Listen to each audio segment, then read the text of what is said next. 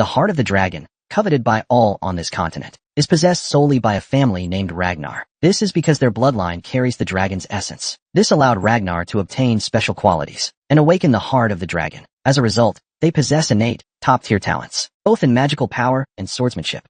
But ironically, as the heir to the Ragnar family, I failed to awaken the heart of the dragon. Unbeknownst to me, this was all the work of my swordsmanship mentor, who had been training me for 20 years. At this moment, seeing my Rose Palace completely burnt down, my mentor Landon removed his hypocritical mask. The nickname Ragnar Waste really suits you. Young Master Tyr, your talent is poor. After all these years, you never once suspected that there was something wrong with the swordsmanship I taught you. Listening to this made my lungs want to explode. It turns out you approached me from the beginning, as a teacher, just to turn me into a real waste. All this just to sell out our Rose Palace to others. But just at the next moment, my noisy mentor Landon sliced off one of my arms with his sword. Then he calmly said, "By now, young master, why do you still think this is all my fault? In Ragnar, where strength rules, only the victor is qualified to survive. If you had the continent's greatest talent, no matter how I taught you, we could have kept Rose Palace safe, even kept your mother, who always begged me to teach you well." Just as Landon finished speaking, he ordered his subordinates to bring in a cold body. It was my mother.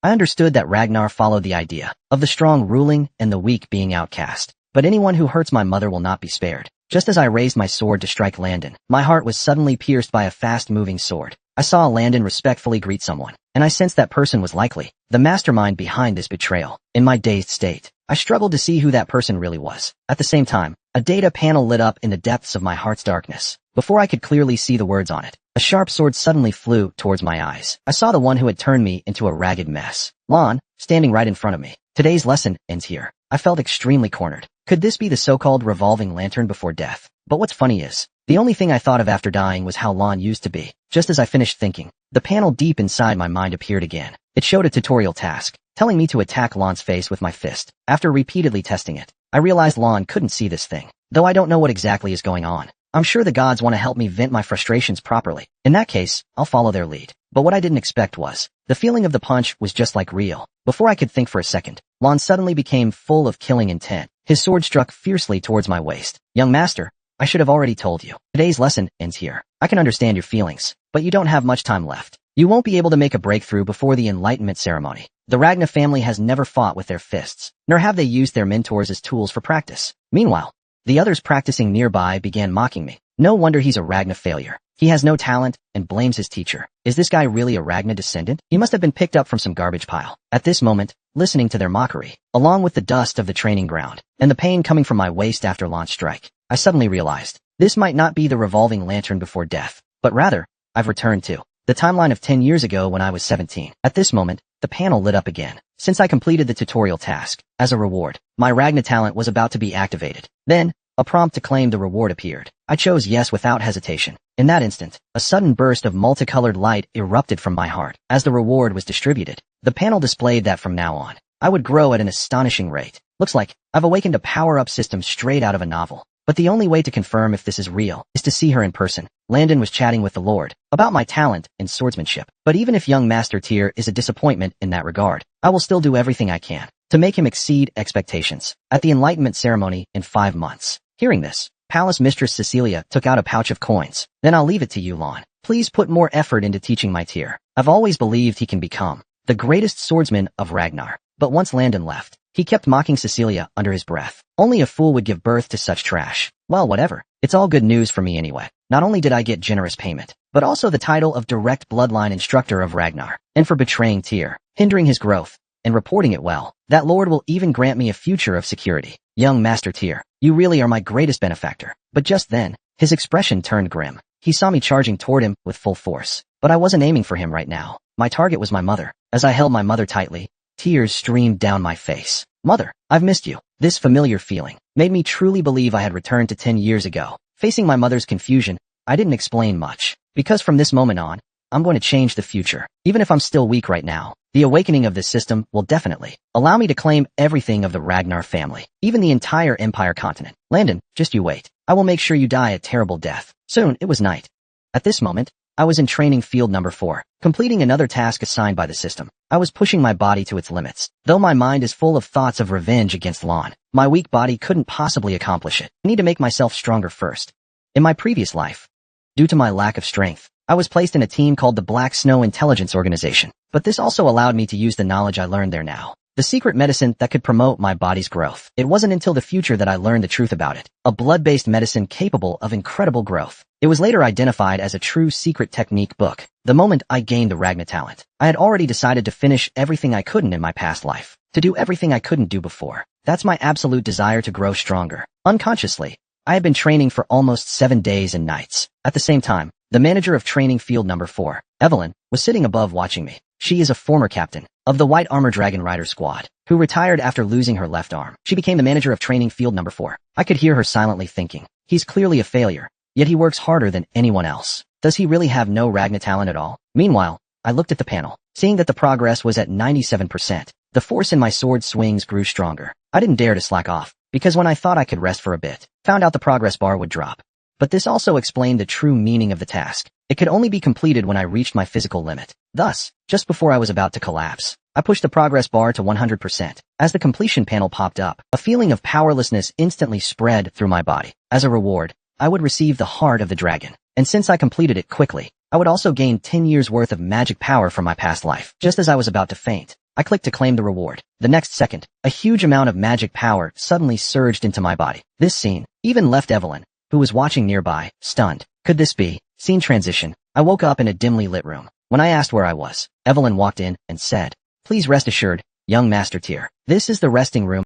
But even as a descendant of Ragnar, your body can't handle such extreme training." I thanked her for that, and told her not to worry about me. But just as she handed me a cup of water, her expression suddenly turned serious. "Young Master, you should know. Before the enlightenment ceremony is held, the Ragnar family has a strict rule. You are absolutely forbidden from using magic privately." I nodded in agreement. That's because activating it before the ceremony could easily lead to a magic core rampage. Then you should also know the consequences of breaking this taboo. The moment you lost consciousness, I sensed that your body was releasing magic-like fluctuations. Young Master Tier, did you activate your magic core? But even so, I had a way to handle it. In this life, I've awakened the Heart of the Dragon. How could I be stopped by a mere taboo punishment? After all, the Heart of the Dragon is capable of storing massive amounts of magical energy and core power. For warriors of the Ragnar family, who carry dragon blood, it's nothing short of a dream treasure. It's practically a shortcut to becoming an absolute king. For ordinary people without dragon blood, their magic core is located in their lower abdomen. Forcing it into the heart would result in instant death. At that moment, I recalled that Evelyn was known for her absolute devotion to justice. She never cared about someone's strength or status. She absolutely would not tolerate injustice or underhanded behavior.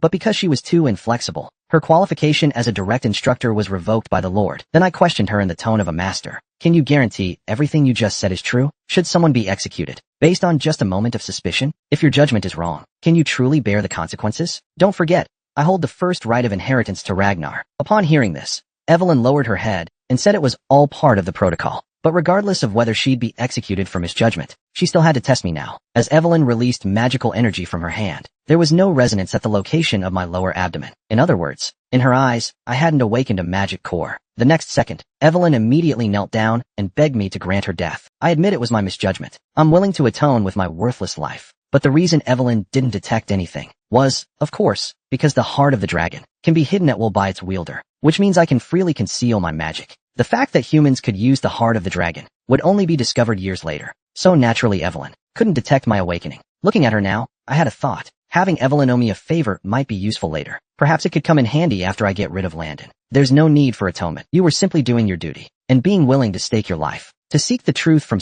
How many people could actually do that? Time quickly passed. Over the past few days, I was still being taught nonsense by Landon, from posture to sword swings. So to escape this situation, I came up with a good idea. I suddenly snapped my training sword in half. "What you're teaching is garbage. I don't want to learn any of it. Also, how did someone like you even become a mid-rank swordsman?" Landon, who I mocked, instantly exploded with rage. "Say that again if you've got guts," I said. "You're nothing but a waste who couldn't even beat a low-level monster. Also, you're fired. Now get the hell out of my." Hearing that, Landon pulled out the contract and tried to use the term as leverage. He refused to acknowledge this sudden termination. "How much compensation do you want? I'll pay it. Now get lost." And my intention was clear. I wanted to get rid of Landon, then take the opportunity to investigate who was behind him. The system panel gave me another novice mission, to defeat Landon. But before I could even propose settling things with a duel, Evelyn spoke up first. "Settle this grudge the Ragnar way. No need to escalate it to the Hall of Law. Once the result is decided, the loser must obey the winner's command." Hearing this, Landon was clearly pleased. He was confident that with his strength, there was no way he'd lose to a waste like me. That's a great idea. Let me, a direct line instructor, teach the young master a proper lesson. Very well. The duel between young Master Tier and Landon is set for 1 week from now. The venue will be training ground number 4. After that, I went to see Evelyn to ask why she made such a decision without my consent. Hearing this, Evelyn replied with concern. Since you've chosen to sever ties with him, then do it completely, because the people backing Landon will help him. Even if you annul the bond, it won't matter. And from questioning Evelyn, I found out she had long suspected something was wrong with the way Landon was teaching me. So she launched an investigation and uncovered a hidden truth. That guy's employer is from Winter Cypress Palace, just as I suspected. Same as in my previous life. It was all over that disgusting power struggle. I'd love nothing more than to tear that whole group to shreds. But Evelyn also told me not to worry about the outcome, because she'll do everything she can to help me. Even though going behind Landon's, he doesn't deserve the title of Ragnar Direct Line Instructor. Scene transition. The day of the duel arrived in no time. Seeing Landon and me standing on training ground number 4, the onlookers instantly began whispering among themselves. Most of them thought the outcome would be decided in just 3 rounds. After all, I'm the officially recognized waste of the Ragnar family. How could I possibly beat Landon, a mid-rank swordsman? Before the fight began, he smugly said to me, "If you sincerely apologize, we can write off everything that happened before. Don't throw your life away just to save your pride." To which I replied, "It's me who should be saying that. If you don't want to end up as a one-armed swordsman, then you better accept your dismissal peacefully." At that moment, Landon's eyes filled with killing intent. After the incident happened, he immediately went to his employer. They gave him a new mission, to pretend it was an accident and kill me during the duel. And the law hall didn't even know about this duel. So even if something happened, Landon wouldn't be held too responsible. As the teacher in this duel, Landon said he'd let me strike first. If you want to choose your death day, then I'll gladly grant your wish. As our swords clashed fiercely, 3 rounds passed in an instant. What the hell is going on?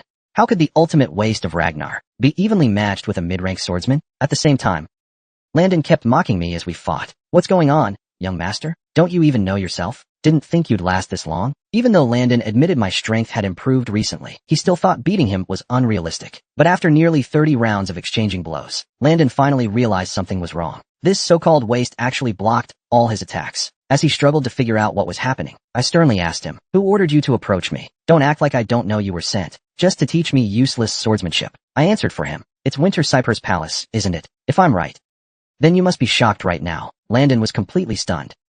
He never imagined that even with such a flawless plan, there would still be a leak. I decided to let him first taste what it's like to lose an arm. After slicing off Lance's arm, I returned every word he once said to me in my past life. "The reason things turned out this way is because your pathetic mid-tier swordsmanship is too weak. In the Ragnar, only the victor has the right to survive." And just like that, I personally ended Lon the Mutt, completing the new task assigned by the system. Since I had completed it beyond expectations, I was granted an additional reward. But just as I clicked to claim it, a wave of intense killing intent suddenly came from above me. I couldn't even get my stance right, yet I did 300,000 push-ups every day, and finished every day with a 100 kilometers sprint before sleeping. All just to one day. The master who taught me swordsmanship for 20 years. Turns out for 20 years, he was ordered by others to teach me bizarre sword techniques. As the heir of the strongest Ragnar family, I became a laughingstock because of it. Now that I've returned to this life, my first goal was to get rid of that Mutlon. In the end, I effortlessly cut off one of his arms, then beheaded him and fed it to a monster. I repaid everything he did to me in my previous, and because of the overachievement on the task,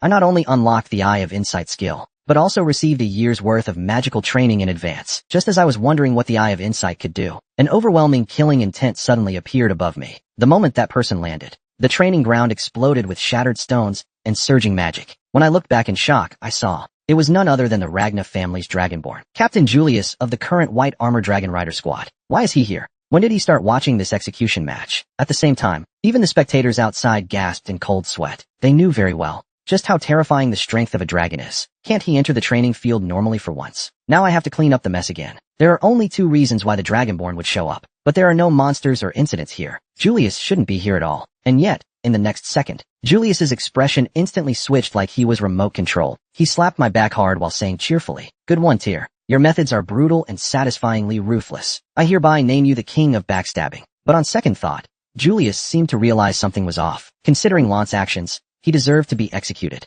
But that wasn't the reason Julius had come here. He came to invite me to join the White Armor Dragon Rider Squad under his command. That single sentence instantly set the whole place ablaze. What the heck? Lord Julius is actually inviting Ragnar's ultimate loser into his squad. The enlightenment ceremony hasn't even begun. Isn't this way too risky? Indeed. Without activating a magic core, Julius couldn't possibly know my true potential. After all, some are born with great swordsmanship but low magic power. Yet, to everyone's shock at the scene, I simply said 3 words. I refuse. That left Julius awkwardly frozen. He made up an excuse and quickly left the area. Soon, the news spread through all of Ragna. Those who used to scoff at me started calling me young master tier instead of Ragna's trash. Meanwhile, the news reached the Winter Cypress Palace. Palace Master Emil looked extremely troubled. This is bad, really bad. That trash actually killed Lon. What will happen to our plans now? Hearing this, the person behind her calmly replied, no need to worry. After all, Lon was just a fake mid-tier swordsman. This person was Emil's older brother, Idetro Ivan, and also one of the 9 dragons, the Shell Dragon.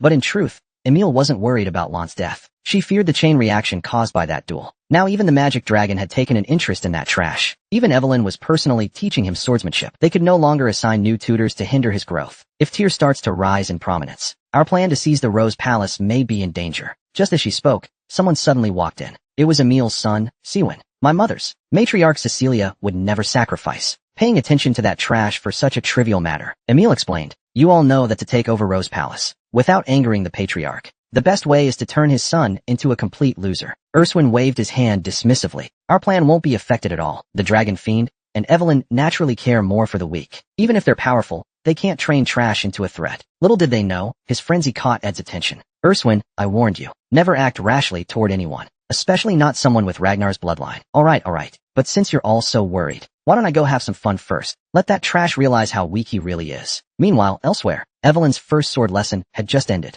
She then asked curiously, instead of making me your apprentice, why not just join the White Armored Dragon Rider Corps and get proper training? Of course, declining it was just my excuse. Because you see, in my past life, my biggest dream was to join the White Armored Dragon Riders. And first place comes with a wish granted. If I enter early, wouldn't that be a huge waste? I can't give up the chance to show everyone my true power. Evelyn, it's not what you think. I rejected Lord Julius because I'm not worthy yet. Evelyn couldn't help but find that amusing. After all, her former captain, his judgment had never been wrong. And to understand the eye of insight better, I used it on Evelyn. The next second, besides her measurements, every bit of her info was spot on, clearly shown by the system. This skill is seriously useful. I'll definitely use it in all sorts of situations. Just then, someone suddenly called out to me. He said he was Sibert from the southern checkpoint, and he had something important to discuss with me. His face looked pretty fierce, so just in case, I used the eye of insight on him too. And to my surprise, I discovered this guy actually had deep admiration for me. He especially wanted to spar with me once. Right after, the system assigned me my final beginner mission, to shed the title of Ragnar's trash. But man,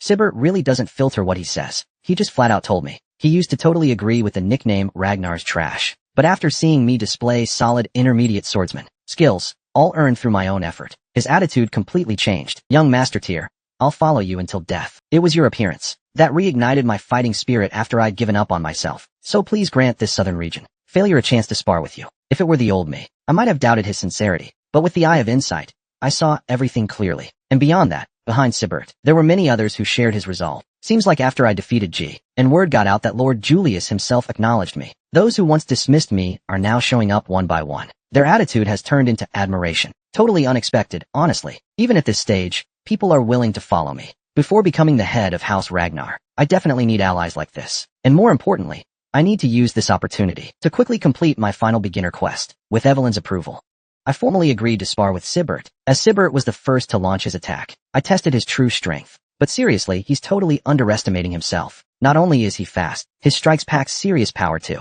And yet he calls himself a southern failure? It's wild. If it were the old me, I wouldn't even last one exchange. But now is easier than drinking water. When I struck back at full force, Sibert was blasted dozens of meters away, and with no strength left to fight, he surrendered, staring into my reflection in the sword. A fun idea suddenly struck me. What if I used the eye of insight on myself? In the next moment, a personal stat window appeared right before my eyes. Right after, the system delivered another message. Because I discovered my own stats, my abilities would now be displayed numerically from here on out, and I still had 4 empty talent slots, which meant my potential far exceeded imagination. As long as I kept completing the system's missions, I'd gain the remaining 4 unknown talents. My gaze landed on my stats. Thanks to the dragon heart and magic from my past life, my magic power was currently very high, but the luck stat was way too eye-catching. It actually dropped to -47. I couldn't help but wonder, had I been cursed or something?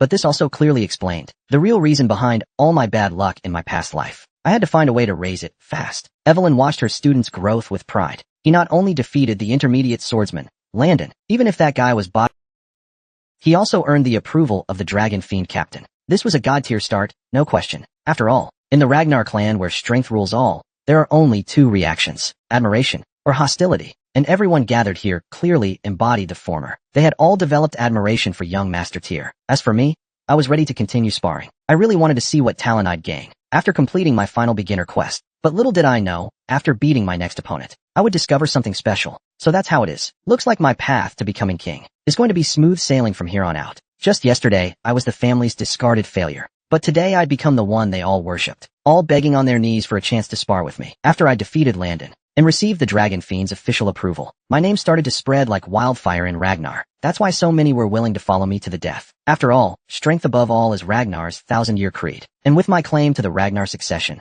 this kind of alliance is basically a godsend for the weak. And right after awakening my stat system, I made a surprising discovery. As long as I defeated someone who challenged me and earned their respect, my luck stat would actually increase. And so, I decided to enter frenzy mode, facing off with everyone who had once defeated me here. I wanted to see if I could at least raise my luck back to normal, and also remove that humiliating title that had followed me throughout my life. But what I didn't expect was, although my luck did after fighting nearly 20 times, the progress bar of the task had only increased by 1%. If my senses were correct, the people I defeated had already begun to truly worship me from the heart. Perhaps I needed even stronger opponents. Just then, the sound of heavy armored footsteps suddenly came from ahead. This time, it was my turn to seek your guidance. When I saw him, I was truly amazed. The others were even more awestruck by his imposing presence. This person's name is Lingtun Nashio. He's one of the 4 lords of the north, the Silver Lion. Born into a prestigious family, he is a true swordsmanship genius. I came here to experience Ragnar's swordsmanship before the Enlightenment ceremony.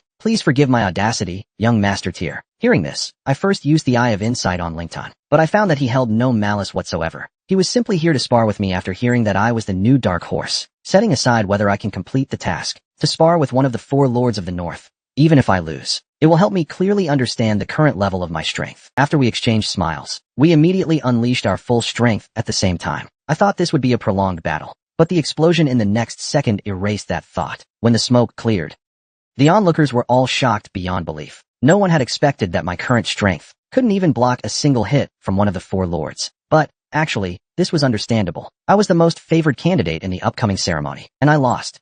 The moment my sword broke, I knew the outcome. Lingtun shook his head. That was an excellent match. It's just that your sword. And you've already fought so many battles before me. So, all things considered, I should have been the one to lose. As we exchanged pleasantries, I could tell he was someone I might truly learn from. During the mutual courtesy between me and Wellington, I got the feeling that he might be a friend worth getting close to. I hope we can have a fair match next time.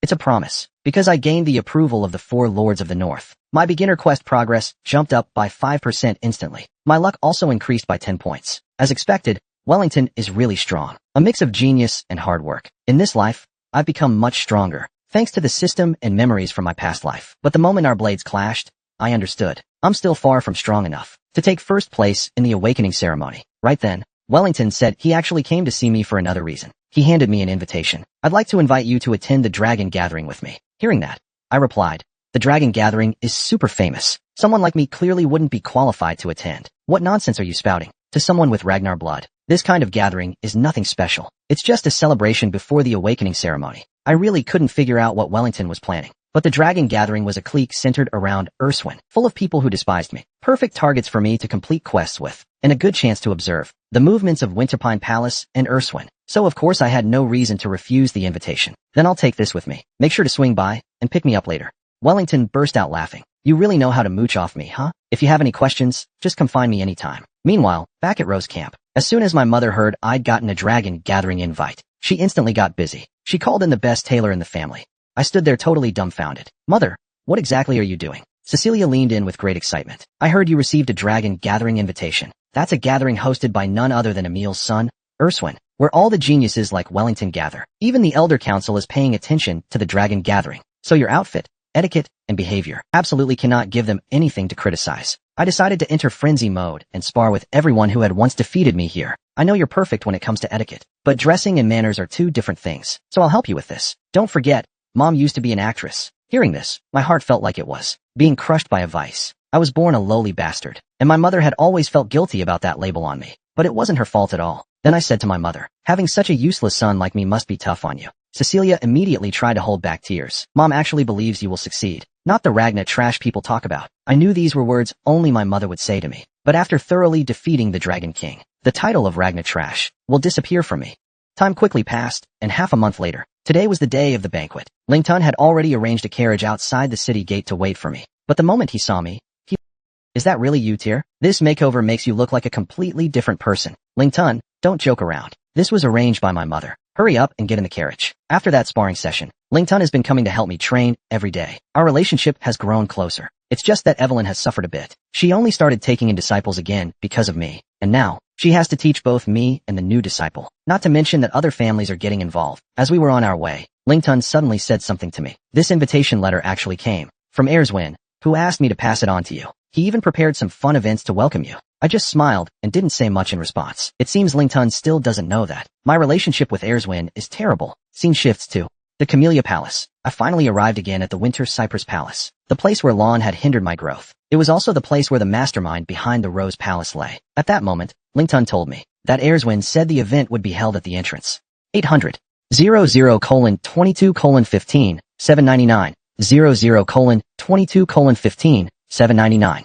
Erzwin said the show would begin right at the entrance. I already knew this wasn't going to be anything good. After all, the only reason Erzwin sent Wellington to invite me was clearly because my reputation had been rising fast. He obviously wants to crush my momentum, but there's no way I'll just let you do as you please. I'll show you what true, overwhelming suppression looks like. Just then, I noticed a blue system-like glow appearing near the window above me. Could there be a mission inside Winterpine Palace? While I was still thinking, Wellington suddenly shouted from behind, "Watch out." The next second, the spot I was standing on exploded into a cloud of white dust. Luckily, I dodged just in time and avoided getting my custom-made formal wear dirty. Watching Wellington charge upward in anger, he clearly wanted to stand up for me. The hell?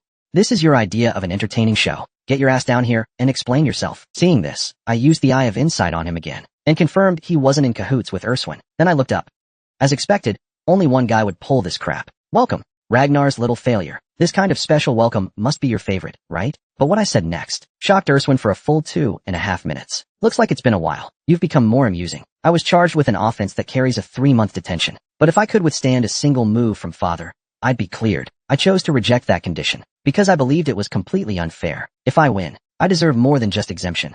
I want an extra wager. Right at that moment, the law swordsman appeared holding an arrest order. Tyr Ragnar, you're suspected of intentionally stirring internal conflict. You are hereby taken to the Hall of Law for questioning. Everyone around was stunned into silence, except me.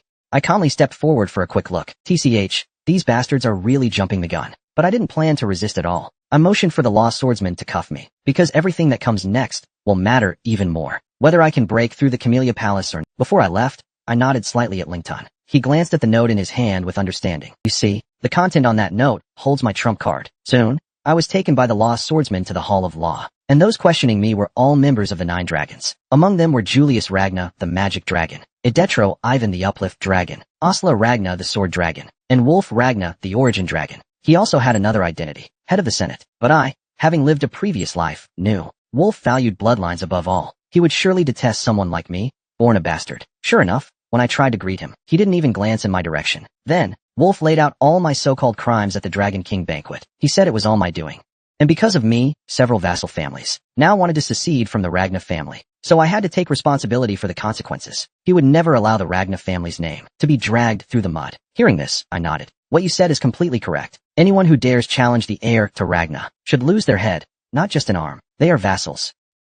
The monarch gave them honor and land, and they turn around to threaten the monarch's life. Shouldn't they be executed on the spot? Julius strongly agreed with what I said. Thanks to that, my punishment was greatly reduced. But in contrast, Wolf and Idetro were still against me. I understand your chivalric ideals, but you must understand that while Ragna is powerful, our territory is not large. If we don't listen to the voices of Ragna, will eventually meet a tragic end. We cannot rule this world through force alone. I respectfully replied, I will remember that. Osla is the head of the Manhwa Palace, and the one who governs the mechanical dragons. In my past life, she never showed hostility toward me, but knowing full well the fate of the Rose Palace, I asked what punishment I would receive.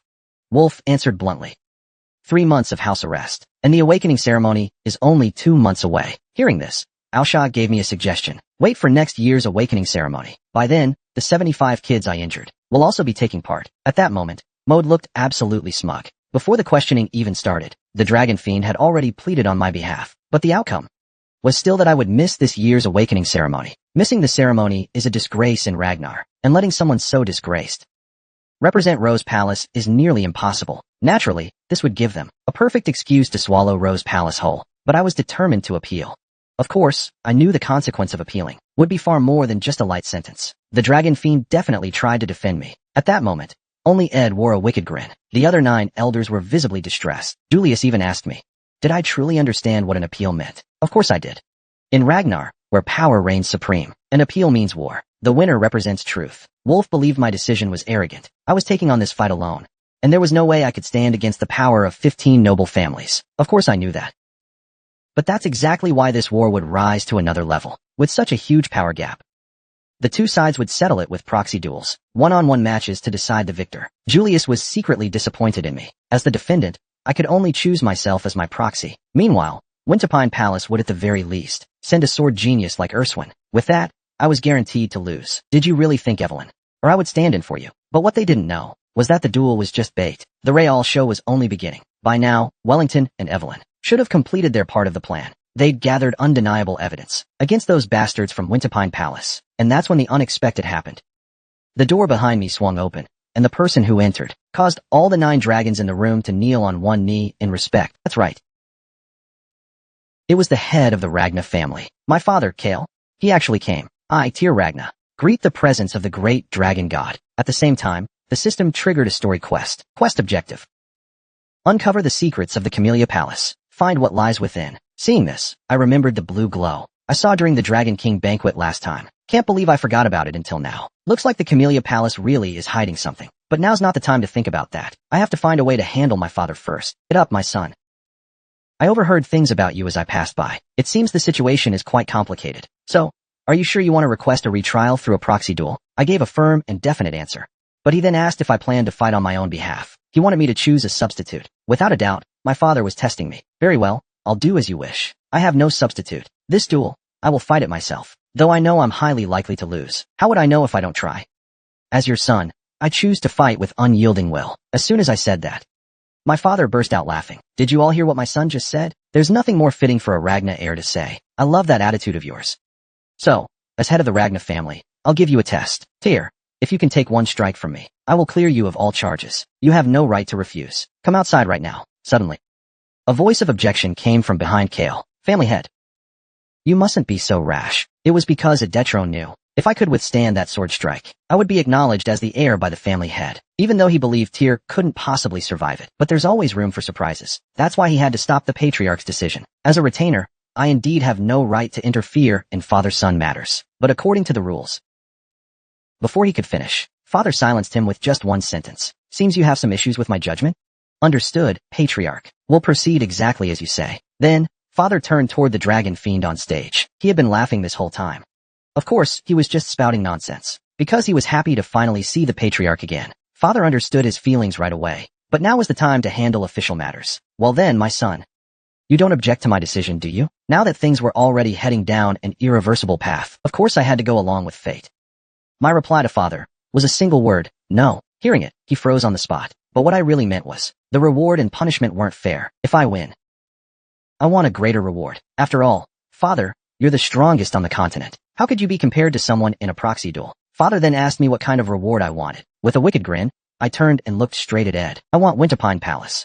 That made Ed so mad, he almost exploded. He looked like he was ready to rip me in half right then. Wolf, on the other hand, thought I was being too arrogant. But I knew my father's personality like the back of my hand. And sure enough, he agreed to my request. If you want to be heir, you'd better have the guts to ask for it. Now come with me.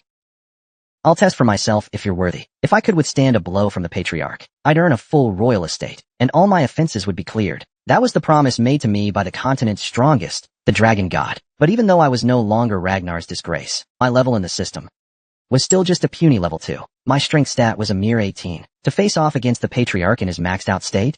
Ridiculous. And because, in his eyes, I still didn't know how to use magic, he chose a rusty iron sword as his weapon. But even so, my father's kingly aura remained as strong as ever, simply standing still. He exuded a pressure that made my whole body, even my bones. The onlookers were once again delighted. They believed that no matter how strong I became, there was no way I could withstand a strike that even high-level knights couldn't bear. But, before the duel began, I had already used the potion granted by the system earlier, and I allocated all my points into strength. It was a threefold increase from my original strength. I felt a sense of liberation, as if stepping into extraordinary realms. With this level of strength, I could definitely withstand my father's strike. After asking if I was ready, my father immediately launched his attack, and with my complete focus, I successfully tracked his attack trajectory. I prepared the best defensive stance. The next second, I felt my father's overwhelming pressure instantly shatter the floor around me. But this only meant one thing. I succeeded. I passed my father's test. Tyr Ragnar proved his innocence with his will. On the other hand, my father smiled faintly. It was rare for him to find such a worthy successor. Scene shifts. When I woke up from my faint, my mother, who had been caring for me, looked extremely worried. She heard that her son had almost died during the trial. I ended up only talking about myself. Sorry about that. Nothing at all. And what about your friend next to you? Seems like you've made quite a famous friend. Tokul cast a gentle gaze toward Tyr. He really came here for me. Tyr was convinced. Tokul wasn't looking for Nabin from the start. He was looking for him. Has the newly appointed 6th-generation candidate been acknowledged? The rumors about the spider, surely they were enough to unsettle the long-standing 5th-generation candidates. A ripple in their hearts was inevitable. Tyr bowed respectfully. I am Tyr Ragnar. It's an honor to meet the esteemed Black Iron Commander. Truly honored. Tokul's smile bloomed. He extended his hand. So you're Tyr. Finally, I get to meet the famed friend. This is rare. I heard you joined the White Armor Hero Squad. I was hoping to bring you over to our side. Thank you for your kind offer. But Lord Marlin has shown me such great kindness. I couldn't possibly refuse him. I see. Seems we weren't meant to be. But we can still maintain a good relationship, right? After all, our Black Iron Cavalry and the White Dragon Cavalry often operate together, don't we? If I can maintain that would be a great honor. Haha, what a well-spoken friend you are. Tokul noticed Tyr's polite demeanor, yet his confidence shone through, and that made him like the young man even more. This one really intrigues me, makes me want to make an even better offer. Tokul glanced toward the banquet hall and let out a wry smile. But if I do that, too many people would want to deal with me right away. That wouldn't do. Tyr didn't quite understand the deeper meaning in Tokul's words, but he soon let it go. He thought there might be more to the story, so he let go of the hand he was holding. But Cece's hand didn't move at all. Torkel was watching himself with a mischievous expression. Looks like you want to hate me. As if wanting to see his own reaction. There seemed to be no reason to refuse. Ragnar is a traditional northern warrior. Strength is the foundation of dialogue. Tyr's magic swiftly surged, pushing Torkel's hand away. Tyr's well done. Even pressure that real combat couldn't relieve, he could dispel with ease. But what's even more surprising is, before grasping the essence of the magic, he had already broken free. In fact, his goal, when gauging Tyr's magic, was to calmly observe its nature. It ended before it even began.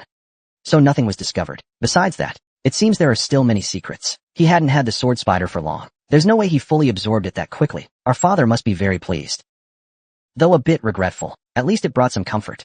Isn't it quite interesting? During this time, we only had to keep up with other brothers. Just chasing them was enough. Now we've become the ones being chased. That feeling is truly invigorating. Of course, it's not unpleasant. Struggle is the essence of Ragnar. The moment you refuse or grow weary, you're destined to be eliminated. Thank you for your guidance, Torkel. Among brothers, what's with Mr. Torkel? Just call me bro, in private from now on. Yes, understood. Big bro said you can just call him bro. Tyr didn't miss. Torkel admitting the truth. Torkel glanced back and forth at Tyr. Then Nabin changed the subject. More importantly, how did you two meet? You don't really seem like a likely duo. We met by chance while investigating the Ceres Merchant Guild. At that time, Nabin. Why were you there? Were you involved in the incident? Torkel didn't see. Not at all. Nabin nodded indifferently. Yeah, that's when I pledged my loyalty to this guy. Torkel didn't understand at first. He tilted his head in confusion. Tyr quickly turned his eyes in that direction too. But even after dropping such a bombshell, Nabin remained utterly calm. What an unfathomable man. You heard it all, right? Nothing more to say. I'm heading out. Nabin waved his hand impatiently, then got up and left, just as Torkel was, reaching to grab his shoulder. Hey, can't you speak normally for once? Suddenly, a loud explosion rang from the banquet hall. Tyr, Torkel, and Nabin, who was about to leave, all turned toward the sound at once. At that moment, they saw it clearly. Not just the banquet hall, but even the sky above and the entire embroidered tower palace was trembling from the shockwave. What the? Mama Dragon and Yuan Long are clashing. A fight between two of the 9 dragons? All 3 of them immediately ran toward the chaos without hesitation. Asterisk crack. Boom. Asterisk. 2 intense auras collided repeatedly. The tables and furniture around them had long been reduced to rubble. And the people? They'd already fled, watching in terror from a distance. It was like a natural disaster had struck. Just their sheer aura caused this much damage. Are they even human? Some even began to question that. But regardless, The one who actually started this storm was Wolfgang, and Julius looked completely indifferent. Is that how you talk now? Captain of the White Armor Warriors? Has this old man gone senile? Hearing voices now? Come on, at that age. Shouldn't you be tucked away in a back room, scribbling on the walls or something? Why'd you come all the way out here? Is that even how you're supposed to talk? Didn't quite hear that. Let me repeat it for you. The corner of Julius's mouth twisted slightly. You want a beating? The answer was clear. A whirlwind surged outward from Wolfgang, sweeping in all directions. Wrinkled eyes flickered like they held sparks. Wolfgang's overwhelming aura suddenly began to shrink beneath a massive pressure descending from the sky, like a giant dragon, lurking just behind a barrier. Wolfgang's body froze like stone. In that moment, it felt like all the alcohol had evaporated instantly. In that moment, Wolfgang couldn't help but remember the past. That arrogant centurion. When a high-ranked swordsman lost an arm, Julius stormed the Senate Hall alone. More than half of the elders representing Ragnar at the time had their limbs broken and twisted. He was among them too. Didn't I make myself clear back then? Julius didn't even use a weapon. That deep voice dragged back the memory Wolfgang had buried so hard of that day, back into the light. If anyone ever dares to use that incident as an excuse to make a move on that child, or pull some dirty tricks in the dark, if the day comes when tears fall from that child's eyes again, that day, I held back out of respect for your reputations. But there won't be a second time. I'll rip those arms from your shoulders myself. I'll rip your arms straight off your shoulders too. Why did he give such an immature warning back then? The Julius who foretold doomsday. Why does he now overlap with the current Julius? Wolfgang shouted out anxiously, but only a harsh creak. Julius had already grabbed Wolfgang's right wrist and yanked it forcefully to the side. A tense clash erupted. The aura from both elite archers was so intense it felt like it could crush the palace. Cold sweat streamed down Wolfgang's forehead, but the battle didn't last long before it ended. With a violent rip, accompanied by the terrifying sound of shattering bone. Crack. His entire right arm was torn off. Wolfgang suddenly lost an arm and let out a painful as blood sprayed like a fountain. Julius's eyes flickered with a sinister glint. Protect the Chancellor. Protect the Chancellor. The White Armor General. He's attacking the Chancellor. The area around them quickly fell into chaos. Several swordsmen suddenly dropped from the sky, all pointing their blades at Longlius. This is a legal inspection. The law enforcers have arrived. Captain of the White Armor Warriors, you are under arrest for assaulting the Chancellor in the act. Please come with us. Though the lost swordsman spoke firmly, his face was clearly tense. Because Julius didn't even glance at them, let alone answer. We have to contain him before things spiral out of control. The lost swordsman immediately sensed the storm approaching and clenched his jaw tightly. Don't worry, I'll handle this myself. That's not what I meant. Evelyn couldn't understand Julius. She knew he cared for his comrades, but the stance he took now was one of self-destruction, forced by the political storm from the outside. There were no visible injuries on Evelyn. The Julius he knew was a carefree, mischievous playboy, but deep inside, his emotional depth was no less than Eddie's. Yet now, none of that was visible. He was too emotional, as if this were happening to him personally. Evelyn's eyes trembled as she stared at Julius's broad back. Over just one woman. You've done this to me? Captain of the White Armor Warriors, are you out of your mind? Wolfgang straightened his back, protected by law, and roared in fury. A swordsman's right arm is their pride and their life. Today he lost both his pride and his life. Good thing you didn't rip that thing right off his shoulder. You lunatic. And when such arrogant words were spoken out, Wolfgang's eyes widened in shock. Captain of the White Armor, you must give a proper explanation right now. Crack, boom, Figures suddenly appeared in the sky with overwhelming pressure. The lost swordsmen's faces went stiff. The situation they feared most had finally exploded. The powerful auras of the Senate elites might not scare Julius alone, but together, they could easily engulf the entire banquet hall. Even though Wolfgang had become a broken man, he was still a senior figure in the Senate. To him, this was a humiliation, a direct challenge to the Senate itself. How wonderful. You. Yet Julius didn't avert his gaze, pointing his finger at each familiar face. What's the meaning of this? The elders wore puzzled expressions. Back then, those faces in the Senate. You remember what I said, don't you? The shrewder elders' faces instantly froze. If this is too troublesome, just stick out one arm each. I'll slice them off cleanly, one by one. Your arrogance could pierce the heavens. The elders' auras had now turned sharp and tangled. They could no longer hold back. Some even drew their swords. Julius had been waiting for this moment. To do this at my daughter's birthday banquet. What kind of behavior is this? Clatter. The murderous tension in the hall shattered like glass. In an instant, Julius, all eyes, elders and guests alike, turned to the roof of Xiuxian Palace. There, silhouetted against the moonlight Princess Xiuxian, Neil, gazed coldly over the hall. Path of Survival, Chapter 104, the sixth candidate, Sven. These bastards. Neil's eyes looked like they were about to shoot sparks. He only wanted two things today. For Lady Early Eye's unveiling ceremony to go smoothly, and birthday blessings. Also, to measure Tyr's tolerance. These troublemakers were trying to ruin the celebration. To Princess Xiuxian, we apologize. But to us, this is equally unacceptable. Please allow us to punish the white armor dragon captain. A rude elder said this to Neela. But his right arm suddenly flew into the air. The other elders' faces froze in horror. What kind of behavior is this? Princess Xiuxian, are you colluding with the dragon captain too? Trying to threaten us? Silence, Senate. But the resistance didn't last long. Asterisk rumble, asterisk with one furious roar from Neil. The entire Xiuxian palace and banquet hall trembled. At the center of it all, a massive dragon formed and took shape. Frost and snow fell from every direction. The temperature dropped so low it stung the skin. Even breaths turned visible. Try spouting nonsense again, and whether you're an elder or anyone else, I'll cut your head off first. The elders shrank back, though he restrained himself now for his injured daughter. In his youth, he was a man of wild temperament. One who had overthrown Ragna more than once. Neil's gaze also shifted to Julius. Captain of the White Armor. No, that's too annoying. Let's just call each other by name. Julius, you're the same. If you keep doing pointless things, you know I'll fight you to the death. Got that? Julius only looked at Neil coldly. Without answering, if you want to drink and start trouble, go do it outside. Do you know where this is? Still drunk enough to make a scene here? Don't you have any sense? Neil's cold stare swept back and forth between Julius and the elders. Grab your swords and get out. Right now I feel like chopping all your heads off. Before they realized it, a group of elite swordsmen had already gathered around them, their blades aimed at the intruders. They were elites personally trained by Neil in swordsmanship, and they didn't care who the enemy was. The moment Neil gave the order, they would charge in without hesitation. But, don't like that? Julius still answered with a blank expression. Neil raised a brow slightly, somewhat amused.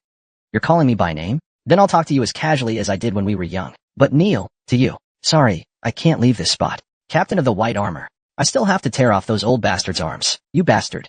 The elders' faces were filled with fury. Funny or not, Julius still had that cold smirk on his lips. Even if it's not me. You said it well. They don't look like they'll back down either. And at that moment, Wolfgang, having finished stemming the bleeding, stood up with a twisted expression. Yeah, I can't just let this go. You think you can just do this to me? What exactly do you want? I lost my right arm. It could be called the right arm that witnessed life. In nearly a century of life, Wolfgang had never endured such humiliation. He resolved to fight Julius to the death here, if it ends like this. My political career is finished. Do you know how much effort I put in to get this far? There's no way I'll let that go to waste. Already under suspicion because of Ed, it wouldn't be strange if I were purged at any moment. But then he thought, if I use this well, I could secure my position, even if we're innocent.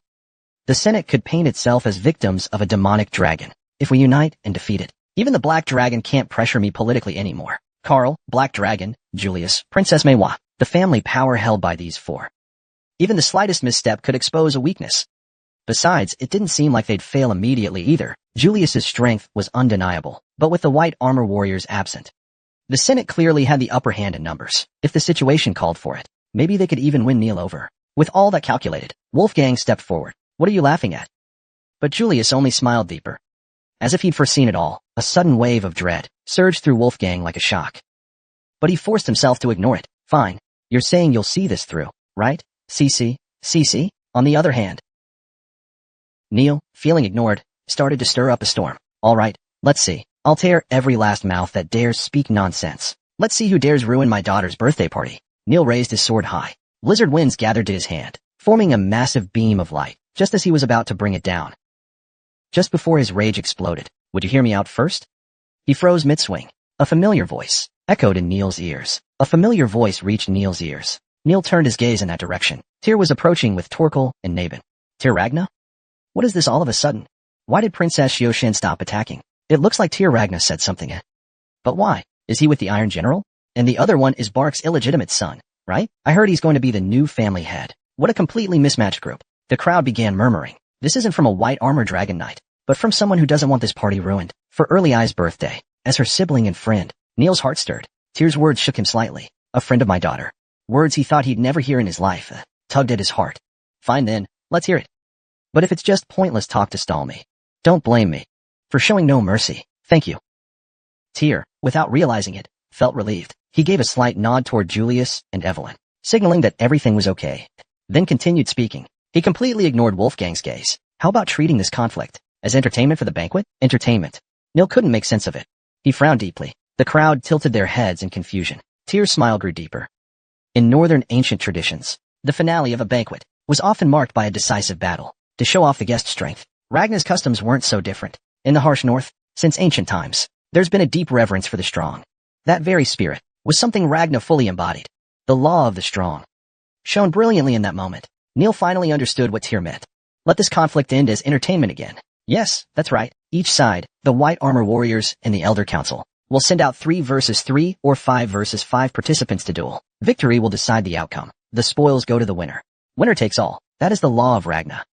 Neil chuckled softly. It felt like willful self-deception, trying to preserve both his and his daughter's dignity, while avoiding a clash between 2 distasteful powers. There was simply no better compromise, so that's what pushed Ray to the brink.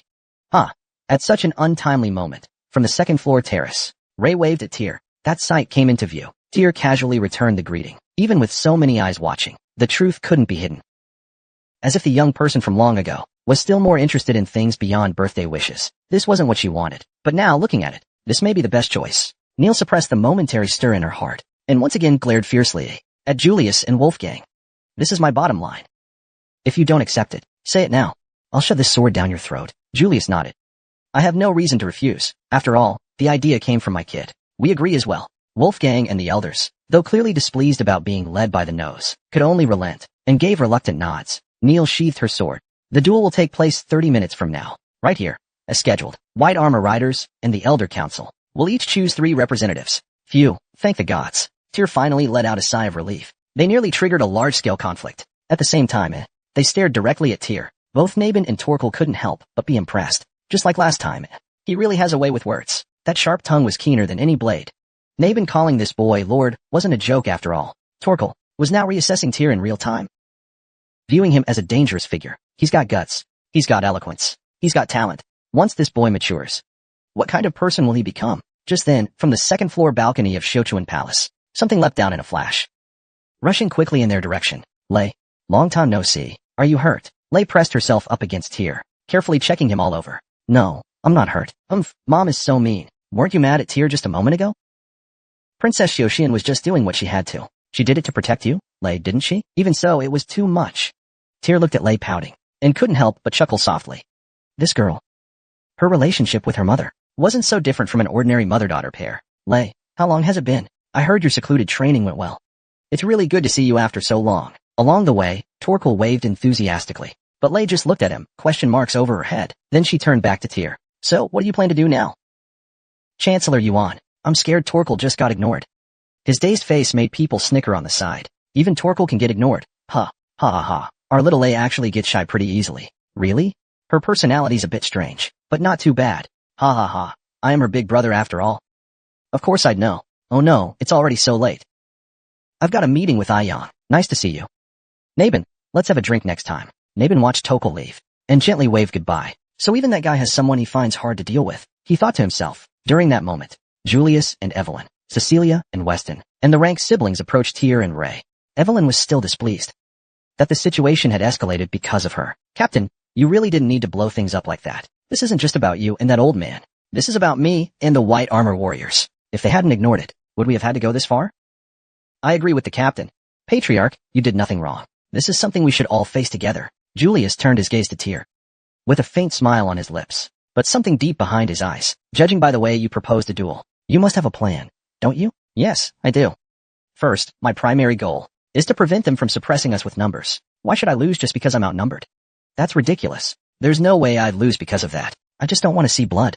At a friend's birthday celebration, Julius laughed again, expressing his views tactfully, without bruising anyone's pride, was Tyr's way, and Julius knew it well. A direct clash with the Elder Council would be grueling. No matter the outcome, the political backlash would be worse. Yet with just a few words, Tyr had resolved the situation cleanly. The subordinates of such an inept captain must have had a tough time too. Though Julius was grateful to Tyr, he was also curious. No, he even wanted to see how far Tyr could steer this game. Beneficial to himself, Tyr is always skilled at turning crisis into opportunity. So I asked, how do you plan to arrange the matchup? The last to appear on that side will definitely be Elder Yuan. The Dean must restore the honor that fell to the ground. So-called honor, is that even real? When there is none, one must create it. Isn't that right? That's what he thinks too. Then, let me be the one to step up. What about the first two? I'll do it. If it's completely unexpected. Yunario's eyes widened involuntarily. Tyr nodded calmly. The first two are Hanwha. So this is love, huh? Battle Chapter 105, the sixth candidate. What are you saying? This happened because of me. So I should be the one to step up. Evelyn stepped forward in shock. But Julius reached out a hand to stop her. Hold on a moment. Captain Tyr wouldn't say such things without reason. Let's hear him out first. Then we can give our opinion. In the end, Evelyn took a step back. The fist of her right arm clenched tightly. Veins bulged. Tyr continued. This is no longer a duel framed by your plan. A battle of Demon Dragon versus Origin Dragon. This is now a fight between the White Armored Dragon Riders and the Origin Dragon Parliament. A battle where our unit's honor is on the line. Failure is absolutely unacceptable. It's unthinkable and intolerable. Whenever he looked at Tyr, Julius always wore a warm smile. But now, flames of fury burned in his eyes. If you're doing this just to indulge your ambition, I absolutely won't forgive you. What are you thinking? Give me a clear and direct explanation. Elders will definitely show up from their side. What makes you think you can surpass them? The title Elder Yuan is granted to swordsmen who've served long in Ragna and achieved brilliant feats in their youth. Naturally, this means, at the very least, they must have reached senior swordsman or Dragon Gate swordsman level. However, Tyr, who had just completed the awakening ceremony, declared he would defeat them, even for someone ranked top in real-time combat trials. This would still be impossible. The top position surely wouldn't go to that elder, but to his disciple or someone like that. What's that supposed to mean? Seeing Julius tilt his head in confusion, unable to understand English, Tyr gave a cryptic smile. I'll do just that. This is getting troublesome. Seriously, I've become part of the entertainment at a 15-year-old's birthday party. Speechless. Originally, the goal was to suppress the atmosphere with strong momentum. Julius's pride was meant to raise the prestige of the Senate. But somehow what should have been a disciplinary moment turned into one of equality. Worse still, it only raised the shrine's reputation. The Senate looked utterly ridiculous. The problem is, despite all this, they couldn't just walk away. Not to mention Wolfgang's right arm had already been severed, and Julius had threatened to rip off the other elder's arms too. To stay passive after hearing that, Ragnar would only see it as mockery. Moreover, even their numerical advantage was now gone.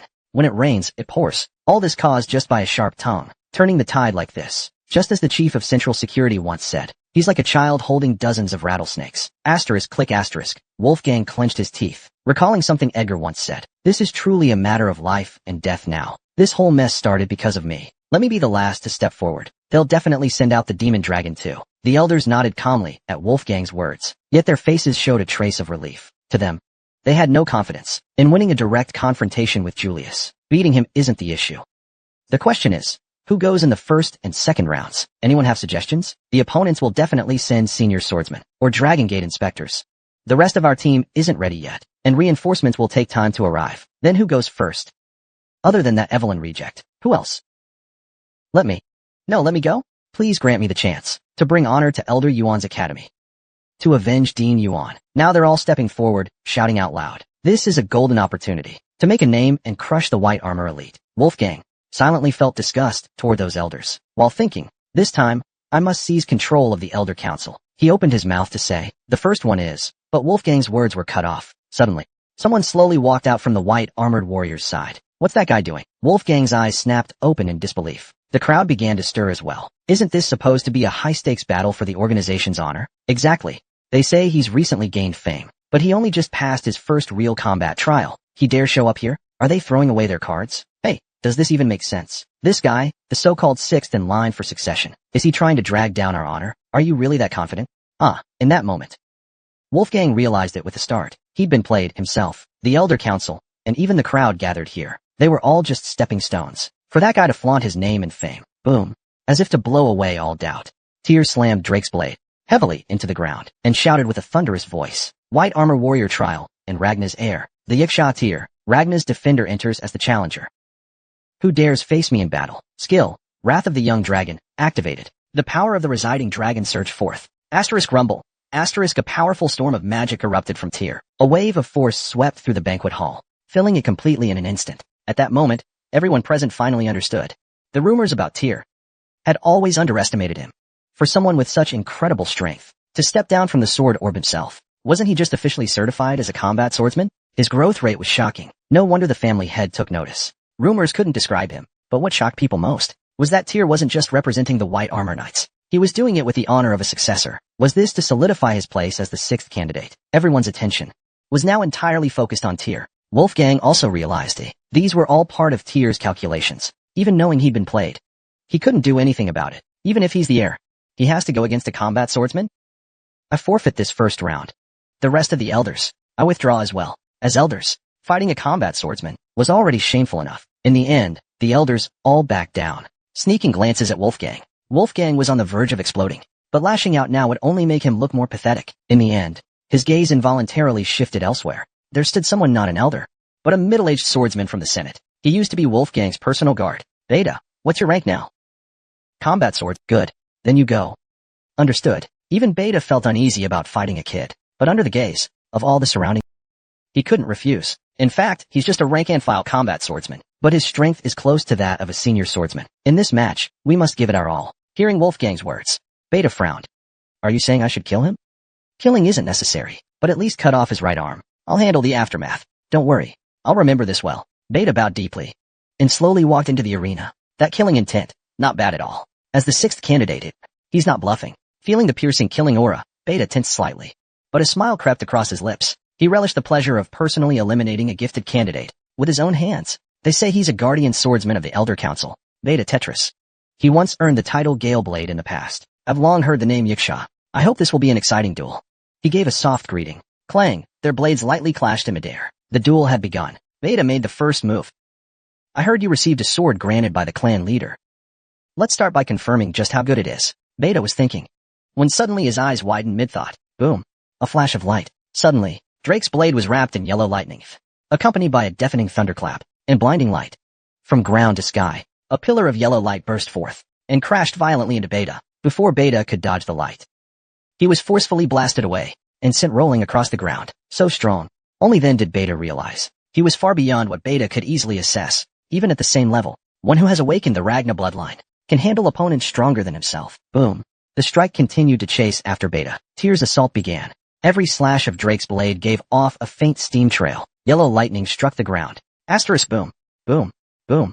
Boom. Asterisk. Each step landed with cannon-like blasts. The ground quaked violently. Each footprint was charred black. The 7 claws of the dragon sweeping forward like a storm. Beta managed to block each strike, but each felt like being hit by cannon fire. His body trembled from the impact. His stance suddenly collapsed, leaving an opening. Tyr didn't miss the chance and landed a fierce kick. Asterisk boom. Asterisk Beta was sent rolling again, but this time looked nothing like the last. His body was covered in bruises from internal injuries. Burns and scorch marks were everywhere. Even blood trickled from the corner of his mouth. Hwow. Barely able to stand. He looked at Tyr in disbelief. No matter what the rumors were, the level of strength Tyr was showing now was far beyond that of any ordinary combat swordsman. It was as if he'd gained some miraculous blessing in that short span of time. Beta recalled that since receiving the sword from Kale, Tyr hadn't left the palace for days. He had thought Tyr was just taking a break from long missions. But what if, in reality, he had been digesting the power from Kale's sword? Even so, this kind of growth was so fast it bordered on unbelievable. If not for that, this rate of improvement would be absurd. What the hell did you do, family head? Wolfgang even leapt from his seat. Venting his frustration, his gaze shot toward the half-silhouetted figure, full of protest for creating such a monster. Everyone else reacted differently. Watching things proceed so smoothly, they were full of awe. As expected of my friend. What a monster. How are we supposed to catch up to someone like that? Weston gave a wry smile and shook his head. Sister, what should I do? Who knows, kid? You've got to find your own path. Seriously, he's just too strong. The rank siblings were drenched in sweat. Young Master Cecilia clasped his hands together, sincerely praying for Tyr's safety. And then, the black dragon burst into loud laughter. The Plum Blossom Princess gave a slight smile, because what they saw in their eyes was crystal clear. What they had always taught was being clearly reflected in Tyr's swordsmanship. You and Julius, why were you always so desperate to cling to Tyr? Now it all makes sense, especially the black dragon, who now showed open admiration without restraint, because this transformation in Tyr all began with one thing. The sword's gem. The sword his elder brother granted him. What did he gain from its malice? Suppressing madness is no easy task, but he did it. Tyr knew very well who the original owner of that sword was. The sword granted by Kale. He had been worried in the past, but now it seemed there was nothing to worry about anymore. The black dragon was certain. Tyr was different from other returnees, different from any other chosen ones. The conviction to make that choice was now undeniable. He was a true chosen one, the 6th candidate. That position truly was made for Tyr. The pounding heartbeat radiating from Tyr. His magical wind surged with overwhelming force in all directions. Chapter 106, The Cold Sky. Asterisk sobs. Asterisk Evelyn held her left arm with her right. Because of the familiar pain, her left arm hurt badly. Ever since the iron wing was attached, Evelyn had no more phantom pain, no more haunting dreams either. So it was you, the child who once used the surname to reveal. The stench of Wolfgang, who once made people into puppets, no longer lingered. Though born of humble origin, she really did resemble that child. Her beauty was flawless. Very well. From now on you are my pawn, just like your mother. You shall live for me too. That's all there is. And now, The reason you were brought into this world was the fortune of having even a trace of noble blood. That is how you shall repay me. And so that dream resurfaced again. Over 20 years ago, a child came to Ragna, just to see her father once, but turned away after witnessing his ugly true face. She then took her mother's surname and took up a sword, with nothing but a resolve to seek revenge on the father who abandoned her and her mother. But even after becoming a member of the White Armored Dragon Riders, even after becoming a senior swordsman, that person was still out of reach. Evelyn couldn't bear that fact. Julius as well. Tier 2, Cecilia and Curson, weren't they all fighting desperately for their own reasons? So I can't keep being suppressed like this. I must rise above. Her iron fist was full of power. I must overcome everything. Evelyn made up her mind and lifted her head. She watched Tier Ragna. Male, age 15, level 32. Stats, strength 119. Agility 101, Stamina 45, Mana 243, Intelligence 75, Luck 27. Skills, Lesser Dragon Pressure, Young Dragon Sync, Flying Dragon Force, Elven Mutation Boost. Some info cannot be viewed. Unknowingly, Tier's level had already surpassed 30. And all his stats were steadily increasing. It created a steep growth curve. The most notable development was intelligence reaching 75. Before he realized it, it was already close to 100. All the extra stat points he gained recently were invested entirely into intelligence. The reason was simple. More intelligence meant deeper thinking and better judgment. It also improved skill comprehension. Recently, during the synchronization with the sword spider, while casually fiddling with the status window, Tier accidentally discovered several new features. One of them was how to use each stat. Strength enhanced muscles. Agility increased reaction speed. And intelligence greatly helped skill activation. So aiming for intelligence next was the obvious choice. In just a few short days, Tier once again made great strides in strength. Skill, Young Dragon Sync, activated. He awakened the will hidden within the sword spider. In Tier's vision, countless sword trajectories were being drawn. Wah! Hold the sword, swing the sword, sword, sword, swing the sword for me. In his mind, unclear thoughts screamed from all directions. His head throbbed in pain, but Tier gritted his teeth and endured. Focusing solely on activating the skill, the sword spider Kale entrusted to him. He didn't know its original master, but it held an obsession madness for swords that made its understanding of swordsmanship incredibly high. Tier gradually merged all the sword styles he'd absorbed into a unified whole. The trajectories in front of him proved it.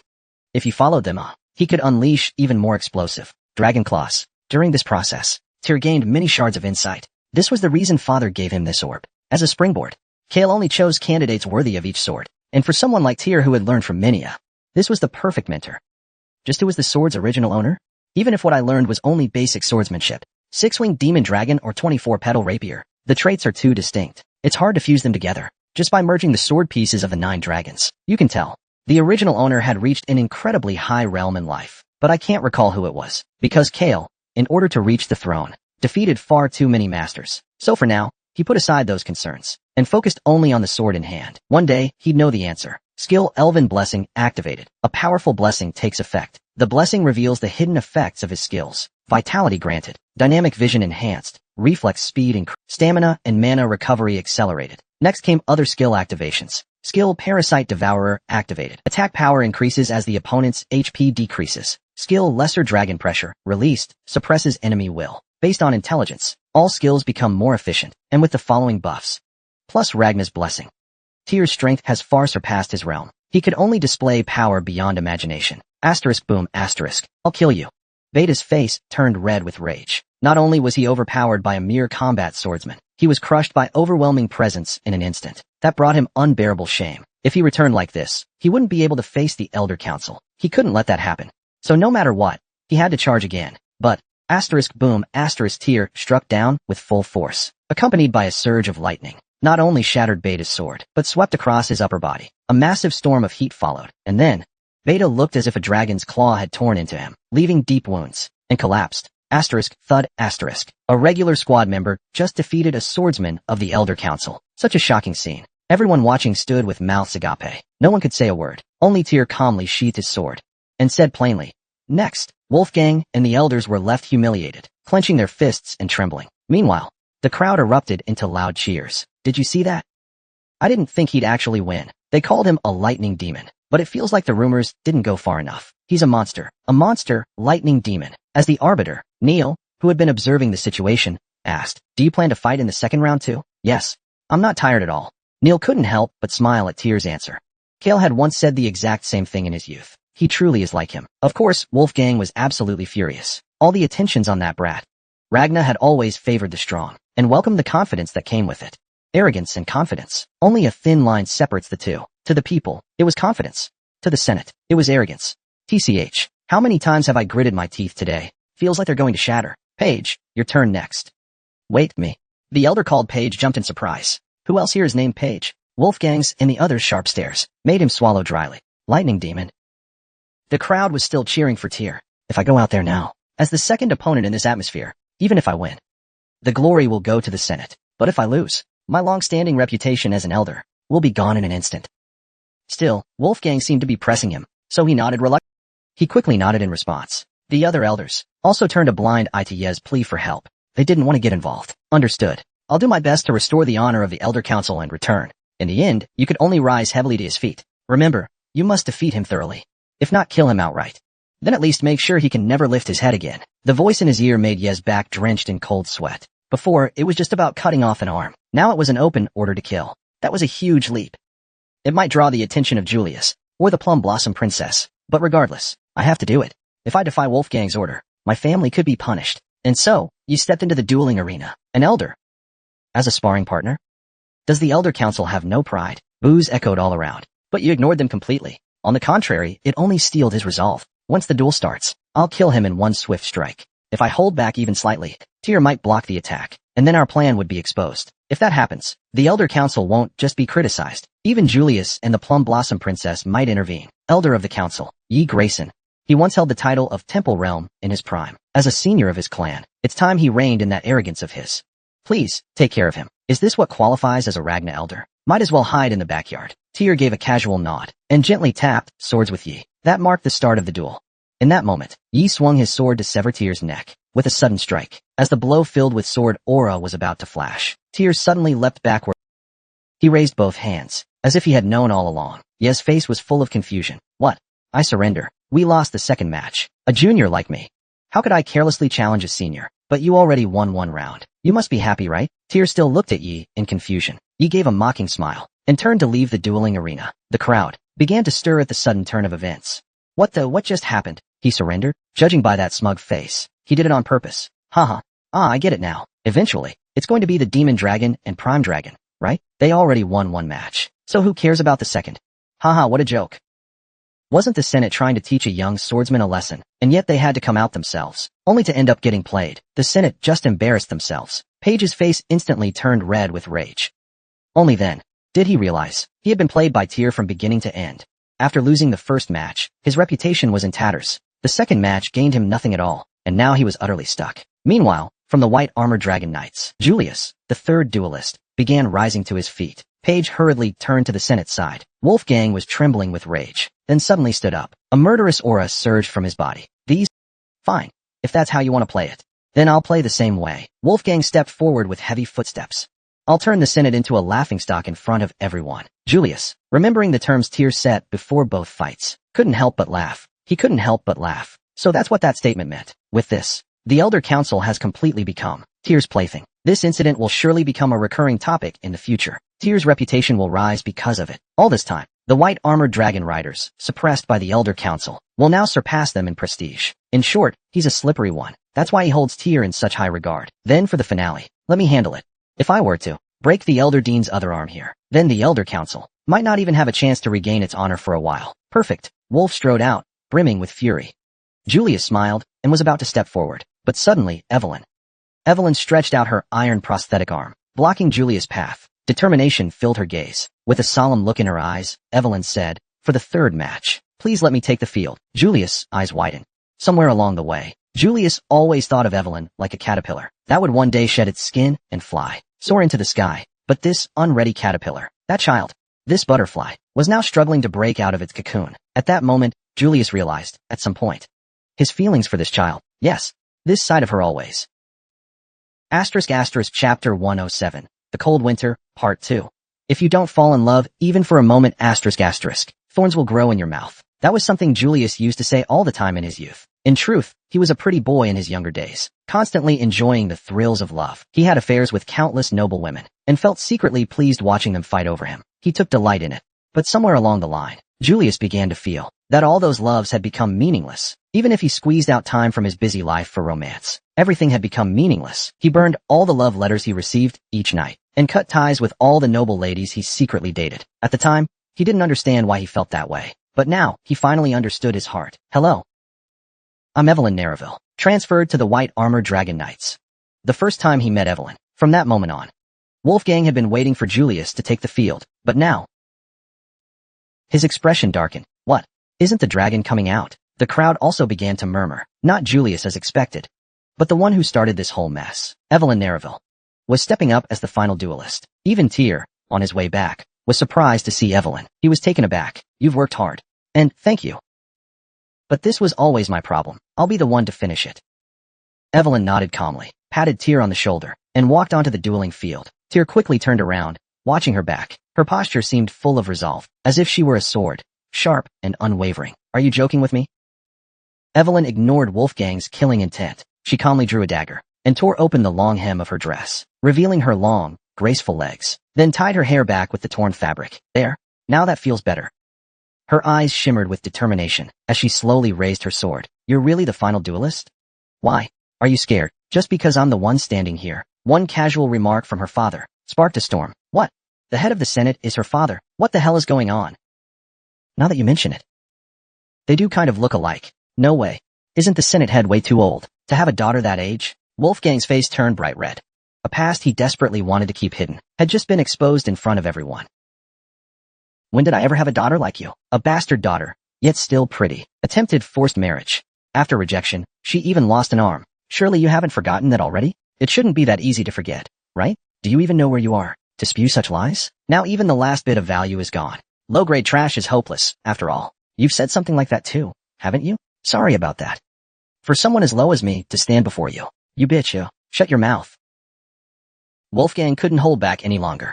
He stomped on the ground furiously. Even though Neil hadn't declared the match started, his mind was filled with only one thought. No matter what, he had to shut Evelyn up. A bastard child. The head of the Senate was nearly 100 years old, so she would have been born when he was at least in his 70s. Is he insane?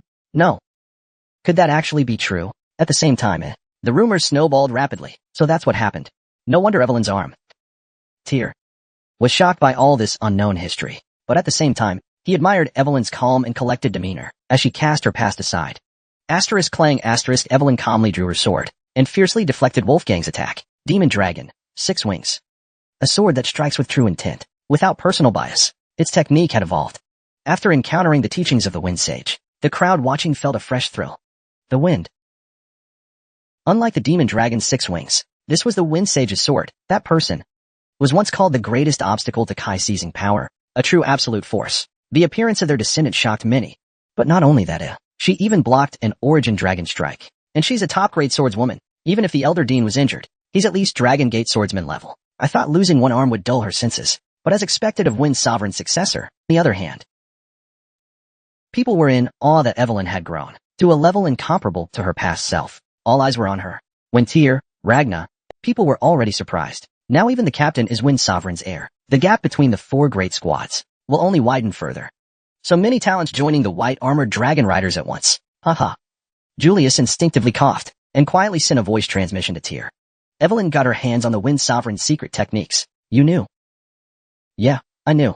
Then why didn't you report it to me directly? The squad leader said he wanted to report it himself. He wanted to see the commander's shocked face. Julius was instantly speechless. Was it because I snuck a few bottles of wine from the dorm? Was it me? Even so, not reporting something like this directly to a superior still feels kind of disrespectful. Though I only took the expense. Julius, for quite some time, couldn't take his eyes off Evelyn. It was as if butterfly wings fluttered behind her, beating in preparation for a magnificent flight. And Tyr, for some reason, felt something odd in the way Julius looked at Evelyn, so he quietly shifted his feet and kept an eye on Julius. Ragna and Julius, Unerius. Ragna, 41 years old, male. Titles: Demon Dragon Talent, Leadership, Swordsmanship Genius, Talent Collector, and Eternally Devoted Lover. Currently unaware of his feelings for Evelyn Nareville. Emotionally confused. Wavering in uncertainty. That's how it is. Tyr almost burst out laughing, but he barely held it in. Could it be? The undying love trait was meant for Evelyn. No wonder it felt especially tormenting, and the fact that part of it was so heavily emphasized was the funniest part of all, let alone what the status description says.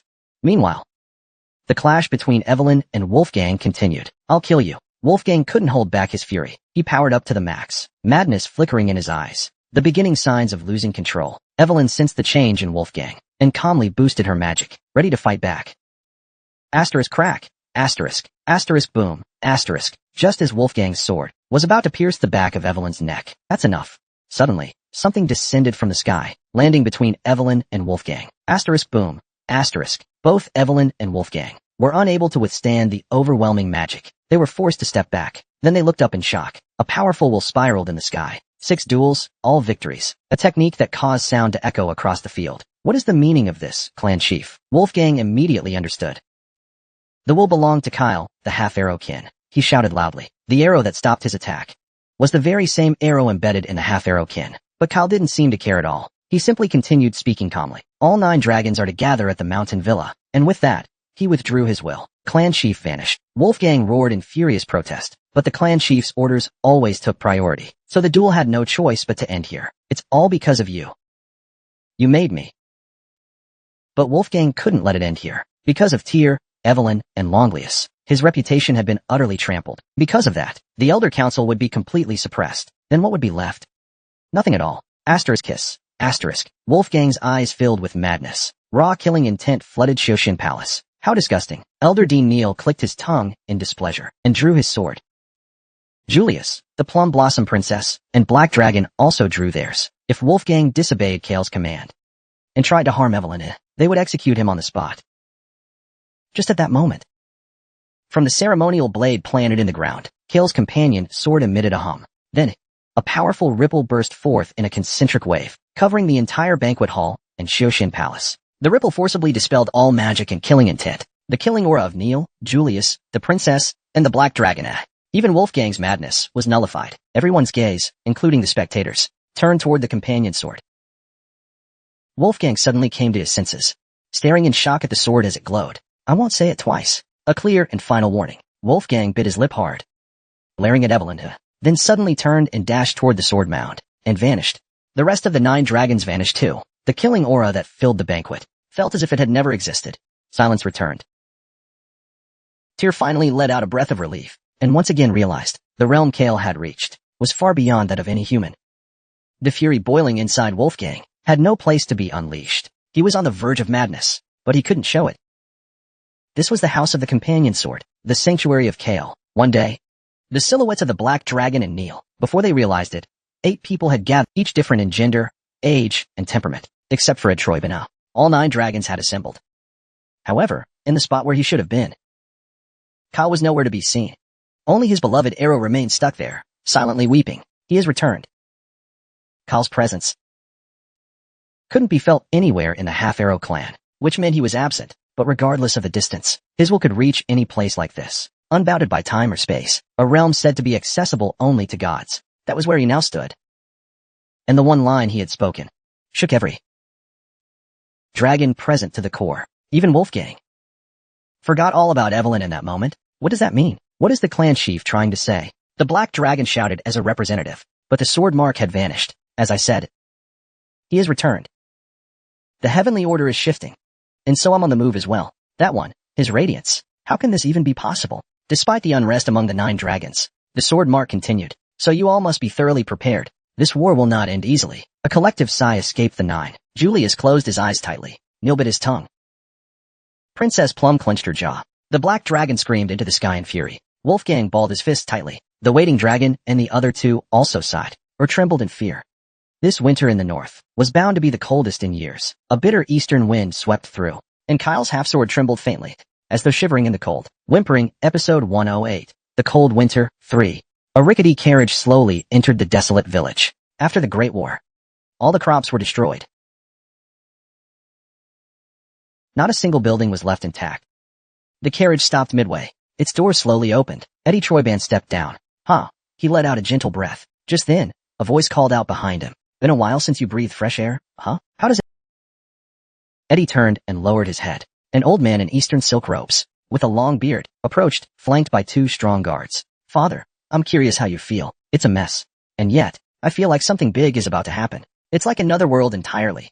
When Eddie left the north for the east, he remembered the villages he passed by. Most were like this ghost town. Crops destroyed. And refugees wandering everywhere. Is that what it's come to? Yes. The old man, Granada Troyban, nodded heavily with hands behind his back. Recent natural disasters striking around the world are destroying everything. Rising sea levels have flooded lowlands. Melting glaciers triggered deadly mudslides in the mountains. The southern plains were hit by an unexpected cold snap, and the east was ravaged by locust swarms. Spring crops were entirely wiped out. Eddie recalled reports from the intelligence network about the empire's current state. Shifting ocean currents disrupted logistics. Plagues were rampant. Cities housing tens of thousands were destroyed. Yet the empire.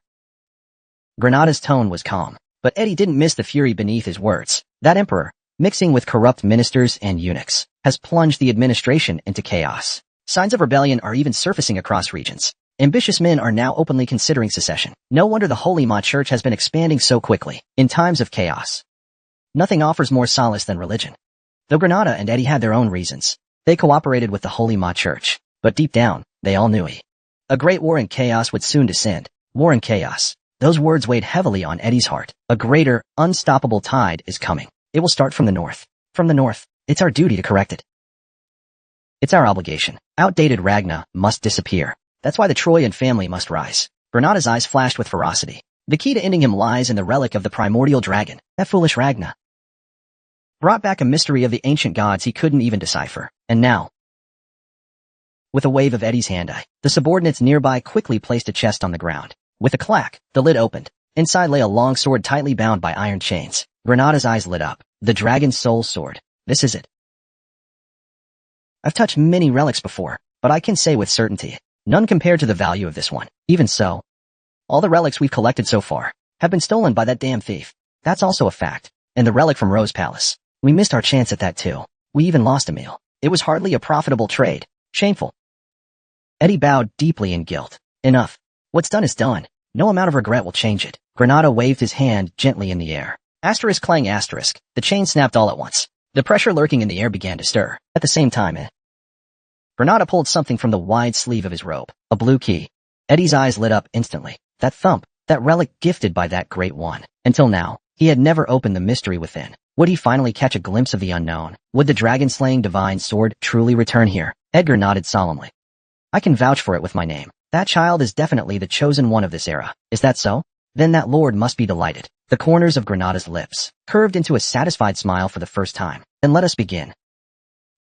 Granada took the blue key and pointed it toward the sword. After Kyle's 9 dragons summon, Julius looked utterly exhausted. There was just too much to deal with. The war preparations in Troyban, the redeployment and planning for the white armored dragon knights, the Elder Council's disputes, and more. The only thing remotely uplifting was the announcement made by the Elder Council yesterday. The council will shut down all functions for the next year. All elders will step down and will focus solely on training, supervision, and support. Facing Troyban in war was practically a declaration of surrender. If the council still wants to be respected, they'll have to take some sort of action. So for now, Julius worked on in relatively good spirits. He looked at the documents in his hand and frowned. On the cover were the words, Solo Operation Plan. You dumped another pile of work on me. His eyes narrowed as he glared at the one responsible. Tears stood there calmly, resting with focus. Sorry. Do you really feel sorry? His mouth was still smiling. Ah, my bad. I'll correct it. Wasn't he the one supposed to be assigned to Evelyn? That once diligent kid has changed completely in just a few months. Julius put down the document and asked, I don't want to read anymore. Just explain it simply. What's this solo operation you want to launch? Have you heard of Bonota?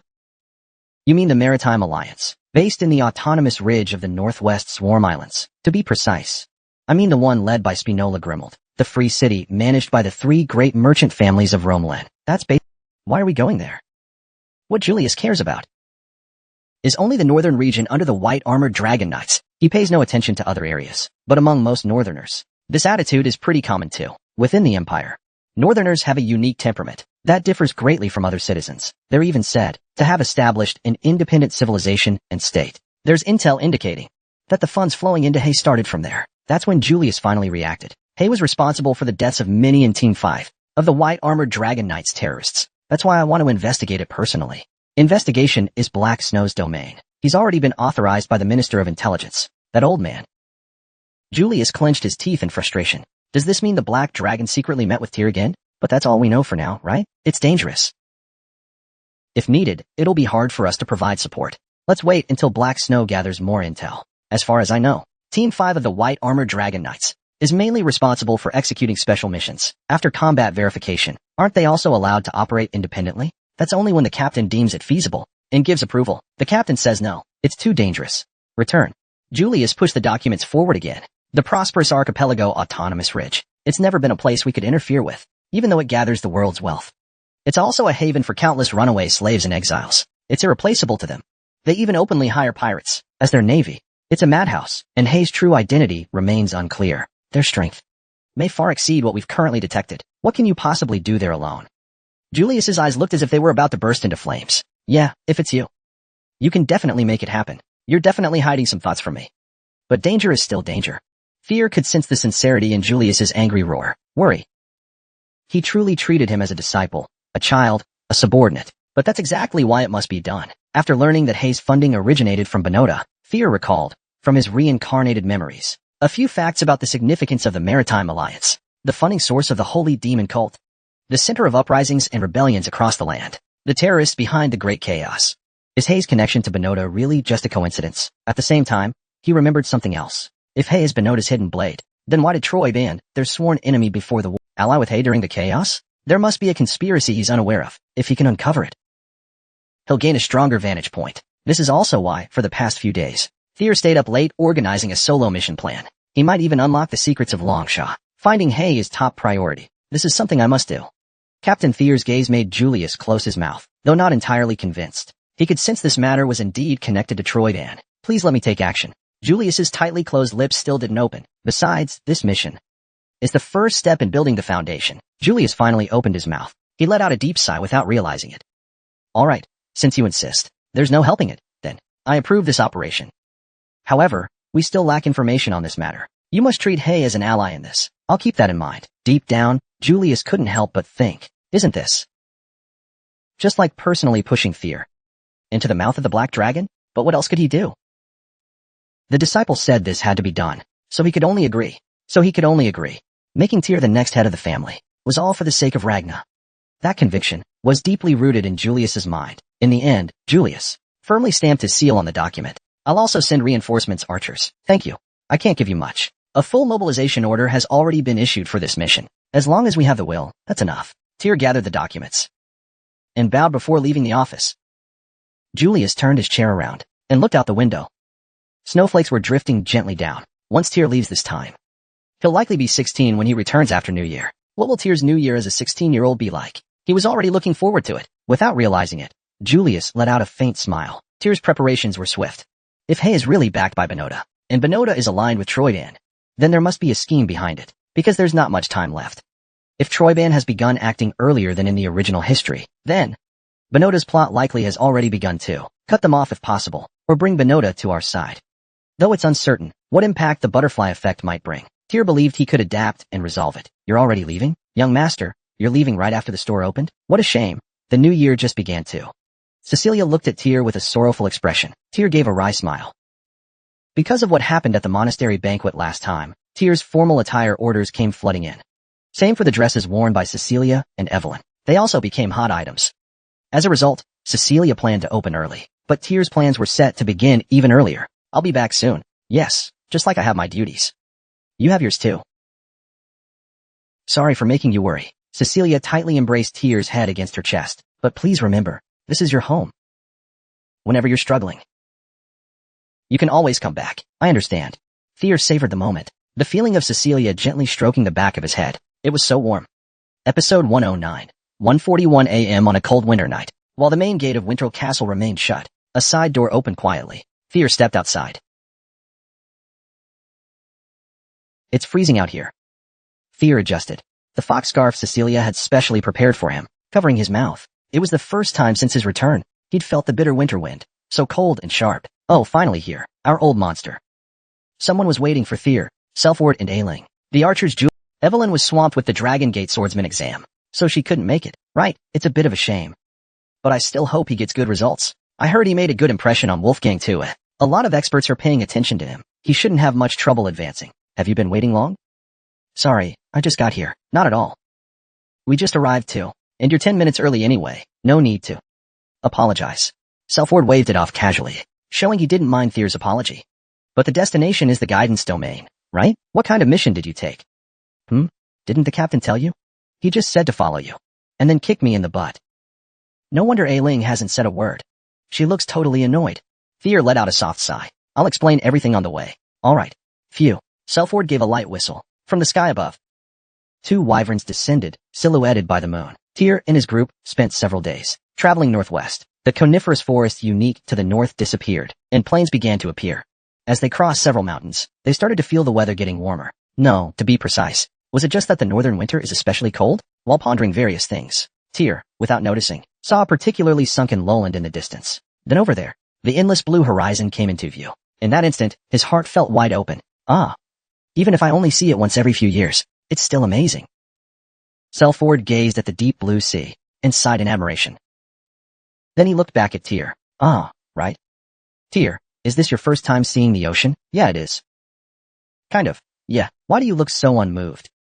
And then, shock. Maybe they're wondering what that shot is. And then, fear. There's always some kind of reaction. Though there are several large lakes in the north, most of the region is plains and forests. Many northerners go their whole lives without seeing the ocean, and pass away that way. It seemed like they expected Tyr to react like that too. But having once lived by the sea, and possessing memories from a past life, Tyr didn't feel anything particularly shocking. So Selford looked a bit disappointed. Does everyone get worked up like you? Ailing's cold sneer made Selford suddenly laugh. Has anyone ever seen the ocean for the first time, and immediately rushed to the toilet? No way. Can you shut up for once?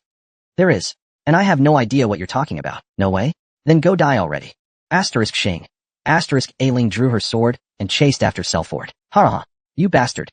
Don't just stand there. Asterisk whoosh, whoosh, whoosh asterisk amid Selford's laughter. The two began an aerial chase. Fear quietly gazed at the calm blue sea. He could see the port city of Novajet, gateway to the Fushima Isles. Countless ships of all sizes were docked at the harbor. Goods flowed in and out constantly, creating a busy atmosphere. Workers unloading cargo shouted loudly. Auctioneers participating in sales beamed with joy. Fishermen returned with full nets. Merchants sorted fish by type. Street vendors sold their wares. Ships announced their departures with loud roars. Everyone was living fiercely to survive in the harsh conditions. But the atmosphere here was completely different from the north. It's been a long time since I came here too. A faint smile formed on Tyr's lips.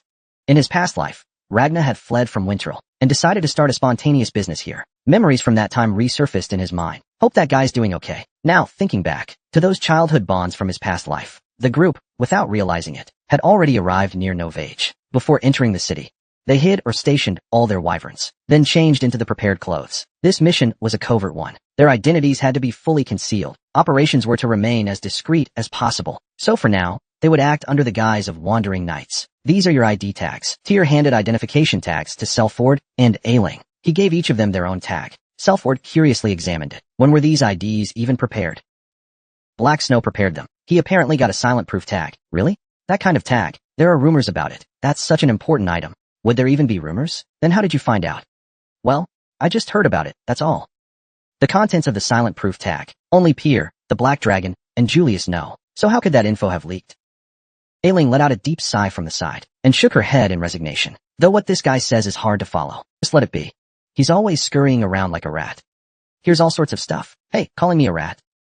There's a nicer word. Nosy enthusiast. He even knows how many spoons and forks Tyr has. That's not a nosy enthusiast. That's a stalker. Tyr couldn't keep up with their conversation, so he decided not to bother. Trying to figure that guy out is a never-ending task. Ah, got it.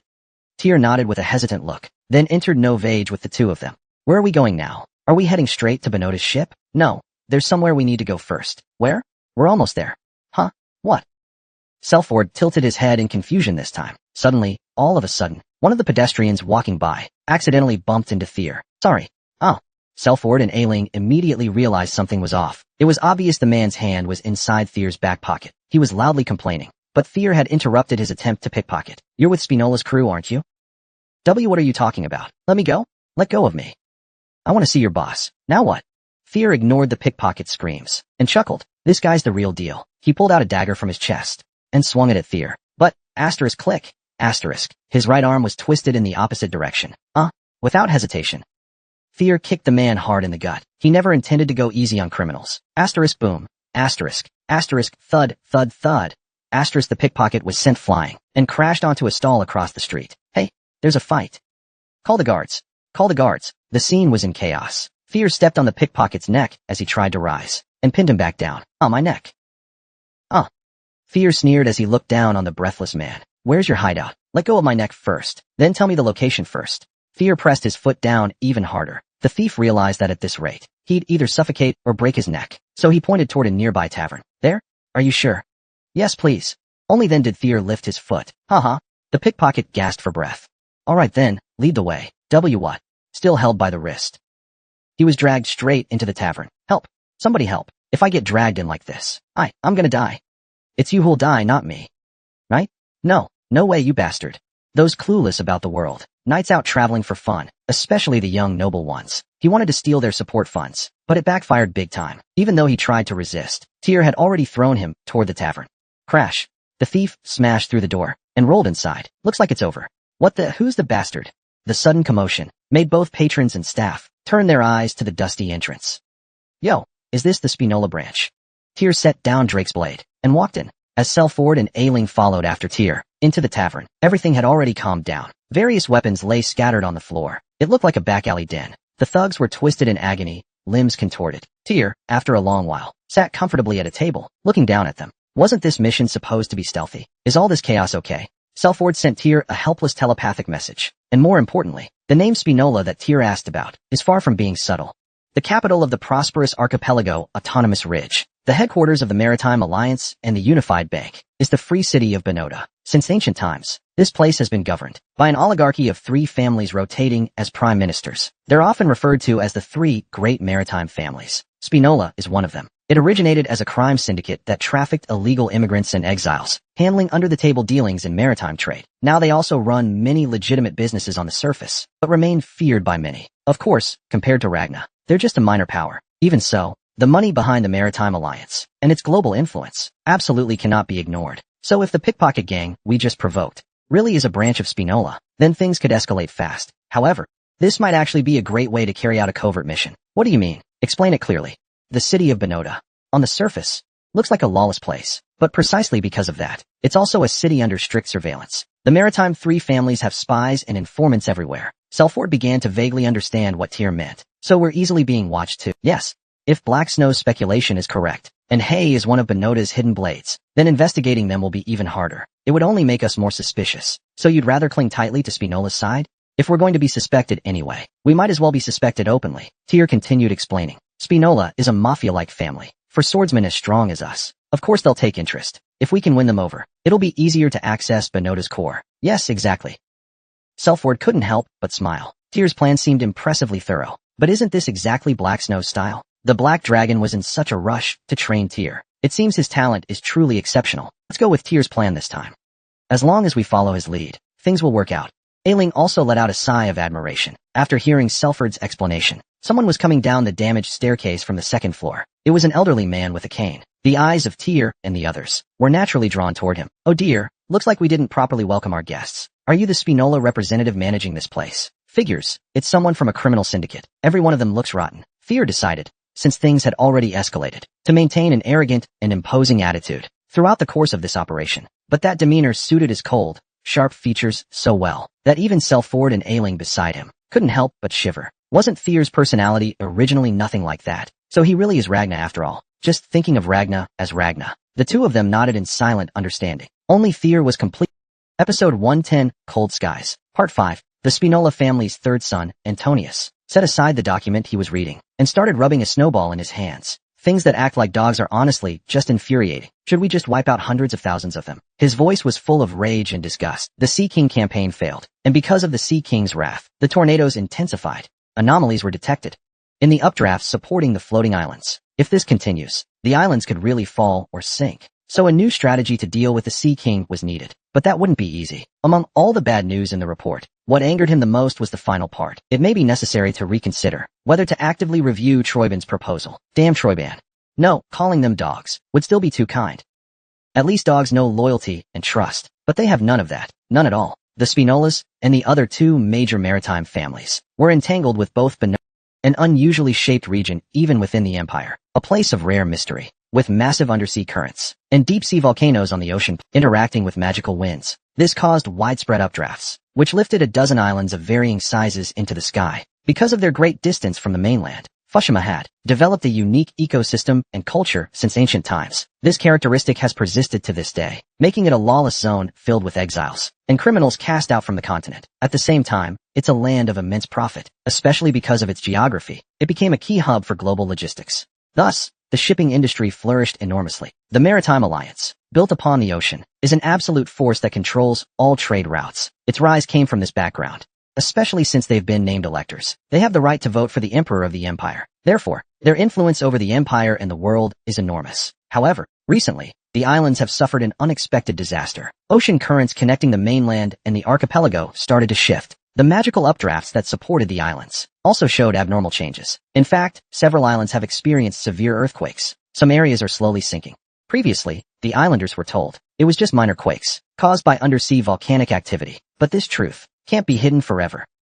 What's more, the three maritime families know very well who's responsible for this abnormality. Troyban. They disrupted the balance of ocean currents and magical updrafts. They are the culprits. The problem is, we currently don't have enough power to pressure them. Although Spinola is famous in the black market, they pale in comparison to the Troyban family, completely outmatched. Even if the Maritime Alliance unites and tries to choke Troyban's logistics, Troyban's location in the east limits their influence.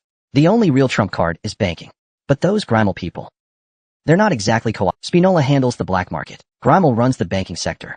Romelin oversees maritime shipping. Only if these three families work together can they barely overcome the current crisis. Grimal hasn't been particularly proactive in this matter. Unlike the other two families they could relocate their headquarters at any time. That's where their confidence came from. It seemed Grimarl and Troyban were already secretly negotiating something. No, it was certain they were. Antonius gritted his teeth tightly. Even though he himself had dabbled in the black market and couldn't claim to live a clean life, his feelings for his homeland were genuine. Because of that, he couldn't let this matter go so easily. If they could just find a way to deal with the Sea King, lurking beneath the Guidance Archipelago. Seriously considering whether to seek external help. The royal family was already a complete mess. He couldn't count on. Recently, Ragnar from the north had opposed Troyban. What if they offered him aid? But even that felt risky. If Troyban caught wind of it and took action against the Sea King immediately, everything would be over. In the end, the best option was still to handle it themselves. Aarg. When backed into a corner, Antonius trembled with clenched fists. Sir Antonius. It's Paul. As knocking sounded, the door opened. The old steward walked in. He also served as Antonius's longtime secretary. What's the matter? It's about that. Upon hearing Paul's words, Antonius wiped his face with both hands, then lifted his head. If the steward said so. All right, bring all three of them in. I'll leave this matter entirely to you. Do a good job. But if you need our help, don't hesitate to let us know. Under the old steward's guidance, on the road to the new mansion, Selford and Ailing quietly hinted at their thoughts to Thier. Thier felt grateful in his heart. As the archers involved, they still had many concerns about a mission led by a newcomer. And yet he could be trusted like this. All thanks to the fact that Thier is a nobody, an unknown warrior. Selford and Ailing are his bodyguards, so that cover identity was easy to establish. At this time, the prosperous archipelago should have been bustling with the silent proof incident, but it suddenly vanished like a lie. Could this be connected to something between the Maritime Alliance and Troyban? Is there some hidden link? As Thier pondered, the reason for the alliance between the Maritime Alliance and Troyban, their carriage unknowingly arrived at the mansion. This is the place. As one of the shipping titans managing massive funds, the Spinola residence appeared very extravagant. Extravagant on the surface, but nothing impressive inside. Perhaps influenced by Cecilia's taste in aesthetics, Thier felt nothing toward this mansion. With no theme, just random luxury. Selford and Ailing weren't interested either, but the old butler thought their reaction was just bumpkins trying not to look too shocked. That smug strut of his looked ridiculous. Please come in. Master Antonio is waiting inside. As the door opened, and they stepped in, a well-dressed man, in his 30s with a clean appearance, enthusiastically welcomed them from afar. You've come a long way. Please have a seat. I'm the third son of Spinola. Antonio. Inside the room, there was a table with tea and cigars set. Thier glanced over, but didn't enter immediately. Instead, he asked coldly, why do you keep calling me here? If a Spinola son wants to see me, then I've come. But if it's just to see my face, that's a waste of time. Such arrogance and rudeness. If it were some ordinary mercenary acting like this, they'd probably end up buried behind the mansion before long. But Thier had already crushed that illusion. Antonius instead saw Thier's arrogant attitude as confidence in his own strength, especially that rude tone, in sharp contrast to his stunning looks, rivaling that of a noble lady. It only made the contrast more striking. Anyone could tell Thier was from an aristocratic lineage. The clothes he wore weren't something a regular merchant or nouveau riche could imitate. They had refined taste and nobility. Clearly, he was the child of a great house. The Maritime Three's gathering was coming up soon. And if such a powerful figure was present, Antonius had all kinds of schemes flickering in his eyes, but he quickly hid them and showed a friendly smile. Would I dare waste such a noble guest's time over something so trivial? To apologize for my subordinate's foolish actions and offer some constructive suggestions, I took the liberty of inviting you to this humble place. Please have a seat, shall we? As a child of a major family, his attitude was exceptionally polite. Indeed, rather than a noble, he felt more like a merchant. After always dealing with the arrogant Ragnar, Rand found this new noble image quite amusing. All right, haha. You really are as generous as your looks suggest. Antonius sat across from Thier.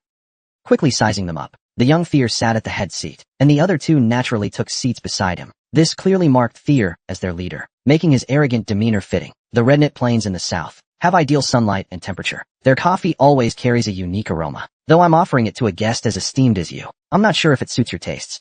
Is this from Mount Redknit? It has a lemony fragrance. I thought it was from the Palau Highlands. Ah, really? I see, seems I got it wrong. I'll have the butler bring more. No need. We're not here to enjoy coffee. Tyr picked up a cigar from the table, naturally cut the tip with a cutter, placed it in his mouth, and lit it with a match. Puff, inhale.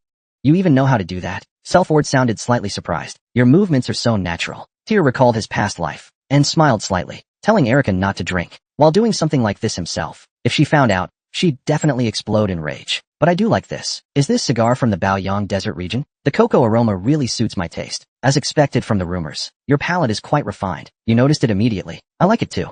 We sprinkle some bitter BA fruit powder from Upman on it. That adds a truly unique fragrance. Oh, I didn't know that method. I'll have to try it sometime. You won't regret it. Antonio was convinced that Tyr was from a noble lineage. Otherwise, there's no way he'd know such luxuries and tastes. Now, let's get to the main point. Are we here to talk business? I heard the three of you are running inspections. Did you check our access logs? Tyr narrowed his eyes in displeasure. Antonio quickly lowered his head. That was rude of me. All right, anyway. So then, recently, the sea currents toward Benota have been unstable. Sea beasts have also been appearing more frequently. Sea beasts, a general term for magical creatures living in the sea. You want us to serve as escorts? Why would you make such an unreasonable request? Though we're not as prestigious as Lord Rand, Tyr's alias, we still have our own guards. Then again, as a precaution. How about traveling together? Yes, in exchange. We're offering not only first-class seats, but also covering all expenses in Benota. Tyr gave a small chuckle. Do you even know? Still, I trust my judgment of people. I'm sure you won't be doing anything harmful in Benota. Haha, just hearing you say that already lifts my mood. But we might be staying quite a while. They say Spinola cares only about money or corpses. You're pretty confident, huh? Well then, there's one more thing I'd like to ask. That sounds like your real reason, doesn't it? He looks young, but he's clearly skilled in politics and negotiation too. Antonius's impression of Tyr kept rising. I'll only ask this once. Please lend me your strength. Do you know what you're asking? Please hear me out before you decide. But I can assure you, this will bring far more benefit than harm to Lord Rand. There will be no loss at all. What honor is there in a name that brings only disgrace, even in the face of clear disdain? Antonius's smile didn't waver. Well then, with hospitality like this, I have no reason to refuse. When do we depart? The ship bound for Benota was clearly different from ordinary ones. Its protruding structures on both sides seemed to help maintain balance. While riding the rising air currents, the guards were well staffed, with many powerful individuals among them. They said the sea currents cause a lot of shaking. What a troublesome journey. Tyr's group blended in among Antonius's entourage and boarded with ease. At the same time, they couldn't ignore the heavily armed presence. Some among them, apparently, were also personally invited by Antonius, and didn't even bother to hide their surveillance of Tyr's group. Maybe it's because they joined last minute, and felt like they weren't treated as well. They were probably bitter about it. Should we knock them down a peg? Otherwise, these 5 days might be a pain. Selford seemed to share the same thought, and was asking Tyr for his opinion at the time. Asterisk thud thud asterisk suddenly. He felt a faint fluctuation. Tyr's expression subtly stiffened, and his gaze shifted. Something's resonating over there. What is it? Is something wrong? Selford and Ailing also noticed Tyr's sudden change, and quickly turned to look in the same direction. You guys don't feel that? Tyr was about to ask, but his eyes widened. Amid the subtle fluctuations, he sensed a familiar presence. Dragon power, a dragon's magic, and his companion. Through the chaos, a familiar voice rang out. Tyr quickly focused his mana. In that fleeting moment, the pulse of the fluctuation matched the rhythm of his heartbeat. The frequency synchronized. Every relic he possessed resonated in response. The voice came through clearer than ever. Can you hear my voice? I knew I wasn't wrong. If you can hear me, give that carrot a shake. Even joking at a time like this. Schroederbrook, episode 111, The Guidance Archipelago. You're really leaving, sweetheart? Yeah, I want to go too. Alright, sit down, You cultivation princess. Neil watched as his daughter stuffed items into her travel bag, and gave a wry smile. She just doesn't want to be stuck in the palace anymore. She wants to get out, huh? And this time, she can. Thea's performance last time must have inspired her. He wanted to stop his daughter, who now insisted on heading to the battlefield. Wasn't she frail? A child who'd spent her life at his side. She had just finished years of closed-door training. He thought they could finally enjoy time together. But no, that wouldn't be right. She has her own life, her own dreams. He didn't want to get in her way. Yes, at the very least, this child could make a different choice than he did. Even so, he couldn't completely let go in the end. She asked in a slightly annoyed tone, "Did you get permission to participate in the mission?" "Yep, right here." Leia confidently showed a document stamped by Julius. "Your sword, did you bring it? You don't have a wyvern, so you'll be walking? And travel expenses? It won't cost too much, right? I'll just use the allowance I received." Leia zipped up her travel bag and looked at Neil. "I'm not a kid, you know. If you keep acting like this, I'm not coming back." All right, I get it. Come back safely. Just make sure you contact me every night." Leia picked up her bag and stood up. Then she started walking. Her destination, the Archipelago Ridge, where Tyr and his group were located. Quest updated. Story mission number 4. Accept your companion and fulfill Lornold Block's request for protection. Intimacy increased. Difficulty, A+. Bonus reward, intimacy plus 100. Dragon blood talent awakening failure equals death. Can she really awaken something like dragon blood? Tyr murmured softly. Among the rewards just received, this one caught his attention the most. His eyes lit up. At the same time, Lornold Block's voice grew clearer. "Are you shaking the carrot again? Is that really all it takes? Can you hear my voice?" It seems like it's shaking. When direct communication is possible, visual sharing becomes harder, and the static disappears too. You're still the same as ever. If a dragon suddenly changes personality, isn't that a sign they're about to die? Though I'm not planning to die just yet. Lornold Block's laughter was full of humor. At that moment, the nearby Selford gave Tyr a confused look. Tyr quietly raised his hand, signaling it's nothing. Then he refocused his mind. Why did this connection suddenly open? If you're about to ask if it's because of dragon blood awakening, let me answer first. It's not. We can communicate now. Because you've entered the Sea King's domain. It's purely by chance. Sea King? That's the first time I've heard that term. You could say it's a distant relative of ancient dragons. Because it lived in the deep sea for so long, it became known by that name. An ancient dragon is nearby. Tyr was genuinely shocked. He had never heard of such a story in his previous life. Or rather, he never had the chance to. Didn't I already say? It's something from long, long ago. Back then, to escape the grasp of the nameless monarch, he exhausted all his strength, and in the end, was sealed away by dragon slayers with a single sword. In Tyr's mind, pieces of information aligned. Hayes emergence. The alliance between Troyban and the Maritime Alliance. The strange disturbances near the archipelago. The Sea Tribe's movements. And the communication link to Lornold Block through the sea domain. None of it seemed related. But somehow, it felt like something was connecting them all. Could it be that all the strange phenomena in this region are being caused by the being known as the sea? The sea itself? Wow, you really are sharp. To figure it out so fast, you made it feel less exciting. But unlike Lornold Block's, Tyr couldn't smile. If, in the distant past, the Sea King, sealed by a dragon slayer's sword, suddenly broke free and began to stir again, then it would explain everything. That was Tyr's current theory. In a distant past, the sea was an ancient dragon who lost all his strength after battling, and in that moment, humans who craved the glory of dragon slaying. He was attacked and sunk to the bottom of the sea. From then on, he was sealed inside the dragon's body. A storm of magic kept pouring out, creating the unique terrain known as Fushima. But one day, Troyban heard rumors of the dragon slayer sword and managed to recover it. As a result, the Sea King began to awaken from his seal. That's what led to today's chaos. The hidden blade of Fushima, attacked the Ceres Trading Company in order to retrieve the dragon sword. Now it all made sense. Why the Maritime Alliance joined forces with Troyban in the past. It was all connected. To reclaim the dragon slayer sword, they had no choice but to be led by the nose. But after such a long seal, it seemed only negative effects remained in the Sea King. Only madness could be felt. His reason was completely gone. Perhaps when he fully awakens, the surroundings will be reduced to ruins. The entire guidance territory could collapse because of it. Just from his awakening, Tyr couldn't help but laugh. What do you want me to do? The dragon heart. You promised to find a replacement, remember? What? You want the Sea King's? A heart already corroded by madness would only be poisonous. Its properties are completely different. Lothbrok's smile grew deeper. But if it's a purified part of it, it might still have some use. The reason I can speak with you now seems to be due to the Sea King's magic. That's right. You know, what makes you different from the other Ragnars? What is it? You're really good at understanding people. For once, Tyr laughed along with Lothbrok. Then first, we need a way to get close to the Sea King. That won't be easy. Even at my peak, I couldn't ignore his magic. Don't worry. I'll find a way. I've actually got an idea already. Organizing his thoughts. The three maritime families, as long-established local powers in the archipelago, could they really be unaware of the sea's existence? Of course not. We need to win them over more deeply, to get closer to Spinola's inner circle, and feed false information to Troyban. Might actually help us pull the Maritime Alliance to our side. Compared to that, Lornold Block, I do have something I want to ask you. Why? This form of communication takes a lot of effort for me too. I can't sustain it for long. Clearly, this isn't his own magic, so the link isn't all-powerful. I've discovered traces of the nameless monarch. I already know. His followers are plotting a rebellion. Lornold Block's voice dropped into a deep tone. Everything you've seen and heard lately. As your partner, I saw and heard it too. The communication with Lornold didn't last long. He promised they would speak again soon. Next time, they should be able to talk longer. That was the parting message. In the end, it felt one-sided. But still, it was fortunate. Compared to a few months ago, his physical condition hadn't worsened, since you already know that the nameless monarch is involved in all of this. That's great. You've spent your life monitoring that being. Of course you'd keep a close eye on his every move. Now we need to formulate a proper plan. What should we do next?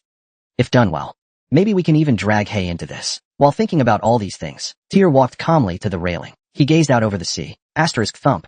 Thump. Asterisk. He kept tracking faint trying to pinpoint the Sea King's exact location. That was the plan. One day passed, then two, and on the third day, whenever he had the chance, Tyr continued observing the sea, analyzing the magical fluctuations. So when he gained a rough understanding of the dragon's magic composition, is the ocean really that fascinating? Keep staring, and your eyes might pop out. Ha ha ha, right? Maybe we should place a basket under him or something. Someone joked loudly, clearly hoping Tyr would hear their dumb humor. Tyr silently turned his gaze in that direction. 5 men and women in varying attire, whispering among themselves. They were part of the escort unit Antonius brought. Rumor had it they were high-end mercenaries, hired for an outrageous price. There was a knoll gunner among them, as well as freelance knights. That one over there a mage? In the north. This kind of blind obsession with raw power was exceedingly rare. Could Hay be among them? If so, he'd definitely be in hiding. The problem was, these mercenaries were only provocatively teasing Tyr, never fully crossing the line. So, I guess we'll be the ones to cross it, then. Tyr raised his eyes. Asterisk tap tap asterisk from one side. A familiar presence approached. Then boom. Suddenly, a loud explosion. The knoll gunner was blasted into the air, slamming into the wall. Selford crossed his arms and sneered. So that's all you've got? And you call yourselves elite mercs? Benota. So that's all it amounts to? You bastard. Shut it. Asterisk thud. Asterisk. The mercenary on the ground tried to stand, but was kicked again by Selford, spitting blood as he collapsed. His armor was nearly shattered by the force of the kick. The other mercenaries reached for their weapons, but quiet. If you don't want to die, Ailing, blade drawn at some point, had it pointed at the group. The tip shimmered with a deadly gleam, and was accompanied by a sharp, murderous aura. Why would a master like that show up here? In an instant, the mercenaries' faces went stiff. Only now did they realize just how absurd the person they provoked was. I've always had a hobby of plucking out the eyeballs of people who dare to glare at me, and stringing them into necklaces. So, want me to do the same to you? I didn't do anything. Glancing is bad too. I just happened to look over. That's all. I'm in a bad, don't you get it? Eek. That guy literally pissed his pants. Hey boss, are we really doing this? These guys were acting a bit cocky, but if we hit the wrong person, we might actually get killed. That maniacal laugh from Sheffield. So damn annoying. In fact, this whole thing was part of a plan Tyr proposed last night to Sheffield and Ailing. Sheffield, that's enough. Sheffield was just an alias. But, young master, these guys were talking crap behind our backs. They need a good lesson. I said enough, all right. You brat. You really think the young master will let you off easy? Got it. Yes, sir. Thank you for sparing my life. Terrified that Tyr or Sheffield might change their minds, the guy quickly fled with his companions. The other mercenaries just shifted their eyes silently, each frantically recalling whether they had done anything suspicious. Arthur and his gang really pissed off Tyr's group. In any case, our boss is too soft. Wouldn't it be great if they treated us this well normally? They're always busy with this and that, dragging us along with their crazy antics. It's exhausting. You got a problem with me? Oh, of course not. Sheffield replied with a joking tone, then slipped right back into character. He stood again at the railing. He stood there, still leaning on the railing, standing by the rail watching the sea. Field shouted loudly, as if he wanted everyone to hear. Hey, where exactly are we headed? You should tell us by now, right? His tone made it clear. This wasn't just some simple mission. Now their conversation could be heard not only by Antonius, but by the mercenaries too. It was time to throw out the bait. Do you have to be so loud about it? Field, could you keep it down a little? This is driving me nuts. What even is this ancient sea dragon king living down there? Why are we suffering in such a remote place? You'll understand once we arrive. Ugh, that vague answer again. If you don't want to go, you can drop out of the journey right here, on this sea, and get chewed out by the family head. If I get grounded this time, it'll be for at least 3 years. Then just shut up and follow along. I'm seriously going insane. I mean it. Field acted like he truly had a migraine. Very convincingly so. Even Thier almost fell for it. At this point, the bait should have been thoroughly swallowed. He casually dropped mention of the Sea King. If there were no reactions at all, that would be even stranger. Now all he had to do was wait for the fish to bite. Just as Thier was thinking that, boom, the ship suddenly shook violently. What? Sea beast. A monster's appeared. Load the cannons. Cannons now. Damn it, hurry. Why is there a sea serpent? It's been too quiet lately. All crew to your designated stations. Move it. You lazy lot. Wah. Then came the piercing sound of an alarm. The signal for a monster attack. Alright. In Thier's eyes, beneath the sea's surface, a swarm of monsters with dragon-like magic was surging toward them in waves. Episode 112, The Guidance Archipelago. The cannon hatches around the ship opened, revealing the weapons inside. Each one was a cutting-edge magical cannon, purchased at great cost from the magic tower. Boom. Boom. Boom. Boom. Each blast of flame from the cannons caused the entire ship to tremble violently. Water splashed high on the surface. Attention, everyone. Due to the appearance of sea beasts, all passengers are requested to return to their cabins, under crew guidance for safety. The cannon blasts were so loud, the announcement was nearly drowned. Meanwhile, the mercenaries who'd been keeping an eye on Thier's group began to move quickly. They were clearly very experienced with such emergencies. Sea beast attacks have become unusually frequent lately. Is this the reason why? Thier widened his eyes and carefully observed the elite mercenaries' expressions. Splash. The cannons. Not a single hit landed. Damn that magic tower. A bunch of scammers. So expensive, yet completely ineffective. The gnoll grumbled and raised a spear larger than himself, slamming it downward. Just as a sea beast tried to climb over the railing, it was knocked back into the sea. Yeah, next time we really should tell Mr. Antonius to stop dealing with them before it's too late. The gunner pulled parts out of his backpack and assembled a massive machine gun, then immediately pulled the trigger toward the sea. Arthur and the others, sea monsters of all sizes, were hit, their blood staining the surrounding ocean red. Quick, find a way to group them together. It's hard to strike them otherwise. The only fire mage who caught Thier's interest held a cigarette between his lips and flicked it with his fingers. Because he wore gloves inscribed with magic circles, his spells launched bombardments. But against those lurking underwater, the effect was minimal. Still, the power was impressive, and very effective against sea beasts targeting the ships. Besides that, many mercenaries wielding all sorts of weapons fought and drove the monsters back. They displayed all kinds of brave combat. Some even demonstrated real battle aura, though it left Selford and Ailing disheartened. These people were no pushovers. In fact, among them were a few with elite-level skill. Thump, Thier. How long are you going to stand there? Make a decision already. Selford and Ailing stood beside Thier like guards, urging him to act. Thier had found someone among the mercenaries he'd been searching for. He smiled in satisfaction. He'd found it. The same presence he once felt from Slaban during their earlier encounter. As expected, it was the right call, not warning them in advance about the sea monsters. Or rather, it was Thier who lured them here. Using a magic box he made from analyzing the Sea King's energy, he attracted the sea monsters that had— Arthur, listen. When ordinary people fight, sea monsters head on. I'll act alone. I get it, but what are you planning? I'll hold back, but I'll still display enough power. Click star dot. Selford and Ailing drew their blades and unleashed sword energy into the air. The sea monsters' heads exploded in unison. It's sword energy, sword energy. Experts are making their move. Hold the line. Push them back if you can. Crew and mercenaries alike showed relief on their faces. Enemies were terrifying, but as allies, they were incredibly reliable. Meanwhile, Thier was moving in a different direction from the other two. Wind and thunder gods gale step. Damn it. I didn't expect it to really be a sea serpent. Alright, just then. From the far side of the sea, a massive sea serpent, tens of meters long, appeared. It began to coil around the ship. Crack. The ship was damaged in multiple places. Cannons fired again to shake it off, spewing flames once more, but ended up slamming directly into the serpent's massive body. The deck was shattered. This beast, classified among the top sea monsters, was rumored to have swallowed an entire ship recently. Its reputation was well earned. Extremely dangerous. Arthur Chase update. Fireball. Quit yelling. You're making it harder to concentrate. Fire Mage Gray clenched his teeth and began to chant a spell. That guy named Rant needs to be dealt with too. What on earth is going on here? Gray's secret identity was a Tier 2 member of Hay. He normally served as Antonius' bodyguard, but when necessary, he would secretly extract information from the Spinola family. Not long ago, he happened to overhear Thier's group mention the Sea King. The Sea King was a top-secret matter within both the Maritime Alliance and Hay. If they were here for the Sea King, it might mean a connection to Troyban. He planned to use the chaos to secretly unleash his hidden strength and capture Thier. But just then, Arthur Chase update. A sea monster appeared, and the situation turned chaotic. I'll deal with those guys first. In an instant, Gragan's thoughts were interrupted. He quickly turned his head, only to be struck swiftly and silently by something. Gragan's gone. What? He was just here. Oh no, did a sea monster grab him? I saw him right before he got pulled into the sea. Gregan had somehow ended up hanging from a mast.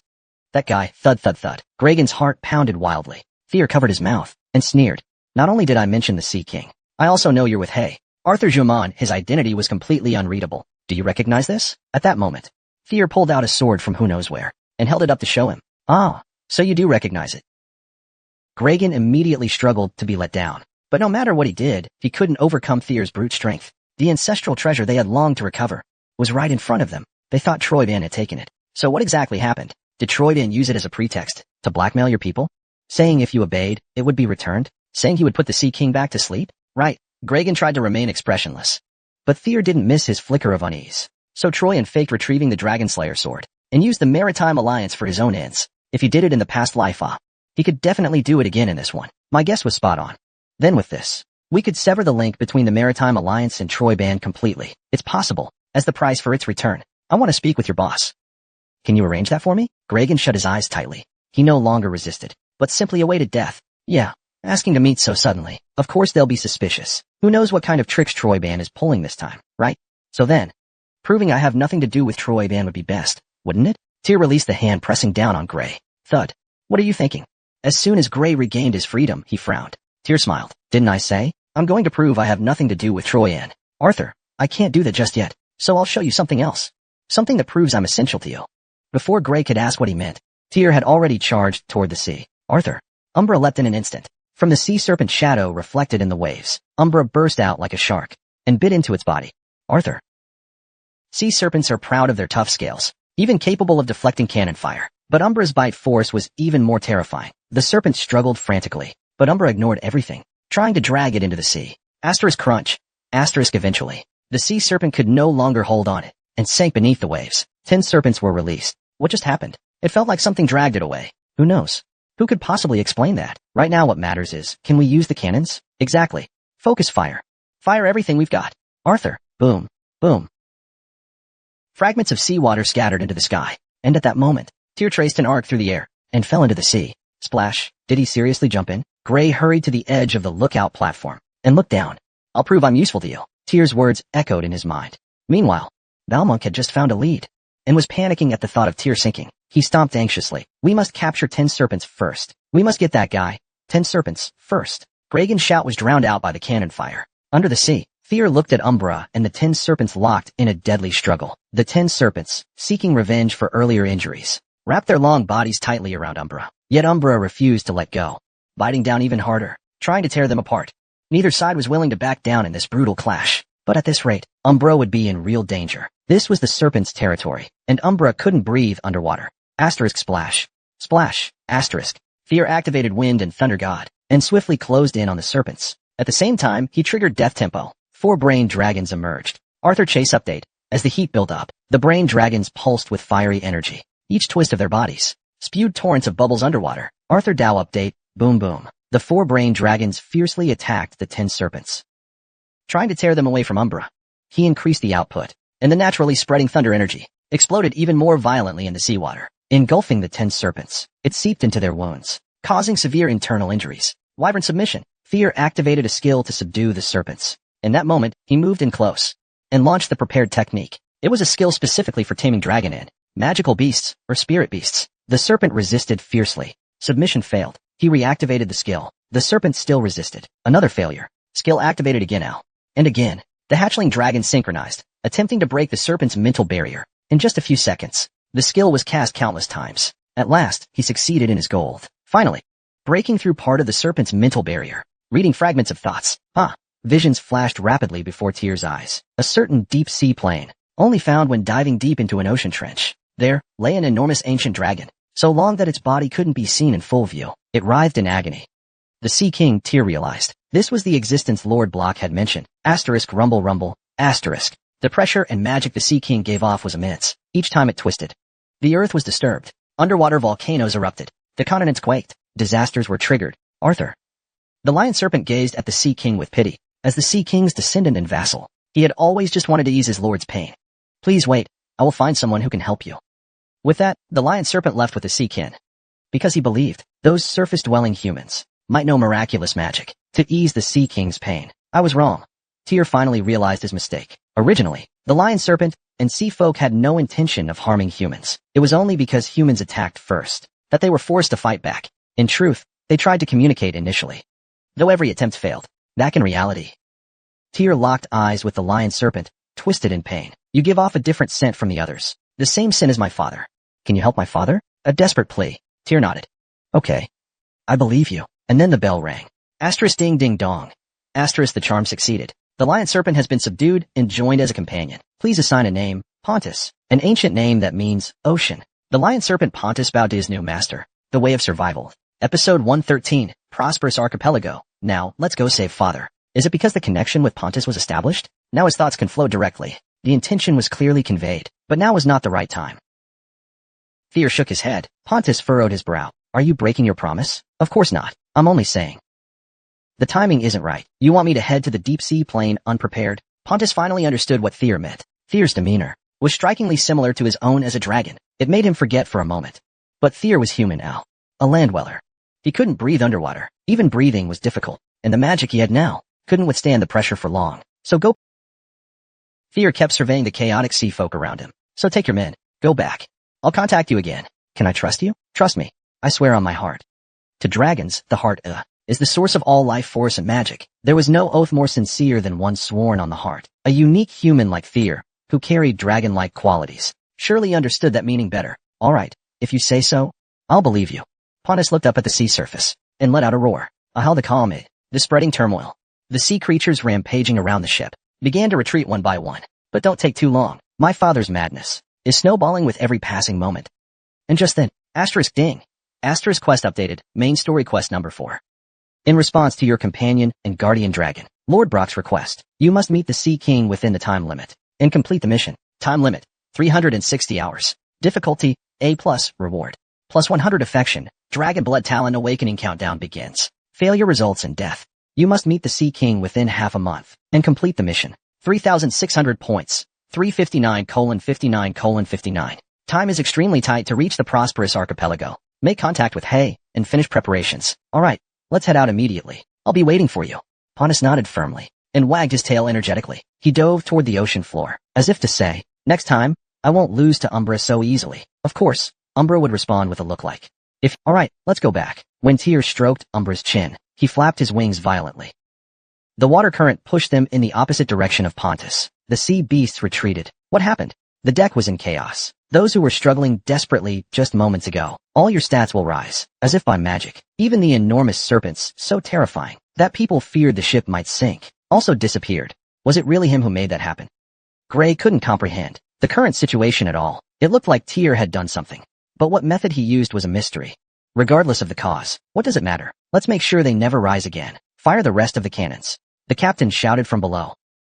Spit flying everywhere. He hadn't shown up during the chaos. But now that things had calmed a little, he appeared quietly, only to erupt in anger. Gray rushed out from the lookout post. If the sea beasts had already retreated, there was no point provoking them again. Even the crew hesitated to approach the cannons. Suddenly, a huge splash rose from the sea. Something had jumped onto the deck. Ah! The captain screamed, thinking it was a sea beast again, and screamed in terror. 400. 00:11:55, 159. 00:11:55, 639. But when he realized the other was human, his eyes widened. It's Tyr. Stop wasting your energy. Start cleaning the deck. We can't afford delays. Who do you think you are to order us around? Lord Rand. You're here. The captain was about to protest, but cut himself off mid-sentence. Standing there was effectively the ship's true owner, Antonio, who greeted Tyr warmly. Tyr, on the other hand, was calm. I just drove away the sea beasts. We're still on course, right? I won't be late, will I? So it really was Lord Rand who quelled the chaos. Thanks to you. The disruption wasn't too bad, and we won't be too delayed either, right? Yes. We'll have everything cleaned up in an hour. The captain, seeing Antonio's expression, straightened his back. Tyr nodded silently, and was about to leave, when suddenly, Gray leapt down from the tower, landing between Tyr and Antonio. Gray? Lord Antonio. I have something important to tell you. What is it, Rand? I found out that he's carrying bombment, and he knows about our operations. He wants to exchange to meet one of our officials. What should we do? Antonio looked at Tyr anxiously, his eyes trembling with urgency. Tyr had been talking about the Sea King, a detail secretly leaked to the crew by Antonio's arrangement. He had used this attack as an excuse to leave his office, trying to uncover what secrets Tyr was hiding. But he tried to make contact so soon. Even though his identity was hidden, he called him out directly. When Gray brought it up, Black really is terrifying. And he even brought Bauman to show in person. That was even more unexpected. So he was trying to figure out what Thier was planning. But Thier still wore that arrogant expression. There was no way to read his thoughts. In that brief moment, Antonio was forced to make a decision. How should he treat Thier? Calling it a Troy Band conspiracy was too crude. Their personalities didn't match. Most importantly, Antonio remembered, Troy Band had used Balmont as a pretext many times, but had never actually shown him. The Battle of Blanky Fortress. What happened back then? I have something important to tell you. Do you have time? Antonio's irritation wouldn't last long. The office prepared for Antonio on the ship was rather spacious. Even first class seemed inadequate. There was too much work to handle, even while traveling. If there wasn't even space to lie down, efficiency would drop. It's true, people are affected by space. Thier admired the ornate interior decor, and slowly sat across from Antonio. Selfid and Arlen waited outside, just in case. Before heading to the prosperous archipelago, the first person he met was Hay. Things had been smooth on that side since the beginning. So what do you want to say? Although Thier guessed why Antonio had called him, he still feigned ignorance. As Rant, he maintained a prideful attitude. Antonio gazed at Thier for a while, then let out a soft sigh. He placed a cigar in his mouth, lit it, and remained silent for a moment. Only after sorting his thoughts, did he finally speak. I heard you have the hairpin. I believe I already stated my terms. Show me the hairpin first. Prove that you're worthy of a conversation with me. I have no interest in wasting time with someone who holds no authority, trying to seize the initiative. Psychological warfare was in full swing. This is the middle of the vast sea. You're currently in Spinola's office, reserved for the direct heir to the head of the family. So what?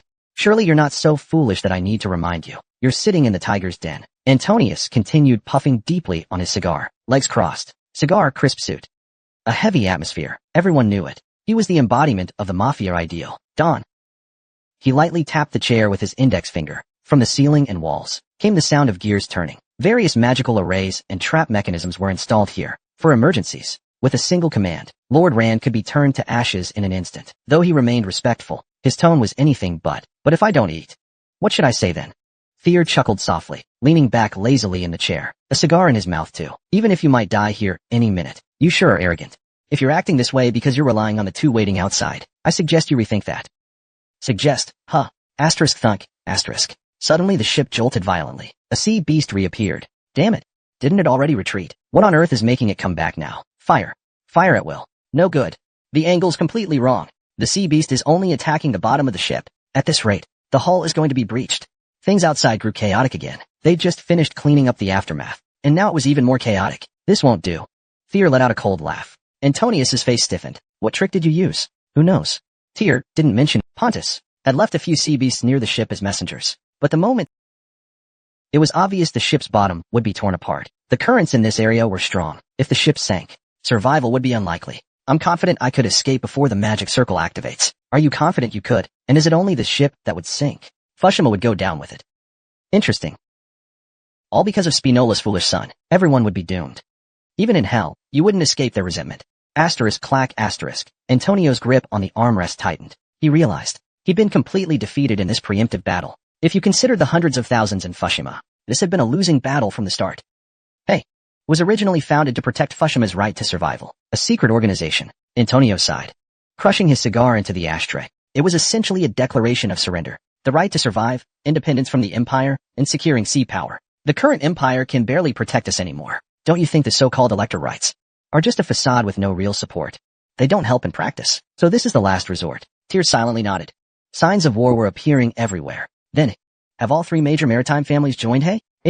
Not necessarily. The family heads may not even know. He scratched the back of his head, finding it hard to speak. Thier understood at once what Hay truly was. A group founded by a minority within the maritime trio, based on their calls for independence.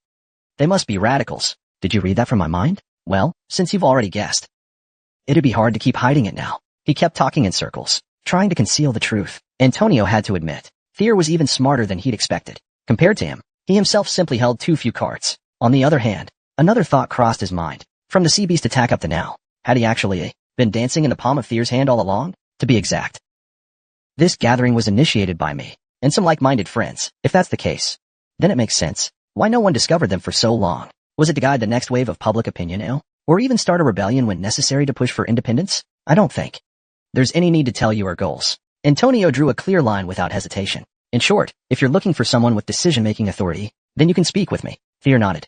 and took out a dragon sword from his pack. Antonio's eyes widened with a start. I thought that sword was in Troyben's hands. Didn't expect it to be right here. Antonio took a deep breath, trying to steady himself. Mr. Rand, are you one of Ragnar's men? I don't think I need to say that much. Fear smiled, and returned Antonio's words to him verbatim. You look for what you need, and I'll look for what I need. Since we don't trust each other yet, let's start with a small deal, and build from there. All right, very well. Then, Mr. Rand, tell me, what is it that you want? The road to the Sea King, Fear's request, was far from anything you'd call a small deal. It was outrageous. What's that? The core of Hive Island. There is something mysterious there. I want it. 114 Hive Archipelago. For the mystery in this airship flying in the sky. The era of trains speeding on the ground, releasing steam. There are still many unsolved mysteries. Some people have gained immense magical power here. Others have obtained the miracle of eternal youth. Sometimes families suddenly prosper, or the opposite. People around them die. Thus, people respect the mystery, but they dare not approach. Today, those who truly use the mystery are extremely rare. Lagna, who uses the ancient dragon relics, can be considered one of them. To the outside world, he is known as Krim, the mystery of the Krim Silt Giant Island. It is the most famous, the Krim Silt Giant. It stands at the top and center of Hive Archipelago, on Benoda Island, rising above the vast sea. Normally, it guides ships heading to Hive Archipelago at dawn. But when something unusual happens on the Hive Archipelago, it will grant the blessed ones the giant's blessing. The hero contained within it. The blessing of Crimsilt. This legend has been passed down. However, to receive this blessing, one must undergo certain trials. Of course, the Hive Archipelago will never open this. Such trials are not available. You can't even get close to Crimsilt's statue. There's a strict distance limit. Yet, Tyr says he wants to go directly there. Antonius of course thinks this is an excessive request. His expression became serious. But to calm the Sea King's fury, don't we need that mystery? Tyr's next words made him have to become serious. Let me explain the Krim Silt Giant in detail. There is a legend that the sealed the evil dragon of the sea. In reality, the inspiration for the giant statue also came at that time, isn't it? That absurd legend. What does it have to do with suppressing the Sea King's rage? What does it have to do with suppressing the Sea King's wrath? There's no way it's unrelated. The Sea King you're talking about, isn't that the evil dragon? Isn't that right? Fear didn't miss the subtle shift in Antonio's eyes. He had his doubts, but it seems he was right. Fear recalled the legend of Kriemhild, which he remembered after reading Pontus's mind, because in the Sea King's draconic form, he vaguely recalled a memory of seeing Kriemhild's giant statue in his previous life. Moreover, the Dragon Slayer sword in his hand also sensed the Sea King's presence, and so, all the pieces naturally fell into place. The sword Kriemhild used to slay the evil dragon, wasn't that Barmond? To suppress the Sea King once again, they needed to awaken the power of the sleeping Barmond, and to do that, they needed the mystery of the statue. You want to suppress the Sea King, Is that what you're saying? You saw it just now, didn't you? The way I made the Sea Serpent retreat. I have the ability to resist the Sea King. I just don't have enough power. I need the mystery, and then I'll return Barmond as promised. For you. It's not even a loss, right? Hive County stays safe, and Barmond is returned. I gain an opportunity, so it's a win-win. Of course, Fear had no intention of returning the Dragon Slayer sword, but there was no need to reveal that. Antonio fell into thought. What was there to hesitate about? Mysteries are important, yes, but for him, the safety and lives of citizens came first. We could always just take Barmond from you and obtain Kriemhild's opportunity ourselves. If it were that easy to awaken the statue's mystery, you'd have done it already. But I have a way. Tempting, isn't it? Antonio shook his head. This doesn't seem like something I can decide on my own. Kriemhild's statue, It's under the jurisdiction of the council. If you say you have no authority, then let's just end it.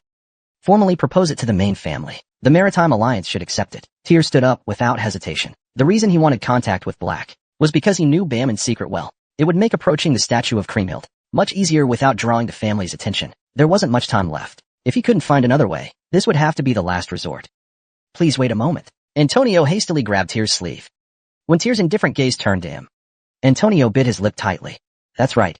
Even if the mystery is taken by them, as long as Balmon can be reclaimed, Balmon is still a symbol of the Fukushima Isles and the legitimacy of the Maritime Alliance. If he gets it, it would greatly aid Black in seizing power. Maybe he could even reach the top. Even if not, he could still secure his position within the Spinola family, as long as he could surpass his two elder brothers. Antonio completed all his political calculations and nodded. All right, but you'll also have to agree to my request. What is it? The original request was for you to act as my escort at the upcoming summit of the Maritime Three Families. Antonio took a deep breath and spoke in a firm voice. If we succeed in sealing the Sea King again, we'll gain immense fame and support. At that time, I want your support. Help me become governor. Once all the deals are done, let's talk again. Just as Tyr was about to leave Antonio's office, Arlen grabbed his wrist, forcing him to another place. What is it? Arlen's expression was serious. Even Selford looked grim. You'd better explain yourself. Just what the hell are you up to? Didn't you say, when you were teaching me swordsmanship long ago, teaching Tyr swordsmanship. It's been a long time. That was when I didn't know. You were going to work with Hay. Liaoling irritably hit the wall with force. Hey, stop making a fuss. The bed will break. Selford was startled, but Aling ignored it. She stared with wide eyes. Don't you know what those guys did to the seniors? I know very well. Then why's the enemy's enemy a friend? If we have to rely on the cat's help to defeat Troy's title, then we must. Aling's killing intent was about to erupt. Tyr took over the conversation. And I've never said I want Hay to gain the upper hand. What do you mean? Please explain. I wouldn't easily spare. Hey, who caused harm to the white armor dragon cavalry? A dead dog is cooked after the hunt. A hunting dog is boiled in the pot after the hunt. That's it. Tyr's gaze was cold. But because of this, Aling's heart wavered. Because just like usual, that can be believed, right? Aling, do you remember what I said when I first enlisted? Aling also clearly remembered the words heard back then. I'm going to be the captain of the White Armor Warriors. I said I would become captain in 5 years. Yes, it wasn't just a casual remark. I hate inefficiency. Tyr smiled slightly, and continued. To become a trusted captain, isn't the support of your team the most important? Aling unconsciously smiled. Because when Tyr mentioned team members, it also included herself and Selford. First, flatter you. Then as a right-hand person to seize the White Armor Warriors. He said it so absurdly. Aling didn't hate this bold and cute junior. Arlen didn't dislike this bold yet lovable junior. On the contrary, I think if he continues to keep his current attitude, I might become his biggest help when he becomes captain. Alright, since you say so, what should we do now? Aling finally loosened her pressure on Tyr and asked. Tyr adjusted his collar and said, as I said.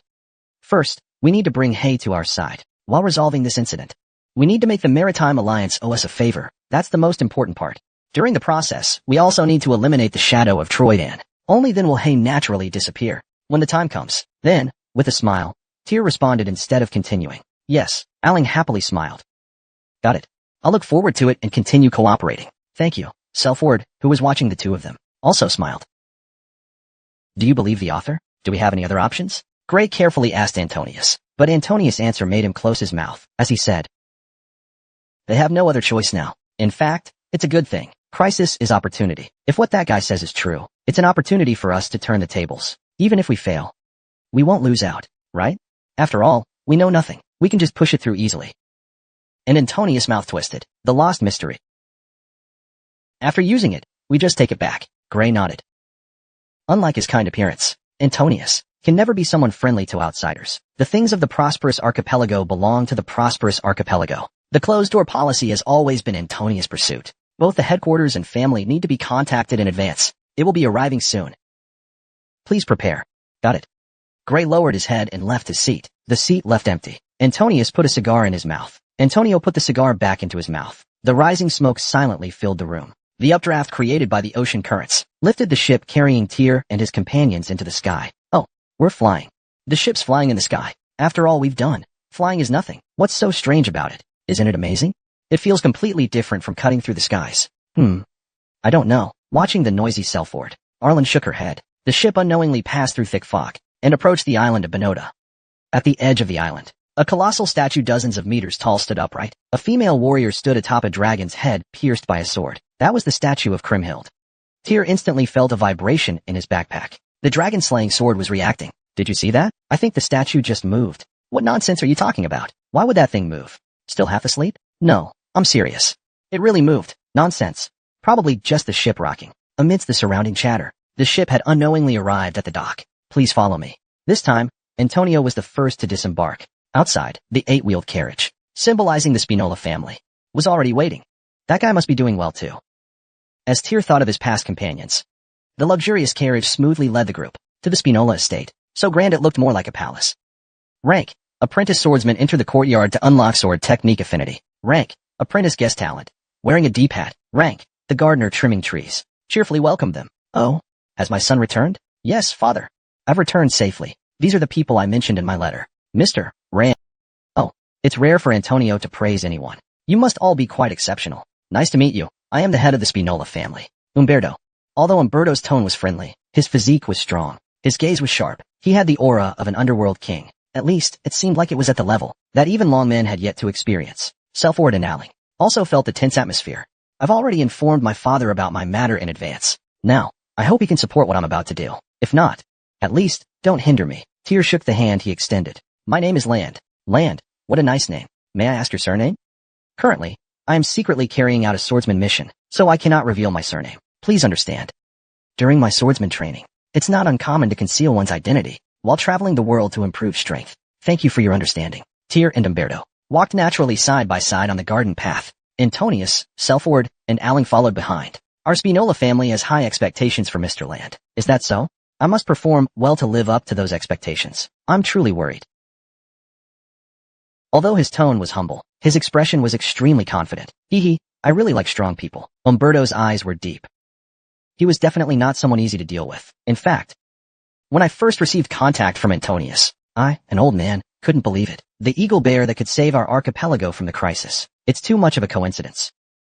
You might think so, but suddenly, I also had this thought. No matter what has been hidden, as long as the sword skills are superb, it's enough, just as he said. If he can't do it, then there will be nothing. What a clever threat. What a clever threat. Tyr smiled, but didn't show it. He just nodded. I'll remember that. Oh, I didn't mean to brag.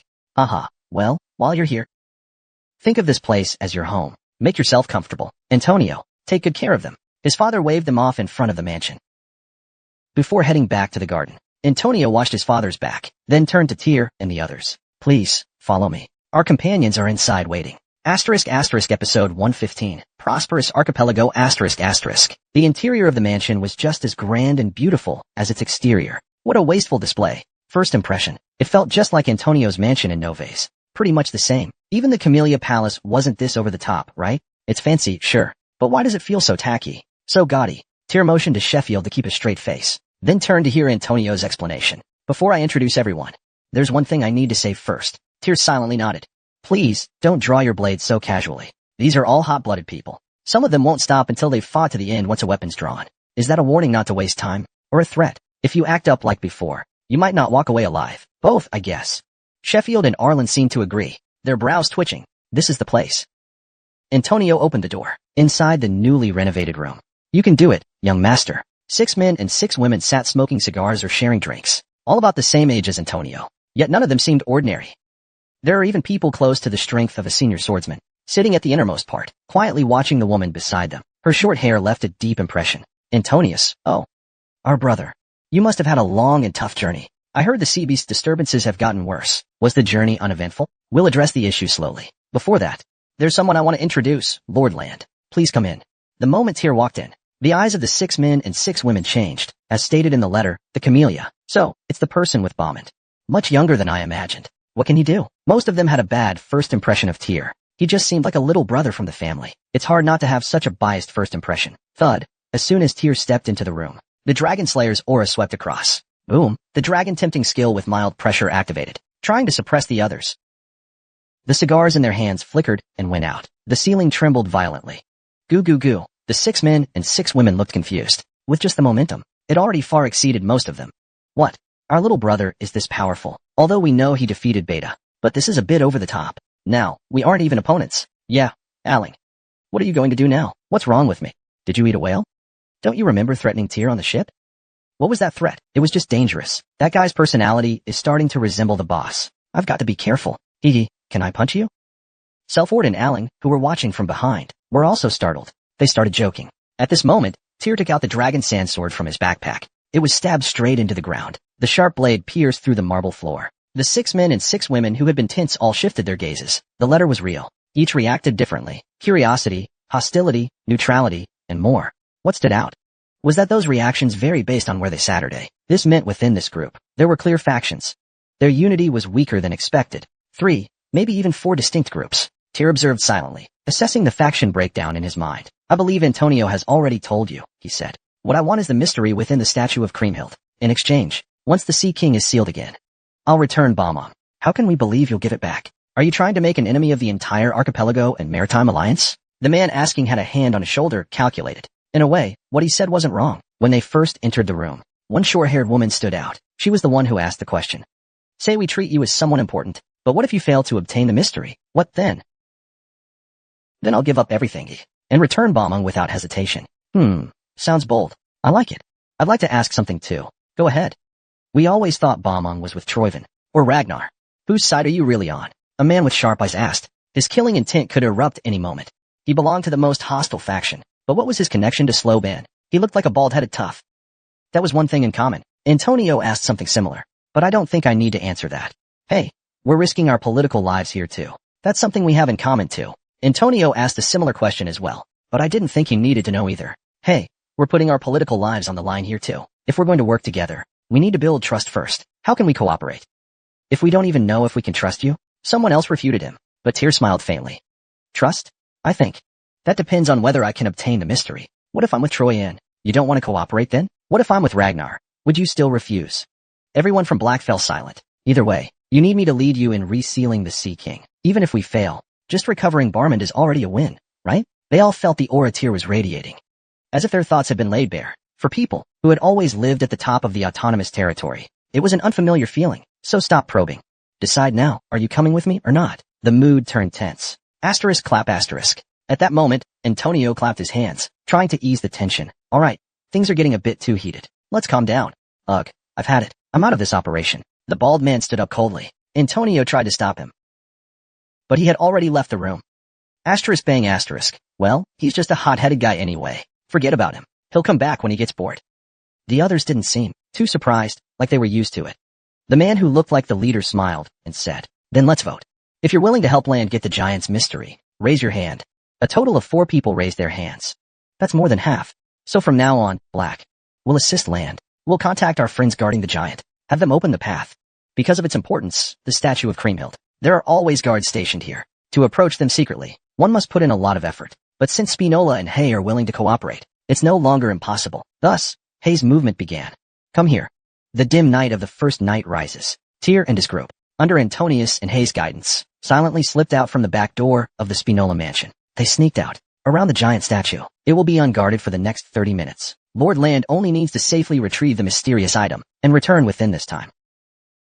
Time is too tight, right? During the journey, Antonius reminded them of the precautions. However, Tyr felt it was unbelievable. 30 minutes. The mysterious power that Hive Archipelago is proud of. With even 24 hours a day not enough. This is absurd timing. Sorry, we tried to secure more time, but due to the shift change, we can't delay for too long. Antonius seemed to lower his head in embarrassment, but Tyr was not doubtful. Perhaps his hidden smile showed amusement. To retrieve Bommond, you really went to great lengths. If you don't obtain the mysterious power, you promise to return Bommond. It's obvious you intentionally shortened the time. Rather than having Tyr gain the mysterious power to reseal the Sea King, they think controlling Bommond and using it is more beneficial? Of course, Tyr had no intention of falling into their trap. I refuse. Smack. Unknowingly, Tyr had reached in front of the Krim silt giant. Its scale far exceeded what was seen from the ship. It seemed to be much bigger than several dozen meters. Whoosh. From the giant ship in Krimsilt's hand, a faint blue light quietly fell. The dragon sand ship wrapped around the back vibrated even more violently. We will guard this place. May victory be yours. Lord Sheffield, Lady Arlen, please guard this place. Black may try to interfere. Don't worry. We have these reliable seniors here to protect us. Come back safe. He easily leapt over the barbed wire surrounding the statue. At that moment, the dragon-slaying sword trembled violently, as if it might shatter at any moment. Balmungyun to return to its rightful place, to find its origin, uncover its hidden mystery, and earn its rightful master. It wasn't hard to find the location mentioned. All he had to do was follow the sword's vibration.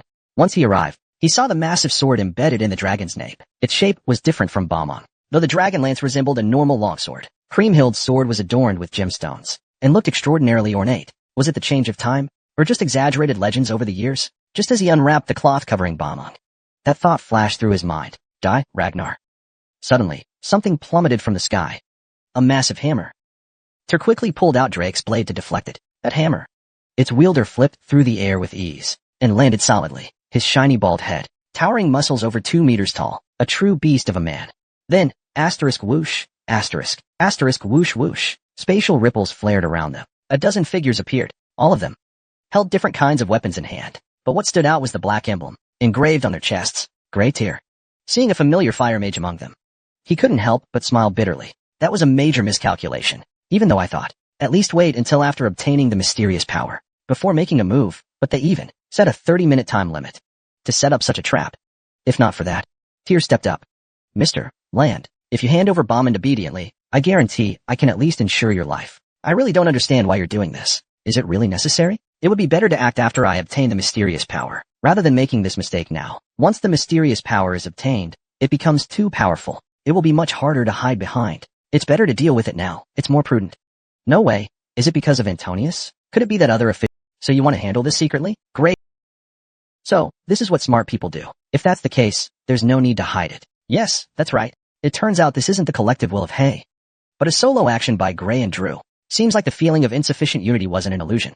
It's a total mess. But for Tyr, this is a good thing. The more divided the groups, the easier it is to deal with Hay. I will never share the same sky as Lagna. So, I'm sorry, I can't comply with your proposal. I never said I was Lagna. Do you think holding on to it will keep it hidden? No matter what, they seem to be certain through some unknown method that he is Lagna.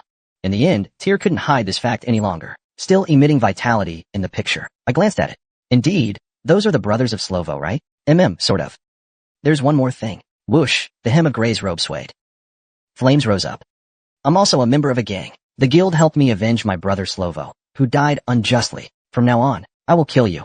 Lagna, Tyr thinks. Winter Palace 1111 must overcome this trap. Other measures must be taken. Selford and Alling have also fallen into the trap. So Tyr will inject magic power into the Dragon Slayer's sword tightly held in his left hand. Boom, boom, boom, boom. With the sharp sword, a hot wind began to sweep from all directions. Such a pointless struggle. Bring back the rampaging orcs. Gray cast a spell at the moment when druids and their subordinates charged together. Well, don't you see who's struggling to the death? Tyr said with a cold smile, waving the Dragon Slayer sword, wrapped in steam. He struck at the Crimsilt giant. A prophecy filled with strong will swept like a whirlwind, tearing the giant statue apart. What are you doing? No, no, no. Gray and Drew's faces turned pale instantly. The Crimsilt giant exploded. Boom, boom, boom. The mysterious energy of dragon sand. Boom, boom. The explosion from the Crimsilt giant. Antonius, Selford, and Alling also heard it clearly, and a light shining in the sky. What is that? Were we tricked? No. We don't know about this either. Antonius shouted in horror when the blade touched his chin. What is that? That's in an instant. A hypothesis flashed through Antonius' mind. Could it be that these two madmen, Drew and Gray? Antonius knew how strong their hatred for Lagna was. Even though the Branky Fortress battle was a trap designed by Troyban, the fact that Slovo, whom they trusted and followed, was killed by Lagna was true. Even so, I still believe in following the greater good, following the consensus of the cadres. At that moment, the terrifying feeling surged. Following the consensus of the executives. At that moment, boom, boom, boom. Shepard suddenly struck various points on Antonio's body with his fingers. Acupoint strike, one of Ragnar's memories. A magical seal. Do you know what this is? You'll find out soon enough. For the time being, consider yourself a hostage. Antonio tried to speak, but his magic wasn't responding. Even his breathing grew labored. Selford hoisted him over his shoulder and dashed toward the statue. Flash, flash, amid the steady glow. Creamhill's colossus began to shake. Antonio bit down on his lip. At this rate, the entire prosperous archipelago will know what we're doing. The plan to secretly extract the mystery has now completely collapsed. At this rate, even Father will be punished. But Antonio didn't get to dwell on it for long. Rumble, rumble. Part of Creamhill's statue began to collapse. It was a symbol of the prosperous archipelago. No, Antonio had no idea what was happening. Just like with Grainer and Delro. Did being possessed strip you of reason? Thump. Crack. Like a frenzied bull, he violently slammed the ground. Each time Tyr swung Bombong, Creamhill's statue exploded like fireworks. Of course, due to its sheer size, only small fragments broke off. Even so, for the people of the prosperous archipelago, who revered Creamhill as though she were a goddess, this act was tantamount to blasphemy. How did it come to this? Tyr and his group were unaware. In truth, from the moment they arrived on the B archipelago, Delro had already known that he was Ragnar. What? Is that true? Yes, without a doubt. Those guys are Ragnar's kin. They killed Brother Slow. Those white-armored dragon knights. No mistake about it. During the battle at Fort Branky, the two brothers barely escaped with their lives. They probably thought the whole unit had been wiped out. In truth, only one escaped before the real battle began, and so Ragnar's people plotted this complete annihilation. A conspiracy to wipe them all out. It's gotten way too complicated, utterly tangled. Who could naively believed that someone who touched the mysterious power would give it up so easily? Clearly, he has a twisted mindset. If he can't have it, no one can. He'd rather destroy it than let anyone else benefit. Meanwhile, seeing the revered statue collapse so easily brought a flicker of doubt to their hearts. Before they knew it, the crack had spread all across the statue's body. No time to dwell on such doubts anymore. Especially the blade embedded in the dragon's neck looked like it could collapse at any moment. Why, Tyr let out a faint grunt. He gripped Drake's blade in his right hand and swung it down forcefully. Thud. Delro was hit by a powerful blow. It felt like his arm was going to fall off. He was sent flying backward. His pupils shook. Never in his life had he been so thoroughly outmatched. Even his respected elder brother seemed powerless in comparison. Meanwhile, he never imagined that a slimmer man like Tyr could overpower him, let alone with just one arm. Impossible. You think you can break the rules at will? Why the hell would I guard that thing? This guy talks way too much. But Delro didn't dwell on it, and lunged forward again. Then let's fight until I win. Draw cards, we'll cover for you. Gray and Tyr realized that they had been hiding their strength all this time. So they and their companions consecutively cast spells. Fireballs rained down from the sky. Vines sprouted from the ground, attempting to entangle Tyr's feet in the blind spot. Other swordsmen jumped out, trying to team up with Drew to attack. Thunder summoning. Boom, boom, boom. But from the sky, lightning poured down, falling between the magicians. That person is using magic. Quick, get out of there. This is designated magic. Just avoid it. But doing that will frequently cause magic misfires. Dragon Squash shines. It shines every time sunlight falls on the ground, cutting freely. The whole team's formation became chaotic. It was almost impossible to approach. Tyr uncovered it. La la la, the giant statue. The giant statue collapsed. Quick, think of something. Who's going to catch that guy? The crack is widening. Block it first. Think of a way to deal with the giant statue. It was a mess 5 minutes ago. Tyr pushed Drew aside with his right hand, while his left hand demonstrated a strike. The miracle of Crim Silt's giant statue. He showed a proud smile. Since things have come to this, why not widely announce it across the archipelago? Hay has taken the Crim Silt giant statue. Want to destroy him? Gray finally understood Tyr's intentions. That guy actually wants to completely turn the tables. Make Hay a traitor to the archipelago. But how to do it? Surrender? Even if we surrender, it will end in disaster. Asterisk clack clack asterisk. In that moment, a scorching storm erupted from the dragon's sand and devoured Kriemhild's sword.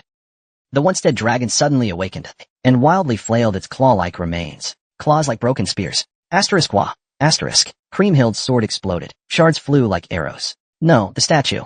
Mystical fragments embedded into the cliffs. The barrier shattered. And chaos erupted across the sea. Delro, Gray, and the others went blank. Their minds unable to process anything further, but it had come. To Tyr, however, everything was crystal clear. Asterisk asterisk. The shattered Kriemhild sword spilled uncontrollable blue light. He wasn't obsessed with the statue's sword for nothing. He believed it held clues to awakening the mystery. According to the intel, the Dragon Slayer sword was trying to return to its original place. Tyr focused on that detail. Its original position. Where the fake sword was, the one in Kriemhild's statue hand now, was completely different from Balmung, which meant something was off. If he removed the false sword and replaced it with Balmung, what would happen? The path would be corrected.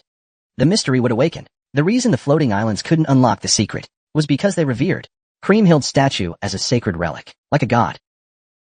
Tyr hurled Balmung toward the blue light with all his might. At that moment, asterisk woo asterisk the sleeping mystery awoke. Asterisk boom, asterisk. The blue light exploded, and not just Tyr. Everything nearby was consumed. Delro, Gray, and the others were caught too. This place is. When Tyr opened his eyes again, around them was a dense broadleaf forest. The ground was muddy. The air was filled with moisture. A dense forest uncomfortable for humans. Pride. Various bird calls and insect sounds could be heard from all directions. What is this? Why has this situation suddenly appeared? Where did the giant statue go? Meanwhile, Hay, still caught in the mystery, hadn't woken up. He looked around. Gray, don't act recklessly. Wait, we first need to understand the situation. Gray quickly scanned the surroundings. Thinking about the strange light during the giant statue explosion, it summoned us here. This means the only word that appeared is mystery. Everyone, stay alert. This is the great Crim Silt's arrangement left for future generations. Only those worthy can obtain the mystery, not outsiders like Lagna. This made them clench their fists. The legitimacy of Crim Silt is in Hay, not in the hands of their band of thieves. This means they can do many things in the future. Rest assured.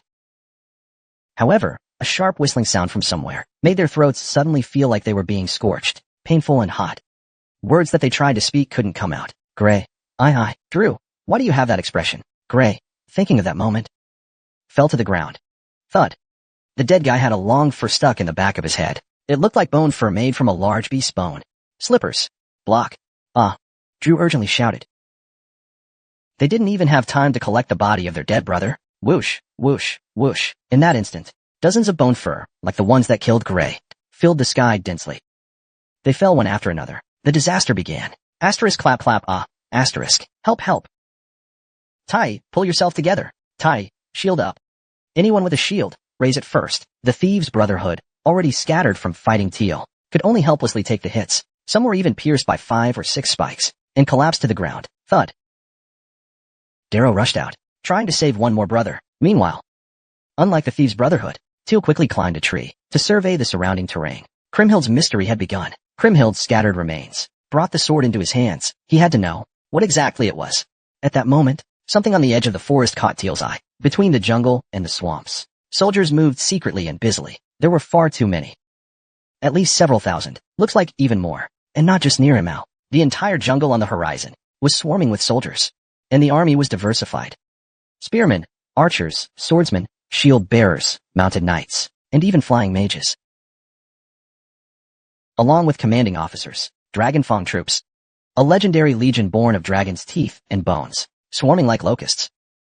And among them, was he supposed to find Kriemhild's remains? Teal broke into a cold sweat at the thought. Survival Quest 117. Fate of the Dragon Slayer 2 ***. Help us.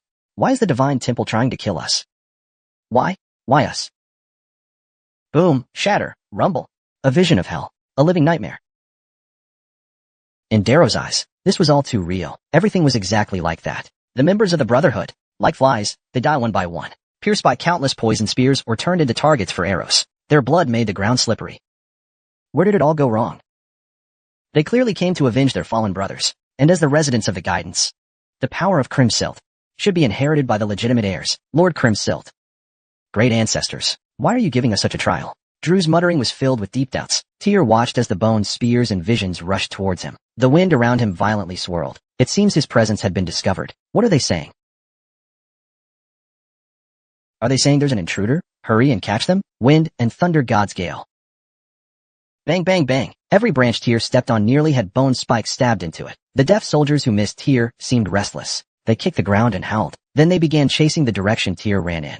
Although it seemed like they were running aimlessly, their formation remained perfectly intact. Spearmen, shield bearers, archers, swordsmen, knights. The formation arranged in order. Like gears, they worked together seamlessly. It looked like a piece of artwork. Clink, clink. The attacks of the magicians hidden in the formation were exceptionally sharp. Tyr deflected them with Drake's blade, and quickly located their position. Thunder summoning. Boom, boom, boom. The lightning only targeted the magicians for strikes. Some of them probably didn't expect Tyr to use magic. They were shattered. But as time passed, several shield bearers huddled together. Even this became useless. As expected, it's not easy. The number of enemies is too high. This means the only option is to break the formation. No matter how many Dragon Teeth soldiers are cleared, there are just too many enemies. The effects are almost imperceptible. MOT, that booming must start from the head. First, destroy the command system. Tyr's gaze was involuntarily drawn to the side. In the distance, a Dragonfang soldier in iron armor rode a horse. His armor was ornate and splendid. He was 3 times larger than the other Dragonfang soldiers. From beneath his helmet, blue flames in his eyes seemed to stare direct. Take that guy out first. Clenching his fist, Tyr shot forward like an arrow. The 4 knights guarding the commander reacted instantly. The Dragonfang soldiers drew their swords. Damn. In midair, Tyr spun swift, using the flat of Drake's blade to deflect 2 of them. At that moment, the other 2 targeted his blind spot.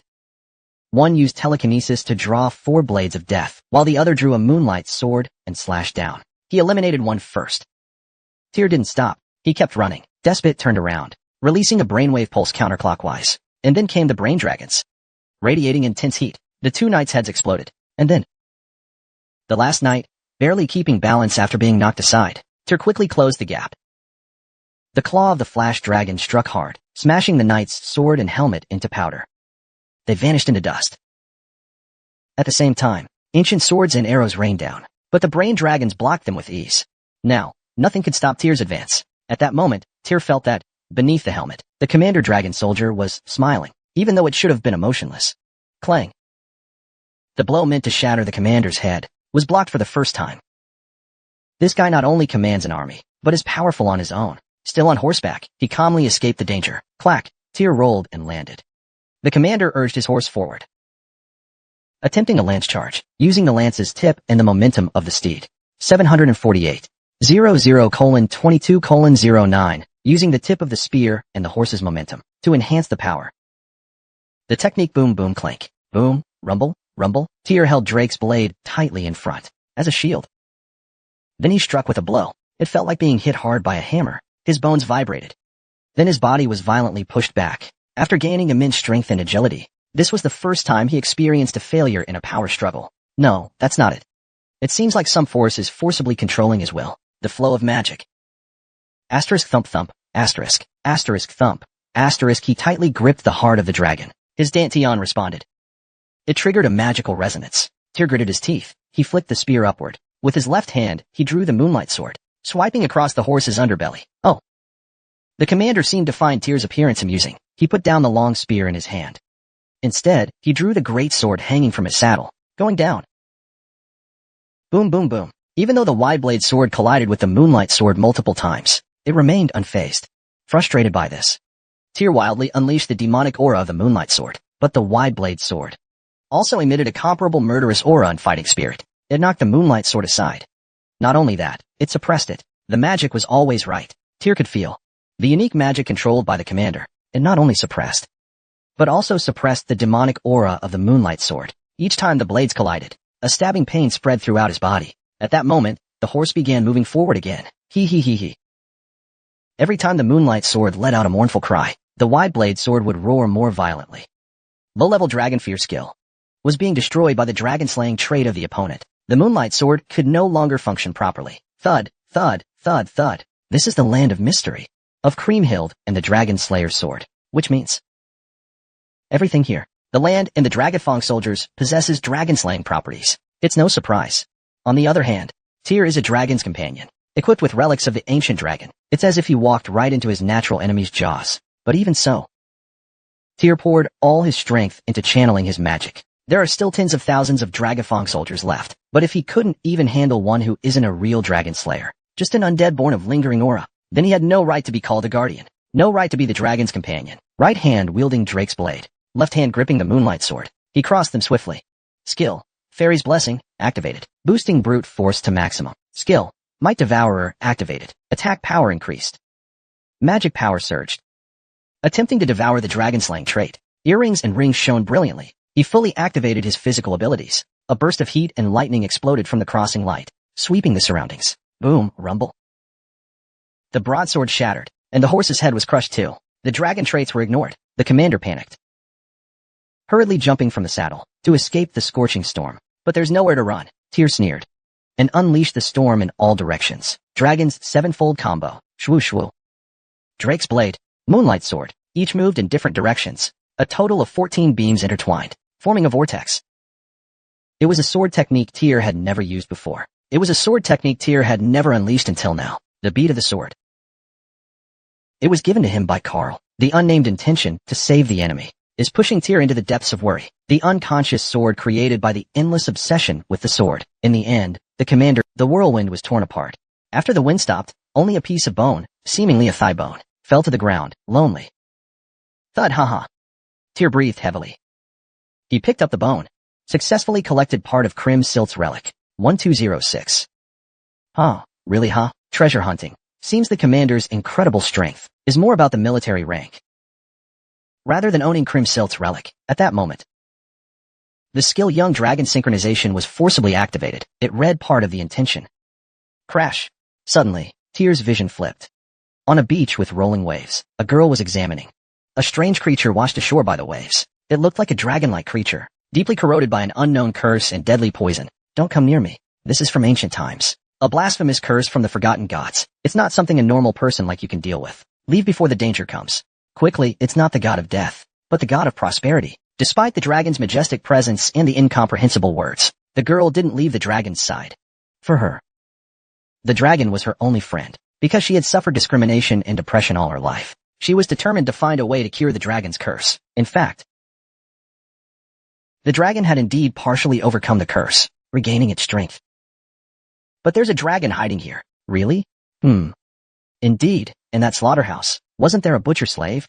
Ah, that gloomy guy. He comes here with a pile of things every night. Cantor stumbled upon it by chance. Oh, if there's really a dragon here, we hit the jackpot. As always. But misfortune struck without warning. At that moment, Tyr's consciousness quickly returned to reality. The dragon must be the Sea King. The slave girl, was she Kriemhild? Tyr silently gazed at Kriemhild's thigh bone. It seemed the relationship between Kriemhild and the Sea King was far more complex than he imagined. He had successfully read her thoughts. Part of Kriemhild's will was etched onto him. At the same time, a glow fell upon the back of his right hand, engraving a small pattern. He gained resistance to dragon sharks. Though it was only a curved line, its meaning remained unclear, but it seemed to hold Kriemhild's power. Perhaps collecting more bones would expand the pattern further. That meant he had to keep hunting commander-level dragon warriors. But how exactly was he supposed to hunt those things? Ter placed his hand on his chest. Glancing toward the forest's edge, the absence of a commander had thrown the dragon army's formation into chaos. A significant number had begun surging his way, even with dragon shark resistance. Fighting them alone would be reckless. Should he use Galoro's heart now?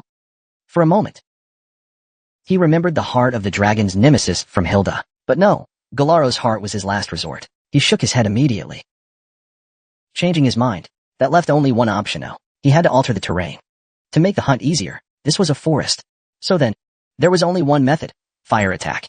Skill, young dragon. Synchronize with the surrounding domain, expand. Search for remnants left behind by flame mages. If he could read Gray's memories, the only gang member capable of manipulating fire, he might uncover a clue to fire magic. Fortunately, not far away, they found the spot where the gang members were all wiped out. The problem is that too many dragon soldiers gathered there. But no matter what, they have to try. With both hands gripping Drake's dagger and the moonlight sword, he struck the ground. Before that, the death bug flying earlier transformed into a thunder dragon. It breathed out scorching breath. Boom, rumble, rumble. A few hours later, a small flame somewhere in the jungle quickly spread, turning into a blazing fire. Spreading in all directions. Chapter 118, The Mystery of Dragon Sand 3, Cannot Approach. Damn, Antonius, what the hell are you guys doing? Prideful, centered around Krim Silt's giant statue. Strong winds and hot winds prevented Selfward and Aaron from approaching, so he immediately glared at Antonius, as if he was about to kill him. The ritual has the chief. In fact, Antonius knew what to do. He anxiously stomped his feet. Because the giant statue's sword had already shattered, the crack was spreading across the whole giant statue. What are these guys trying to do? If they really want to act, then do it properly. What to do later? Antonius had instinctively realized the plan would fail. Otherwise, things wouldn't have gotten this bad. The loss of control of the mystery. This fact would soon spread throughout the autonomous ridge. Then all the responsibility would fall on Hay. Father Umberto's character would think. This matter has nothing to do with Spinola wanting to let go. In a dilemma, better to push the responsibility onto them. Antonius glanced at Selfward and Aaron. Push the responsibility onto them. Hey. The script to stop them flashed in his mind, but smack. This guy's eyes are really annoying. Aaron, not knowing when, drew her sword, pressing it against his chin. Antonio bit his lower lip tightly. At that very moment, suddenly, an alarm blared above them, shattering the tense atmosphere between them. Report from this location. An intruder was spotted near the Cream Hill Colossus. Suppress them immediately. Use force if they resist. Summon the magic core. Quickly, the mystery is going out of control. The sound of the guards shouting orders echoed outside. They would be discovered any moment now. Antonio and Sheffield's eyes met immediately. First, escape this place, then deal with the rest. But first, they had to calm their allies near the Colossus. The surrounding hot winds made it difficult to approach. Just standing there made it hard to breathe. Because of the scorching wind, getting close to them was difficult. Just standing there made it hard to breathe. My skin is about to be scorched. We just need to open a path, right? At that moment, a strange voice came through. Sheffield and Ailing's eyes moved around busily. Suddenly, it was as if white frost fell from the sky. A blizzard swept through. The scorching wind was instantly torn apart. The ground turned ice. And then, a swordsman appeared. It was Lay Ragnar. These ice arrows won't last long. Go quickly, Iha is completely gone. Sheffield and Ailing were shocked to see the swordsman, but they quickly set aside their doubts and began running across the ice. Antonio also quickly started to run. Time was running out. Can I have a cup of tea? Manhwa Palace had become lively since dawn, due to an unexpected guest. It turned out to be Princess Xiuxian, Neil. They had once been as close as sisters in their youth, but their relationship grew distant after both became Carl's wives. Clearly, the two ladies had things to say to each other. The attendants and maids only brought in tea and snacks, then quietly withdrew from the palace. Clink. The teacup was beautiful. You've always been interested in these things. What is it that you want to say, Princess Xiuxian? Do I need a reason to come here? Can't I visit without one?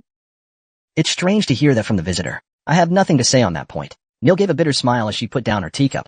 I came to ask for advice about my daughter. Trying to tear open an old wound in front of someone without children? I heard you adopted a son. Princess Manhwa didn't reply. She simply smiled quietly. Her elegance completely different from Neil's cold demeanor. It made Neil's heart sting a little. How happy you must be. The little lamb I raised came to find me. That's a blessing to me. That made Neil's heart ache sharply. I'm truly happy. The little lamb I raised has come back to find me. That's a true blessing for me. But can't that Jingyu change it? It's so awkward. I will decide based on Princess Xiuxian's actions. Neil sighed.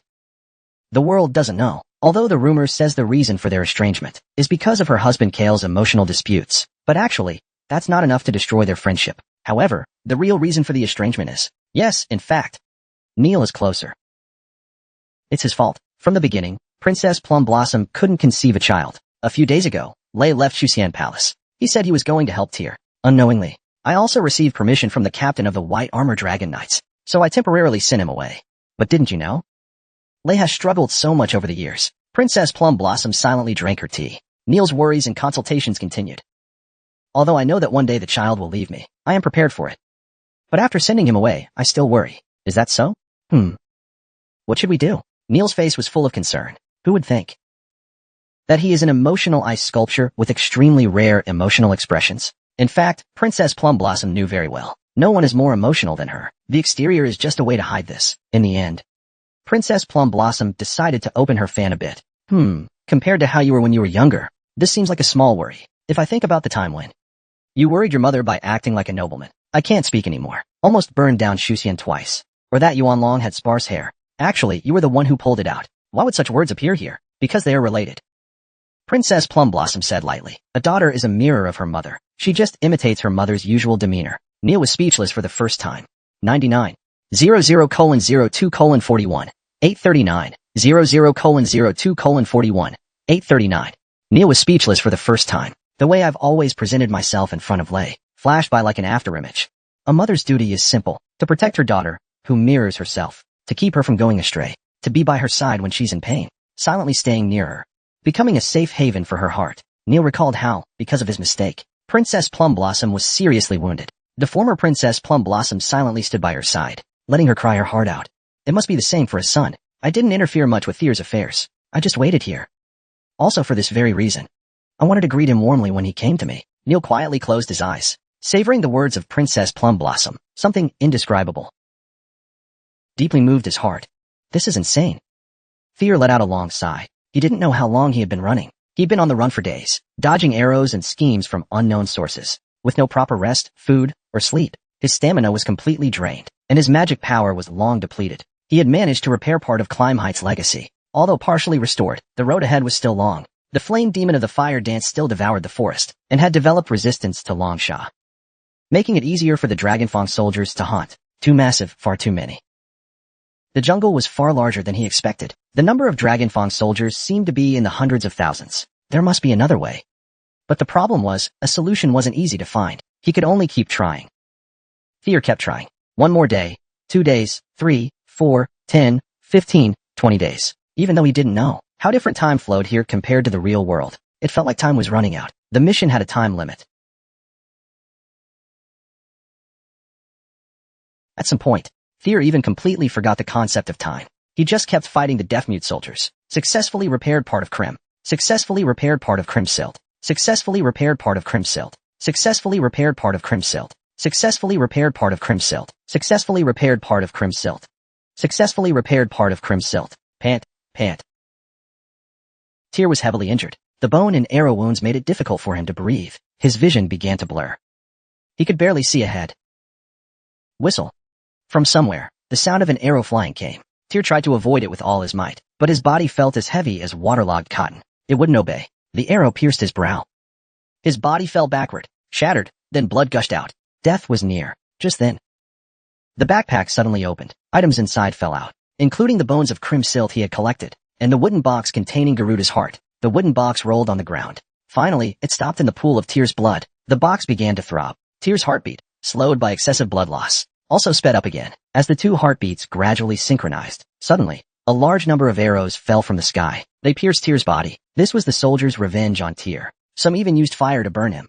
Despite this, the thumping sound only grew louder. It didn't diminish at all. No one knew when. The vibrations even reached the soldiers' ears. They started searching for the source of the sound. Some jumped up and pointed to the ground. This meant the sound was coming from underground. And sure enough, gurgle, gurgle, gurgle. Just then, the earthquake began. At that moment, the earthquake began. In sync with that sound, thump, thump, thump, the soldiers clenched their teeth. Some instinctively felt fear. Some even let out screams. Something. They didn't know what was approaching. As time passed, the earthquake grew stronger, and the rumbling louder. It echoed through every corner of the jungle like thunder. Rumble, rumble. Rumble, rumble, rumble. Thump, thump. Then boom. Suddenly, from the once still drawing on the floor, ripples spread through the pool of Tyr's blood and began expanding across the entire jungle, merging with the tremors. At the same time, The blood fear left all over the jungle, rose up into the air, gathering at a single point. At the same time, climb heights remains floated into the air, like each piece of bone found its place. The sternum gradually formed. The right leg was also completed.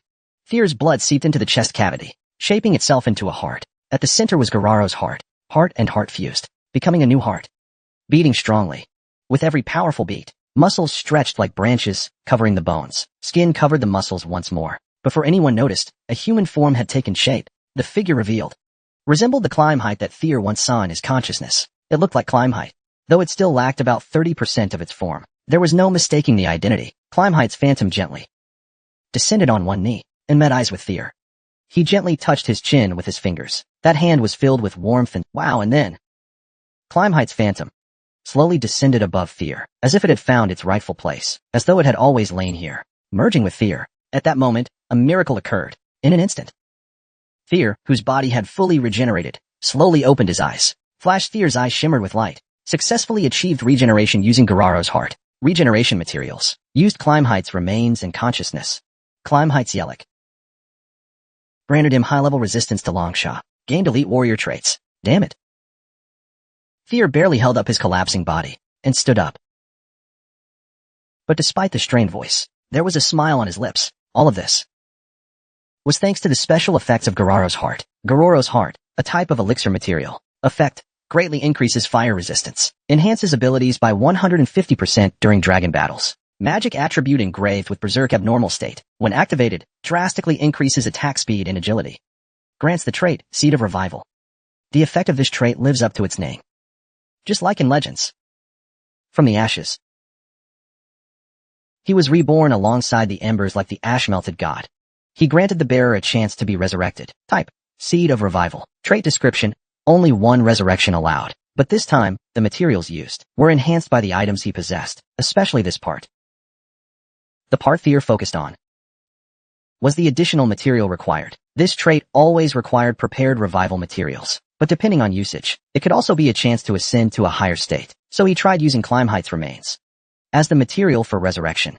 Ragnar's blessings and venom resistance were fully preserved. His entire skeleton was replaced with climb height's bones. This meant he now possessed a body with both dragon traits and achievements in slaying dragons. In fact, this wasn't Fear's own idea. It was the result achieved by a disciple Hilda, trained in a past life. The result of that disciple's work. That kind of thing probably won't happen again. Anyway, because of this, he no longer needed to fear the natural enemy of dragon slayers. Of course, there were still parts that hadn't been replaced with climb height's bones. As for that, he could just start collecting and replacing them now. In fact, through his extremely heightened senses, Fear quickly identified the locations of the remaining scattered bones. He swiftly drew 4 blades of death and fired them in different directions. At the same time, he used Drake's blade as a cane to barely stand up. Time to speed things up. Successfully collected part of climb height's remains. 179,206. Successfully collected part of climb height's remains. 180,206. As his body adapted faster, his speed at defeating deaf-mute soldiers also increased. Successfully collected part of climb height's remains. 201,206. Successfully collected part of climb height's remains. 205,206. At last, Fear arrived at the final location. A cave hidden in a corner of the dense forest. He picked up a worn-out skull rolling on the ground. Successfully collected part of climb height's remains. 206,206. Successfully collected all remains. Climb height's regeneration through her final will is mysteriously complete. Way to return to the life of a swordsman. Episode 119, Dragon's Secret. 4 Climb height's heart and consciousness were revived. Ha ha ha. Climb height panted heavily beneath the arrow embedded in the ground. The head of the evil dragon was pierced and weakly struck at him with the last of its strength. Its eyes rolled upward, trying to remember the face of the dragon slayer who wounded it. The one who pierced my head was supported by my own ribs. Huh. The one who stopped me turned out to be the friend I gave my heart to. The evil dragon laughed. Climb height was actually his only friend in thousands of years. The only one who stayed with him when cursed, shamed, and on the brink of death. Close to him and giving him one's heart. Friends beyond race. Do not cry, my friend. Though it is sad for us to part this way, I am comforted that I can entrust my final rest to you. I feel so at peace. I truly am a fortunate person. It is just that this farewell is indeed heartbreaking. Can you fulfill my last request? I will pass down the twin swords to you. When the time comes and the right heir is found, give them to him. Crimehilt seemed to understand why the evil dragon left such a will. Was it because of that so-called disgrace? The disgrace will one day return, and he will try to cover the world with his shadow. That is because he is the ruin of an ancient homeland now forgotten. So, he must be found. To stop that it must be, Understood. I will not let anyone suffer the misfortune we have. Thank you. I am truly lucky to have a friend like you. After the evil dragon said these words, he sank into the deep sea along with the collapsing ground. The Dragon Slayer sword was later known as Bauman's magic sword, and sank to the bottom of the sea as well. Crimehilt quietly watched this scene. Countless memories flashed through her mind.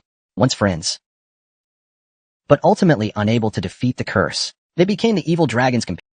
It was because of being close to such a friend that resistance to the curse arose. Forced to become the dragon's gatekeeper, after a long battle, she eventually stabbed the sword into her friend's throat. The long battle finally ended. Crimehilt, after some time, finally inserted the other twin sword from her waist into the ground. She slowly stood up.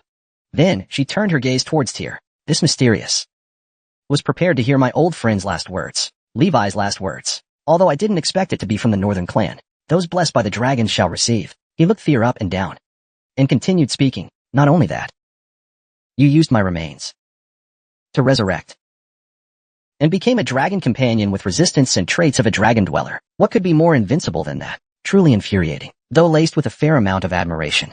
Tyr's mysterious strategy must have been incredible. Tyr respectfully bowed. It is an honor to greet you. My name is Tyr Ragna. I am Climehight.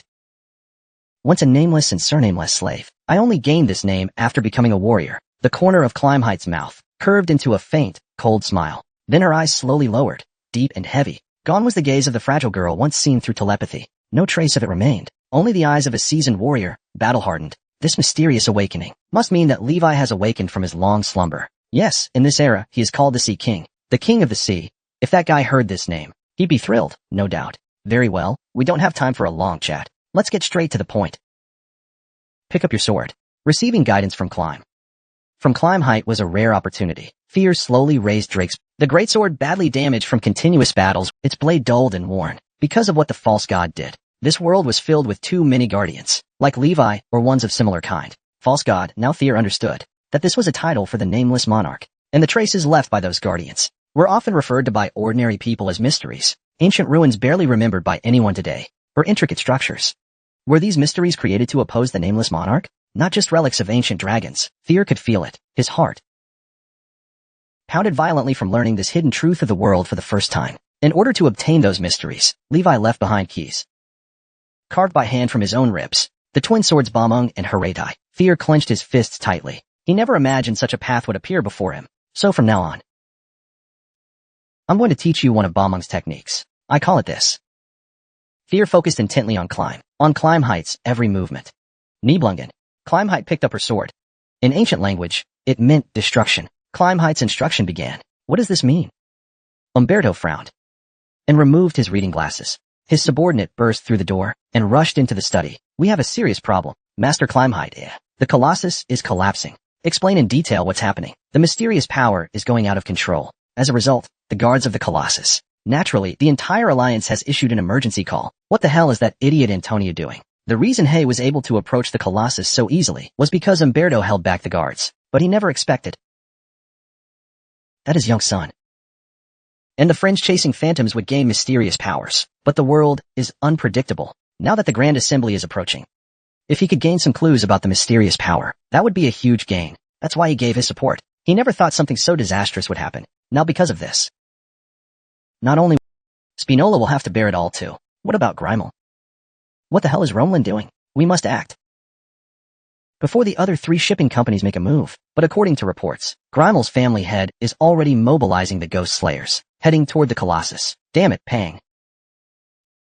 Umberto slammed the table in frustration. Grimel is currently the head of the pro-Troiban faction within the Autonomous Council. His family is in the banking business and wields strong influence around the world. They've maintained close ties with Troiban for years. The wealthy islanders advocate relying on Troiban's aid to suppress the Sea King and pursue long-term peace. On the other hand, Spinola claims to be the head of the anti-Troiban faction, standing in opposition. If here, the embodiment of their great ancestors' spirits is destroyed, and blame is assigned, Troiban's influence will only grow stronger, handing this land over to thugs. How can that make any sense? The problem is, Now Grimel himself has mobilized the Demon Slayer squad. The Demon Slayer squad, Grimel claims. They're just a mercenary group hired on land, but everyone knows their true identity. They're a unit sent by Troyben to exert influence over this region, and they're incredibly powerful. So strong that Hay always has trouble dealing with them. If these people enter the battle, it would mean they see this event as a perfect opportunity to seize power. We'll have to mobilize everyone we possibly can. Get mentally prepared. Head to Jushang immediately. Yes, understood. His subordinate nodded heavily and rushed out in a hurry.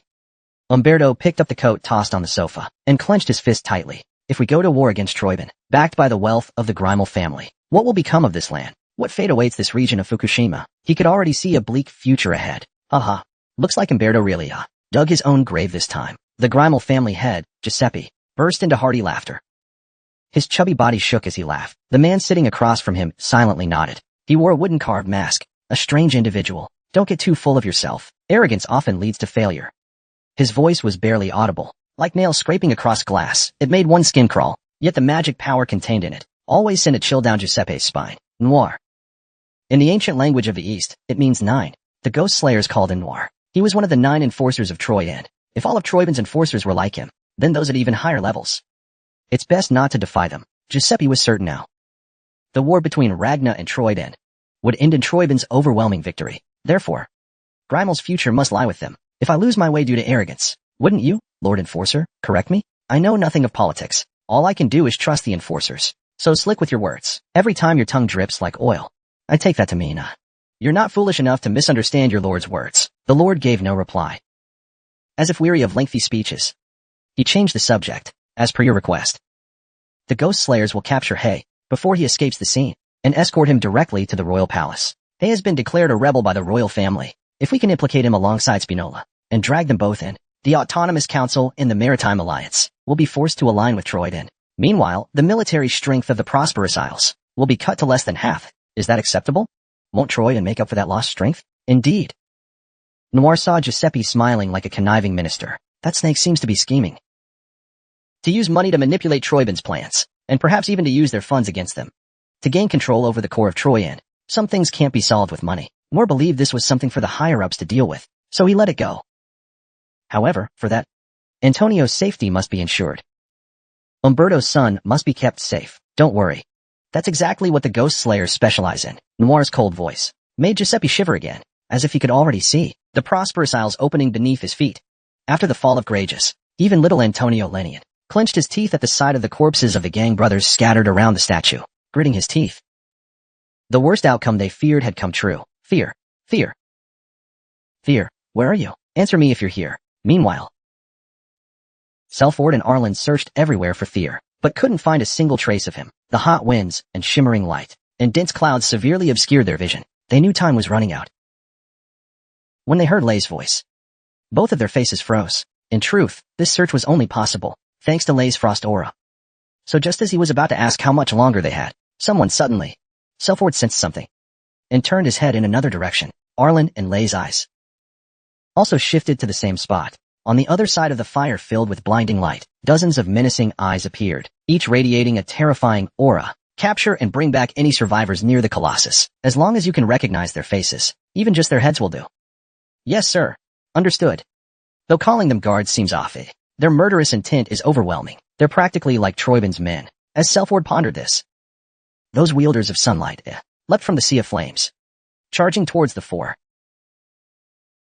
Alan Snow Eye's sword. Alan and Ray deflected the attacker's blows. Selford rushed towards Antony's house. Bang, bang, bang. Selford barely saved Antony's house. Adjusting his stance, he pointed his sword forward. Black Antony, you.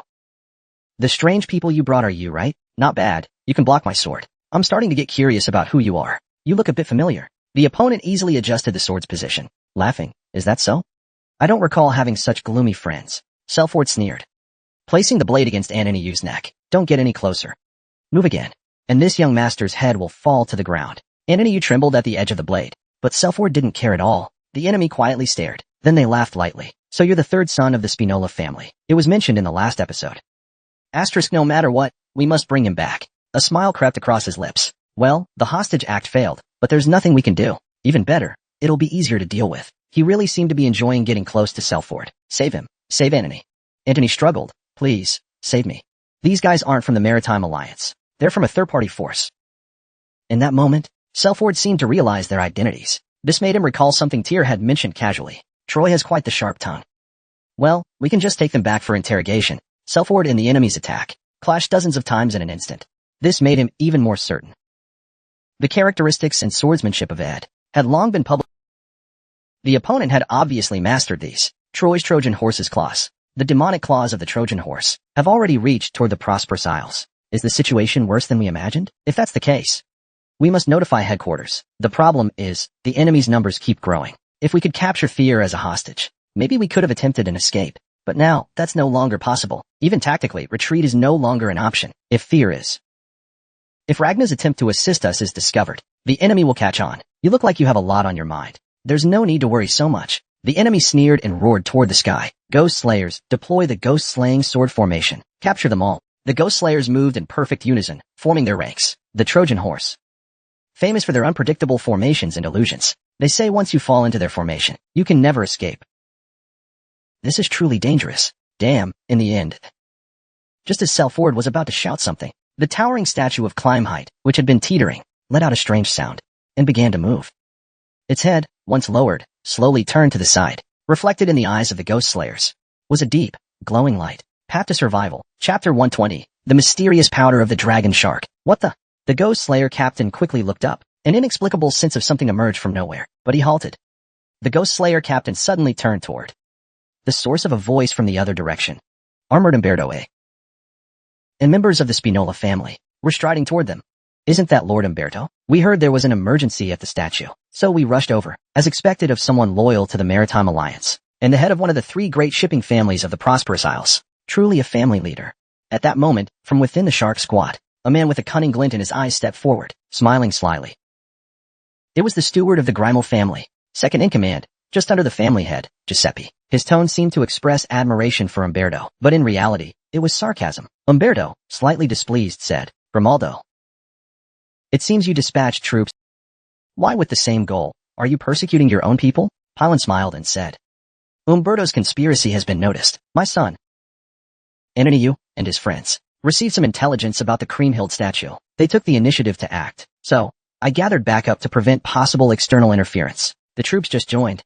In the name of Spinola, I am stopping external forces from causing chaos. All blame for the situation will be shifted onto those outsiders with Ananiu. Anyway, it's like an old snake, leaving himself an escape route. The problem is, he has placed that excuse on preventing outsiders. So, now, even the Ghost Slayer squad might be implicated. Such an accidental backup, people spinning around. As soon as they blink their eyes, Umberto seized the moment. Hold Anthony as hostage. Selford, I don't know what you're planning, but don't think that just because you've captured my son, you can easily touch the mysterious legacy of my proud ancestors. I won't do something foolish like that. The Spinola family soldiers raised their guns towards Selford's group in unison. From the renowned arms company in the southwest, together with the magic tower, they created a small This divine weapon has firepower, comparable to a cannon. The internal barrel spins, ready to fire at any moment. Looks like that guy has given up on you, Selford said with a bitter smile to Anthony. Attachments. This divine weapon was born with firepower alone, comparable to a cannon.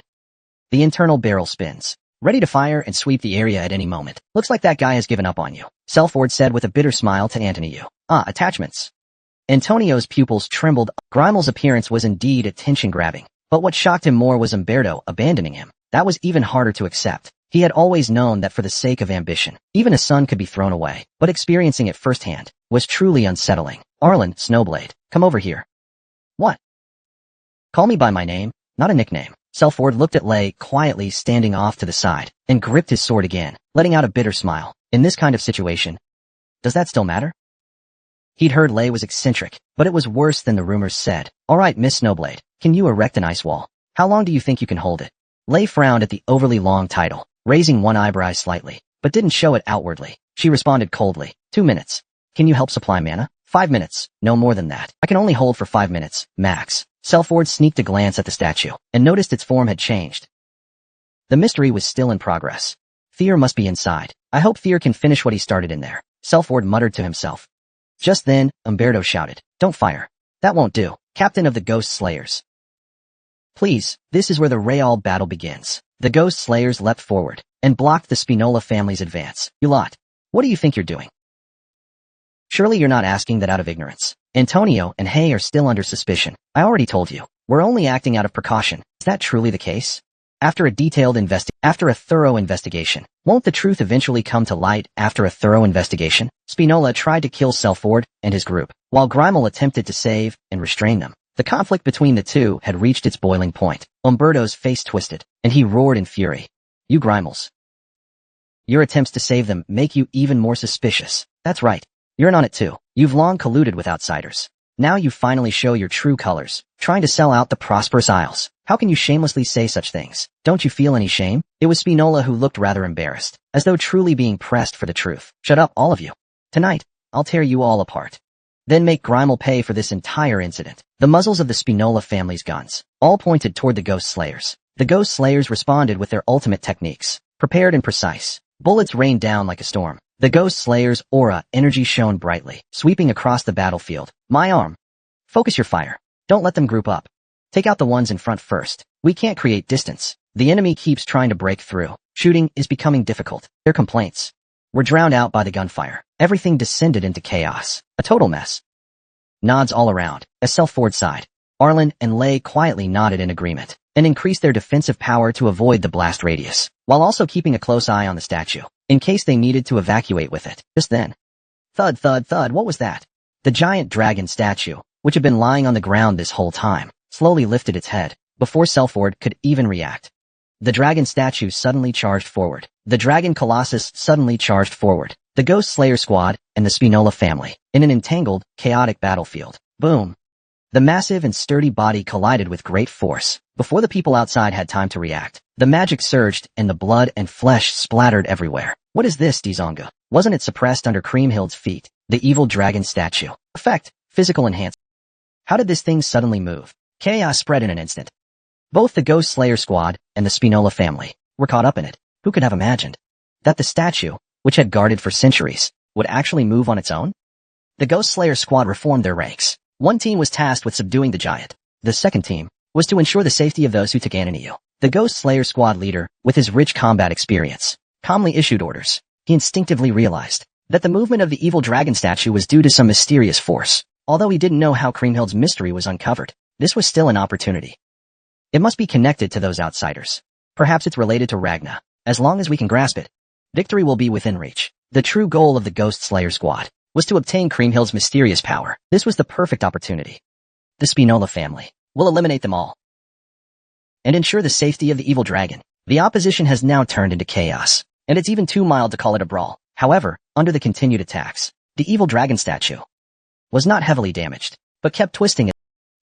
It slammed its tail on the ground, continuing to inflict damage on both sides. Boom, boom, boom.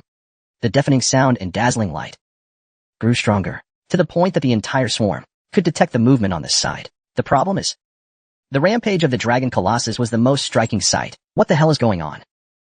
The statue is collapsing, and the dragon is rampaging again. The legendary dragon is going mad, trying to drag our isles back to the bottom of the sea. It's losing control. Rain, oh rain, climb height. Our great ancestor, heroic spirits, please protect these fragile descendants. The people's panic and confusion began to snowball out of control. Walk Gohan. It's dangerous outside. Come inside quickly. Dad, look over there. Is Lady Climheight moving? What are you talking about? But some people could see it, The swaying statue of Climheight slowly straightened its upper body. Lady Climheight is responding to our calls. The ancestors and heroic spirits have returned Lady Climheight to us. She has come back to our side. People saw it as a miracle.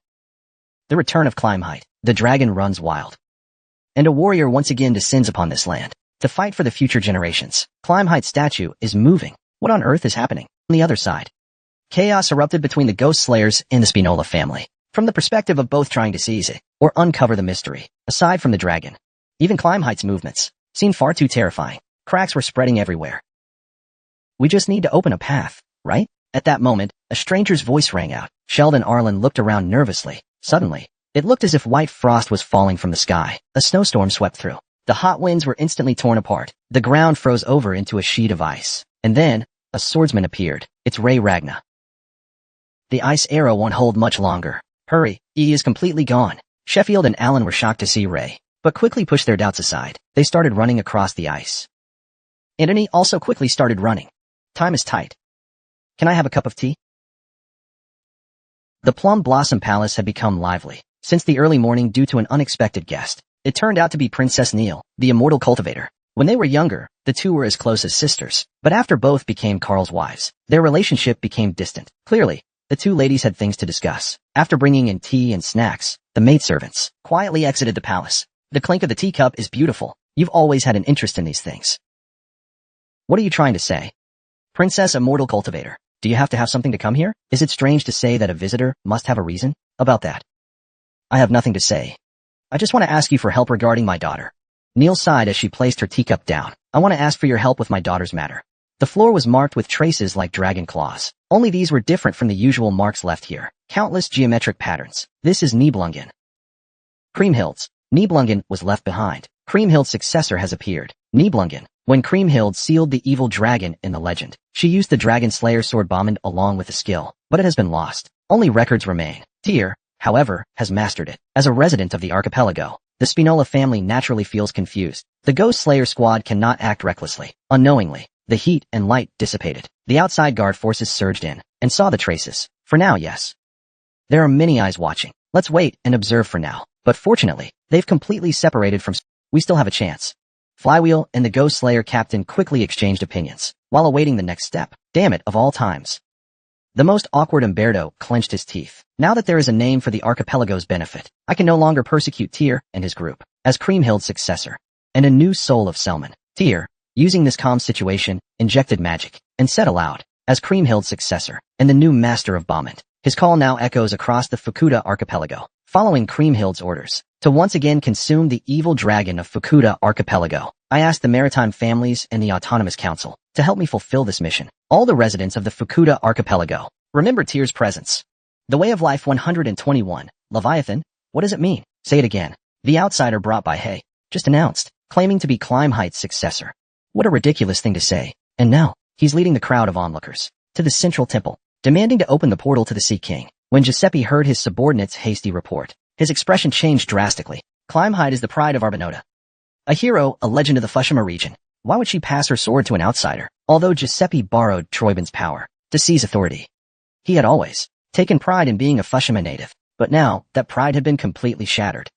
This is outrageous. This is only what I've heard. I don't know the full details. His subordinate lowered his head, trembling. Giuseppe could only force a bitter smile in anger. At that moment, Noir, who had been quietly listening, moved his lips. His name. What's the name of this so-called successor? What was it, the successor's name? That? I'm not sure either. You don't even know the name of the hero's successor? Giuseppe's face turned bright red, because he knew it was a rebuke toward him. What are you doing? Go find out right now. Why yes. Understood. Watching his subordinate rush out, Giuseppe kicked the door in frustration. That's enough. Sorry. Don't pin your own incompetence on your men, eh? It only makes you look worse. Even more pathetic. Giuseppe had to swallow the humiliation rising in his throat. To think, the mystery of Dragonshaw has been taken like that. At this rate, after Barmong, will Agur be taken too? It's chaos. Absolutely chaotic. Agur was said to have been worn alongside Barmong by the warrior Climeheit when she slew the evil dragon. It's said to now be enshrined in the central temple. That place holds Climeheight's belongings. Why not send the guards now to subdue him? And take... He says he's captured the Sea King and is about to display it at the central temple. How will you stop him? Surely the enthusiastic crowd will protect him. What will you do? Trample them? Will you draw your sword? He knows better than anyone the situation and his position. Though he's exhausted from seeking mysterious powers, he doesn't show it. Nor does he rest. He keeps moving to prevent any of the three shipping families from acting against him. Moore, though he has never met Tyr, felt strongly that this man was no ordinary figure. He already had a deep understanding of the situation and power dynamics of the Isles, like the back of his hand. So what are you planning to do? We'll observe the situation for now. No need to stir up trouble unnecessarily. Let him go capture the Sea King. If he fails, then so be it. And if he succeeds? Giuseppe paused mid-sentence. Finally understanding Noir's thinking, he sighed softly. Even if public opinion sides with him then, he'll be exhausted beyond resistance. He won't be able to fight back. As long as we put a little pressure on, we just have to control whoever walks out of that portal. Make up any justification. That's what I'm best at. I'll say it's to ensure the new warrior's safety. And once the public calms down now, we'll confiscate Barmung and Agur on grounds of a dispute over ownership of the mystery. Moore waved his hand casually, as if saying, handle it yourself. The mysterious powers can be taken at any time, as long as we ensure the new warrior's safety. Understood. I'll keep it in mind. I won't make the same mistake again. Your answers are always so proper. Moore clicked his tongue and tapped the table lightly. As Giuseppe slowly raised, Nor had disappeared like a ghost. Giuseppe's brow furrowed slightly. I don't know what you have up your sleeve to say with such confidence that you will seize Creamhill's mysterious power. In his contemplative manner, there was no sign of the usual affection he showed toward Noir. Ultimately, the one who will obtain that power will be our archipelago. And I, Giuseppe, we are the true heirs of Creamhill. Creamhill's mysterious power and the Dragonslayer sword, Bauman's conspiracy, is only just beginning. The central temple dedicated to Creamhill is usually a popular route for residents of the prosperous archipelago. Now, it is packed with crowds. As the successor of Creamhill, the new master of Bauman, the new warrior, has appeared, attracting residents from all over the archipelago. Though it's already past midnight, the heat is no less than during the day. Long live Creamhill's grace. Her blessings have descended upon us. Look here, look here. Great warrior, please shake my hand.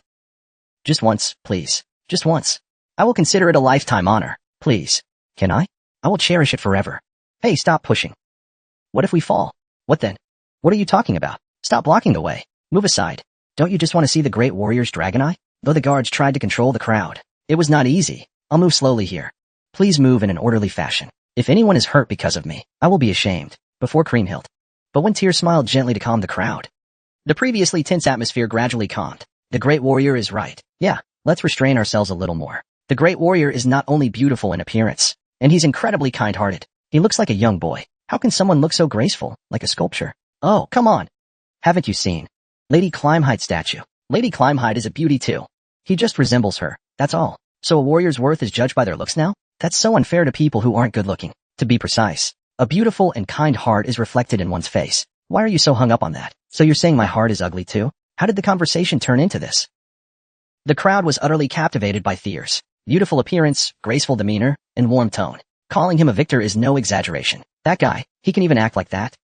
Wasn't Cecilia's father a famous actor in his youth? Maybe that's why. Ah, that's probably it. Bloodline doesn't lie after all. That face, that swordsmanship, that talent, that acting, all in one person. It's truly amazing. As Selford and Arlen escorted Tyr, they couldn't help but admire him inwardly. With this, within the Isles of Fuyu, even the three maritime families wouldn't be able to easily shake his position. Meanwhile, that other guy was a total mess, dragging his feet lifelessly from behind. He let out a bitter chuckle. Even though his acupoints had been released, his face looked no different from before, betrayed by his allies. Abandoned by his father, Antonio probably felt completely forsaken by the world. Of course, he didn't feel the slightest regret. After all, he had planned from the beginning to use Tyr and his group and toss them aside. He simply reaped what he sowed. He was lucky not to be thrown away completely. Antonio. At this moment, Tyr's telepathic message reached Anthony Yu's ears. Anthony Yu straightened his back sharply. Don't let anyone know I'm using telepathy. There are many eyes around. Anthony Yu quickly scanned his surroundings with his peripheral vision, just as Tyr had said. He saw many familiar faces, not only from the Spinola family, but also servants of Grimel, members of the Ghost Slayer squad, council members, and even some employees from the Romeland family, who were yet to fully reveal themselves. When exactly did this happen? On the other hand, while Tyr played the saint, he had already grasped the situation around him. This made him feel a chill down his spine. I didn't bring wolves here. I've brought dragons. Originally, both G and Hay could never win the battle. You don't want to be a kite with its string cut, do you? Anthony Yu almost reflexively nodded, but still forced himself to hold back. I'll give you a chance. A chance to gather your companions as much as possible, and then take control of Hay's command. Anthony Yu's eyes widened slightly. He understood Tyr's intention. You want to be president, right? I'll help you. Use my name. Anthony Yu's heart started beating wildly again. His face regained color. But for that, you must prove to me that you have the qualifications and value to do so. Tyr is trying to establish a third force, not subject to the three major maritime families, or the autonomous regions. A new power, clashing with the Maritime Alliance. If built on Hay, it will easily fall into Tyr's control. The face of the operation is Anthony Yu. He'll become his brother's leader. Even his father won't be able to suppress me. I will hold the power. Behind me, Tyr will control the presidency at will. Ultimately, isn't the domestic policy up to me? So, are you interested in trying? This is the Devil's Whisper. This is the Devil's Whisper. An irresistible Devil's Whisper. Antonio gave a small nod. All right, then let's get going. When I return after defeating the Sea King, you all should be the ones to welcome me. At the height of public attention on Fear, being able to share in his glory had meaning. With a joyful expression, Antonio quietly disappeared into the crowd. Fear smiled faintly as he watched his back. That smile looks awfully... Hearing Ray's comment, Fear let out a soft cough. There are times when Ray, despite seeming clueless, strikes right at the core. And this was one of those times. Fear had never planned to give Hay any power. His real focus was somewhere else entirely, somewhere still hidden. Ray, why didn't you say anything before coming here? Fear changed the topic. In fact, he was shocked the first time he saw Ray. The guy who should have been in Winterra suddenly appeared here. It was too stuffy at home. Boring. Nothing to learn. So, I submitted a request to the White Dragon Knight's captain. Fear recalled Wu. And let out a wry smile. He saw this as another chance to accept Ray into the team after Erika's sister, so he agreed right away to the request. Ray wouldn't be a hindrance, and Fear wasn't that type either. Being with you, I can learn a lot. I felt like I understood so much during that birthday banquet. Fear awkwardly touched his cheek with his index finger. A child who was once an idol in a past life now felt like he was the one being idolized. It was a strange feeling. As the light-hearted conversation continued, Fear and his group, along with the crowd, arrived at the central temple, the place where the gateway to the Sea King's slumber lay. And at that moment, looks like you did quite well, as expected of my partner. With a brief burst of static, the voice of the companion reached. As they approached the Sea King, it seemed the frequency aligned once again. Lord Brock. Good job, now you can rest. From now on, I will take action. In Tyr's eyes, on the steps of the central temple, Lord Brock's figure appeared like a phantom. The survival path 122, Lord Brock's phantom vanished at the end of the steps. It seemed to be urging him to hurry. Tyr nodded to acknowledge. Then he waved to the crowd behind him. Well, I'll be off now. Be careful, great warrior. Please defeat the evil dragon. Please show the warrior's miracle. Please. Tyr received the hopeful gaze of Sheffield. Amidst the crowd's cheers, he slowly walked the path Lord Brock had once walked. The central temple was much larger than though, compared to its size, it appeared somewhat crude, just like Creamhill, who didn't care for decoration. Please enter, New Creamhill. I am the manager here. My name is Madela. We met earlier today. Let me greet you again. If I was impolite earlier, please forgive me, said the short-haired woman in a white priestess robe. She respectfully welcomed Tyr. Tyr smiled wryly. She was a member of Black whom he had seen in the Spinola domain. With the demeanor of a senior swordsman, she was also the most striking person. Her cold eyes from earlier in the day now emitted a soft, graceful aura. Forgive you for what? I understand. We'll build a better relationship in the future. Madela smiled slightly. Thank you so much for saying that. Truly, the air of Creamhild is so magnanimous. Then, please follow me. As expected of Lady Creamhild's air, truly magnanimous. Then, would you please come with me? Marty seemed completely unfazed by all this, and guided Tyr deeper inside. The other priests in the corridor lined up neatly along both walls, their heads lowered. They all looked like highly trained martial artists. You're quite observant. This is a temple in memory of Lady Creamhild, but we usually operate as a martial arts hall, following her legacy and serving the local people. Even though it's called a dojo, the aura of the priests was far from ordinary, strictly disciplined, with refined demeanor. It felt almost like witnessing a well-trained order of knights, don't you think? Although not quite up to Ragnar's level, it's still an exceptional place. He had never heard of this in his past life. Did these people participate in the war against Ragnar? Could they be a hidden military force in the archipelago? Is there reason for staying here? Due to dissatisfaction with Troyben's rule, Fear felt like he had uncovered a hidden treasure. Still, waking up at dawn every day must be tough. Please don't think like that. We're actually glad that we finally unraveled a mystery hundreds of years old. It fills us with joy. To be able to protect this island is something we deeply treasure. You may not fully understand. Is that so? I see. Marty seemed like he wanted to say more, but hesitated. Oh, did you see that? That glow? Though it's not a statue. It's my first time seeing Balmung in person, but I've never seen it shine so beautifully. The patterns, how stunning they are. Can't we examine it up close? It would be valuable for studying the magical systems and knowledge popular at the time. It would be valuable for studying the magical systems and knowledge popular at the time. After this matter is settled, please allow me to make a personal request.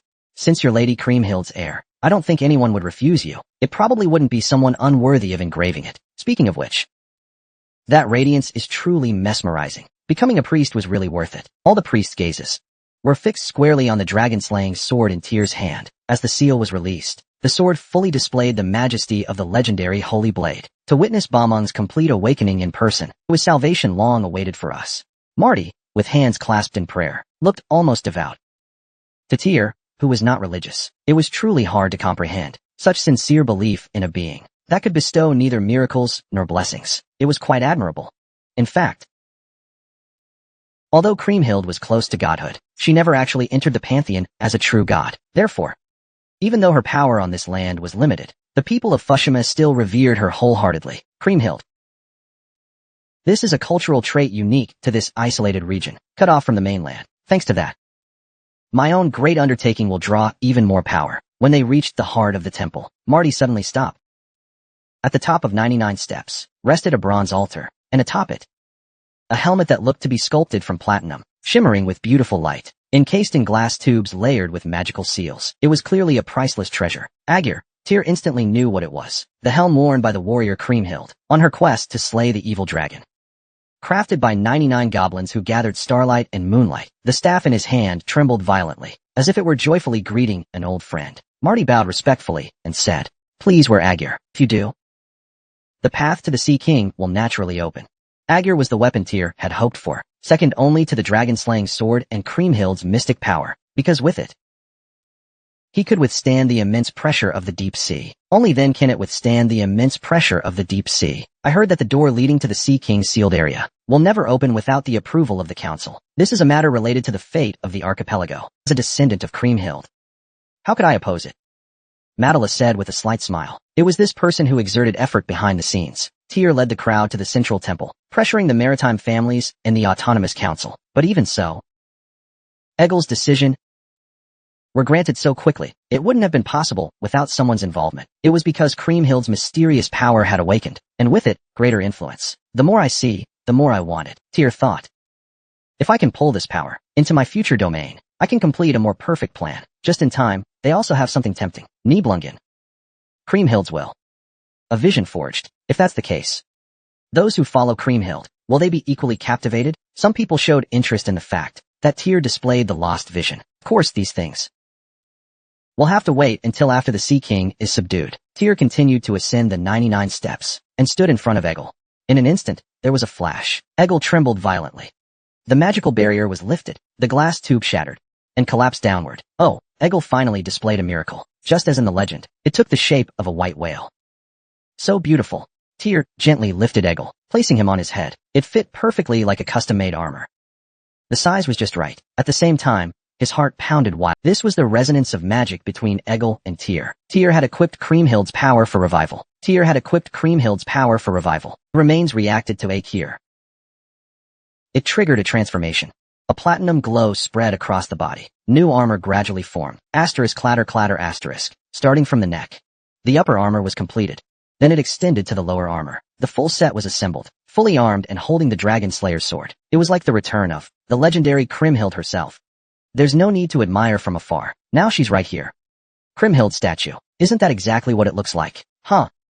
Truly the heir of Lady Kriemhild. Brothers, let us pray. Follow the will of the one who descended again upon our land in answer to our call. The priests knelt on one knee and began praying. Even Marty, devout in posture, reverently embraced Kriemhild's miracle. The platinum light surrounding Tyr slowly spread, enveloping the temple.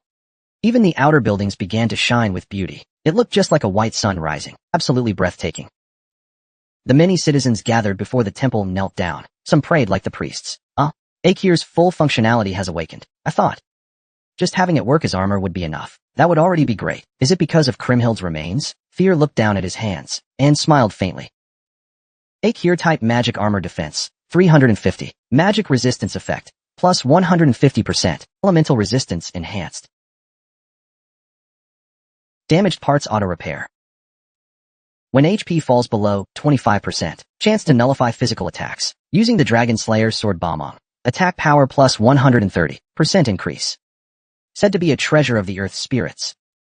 If it's not the designated owner, its power can hardly be used. Looks like Aegir. They have already regarded Tyr as Kriemhild. Tyr had been satisfied with this from the start. A satisfied smile appeared on his face. He looked down at the ground. After the altar, where the light had merged, disintegrated, a circular iron door hidden beneath was revealed. There were various geometric patterns on it. Then, the iron door emitted a rusting sound. The patterns repeatedly reassembled and disintegrated. Eventually, it slowly spread open to the sides. Clang. In the nearly pitch-black darkness beyond, waves appeared. Is the event here? Is the preparation for what's to come ready? I never expected that Hui, who was once the only friend of my father, and had also harmed my father, would be the successor, coming forward now. Pentis' voice echoed in his mind. So you want to stop me? How is that possible? As a child of my father, there's no way I don't hold any hatred, but my father never resented his friends, so I won't hurt you. Fortunately, Tyr gave a glance to Mattila and the priests. I'll be going now. Please be careful and return safely. Without hesitation, Tyr immediately jumped into the door. The cold water rushed against his cheeks. The immense water pressure pressed against his body. But the elemental resistance engraved on Egil activated, and the oppressive feeling vanished. At the same time, underwater breathing became possible. Now, he could move freely in the sea, while infusing magic into his eyes. Tyr also imbued spirituality. Suddenly, his vision became clear and bright. Pentis, hidden in the darkness, appeared. Time is running out. Follow me. Tyr followed Pentis deeper into the sea. They passed through steep canyons and swam by hot underwater springs. On the vast deep-sea plains, he encountered the Sea King, rolling everywhere. It's too large, this is the first thought. Much larger than what I saw in Kriemhild's consciousness. It's even bigger. Has it been growing all these centuries while sealed? Has it been expanding all along? Even powerful magic storms are forming. It's getting harder to approach. Kriemhild. How did she defeat something like that? A natural disaster. That's the only word that comes to mind. Even if Tyr has Nibelungen and Akir, it would still be a tough fight. If it gets any closer, we're in trouble. Can you put it back to sleep? It was just as Tyr was about to speak. Suddenly, the calm sea a massive tremor struck simultaneously. The sea currents churned violently. Underwater volcanoes spewed scalding steam. It felt like they could erupt any second. Even the sea clans following Pontus panicked. Oh no, is it already starting to flare up? But it's usually fine at this time. Father goes into rages regularly due to his mania. When that happens, everything nearby suffers. That would mean the cause of the recent abnormal events in the Hornet Islands was that thing all along. We can't deal with this now. We need to evacuate first. Wait, but Tyr stopped Pontus. The dark smoke that spreads when the Sea King rages. Why does it feel so familiar? Arc Venom. Chapter 123, Leviathan, 3 Dark Venom. The power that once turned Umbra into a shadow dragon. Why am I sensing it from the Sea King? There must be something going on. Tyr focused his spirit into his eyes, and shone even brighter. Asterisk thump thump asterisk wah. The Sea King's fury intensified. He suddenly threw his head back. And wherever his gaze landed, Tyr was there. But in his deranged state, the Sea King didn't see Tyr. He saw the one who imprisoned him in this dull deep sea. Kriemhild. He opened his massive jaws at Tyr. No, Pontus screamed. Tried to shield Tyr from the Sea King with his body. Don't worry. Just as Pontus was about to move, a chill ran down his spine. He jerked his head up. Asterisk rumble asterisk. A massive pressure descended. Dust stirred across the deep sea plains. The Sea King was forcibly pinned to the ground. Let go. Let go. Ag. How ridiculous. Leviathan, who would have thought you were once a guardian, who saved and protected this world? The being pinning down the Sea King let out a light chuckle. The Sea King struggled desperately, but the force restraining him only grew stronger. Though smaller in size than the Sea King, its presence was overwhelming. A dragon spread its wings, radiating its majestic aura. That dragon. Pontus stared in awe. Even Lord Brock seemed mesmerized. Tyr felt a familiar power on his shoulder. He smiled. My guardian dragon. So that's it. The source of that familiarity is you, Pontus. Though it's the first time seeing Lord Brock in person, his name had long been known. Since the era, he stood at the peak of all guardians. One of the ancient dragon kings, now mostly extinct or dormant. A lone warrior who once stood against the nameless monarch. The true master of the eastern mountains. Each of his feats is awe-inspiring. However, this appears to only be a projection of his soul, not his true form. Unfortunately, the body of Lord Brock, who suppressed the Sea King, glowed with a translucent light. In any case, leaving the nest after losing his heart must have been a heavy burden. Even in this form, he can suppress the Sea King. But what if he regains his full power? Tyr felt as though he had glimpsed the true might of Lord. A part of Brock's true form began trembling involuntarily. My mate, why have you come here? I'll take care of everything here. You can rest easy. Even Lord Brock hesitated. He turned to Tyr. Did you come because you were worried I'd get hurt? His large eyes sparkled like stars and moon. He smiled slightly, with a mischievous look. Tyr gave a gentle smile, and nodded. Of course I'll look after my mate's health. Who else would? Such sly words, like a cunning fox. You're not going around saying that to every other woman, are you? How could I? I'm mindful of what I say. Haha, is that so? Pontus stood by, listening to Tyr and Lord Brock's banter, and couldn't help but break out in cold sweat. Just enduring the combined magic of Lord Brock and the Sea King had already left him exhausted. He had no idea how they could stay so composed. On the other hand, he couldn't help but admire his new master. He was truly incredible. In any case, I'll handle this. Though it might be a little dangerous. You two should step back. Although Lord Brock's words were full of care, Tyr simply shook his head calmly. No, I'll join you. What are you saying? Kriemhild left me her final wish. Kriemhild. The dragon slayer who sealed this child beneath the sea? Fear nodded. Pontus beside him widened his eyes. My health isn't great. I can't protect you and suppress the child at the same time. I know. So don't worry about me. I'll carry out Kriemhild's will myself. I really don't know what's going through your head. Lord Brock pouted in frustration. But when he turned back to the Sea King again, a slight smile flashed in his eyes. But you must have your reasons for being so stubborn. You always are like this. I hope this time as well. Such words full of trust. Tyr nodded in thanks, then turned towards Pontus. You are truly an amazing person. Rodblock's appearance intrigued him. Pontus, help me. How can I help? Get as close to the Sea King as possible. Clear the path for me. Do you want me to grab the current? Pontus thought briefly before answering. I and other sea clans might barely manage it once. But that toxic gas, we cannot resist. We've suffered a lot because of it. That part, I'll handle myself. Don't worry. Alright, I understand. Pontus let out a light sigh. His gaze changed. He suddenly raised his head, then let out a roar. Boom boom.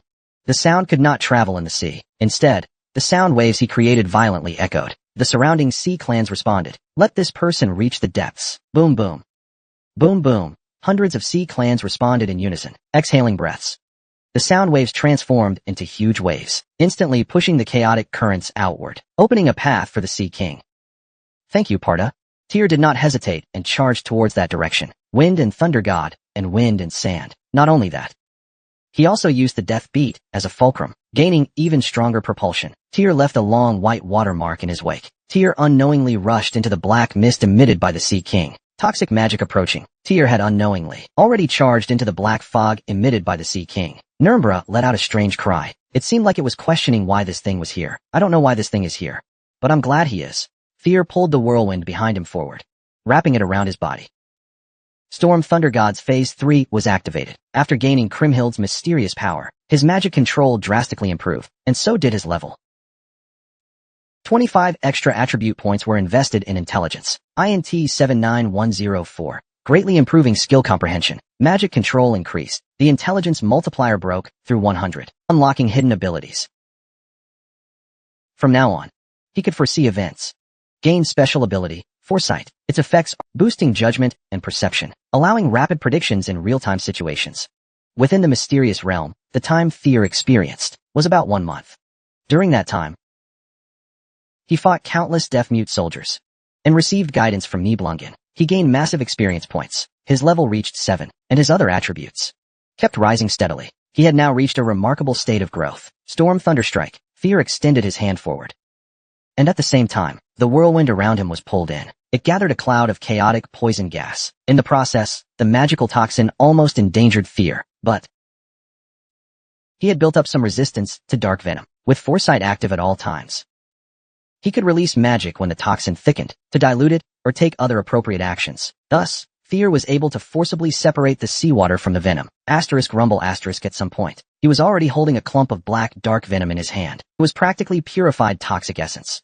He was originally going to toss it into the sea, but felt it would be a waste.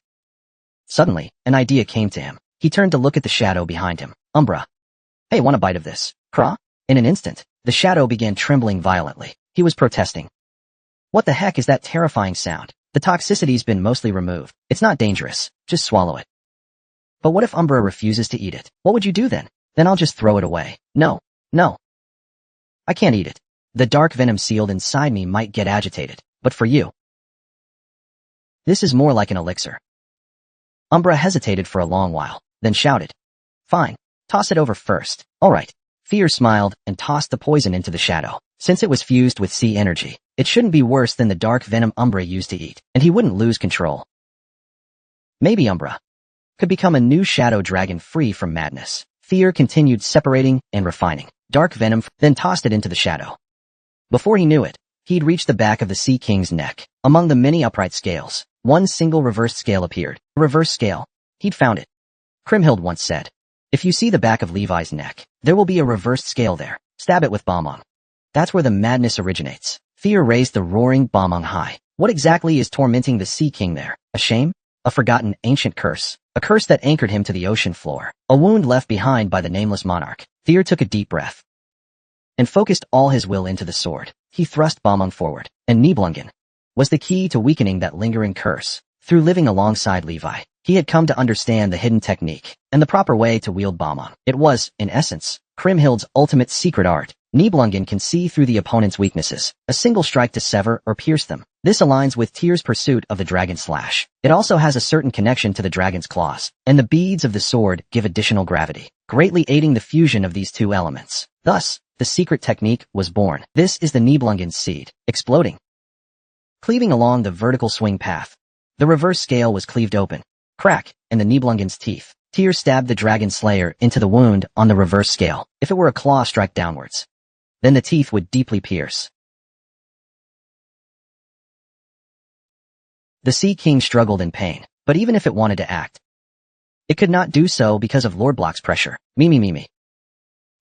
Every time it shook its head, it caused vibrations, but Tyr stayed close, not letting go. Instead, he drove it deeper into the reverse scale, pouring all his magical energy into it. Every time like this, the dragon's heart and Dantian resonated wildly, spitting. Lightning scattered everywhere. Steam gushed out. The wound on the reverse scale cracked even more. The curse of the nameless lord inside burned all the way. Suddenly, a strong mental wave surged, covering Tyr's skill. The sea dragon was forcibly The Sea King's voice rang out. Tyr saw countless afterimages in front of him. The Sea King's joyful memories. Fragments of time spent with Kriemhild, flashing through, making a flower crown, and placing it on his feet. Staying up all night to treat his wounds. Listening to him cry about the troubles of slave work, telling him stories of the outside world that he had never seen, happy times from the past. During his madness when sealed, he would always recall those joyful moments, trapped within them. And I am worried. Fear understood the concern in the Sea King's voice, worried that his only friend might resent or hate him for going mad and destroying their homeland, afraid that Kriemhild would be disappointed in him, afraid that he had let her down. No, she wouldn't. Fear shouted, shaking his head, so that Kriemhild's voice could reach his ears. Kriemhild left a message for you. Hey, listen closely. The Sea King slowly raised his head. Hey. Kriemhild once used a nickname for him, because her name was hard to pronounce, so the Sea King also used only the first letter to call Kriemhild. Each time, Kriemhild would complain, Krim? What's that supposed to be? It's not even a cream cake. That expression seemed to flash across the Sea King's eye. I'm happy to be with you. The Sea King's cloudy eyes gradually regained their light. It was as if Kriemhild's afterimage had overlapped with fear. So don't so anymore. I hope you stop dreaming. When the two voices overlapped, the Sea King involuntarily shut his eyes tightly. Something slid gently from the corner of his eye, and was swept away by the current. It disappeared. Then, brother, Rodbrok buried his face in the Sea King's nape as the sound of scales and muscles tearing rang out. When he lifted his head again, amid massive bleeding, there was a huge bead, hanging from Rodbrok's mouth. The dragon heart, an organ of magic from an ancient dragon. Your merit will be passed on to me along with this heart. Return to the embrace of nature, and bless us all. Rodbrok swallowed the dragon heart in one gulp. Snap! At that very moment, a blinding light enveloped Rodbrok's soul, as if it lit up the deep, dark sea. He successfully defeated the Sea King, who had gone mad from demonic poison, and safely delivered his heart to Rodbrok. You've successfully completed the story quest. Stage number 4 rating, S+. As a reward, affinity increased by 100. You've finally awakened your dragon blood talent. Your level has increased. You've gained the qualification to unlock previously restricted deaf-mute talents. The swordsman's illegitimate child and way of survival. The descendants of Kriemhild need us. The members of Hay all turned their gaze towards Antonius. They all wore expressions of disbelief. This was to be expected. Since they heard that, the gang brotherhood ignored the organization's decision and stabbed Tyr in the back. They had already thought their relationship with Tyr was completely broken. They were instead worried that Tyr might successfully reseal the Sea King, and after gaining power, they would be excluded. But Antonius summoned them alone in the early morning, telling them that he needed them. Antonius slightly flushed and nodded firmly. Yes, as he said. The descendants of Kriemhild did not intend to just be a warrior. They needed a political foundation. Yes, that's right. So he promised that if they helped him, he would make them presidents. Immediately, some members' eyes brightened. President. The ruler position of the autonomous ridge. It was something they all desired. Of course, to do this, they not only had to help, but also become his hands and feet, even his tools. But this was something they could bear, right? No, it's not that simple. The man sitting opposite took a puff of smoke and spoke up. He was the one who demonstrated Tyr's leadership of the Black faction, even if he gained the strong support of the people. In reality, the one holding power over the autonomous ridge is still the maritime. At the top, there are the 3 major maritime families. Can they really surpass them? The members tightly closed their mouths. The smoke curled in the air. Impossible. We mostly come from the three maritime families. The smoke swirled in the air. Impossible. We mostly come from the three maritime families. Abandoning your parents and brothers. Rebuilding a new faction. It's not that easy. Amid the man's mocking, a deep silence was about to fall. But Antonio shook his head. No, the dissolution of the Maritime Three is possible. What? How is that possible? First, this isn't just my personal opinion. It's the will of Kriemhild's heir. The man shut his mouth. As everyone knows, the current Maritime Three have already fractured. Grimal leans on Treuben and is now in decline. Romelin was neutral to begin with, so naturally he'll side with the heir. The attendees and members' gazes all turned to the currently vacant seat. As the priest of the Central Temple, Marty Romelin's choice was obvious.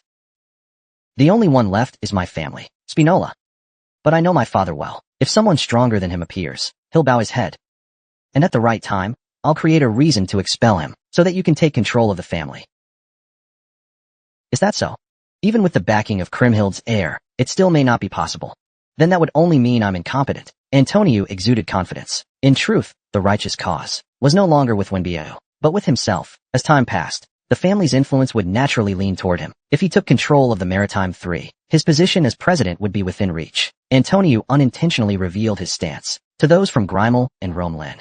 He conveyed the message, you too can be like me, a message full of optimism. To those not born into the Maritime Three, he sent a signal to join him as soon as possible. In fact, several people's eyes lit up and signaled to Antonio for a private talk later. The blue-haired man let out a bitter smile. The atmosphere that had always revolved around him. Now, it's revolving around Antonius. Or is it Rand, to be precise? No, it could also be an alias. In any case, the heir of Kriemhild will become the mastermind behind the scenes. Antonius is just a pawn. He's genuinely afraid. Tyr has been in the prosperous archipelago for less than a day, and has already stirred up the situation. Even now, with just a few words, he's already built his foundation. Based on past experience, we must completely yield. If we wait for the next opportunity, that's something to consider later. Alright, so what are you planning to do now? The other three major families must also be preparing for the Sea King's seal. There will probably be some formal actions, a substantial declaration of surrender. Antonius crooked his mouth. What else can we do? We have to welcome our new leader. To do this, it means everyone has to gather their forces as much as possible to prevent the three major families from making unnecessary moves against Tyr. The members all nodded heavily in response. It seems the opinion is unified now. Let's act quickly. Antonius clenched his fists tightly. A new world. It seemed that the leadership of the autonomous ridge was within reach, but Antonius' anticipation didn't last long. Antonius was in trouble. A member claiming to gather forces came back in a panic. The guards calmed down. Slowly, what happened? The guards headed toward Grimal. Now, Grimal and the Ghost Shark team are leading the guards towards the Central Temple. This is a coup. According to the assessment, as an extra reward, the characteristics and abilities of hemolysis were enhanced. The bloodline factor mutated. The family hemolysis type ability effect. The bloodline factor of the ancient dragon Awakens gained exceptional regenerative abilities and magical talent. The more the bloodline factor is strengthened, the more one can comprehend the omnipotence of the ancient dragons. Thump, thump, his heart beat rapidly. Bottom, ba dump. Although the body was small, it triggered enormous changes. All the fortunes Tyr had accumulated recently, such as the mysterious Kriemhild of the Shadow Demon clan, gradually began to merge with the dragon blood, a refreshing sensation in his mind. At the same time, the inspiration from the gem in the sword also became clearer, but an even more profound change occurred elsewhere. Now we can finally be called true partners. Looks like we can finally call ourselves partners. Brock's voice and telepathy came at the same time, and his spiritual communication grew stronger. The bond between guardian dragons had been reinforced. Now, no matter where or when, he could easily hear the thoughts of his guardian dragon. Tyr looked directly at Roadbrock, his own reflection shining in those large eyes. Observation. Observation. Gaishal Ragnar. Male, age 15. Title, Flash Tiger. Top prodigy of the millennium. Talent, Flash Iksha, Ragnar. Player is inspecting inventory. Story use available. Partner of the guardian dragon. Belmasis, successor of Lin Sherlong and Kriemhild. Dragonkin cannot view status guidance. The citizens of the autonomous domain await eagerly. If you can win their faith, a great transformation will come. Level 41, stats. Strength 121, Agility 103, Stamina 48, Magic 243, Intelligence 104, Luck 33. Bonus attributes, 20. Skills, unviewable. Gaishal now believed he had fully reached the level of an advanced swordsman. It wouldn't be long before he turned 16. Even so, This was undoubtedly a tremendous leap forward. Looks like you're pretty... Indeed. Your growth speed is indeed exceptional. Among all the previous selectors, you stand out. However, be careful. I will remember this. Ha ha ha. You don't seem to have that kind of intent in your tone. Did you figure it out? That confidence is your charm, isn't it? Lornold Block spread his wings. He flapped his wings and soared high. Past this.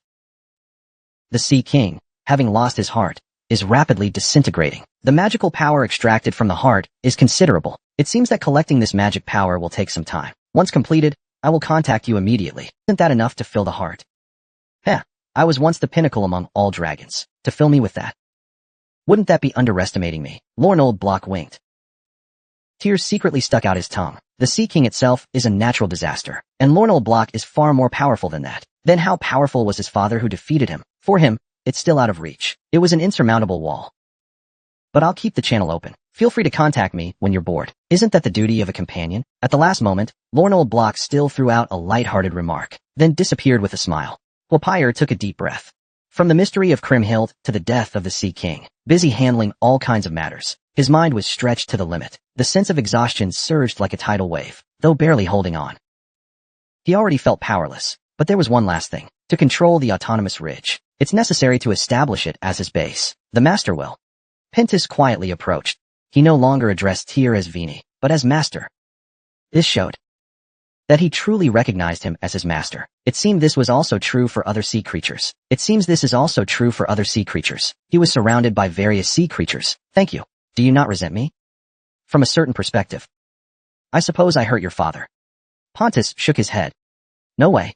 We know how much suffering our father endured over the centuries. We watched him in pain and suffered with him. You brought peace to him, master. Pontus looked around. The Sea King's frenzied form had shaped countless undersea terrains, and now he will continue protecting us within nature's embrace. Even if he's gone, we mustn't forget. No, actually, I have a request for you, master. A request? There's still something undone from the beginning. As a vassal, it is my duty to serve my lord. However, as you can see, this place is yet to be fully restored. Perhaps the Sea King's tomb no longer holds any magic. If the rising tide cannot be rebuilt, the islands above may sink. Fear vaguely understood what Pontus's request was. I wish to remain here, to carry on my father's and his friend's legacy, and continue what you left behind. To preserve their traces, will you allow it? Pontus wished to stay here. Following Fear was certainly meaningful, but inheriting the Sea King's mantle was equally important. Surely, that's what you think too? He could see it. How much struggle it took to speak those words. Fear smiled. Pontus, do you know what my dream is? Yes, a dream. No idea. To become a king. Pontus's eyes widened. But to become a king, I'll be very busy from now on. I won't be able to settle in one place. So, I need someone to manage the territory in my stead. I've already come to see the Sea King's and Kriemhild's lands, as part of my domain. Will you help me? Of course, yes. Pontus bowed with a voice full of emotion. Countless sea creatures bowed alongside him. As long as I have strength, the new Sea King solemnly declared. The sea shall be your servant. And your friend. It shall serve you. So this is what love is. Episode 125, Leviathan v. What does this even mean? A coup? Unless I'm insane. A coup. In the letters sent urgently by Antonio's messengers, Grimaldi's actions were described this way. The imperial family hardly intervened, yet an oligarchy had peacefully guided the dominion, a source of pride for the affluent islanders. But now, it looked like things were tipping over. The members gathered once more. Everyone looked utterly exhausted. They had confirmed Grimaldi was making unusual moves toward the central temple. The more unusual, the better. We'll use this opportunity to exploit the sense of crisis. I will seize absolute power. Antonio declared seriously, his future image as the hero who crushed the coup. As long as we stop Grimaldi, backed by foreign powers, and refrain from foolish acts, we can become the saviors. In Antonio's rousing speech, the black-clad members nodded heavily. They already saw themselves as heroes. Their bodies began to sway unconsciously. Attention! According to intelligence, a terrorist attack is imminent at the central temple. Evacuate the temple calmly. Repeat. Up above, the sirens and announcements at the temple's entrance left the residents awaiting Kriemhild's heir, deeply confused. What is going on here? That's right, a terrifying lesson. Isn't that just the successor of Liang? Oh my god, that damn guy. Then he threw a fit. Hurry up, before the terror attack happens. We need to leave here. Stop wasting time. Hey, over there. Come out. You're not a terrorist, are you? The guards guided the residents outside. Usually, they were used to taking kickbacks from Grimel, but this time they were promised 20 times the usual reward after the task is completed. Their eyes widened in disbelief. If they refused, they would be labeled as terrorism suspects. The intention to forcibly expel them was also clear, but what they didn't expect was the residents' faith in Kriemhild was much deeper than they had anticipated. What are you talking about? Is that guy a terrorist, or what? He might hurt the heir. We will protect you. You must be exhausted from fighting the evil dragon, right? Shouldn't we protect you? Excellent, excellent. Kriemhild has always protected our prosperous archipelago. Now it's our turn to protect her. Let's all head to the central temple. Everyone, to the central temple. Wow, the residents are ready to rush into the central temple immediately. The guards tried their best to stop them, but the crowds were so overwhelming. They couldn't cope. It was Grimel's family who was panicking. Oh no, this is bad. Lord Flywheel. The residents have completely lost control. What have you done to handle things like this? We've paid you a lot of money. The guard captain dared not look into Flywheel's eyes, and lowered his head. If it were usual, he might have argued back, but now, he just said, do whatever you want. At this moment, he felt intimidated by the cold glare of the demon slayer captain beside him. He didn't even dare meet his gaze, not even a glance. If this incident results in casualties, you will bear full responsibility. The captain of the guards turned pale. Whether he liked it or not, Phelan anxiously looked back at the demon slayer captain. If the residents don't cooperate, things will be hard to handle. We might as well wait for another chance. No, there's no fallback plan. We're going in. The entire demon slayer squad drew their blades. Asterisk whoosh whoosh asterisk. Following the captain's command, the members drew their swords in perfect unison. No, we can't. If we go in like this, we'll endanger innocent residents. Phelan shouted in a panic, but under the captain's piercing gaze, he fell silent midway. My orders are to ensure the preparations for that should have been handled by you. Yet you failed to do your duty properly. Am I supposed to care about that too? Phelan could only keep bowing, unable to say a word. The warning is over. If they don't come out, they will be treated as terrorists. And terrorists. The killing intent in the Demon Slayer squad's eyes burned like ghostly flames. Regardless of age or gender, execution is the rule. Asterisk snap asterisk. The Demon Slayer squad became shadows and leapt forward as one. What's that? Terrorists. No, it's Grima. But why are they running this way? Lian's father is okay. Someone's been stabbed. Grimaldi stabbed someone. The crowd instantly turned into a chaotic battlefield. The Demon Slayer squad didn't anyone who stood in their way was mercilessly cut down. Report. The terrorists are targeting the central temple. This is real. Our residents, please evacuate immediately. Otherwise, you will be treated as terrorists or their accomplices. The guard captain broadcast with a trembling voice. But by that time, most people had stopped listening. Move out of the way. My arm. My arm. Stop pushing. Why are they coming after us? We just wanted to see the air. None of us even look like terrorists. The crowd was so dense that even those who wanted to flee couldn't escape. People were pushed, trampled, slashed. Blood was everywhere.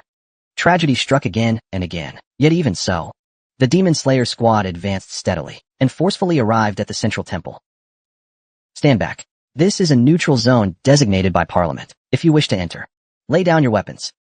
The knights guarding the temple. One of their heads was sent flying by the Demon Slayer captain's sword. Among those guarding the temple, there might be terrorists hiding too. A full search is necessary. It was effectively an order to seize control. We must first locate Fear.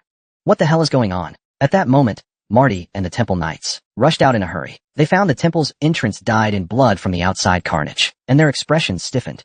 According to intelligence, the Spinola family is leading a group, attempting to carry out a terrorist attack against Kriemhild's heir. We intend to protect the heir. Please cooperate. You're saying Spinola plans to start a rebellion? Yes. Their crimes have already been exposed once before the Colossus. Despite being summoned by Parliament tomorrow, they ignored the warning to remain at home. Their intent to overthrow the system has become even more apparent. The previous guard has already been sent to that location. Matty clenched his fists tightly. He finally understood clearly the true intentions of the Ghost Killer Squad and Ghost Weapon. Grimel is attempting to escalate the accusations against Spinola, using this opportunity to seize real power by force. If Tyr successfully seals the Sea King, there will be no reason for Troyban to intervene anymore. Grimel will also be eliminated. That's why they want to quickly push forward the work before that. At this point, Spinola can only do nothing. If we can ensure the heir's safety and bring them to the council, our position will be more secure. If even Rome Lin, known for its neutrality, rarely involved, is dragged into Spinola's camp. Then in reality, the self-governing Ridge Council will fall into Grimel's hands, not Troyben's hands. Members of the Kriemhild Knights, please listen carefully. Matty, determined, drew his sword. He shouted loudly. Stop them from stepping into the altar area. How dare they sully Kriemhild's reputation? Understood, understood. The traitors of Spinola are here as well. Deal with them all. Patriarch, dispose. The Temple Knights clashed with the Ghost Killer Squad. The leader of the Ghost Killer Squad stepped forward. This won't go as you wish. Finally, I get to see. That's sort of the guy called Kriemhild. Kriemhild. Really? I'm tired of hearing about this guy. Out in the world, he's nothing but an unknown nobody. I'm curious. What's it like to serve a swordsman with such a sword? Clearly mocking. However, Matty remained unaffected. He swung his sword fiercely.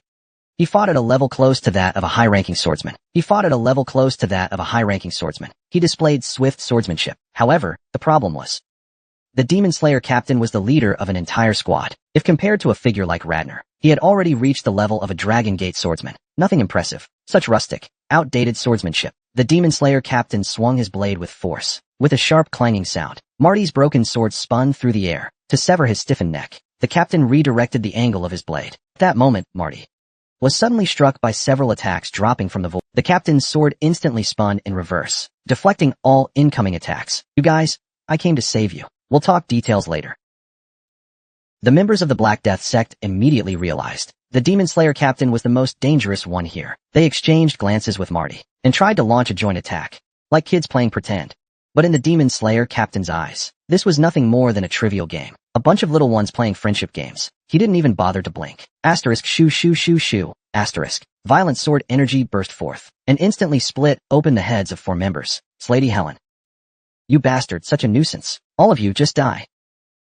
In that instant, the Demon Slayer captain's eyes lit up with blood-red glow. Blood and light intertwined. Once the Holy Demon sect's vision activated, his aura intensified dozens of times over, instantly overwhelming the Black's momentum. In a flash, the remaining members' stiffened necks were also swiftly severed. Among them was a man claiming to be Antonio, the leader of Black Skull. But before he could resist, his neck had already been cut. As he fell, tears of frustration welled in the corners of Antonio's eyes. He once believed his ambitions were firmly in hand, yet they slipped away like melting sand. A sense of helplessness filled his heart. Thud. No, this can't be. Die.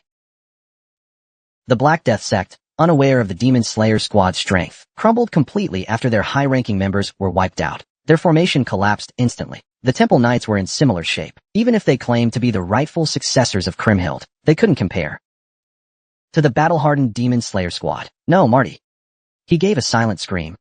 At the death of comrades and friends he had been with for over 10 years, Zuatangi, the Demon Slayer captain, calmly walked through the carnage. The intense energy he had sensed earlier, was it coming from here? He sneered and opened.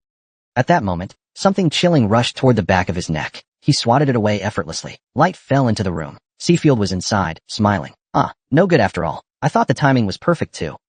This dagger, was it Ragnar's? Wow, you actually recognized it. You found out about the dragon sand sword so fast. Facing me. Hiding was pointless, huh? Seems like the black dragon. What are you mumbling about over there? Do you have imaginary friends only you can see? I'd love to see if you can still talk nonsense after your tongue is cut by a sword. Seafield muttered to himself, while calmly tracking the Demon Slayer captain's movements. After all, his opponent was a Dragon Gate swordsman. A battle-hardened warrior like that was not someone easily taken down. To support him, Eri and Lei joined the Quality Inspection Squad. When facing powerful enemies, the three would surround them in a triangle formation, attempting a coordinated takedown. Here, you brat.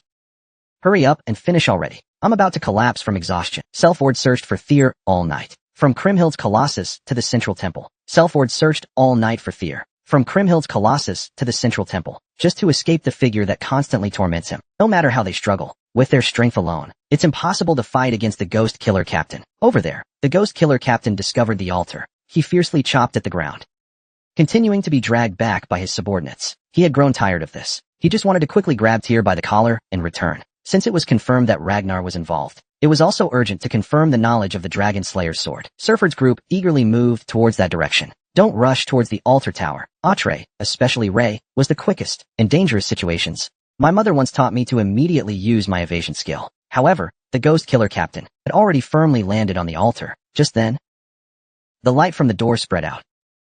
Tyr slowly walked out from inside, wearing Egil, holding a staff in one hand. He grabbed the Ghost Killer Captain. The moment he pressed down with the sword, hurrah!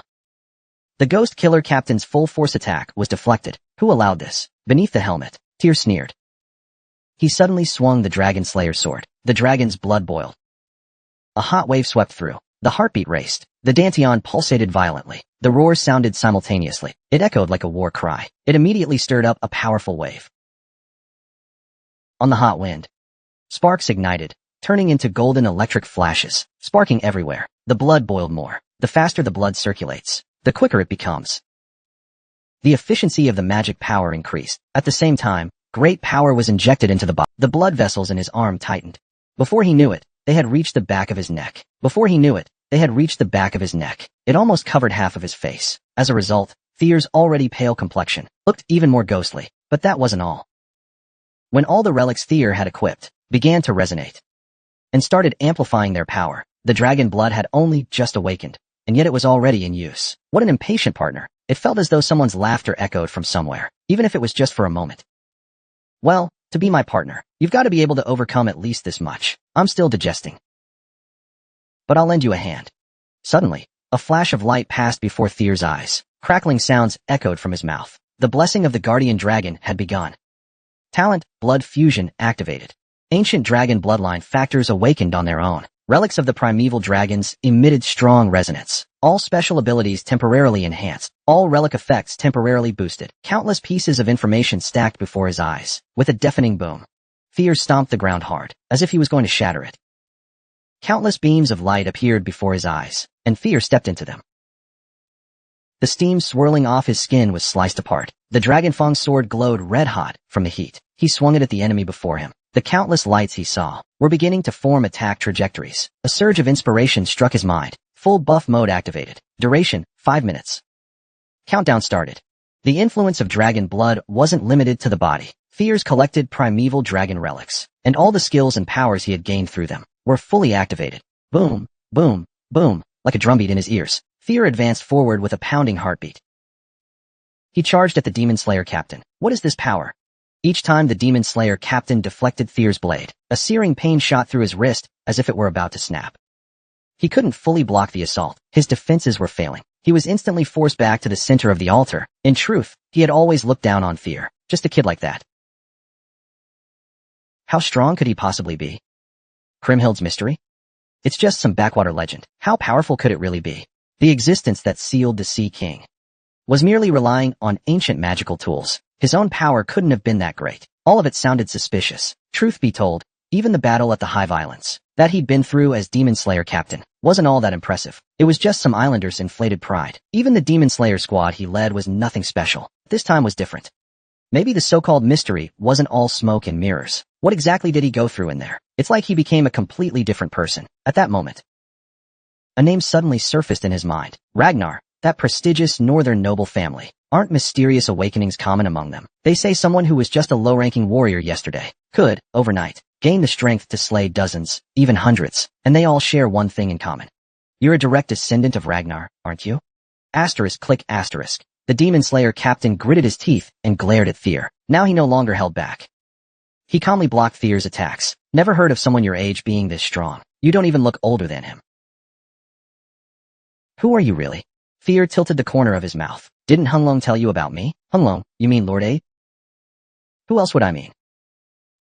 In an instant, the Demon Slayer Captain's mind flashed back to some intel scattered across Aid's forces worldwide. Among the shared information was a note about a child from Ragnar's new generation. Be wary of a boy named Tyr Ragnar. Not only is he talented, but his mind is also exceptional. He has long hair and a beautiful face, easily recognizable. At the time, I didn't think much of it. Lord Ed has stayed too long in Ragnar's place. Even children need to be vigilant. Isn't that right?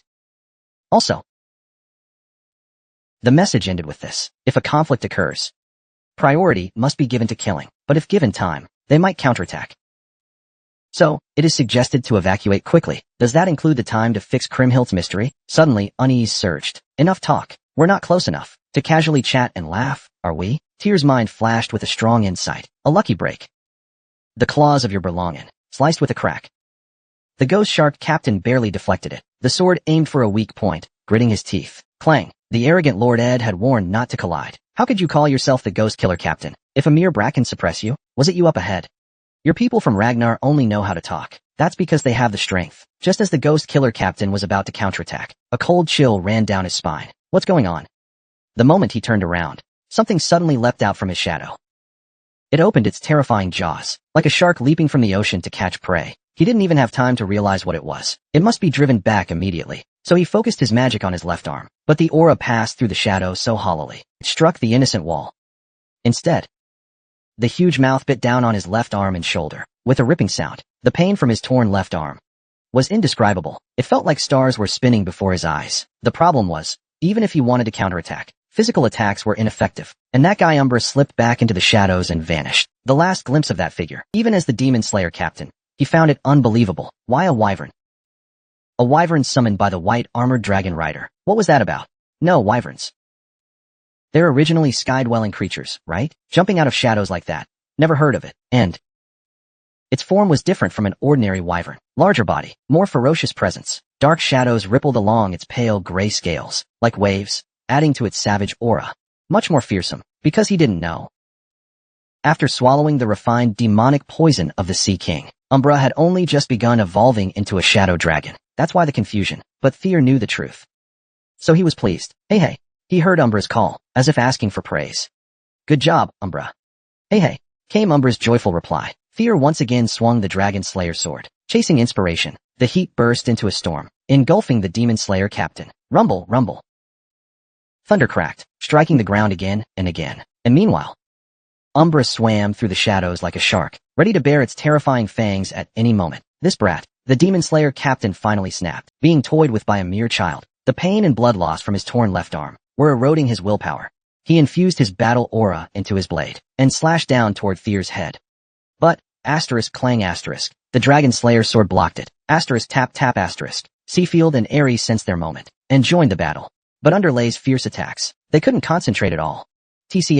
And on top of that, Marty, enraged by the death of his comrades, also joined the battle. The captain now had to face 5 swordsmen and 1 magical beast, a formidable lineup. Clang, flashing light. But a vice-captain level fighter is no pushover. The Demon Slayer captain barely showed a single opening. There has to be a way. So Tyr poured his insight into his eyes, carefully observing the captain's every move. Then, one motion at a time, he broke it down into even smaller segments. And further, into micro-movements. He tracked the flow of magic and aura. His brain burned white-hot, as if about to ignite. Blazing heat. Start. His vision once again entered a world of glowing points, as if the world had frozen still. His thoughts moved faster than the outside world, creating the illusion of a time lag. His heart pounded rapidly. Veins bulged at the corners of his eyes. Some vessels ruptured, causing bloodshot eyes. Tyr's already crimson eyes burned even redder. A bolt of inspiration struck like lightning. Amidst the captain's frantic movements, after losing an arm, his balance subtly shifted toward his right waist. Next, it would be the left shoulder. Tyr calculated, and swiftly moved his left hand to his waist. He held his breath, to focus entirely on the strike. In the moment his breathing and posture aligned, he drew his blade. Shing. The Nibelungen blade cracked. The howling moonlight blade, thirsting for prey, turned into a slash of light, and tore through the world. In that moment, his hyper-focused state broke. The illusion of time from the captain's right waist to his left shoulder, a deep gash, like it had been carved by dragon claws. Too shallow, but Tyr instinctively felt. The sensation of the strike wasn't what he had hoped for. The final moment. In the end, a drastic choice was made. The fact that he nearly lost his life left him no other option. All harmonizing stages of energy reversed in a burst. The blood light entwined around him now emitted a blinding glow. As the self-destruction mechanism activated, a magical storm instantly blasted everyone back dozens of steps. I'll kill you. Tyr Ragnar, captain of the Demon Slayers. To slay Tyr who caused all this chaos, he charged straight ahead. He must be stopped. 00:00:00:01 limit has been reached. As punishment, all abilities are temporarily reduced by 50%. Tyr picked up the Dragon Slayer and Moonwhite swords. He suddenly felt a wave of fatigue. His body staggered. His body couldn't keep up with his thoughts. SSS.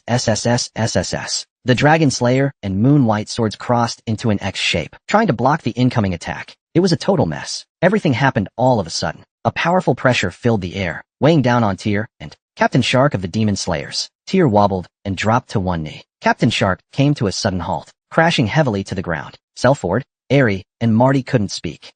They could only watch. Breathing became difficult. Their hearts and lungs were gripped by an invisible hand. Their lives were tightly clenched, and the remaining Black Knights of the Demon Slayer Temple were the same. A deep silence spread through the air. In that moment, this place belonged only to the unidentified intruder. It was truly a complete mess. The man suppressing Captain Shark slowly stood up. He wore an unrecognizable mask. A man cloaked in robes. Noir threw the thing in his hand to the ground. Gulu Gulu. That was Umberto, trembling with fear. Spinola, and Giuseppe Grimel, who looked confused about why he had to die. Grimel's head expression. This chaos was completely unexpected. The eyes behind the wooden mask gleamed coldly. Chapter 127. Dragon Blood. 30 minutes ago, Noir was with the guards. Since Giuseppe believed that the guards alone would not be able to completely annihilate the Spinola family, he was likely going to use the family as a shield and escape through a secret passage. Umberto was someone who greatly valued his own life. Noir didn't want to delay this any longer, so he immediately charged into the mansion and struck Umberto in the head as he attempted to escape. Then, without hesitation, he knocked down Giuseppe, who was rushing and cheering. Why exactly? Because you're of no use anymore, you bastard. Don't feel wrong. Wasn't it you who planned to strike first after this? You could have lived like a brainless waste. Why try doing the impossible? Die. In fact, Giuseppe also knew that Troyban had already taken control of most of the Grimel family. All the gold and wealth had fallen into Troyban's hands. Only useless things were left here. Then, time rewinds to the present. Noir appeared at the central temple, holding Umberto and Giuseppe's heads. The return of the Demon Slayer team was much later than expected. Though they came late, it turned out to be a blessing in disguise. Despite the delay, it worked out in the end.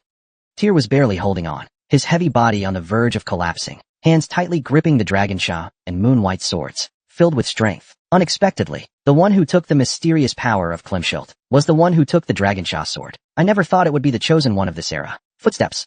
Noir began to slowly walk towards Tyr. Tyr Sheffield wanted to shout like that. Airy and Lay did everything they could to protect Tyr, but this terrifying pressure barely allowed them to move. Unknowingly, Noir had already approached Tyr, since even the artifact Edgar stupidly lost is now in his hands. Once everything is recovered, there could be no more perfect ending. Moreover, the body of the Chosen One might also be seized. Noir looked at Tyr, whose eyes remained resolute despite the circumstances. He praised him silently. Isn't this exactly the attitude a Chosen One should have? He couldn't help but admire it. But precisely because of that, even for a future like Troyban's, it's necessary to kill this threat here and now. Come with me, so? Noir reached out his hand to cover Tyr's face. Through the gaps of his fingers, Tyr's reddened eyes still stared straight at Noir, but as the smile realized something was wrong. Noir's eyes under the mask began to frown. Goo goo goo goo. Suddenly, the central temple began to shake violently, an earthquake so strong they could hardly stand. At the same time, the pressure that weighed on their hearts vanished like a lie. Tyr was freed. The companions released from invisible chains, all rushed toward Tyr. What are you doing? Did you think this was a guaranteed victory? Weren't you being too careless? This was my domain to begin with. How could? Noir suddenly realized something. He quickly tried to release aura from his fingertips. Asterisk crack asterisk. According to what he knew, Tyr had already obtained Kriemhild's mysterious power and had completed the Sea King's seal. And the welfare nature of Fukushima was based on the updraft of magical wind released by the Sea King. If the Sea King wasn't sealed again, but passed on his power or qualification to Tyr, then what would happen? Logically speaking, the hero Kriemhild and the Sea King Leviathan, an irreconcilable enemy relationship that cannot coexist. But Tyr claims to be the descendant of the dragon, a direct descendant of Ragnar, the chosen one, the partner of the Dragon King. Could he possibly turn this hostile relationship into one that benefits him? Although his reasoning was somewhat off from the actual situation, it was still an insight. So Noir tried to stop Tyr from causing trouble. But Tyr had already established a connection with the star Sea King beneath the sea, Ponthus. As if answering Tyr's call, a tremendous roar came from outside the temple. At the same time, the temple tilted to one side. The ground cracked open instantly, centered around Tyr. A massive surge of magic swept through. It knocked Noir's hand away. Rumbling, the Dragon Island began to collapse. The island and the temple were going to collapse. The island is going to fall. Klimschild is angry. The people persecuted by the Demon Slayer team screamed in fear. Strangely, even though it's the same island, the place they stood was unharmed. But the central temple was collapsing. All of this was the result of Ponthus manipulating the rising currents. On the vast sea with surging waves, Tyr fell into the sea. His companions desperately tried to catch him, when suddenly, a shadow moved. Umbra leaped out. Its size seemed to have doubled compared to usual. Originally 1.5 times the size of an ordinary dragon, it had become even bigger. It looked almost like an ancient dragon, majestic. Creaking, Umbra roughly flapped its wings, carrying Tyr on its back. Then, it placed Selford, Arlen, Ray, and Maddie on it, perhaps because of its enlarged size, even carrying everyone. There was still plenty of space on its back. Well done. Tyr gently stroked Wembra's neck. His companions also barely recovered their spirits, and whistled. Hoo-hoo. Selford and Ares' allies appeared one after another, from the sky, rescuing the struggling Temple Knights and Black members. Marty was so moved, she covered her face. Don't get emotional over this. The Real battle is only just beginning. Selford's words snapped Marty out of it. She quickly turned toward Noir's direction. You actually did something like this. Dear Ragnar. Did you think you could escape from my grasp? Below, Noir shoved aside falling stones and temple debris, climbing rapidly against gravity. He seemed completely unconcerned about whether the Demon Slayer captain and members were drowned or crushed by falling rocks. Seeing this, Marty couldn't help but shudder. He's truly insane. Even Selford's words couldn't help but agree. But Tyr didn't panic at all. He focused all his will into his fingertips. In that moment, he formed a deep connection with Pontus. You are a person of Pontus, recognized by the Sea King, a descendant of warriors. The magical storm you drew from dragons is nothing to you. You are more than qualified to control it. Asterisk whoosh asterisk. His mind ignited once again. White hot. Boom boom. Asterisk boom boom asterisk. The dragon's heart beat violently. Dragon blood roared through his veins. The ancient dragon gene dormant in his DNA began to awaken. Asterisk boom boom asterisk. Something deep inside him began to rupture. Though his body was exhausted, his spirit still held on, and he still had some magic left. Most importantly, right now, there was an abundance of magical storms he could control. Therefore, Tyr decided to take this chance to step into a new domain of magic. True magic that he could master. Only Thunder Summon and Dance of Flames. Just these two magical knowledge. I have only glimpsed them roughly through so it's not a solid foundation. But Tyr believes in Pontus' words. Ancient dragons are the race that created magic, so controlling magic should be ingrained in their instincts. Thunder Summon is indiscriminate lightning striking down, while Dance of Flames is expansion. Thus, Tyr decided to try combining these two magics. Heat is energy, and compressing energy increases its destructive power. Releasing it causes expansion, so if I can connect them, we can see a few sparks starting to appear around Noir. Magic storms are also a form of energy, causing friction within. The heat generates sparks, which isn't hard. If I indiscriminately connect them and release control, the sparks slowly change from red to yellow. Like ghost fire, it erupts violently. It will cause a large-scale explosion. Tyr clenched his fist tightly, and thus, the ghost fire expanded instantly, transforming into lightning. It spread through the entire rising air current. It was like a massive net made of lightning. Chain lightning. Boom, boom, boom, boom, boom. Countless explosions swallowed Noir, added with the dust and rocks pouring from the falling debris, and the stone fragments with the dust. The explosive power was tremendous. Dragon mist obscured the vision. Tyr didn't believe that this alone would capture Noir. The opponent could be a monster capable of matching the 9 dragons. He wouldn't be defeated by something like this. So, his goal from the beginning was to bring Noir down. Tyr's clenched fist twisted, and so, the thought still hanging on his fingertips twisted. The lightning aura covered by the magic storm gathered together, slowly forming the shape of a dragon. It looked like Tyr's summoned Thunder Dragon using death bits, just like a multi-headed thunder dragon descending. Immersed in magical ecstasy, he followed the instincts of dragon blood. He had just created his own unique primal hydra. 4 thunder dragons roared in unison. A massive sphere of light from Ford expanded outward, enveloping the entire updraft. The guidance group also reached their peak. Rumble, Garuru. A series of massive explosions and thunder followed. Hot wind rushed forward, making one wonder whether anyone inside could have survived. Many floating islands in the sky shook violently, but Tyr didn't stop there. Through Pontus, he hurled an uninhabited floating island in his direction, even smashing it into the sea. Rumble, splash. Water splashed dozens of meters high, triggering massive tsunamis and waves. White foam and blue currents churned together. Meanwhile, Wembra and the dragons soared high into the sky. The gusts howled. Selford, Airy, and the others couldn't even fix their hair blown by the fierce winds. They stared blankly downward, too shocked by what they saw to even speak. That level of destruction would only be seen when a dragon swordsman unleashed their domain. That monster's magic. When did he even learn something like that? Did Kriemhild teach him that too? Selford turned back to look at Tyr, with a teary, devastated expression. That's one way to think about it. But please keep it secret from the others. Tyr answered vaguely, unknowingly seated on Wembra's back. He gave a powerless smile. He had run out of magic. He didn't even have the strength to smile. Of course, Selford didn't believe him. He shook his head, but didn't question further. If one wished to become Ragnar's successor, it's only natural to prepare 1 or 2 secret weapons. It's only natural to prepare 1 or 2 secret weapons. Even if I told you, no one would believe it. At that age, reaching that level of swordsmanship was already difficult, and the magic wasn't inferior either. Who would believe it? Seriously. The more I understand Selford, the more it feels like an onion. Layers and layers of changes. For the first time, it feels like a monster. Deep beneath the sea, the island that sank was violently shaking. Then, a huge crack exploded open. The figure of Noir appeared from inside, covered in blood, looking horrific. Even the wooden mask was half burned, revealing part of his face. It looked as if he was wearing the skin of a monster. Tentacles of various sizes moved freely. Thick eyeballs spun around, showing signs of fury. But that fierce aura remained undiminished. Even though Tyr used large-scale magic, and even caused the floating island to fall, Noir wasn't even in danger of his life. He wasn't even seriously injured. He was simply a monster, shedding the human disguise. Choosing the path between man and monster was a natural thing for him. But no matter if he was injured or not, his pride couldn't bear it. Noir, filled with fury, wanted to tear Tyr apart, no matter what. So when he tried to break through the surface, he shed his disguise and began to chase the existence of shame. Where are you going? A stream of water gathered in front of Noir. Then it began to form a human shape. Noir's contorted face hardened, because he had encountered someone he shouldn't meet here. Why are you here? The question you shouldn't ask is the one you asked. If you don't want to answer, then whether it's male or female, it's the teacher. A fleeting figure seemed to be smiling from somewhere, leaving behind that arm. Leave that arm behind, then go. Path of Survival. Episode 128. The Romelin family, holders of the third tier of Dragon Blood 3 C's resonance, has long prided itself on maintaining neutrality in the conflict between Spinola and Grimel, remaining neutral. Some criticize Romelin for acting like a bat, playing both sides. But the family head Vittorio has always been he sides with neither faction and remains neutral. He believes it's all for the sake of his family and the future of the prosperous Isles. But now, he feels it's time to take action.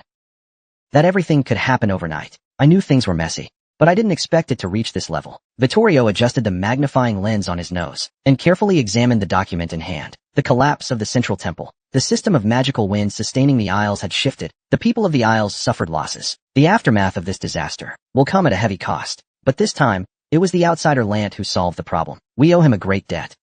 I am Tyr Ragnar. His real name is Ragnar. Vittorio put down his magnifying lens and looked at his granddaughter Marty standing across from him. Having lost his children in a tragedy when he was young, Marty was his most precious treasure and a reflection of them. They drove out the cat, only to invite in the tiger. What might they do next? I can't even imagine. Besides, he's a descendant of Kriemhild. Now the public opinion in the Isles toward the Troiban people is at its worst. Some have even called for war. But would someone as prominent as Ragnar be any different? He remained doubtful in his heart. Ragnar may be untrustworthy, but I, at least, believe he can be trusted. Based on what? Couldn't it just be a performance to seize power now? But once he has power, what kind of face will he show then? The corners of Vittorio's wrinkled mouth twisted. As a sailor, I've wandered the world for a long time. Later I realized that besides my family and those close to me, no one can be trusted. Everyone is busy filling their own stomachs. Will this boy be any different? Thud thud.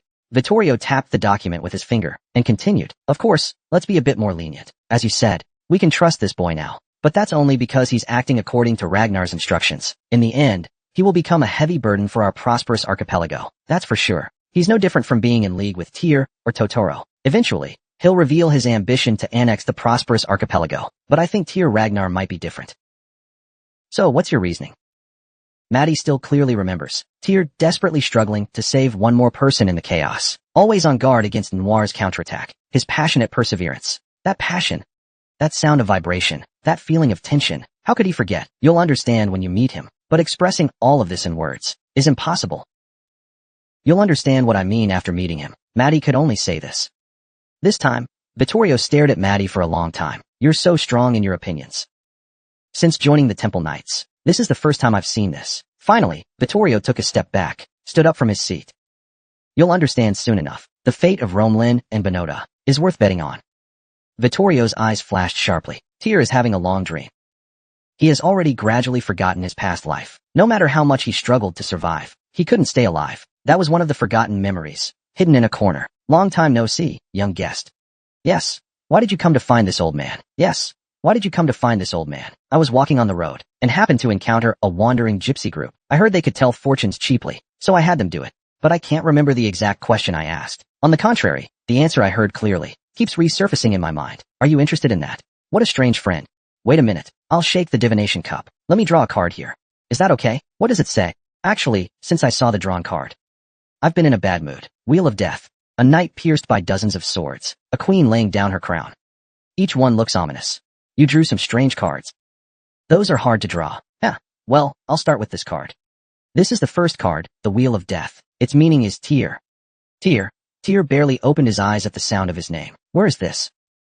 You're awake, Ray? Her face filled with concern. Tyr thought, why is he acting like this suddenly? Then quickly recalled the events before he fell asleep. Because my magic was exhausted. I passed out directly on Umber's back. I didn't explain anything before collapsing. He must be very surprised. Then he looked around at his surroundings. It was a strange room. I'm fine. Ray, where is this? Maddie, we helped. Tyr's healing also helped. Healing? Don't you remember? You've been lying here for at least 5 days. You really worried us to death. At that moment, Selford and Arlen walked over. They shook their heads. It seemed that while guarding the surrounding borders, they sensed Tyr's presence. They hurried over.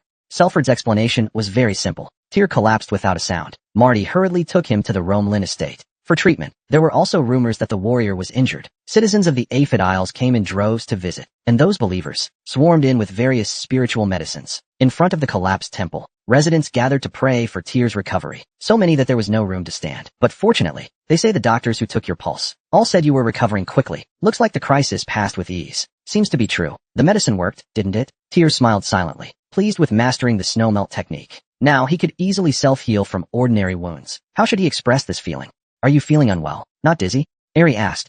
Tyr shook his head. It's nothing. Just a bit of heaviness in my body. Luckily, I just need to submit a report to HQ. I was hesitating whether to request reinforcements. No, not now. Please wait a moment. The embodiment of greed. You arranged everything, and now send the superiors to snatch the credit? I won't say no. Tyr looked at Shepard and smiled. So, what's the situation outside? Seems rather chaotic. Chaotic is putting it nicely. It's an utter mess. Don't beat around the bush. Be clear with your words. No, you're a patient. Damn it, take a break. You just recovered and already thinking about work. Wait until you're fully healed. I am resting, in my opinion. Anyway, these worker bees are just incomprehensible. Sheffield shook his head, while continuing to explain. Miss Marty is incredibly busy right now. She launched a surprise attack on the guard HQ. They began searches and seizures, then turned the entire Grimel estate upside down. Even council members and merchants involved with them were arrested together. At present, the Beehive Isles Autonomous Zone is under full martial law. All ports have been completely sealed, cutting off all external contact. The locals absolutely cannot escape. Marty is leading the surviving Temple Knights in pursuit of the fugitives. The Demon Slayer Corps was annihilated, and the guard force lost legitimacy. The Temple Knights are now the only remaining military group. That's how this was possible. Even a slight resistance is met with immediate judgment. Anyone with a stain is unconditionally imprisoned, causing an administrative vacuum. Of the 3 great maritime families, only the Romelin family is currently restaffing. Recruitment seems to be underway. The Grimel family is nearly finished. What about the Spinola side? Not much different there. After all, Grimel's crime was attempting to assassinate the warrior, right? I think now's the time to drag them all down together. Tyr gave a bitter smile. That means, practically speaking, among the 3 maritime families, only Romelin remains now. The prisons must be packed. Don't start. It's because of this. I beg you to show some leniency. This place is driving me crazy. Selford's explanation was cut off. Asterisk ding dang. Ding dang. Asterisk. A ruckus erupted outside. Then the door was flung open violently. Warrior, sir. Please, we beg you, save us. Aren't we your allies? A man collapsed at Tyr's bedside in desperation, pleading desperately. The Romelin soldiers who had retreated looked visibly confused. This is the warrior's resting place. One of them shouted, Get out now. Please, please save me. Please wait. The soldiers were about to drag the man by his neck, but they stopped halfway. Tyr looked at the man, tears streaming down his face. It was a familiar face. One of the high-ranking members of the Black Organization finally showed up. Selford seemed to have anticipated this. He shook his head helplessly. In the end, he was abandoned. Tyr quickly assessed the situation. Maddie also, as he had originally planned, completely severed ties with the Black Organization. Indeed, for him, there was no reason to carry the burden of those who once plotted against him. Originally, the Black Organization thought they could help Tyr secure a position, but this was undoubtedly a betrayal. So he seemed to have desperately pleaded, hoping to at least see Tyr's face once in 4 days. Tyr gave a signal to the attendants, indicating they could leave. The attendants bowed respectfully and withdrew. The door closed. The man's previously anxious expression disappeared, and he became restless. He even dared not look directly at Tyr. In the past 4 days, Tyr's status on the prosperous archipelago had risen to the point where he was almost on par with the president. Master Dragon, we are willing to fight We will follow you to the death. Do you want to live? Tyr interrupted the man's explanation without hesitation. The man suddenly came to his senses, nodding repeatedly. Yes, that's right. There's a way. Are you referring to the method of the predecessor? Tyr stared at Shepard. Selford chuckled softly. He stood by the door. Arlen looked out the window. Blue eyes observed outside, as magic flowed out of Tyr's body. The room became a secret chamber. Gulp. The man nervously swallowed dry saliva. Asterisk gulp asterisk. The man nervously swallowed his dry saliva, even while sitting in bed. Tyr's eyes gleamed sharply like a dragon's. Become a dog. A dog that barks when told, wags its tail when told. Can you manage that? Tyr had only one expectation of the remaining black: absolute obedience. They would again become his right and left hands, and contribute to the prosperity of the prosperous isles. What could the man say in response? All he could do was lower his head in silence. Skill, Wormling Sync activated. It engraved trauma deep in the opponent's psyche. Attempting brainwashing. The man's body trembled slightly. Whatever it is, I'm willing to do it. We all feel the same way. Brainwashing successful. From this moment on, the target will feel strong fear toward you and completely obey your commands. New usage of the Wormling Sync skill acquired. Skill level increased. Good. Tyr gave a cold smile. If Wormling Sync could read thoughts, could it also be used to implant thoughts instead? Thanks to the fear of Theo and the deep anxiety it created, the plan succeeded. It felt like he'd found a new key to building his future power base. Then, here is my first order. Command the remaining black to all join the Temple Knights. Yes, sir. The man asked no questions. He was nothing more than a dog that obeyed orders. With this, not only could they replenish the Knight Corps, but also strengthen Marty's forces, and if needed, they could be used to restrain Marty. He had never imagined that the heir of Kriemhild would betray him. But it was never a bad thing to be prepared. Say it was from me. Take it to the Knight Corps. It should help with joining them. Theo tossed a booklet in front of the man.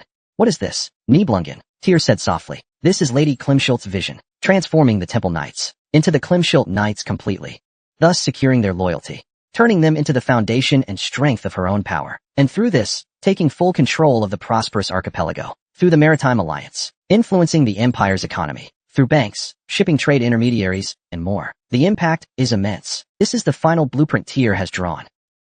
At that moment, it seemed like a rap. Can this old man get involved too? A voice from behind came with a laugh. Chapter 129, Dragon Blood. When exactly? Selford and the others swiftly drew their swords, pointing them in that direction. At the door stood a short old man, hands behind his back, with Maddie standing beside him, unsure, anxious. Grandfather, you can't just barge in like this. It's my own house. Of course, I can come and go as I please. Who dares to question me? Isn't that right, young friend? Yes, you're right. Tyr nodded calmly under the old man's gaze. Vittorio Romelin, head of the Romelin family, president of the prosperous archipelago. I've heard he was someone with little presence. Didn't expect him to be such an expert. Selford and the others swallowed dryly. Cold sweat streamed down their backs. During this time, even though they stayed in the Romelin mansion, they had never seen Vittorio's face. Because of the martial law, affairs were busy, and they had no time to meet anyone else, so they hadn't paid much attention. This was completely an unexpected situation. Moreover, it was clear they were on high alert. Yet he ignored all of that. Tyr naturally walked in. They can even hear our conversation here loud and clear. Unless they're top-tier experts far beyond them, this would be absolutely impossible. They may even surpass Dragon Gate Sword Masters. If that's the case, then it raises a new question. Why would someone so powerful stand by and do nothing all this time, watching the Demon Slayer Corps' atrocities unfold? Could Theo know something? He didn't show a hint of confusion. As if they were talking about a funny story. Hope we're not disturbing you. At my age, it's hard to suppress my curiosity. Not at all. If it's Mr. Vittorio, Tyr turned around and said to Selford and his companions, would you all leave your seats for a moment? Tyr didn't seem to be concerned about anything in particular. Sheffield looked back and forth between Tyr and Vittorio with worry, then left the room with the other two. The remaining black also vacated their seats. Let's just continue the earlier topic. Mind if I chime in? Vittorio walked around the room leisurely, with his hands in his pockets, but Tyr was completely unmoved by his presence. From this point on, the story must unfold properly. Tyr understood Vittorio very well. As the president of the Isles, he had almost never proven his worth. The Beehive Isles had been toyed with by the Troiban, making him the worst kind of leader. That was how the world remembered him in his past life. But in truth, he was a monarch, one who defended the prosperous Isles until the end, protecting them from Troiban invasion, and surviving the chaos of war. Even Black Snow feared Vittorio's resolve, more than the Isles themselves. Moreover, Arrowwood had reached the level of a borderline swordsman, a wielder of 9 dragon strength. Definitely not someone easy to deal with. Which is why, if he wanted to take control of the Isles, Vittorio's cooperation was absolutely essential. This may be the final hurdle. Tyr collected his thoughts. What does this mean? Does this mean that Romelin is also willing to join? Is that the right understanding? This is not something Ragnar would do. In that case, how about we work together? I think so. Of course, Vittorio's eyes instantly grew deeper. If we want tricks like the Trojan horse, then it's a completely different situation. No, I don't have that plan. That's really good. Actually, I had no idea that Ragnar was interested in our islands. After all, He is a noble who almost never leaves the north. You seem to have misunderstood. The reason I said Ragnar didn't have such an idea is because Ragnar has no knowledge of what's happening on the prosperous archipelago. Vittorio tilted his head in confusion. What does that mean? Tyr's smile deepened. I didn't come on Ragnar's behalf. I came purely as an individual. This is entirely my own decision. Vittorio's eyes widened in shock. This is simply unbelievable. Of course, escaping from the Trojan horse's grasp, and even taking Klimschult's mystery, all of this was accomplished without Ragnar's support. It was a remarkable feat. As for having Balmont, I acquired it during a mission. Later, when I learned of Black Snow's help, I came to return it after something happened on the islands. There was nothing I could do. How old are you? I'll be 17 next month. So you've already had your coming-of-age ceremony? Yes, that's right. This is absurd. Vittorio remembered when he was called a genius at the age of 15, and his granddaughter at 15. He was just hesitating on whether to ignite his sword aura, isn't that right? Besides, Ragnar released his magic for the first time at the age of 15. The activity and cunning he's shown during this time are no simple feat. To accomplish all of this alone at the age of 15 is truly extraordinary. At first, doubts arose. His level isn't something that can be defined by the term genius. That's just not enough to describe him. No, I wouldn't think of it that way. In fact, it might help the story unfold more smoothly. Vittorio wiped his face. He had seen countless people in this time, and those so-called geniuses had one thing in common. They couldn't be judged by common sense. So Vittorio decided from now on to treat Tyr as an equal negotiating partner. The foundations of the Beehive Isles and the wealth of the Maritime Union. I never said I wanted to become the family head. Someone like you withdrawing without ambition, that's even more unbelievable. If you're unwilling to show your true intent, then I'll stop here as well. No, let's keep talking. Deep down, Tyr was impressed by Vittorio's sharp insight into his ambitions. Vittorio's eyes sparkled intensely. For the past 400 years, Rome has operated not only within the empire, but in intermediary trade all around the world, building and solidifying countless networks. The enormous wealth it amassed spoke for itself. That's another name the Romelin family goes by. If I hand all of that over to you, what can you offer in return? His heart raced. Tyr suddenly felt his heartbeat surge. Vittorio was asking, how far could his true dream go? If it was just to co-rule the floating isles, then the deals they'd made so far were more than enough. Tyr already had the foundation of the prosperous isles, the wealth of the Maritime Union, and the fully armed temple knights, prepared for emergencies. He only needed to secure total control over the isles, monopolize maritime trade, and receive support as Kriemhild's heir. Besides, Tyr would soon leave the prosperous isles, which, for Vittorio, was actually good news. But Vittorio kept pressing for the truth behind it. Tyr's answer would determine Vittorio's strategy. Now this was a real negotiation, one for the future they could share, a negotiation armed with trust. Tyr couldn't help but feel he had learned a trick or two from Vittorio. So, what about control over northern trade?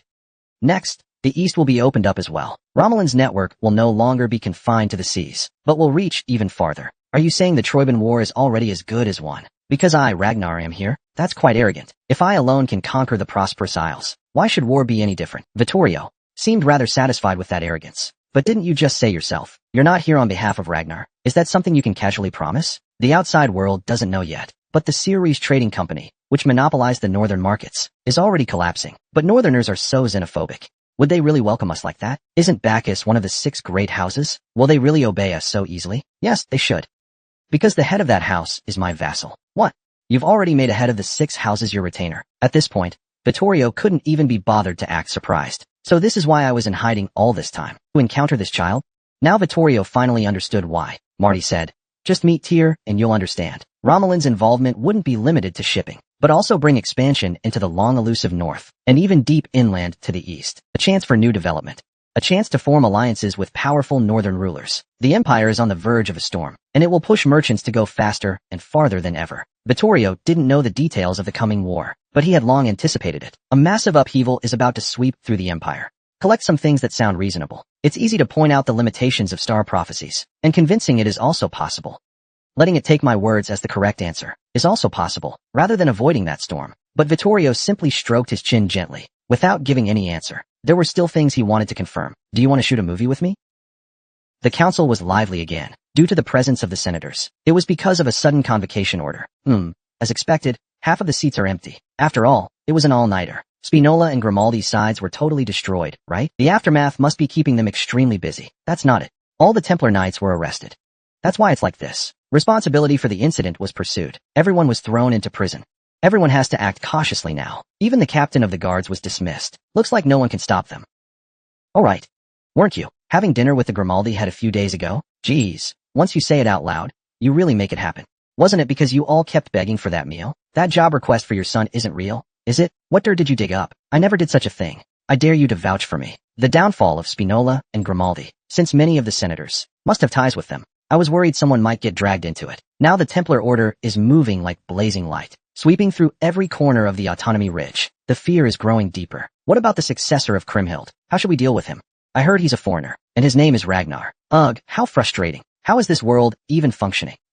Shouldn't we retrieve the ball launcher first? Of course we should. Balmon is the sacred relic we, Benoda, and the Autonomous Ridge, take pride in. A true warrior, that's what it is. Being a warrior, that's different. But the conflict with Troyban is inevitable. As long as we provide the right support, it's enough. In the end, that young man gained such power. Wasn't it thanks to us?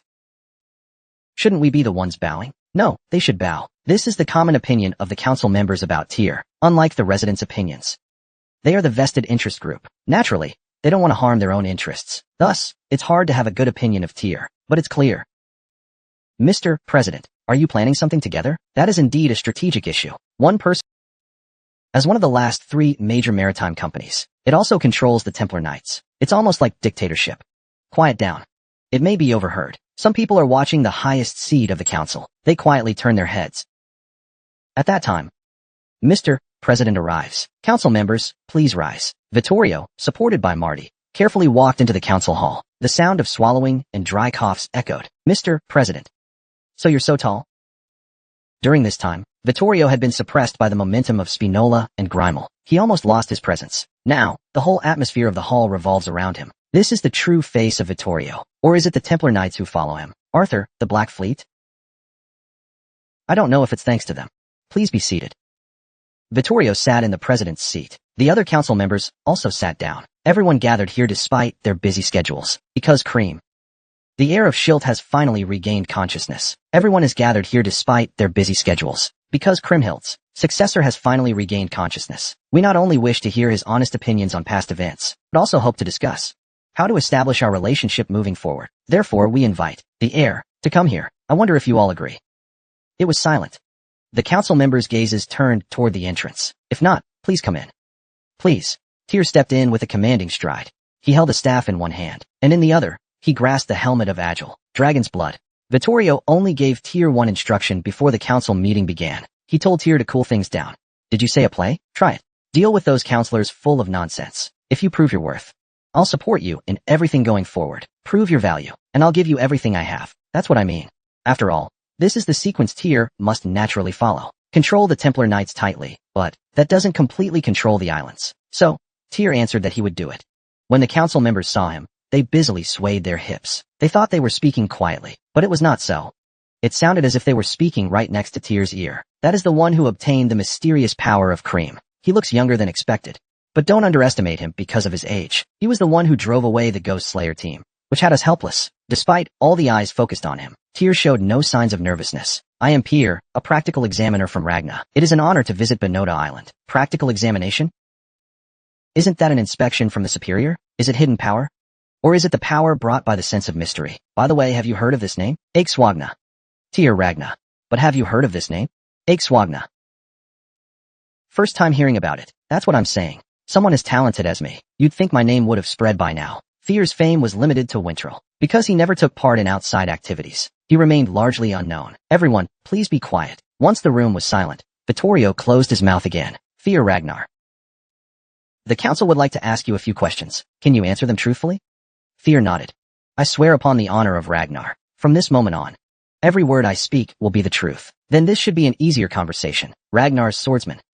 I know just how proud they are of their family. Vittorio asked a few questions calmly. Each time, Tyr spoke without reservation. He recounted his experiences to answer the senator's questions. Though all were furious at the brutality of the demon slayers, they couldn't help but reflect on how they might have responded in the same situation. And of course, as men. The title of warrior isn't something just anyone can earn. Other witnesses on site then came forward to testify. Every time they did, the room erupted in cheers or gasps. The Temple Knights and the dark, or rather, the young senators aligned with them, thanks to the elder senators, began to feel uncomfortable for no reason. They coughed awkwardly or shifted in their seats. They originally meant to restrain Tyr, but the discussion leaned too far in his favor. It made them uneasy. Still, even so, clever senators didn't miss the shift in atmosphere. The one holding the reins now was no longer Vittorio. It was Kriemhild's successor, Fear Ragnar. That thought rose in everyone's mind. Fear's presence, before they realized it, had already surpassed Vittorio, filling the entire council hall. It's hard to restrain him in this kind of atmosphere. Mr. President. He's clearly determined to let Fear Ragnar take the reins. The senators swallowed their silence. They couldn't find a single flaw in Fear or Vittorio. Lady Kriemhild truly has gifted the prosperous Isles a most fortunate successor. He was nearly sacrificed to the Sea King. And on top of that, you saved Treuben from danger twice. You flatter me. What I'd like to ask is, why did you use an alias when you first arrived at the Aphid Isles? Because I didn't want to attract Treuben's attention. Fear publicly claimed that his reason for visiting the prosperous Isles was simple, to return the Dragon Slayer's sword. As I've mentioned before, I came as Ragnar's representative, to return to Treuben the Balmasis seized as spoils of war. However, as I couldn't be sure how powerful Treuben's influence was on the Aphid Isles, I had no choice but to use an alias and approach cautiously. And as you all experienced, Grimaldi almost handed the prosperous Isles over to the Trojans. Fear added those words, while quickly scanning the audience. The senators who were close to Grimaldi all turned their heads away now, or looked down at the floor, as if meeting anyone's gaze might get them dragged off by the Temple Knights. Indeed, it's thanks to you that the prosperous Isles were saved from crisis. Regarding this matter, I would like to express, on behalf of all residents of the Autonomy Ridge, our deepest gratitude. Thank you. However, there's something I'd like to ask you. Vittorio narrowed his eyes slightly. Now that all the crises have passed, will you, as you previously stated, return Balmasis and Argyle? The tearful senators quietly lifted their heads. What's happening? The atmosphere feels a bit awkward. You felt it too? Those two always seem to run on parallel tracks. Could it be that the president? Are you wary of the air of Kriemhild? Something's definitely going on. Swish. Accompanied by a faint glow, a powerful aura swept through like a storm. Boom, boom, echoing in the sacred council hall. Drawing a blade recklessly is considered rebellious. Although a few council members tried to point this out, no one stood up. Whether it's the Templar Knights, the Black, or even Vittorio's granddaughter, Marty, they all stayed quietly. Their trust in Tyr was so firm, it will surely be returned. But thud, Tyr thrust the Dragon Slayer's sword into the ground. He suddenly picked it up. There is a problem.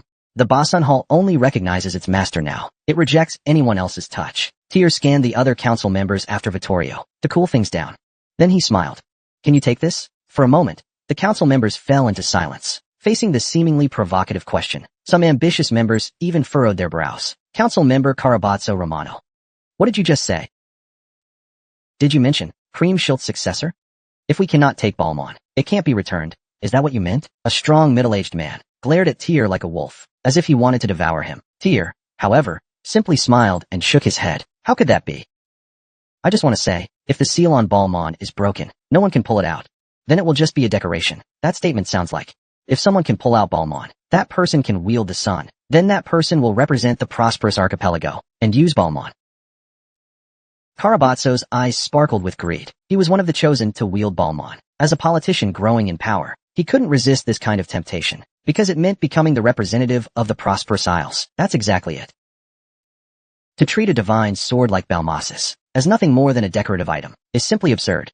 Carabazzo, his eyes shifted to Vittorio. He wondered if he could try it too. Vittorio gave a slight nod, and Carabazzo immediately stood up and strode quickly toward the platform. He grasped Balmasis. His arm muscles flexed slightly. He looked like quite a capable swordsman. But whoa! Balmasis trembled violently and flung Carabazzo's hand away. Asterisk clang. Asterisk. Huh? Why? Get back. Everyone move away. Carabazzo coughed up blood and was sent flying, landing in the middle of the back row of Senate seats. The startled senators scrambled in panic. The council chamber descended into chaos. WW8, no matter what. Balmasis continued to tremble with pride. As you can see, this guy is incredibly picky. It's not easy to gain his recognition. The senators exchanged glances and whispered about what to do next. But instead, it only stirred up more fighting spirit. One by one, they stood up. Let me try too. Back on the continent, I was fairly well known. Let me give it a shot as well. All of them shared one thought. If even an outsider succeeded, Arthur Chaser, then why can't I earn Balmasis's recognition? But the results were all the same. They couldn't withstand Balmasis's rejection and were flung away, or barely held on, only to collapse from magical backlash. What the heck is going on? Did you rig Balmasis somehow? Why else would it reject all of us? The senators even began to doubt Fear. Whoa! The moment Tyr reached for Balmond, the crisp sound of a sword's cry suddenly snapped him awake. Even the council members who didn't understand swords strongly felt the special welcome of the Dragon Sand Fleet for Tyr, just as expected. Above Tyr's head, the phantom of Cream Schilt flickered. It swept around before quietly vanishing. The members all tightly shut their mouths, as if in the Dragon Sand Sword. The will of Cream Schilt was present, looking down on these helpless people. Tyr nonchalantly drew out Balmond. He lightly rested it on his shoulder. If you want it back, I will return it to you. But I think, rather than just returning it, it's better to let someone represent the islands, and widely spread the name of Cream Schilt. Wouldn't that be better? This is my personal thought. What do you think? Tyr followed the direction of Cream Schilt's phantom gaze. The council members quickly lowered their heads, or turned away. Arthur avoided his gaze. There's no meaning in it. It seems that everyone here shares the same thoughts as me. In Tyr's laughter, Vittorio knocked 3 times with his hammer of consciousness. A satisfied smile appeared at the corner of his mouth. The final conclusion of the meeting was as follows. Tyr Ragna should return the Dragon Sand Fleet, the ownership of Balmond, and the armor of Agile, to the original owner, the freehold of the Fuyu Islands. But in order to reflect the value of Balmond, and to show respect for the heir of Cream Schilt, the freehold should lend Balmond to Tyr Ragna. The lending period will be limited to the area around Tyr Ragna. If he dies, or is deprived of his status as the heir of Cream Schilt, it should be returned immediately. This is the condition for borrowing Balmond. Tyr Ragna, due to his establishment of a mutually beneficial relationship with the freehold, and his efforts to share with the freehold, including Nibel, the Song of the Dragon's roots, and Cream Schilt's mysteries. Importantly, Tyr in his personal capacity, he signed a contract of equality with the Council of the Autonomy Ridge, not as a member of the Ragnar family, but in his personal capacity. The Aphid Isles' autonomy grants them the right to elect an emperor. They hold a key position to be able to stand as an equal with such a region. If this contract becomes public, Tyr's reputation will surely skyrocket, and that's exactly what happened. During the days he stayed on the Aphid Isles, reporters closely followed the rapidly shifting political landscape. News coverage began pouring in. Treuben crossed the line, trying to sink the floating island into the sea. He was willing to sacrifice hundreds of thousands of lives. Should we really just let that slide? Many articles began questioning Treuben's morality, but soon, those articles vanished. In their place came in-depth reports on the incident. Articles, but none matched the buzz around the new hero Tyr's debut. Like a god's descent, Tyr Ragnar shattered Treuben's schemes. Who is he? Passed real combat trials at just 15 years old. Tyr Ragnar. Flash report. Warrior Tyr subdues the Sea King, while secretly surrounded. The 6th northern successor. His identity is about to be revealed. Well-informed journalists also uncovered that he is currently the 6th contender shaking Winterl. Bloodlines don't lie. The son of superstar Cecilia. How much of his mother's beauty did he inherit? Some even mentioned Cecilia's past fame in the theater world, before she quietly disappeared.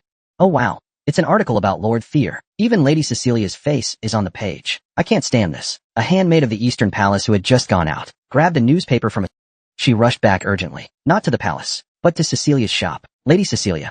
Extra, extra. But the handmaid's steps suddenly halted. Princess Plum Blossom was in the shop. Episode 131. 16-year-old High Theodore High. Tyr Dole. It's obvious it's derived from the heir character in Tyr's name. Cecilia's fashion shop, Haute Tyr Dole, created a stir in the social scene before it even opened. I feel like I've heard that name somewhere before. Where have I heard it? It's him. The clothes that young Master Tyr is wearing are from here. Yes, yes. And Mrs. Cecilia's dress is also very beautiful. I heard she opened a big shop in the front district. Would you like to go see it sometime? Sure. Tyr's performance at Ray's birthday party, and the fashionable clothes he wore began to spread among people. Cecilia also wore a gorgeous gown, attracting much attention. Not only that, Does Basque Workshop also do fashion business? Ah, hello, customer. That's our partner's supplier. It's not far from here. Would you like to go take a look? They have many beautiful accessories. I'm sure the lady would love them. Of course, we're still offering opening discounts. Oh, we can't miss that. And with the news of Basque Workshop as a business partner, men who originally had no interest in fashion also started showing interest. Those who came to the workshop to buy weapons saw the advertisement nearby and started buying gifts for their wives or lovers. Do you know who I am? Hey, it's this person. I can't stand this. I'm sorry, customer, cutting in line is not allowed. If you continue like this, I'll stop doing business in Winterler. The head of the Ragna family is the boss's husband. Do you think that's possible? Well, sometimes. People do use their identity or occupation to ask for special treatment. This is the middle of the vast sea. Or try to pressure This is the middle of the vast sea. Or try to pressure. You're currently in Spinolas. Or try to pressure. But after hearing the name, they quickly back down. You're currently in Spinolas. They quickly back down. They're busy every day. Office, reserved for the direct heir to the head of the family. They're busy every day. Office, reserved for the direct heir to the head of the family. Although Cecilia's face showed signs of fatigue. Office, reserved for the direct heir to the head of the family. Office, reserved for the direct heir to the head of the family. A smile bloomed on her face. So what? A smile bloomed on her face. A smile bloomed on her face. Surely you're not so foolish that I need to remind you. A smile bloomed on her face. Surely you're not so foolish that I need to remind you. But a smile bloomed on her face. Surely you're not so foolish that I need to remind you. Surely you're not so foolish that I need to remind you. You're sitting in the tiger's den. This was completely different from the days. You're sitting in the tiger's den. This was completely different from the days. Antonius continued puffing deeply on his cigar. This was completely different from the days when he would always hide away in the Rose Palace. Antonius continued puffing deeply on his cigar. Antonius continued puffing deeply on his cigar, worrying that Kale's love might be taken by someone else. Antonius continued puffing deeply on his cigar, worrying that Kale's love might be taken by someone else. Legs crossed. Worrying that Kale's love might be taken by someone else. Worrying that Kale's love might be taken by someone else. Cigar crisp suit. Worrying that Kale's love might be taken by someone else. Completely different. Cigar crisp suit. Cigar crisp suit. A heavy atmosphere. Asterisk smack asterisk. Everyone knew it. Smack. Everyone knew it. He was the embodiment of the mafia ideal. With a loud slap. He was the embodiment of the mafia ideal. The tailor's face was violently turned aside. He was the embodiment of the mafia ideal. The tailor's face was violently turned aside. Don. The tailor's face was violently turned aside. Don, you lowly wretch. Don, you lowly wretch. He lightly tapped the chair with his index finger. You lowly wretch. He lightly tapped the chair with his index finger. How dare you talk back like that? He lightly tapped the chair with his index finger. How dare you talk back like that? From the ceiling and walls. How dare you talk back like that? From the ceiling and walls. A middle-aged woman in an ornate gown. From the ceiling and walls came the sound of gears turning. A middle-aged woman in an ornate gown. Came the sound of gears turning. Glared at the tailor like a vicious wolf. Came the sound of gears turning. Came the sound of gears turning. Various magical arrays and trap mechanisms were installed here. People instinctively turned toward the commotion. Various magical arrays and trap mechanisms were installed here. For emergencies. People instinctively turned toward the commotion. For emergencies. What are you looking at? For emergencies. What are you looking at? With a single command. What are you looking at? Is it that entertaining? With a single command, Lord Rand could be turned to ashes in an instant. Is it that entertaining? Lord Rand could be turned to ashes in an instant. As the woman's piercing gaze swept the room. Lord Rand could be turned to ashes in an instant. Lord Rand could be turned to ashes in an instant. The customers quickly fled the shop, though he remained respectful. The customers quickly fled the shop, though he remained respectful. Normally. Though he remained respectful. Normally. His tone was anything but. Normally. Normally. But if I don't eat. Normally. But if I don't eat. If someone caused trouble in a shop protected by Ragnar. But if I don't eat. If someone caused trouble in a shop protected by Ragnar. What should I say then?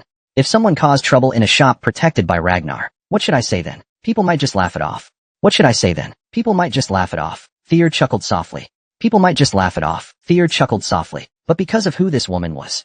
Theo chuckled softly. But because of who this woman was. Leaning back lazily in the chair. Everyone avoided her like the plague.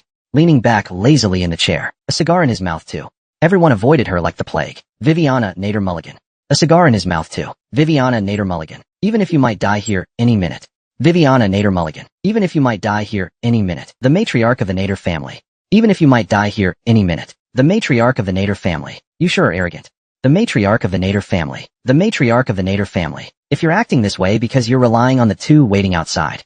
The matriarch of the Nader family. If you're acting this way because you're relying on the two waiting outside. Born into the powerful Mulligan family. If you're acting this way because you're relying on the two waiting outside. If you're acting this way because you're relying on the two waiting outside. I suggest you rethink that. Suggest, huh? A southern noble house as famous as Ragnar's.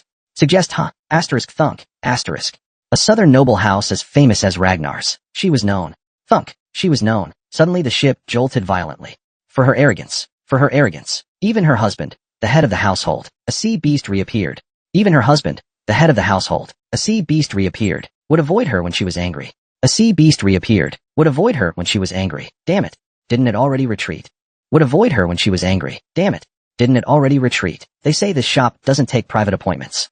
Damn it. Didn't it already retreat? They say this shop doesn't take private appointments. What on earth is making it come back now?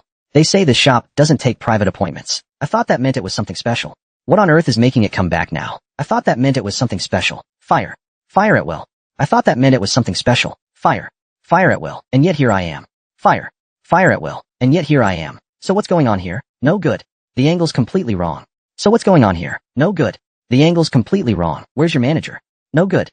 The angle's completely wrong. Where's your manager? The sea beast is only attacking the bottom of the ship. Bring them out now. The sea beast is only attacking the bottom of the ship. The sea beast is only attacking the bottom of the ship. A few attendants. The sea beast is only attacking the bottom of the ship. A few attendants. At this rate. A few attendants. At this rate. Quickly step to the back. The hull is going to be breached. Quickly step to the back. The hull is going to be breached. Soon, Cecilia appeared. The hull is going to be breached. Soon, Cecilia appeared. Things outside grew chaotic again. Soon, Cecilia appeared. Boss, I'll take care of this. Things outside grew chaotic again. Things outside grew chaotic again. Please go inside and rest. They just finished cleaning up the aftermath. Please go inside and rest. Cecilia placed a hand gently on the tearful Taylor's cheek. They just finished cleaning up the aftermath, and now it was even more chaotic. Cecilia placed a hand gently on the tearful Taylor's cheek. This won't do. Cecilia placed a hand gently on the tearful Taylor's cheek. This won't do, and guided them to the resting room. This won't do, and guided them to the resting room. Fear let out a cold laugh. And guided them to the resting room. Fear let out a cold laugh. Then she stood in front of Viviana.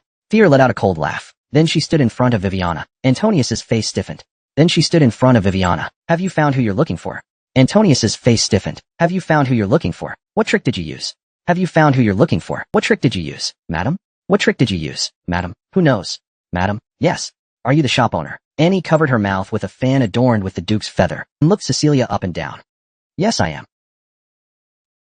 If you could tell me what upset you, I will take appropriate measures. You little girl. What measures can you take? Facing the obvious disregard, Cecilia didn't even flinch. If you don't tell us what's inconvenient, we can't offer any help. All right, since you say so, I'll tell you. Yes, what is it? From start to finish. Vivian's voice grew louder. She said wait, and they brought out cheap tea and snacks. They brought in an uneducated ex to be the seamstress, just casually giving orders, and saying it would take at least a week to finish the clothes, even if they are made well. It won't be enough. The faces of the seamstress and servants listening behind turned red. Because all this was unreasonable, bringing out cheap tea and snacks. Cecilia personally ran errands, bringing tea and snacks from the Western Plateau, because they couldn't let the taste of the guests' food go bad. Everything was of a quality that even regular nobles or the rich could barely afford. Even if it wasn't to everyone's taste, it wouldn't make anyone feel nauseous and Originally, the seamstresses in the shop were famous and had their own brands. But Cecilia only trusted and hired people, especially the seamstress by Vivian's side, who had worked in the royal family. Their skills were definitely up to standard. The most important thing is, the seamstress who requested understanding was rudely insulted and attacked personally by Vivian. The waiting was the same. Now there are too many orders. Even regular people have to wait half a year. So, we're not accepting custom orders for now. Despite this, he insisted on getting the clothes, reluctantly. I had to ask him to wait another week. I had no choice but to ask him to wait another week. Young Master Nader is Thier's friend, so show his mother some respect. The gray horse lifted its head and neighed.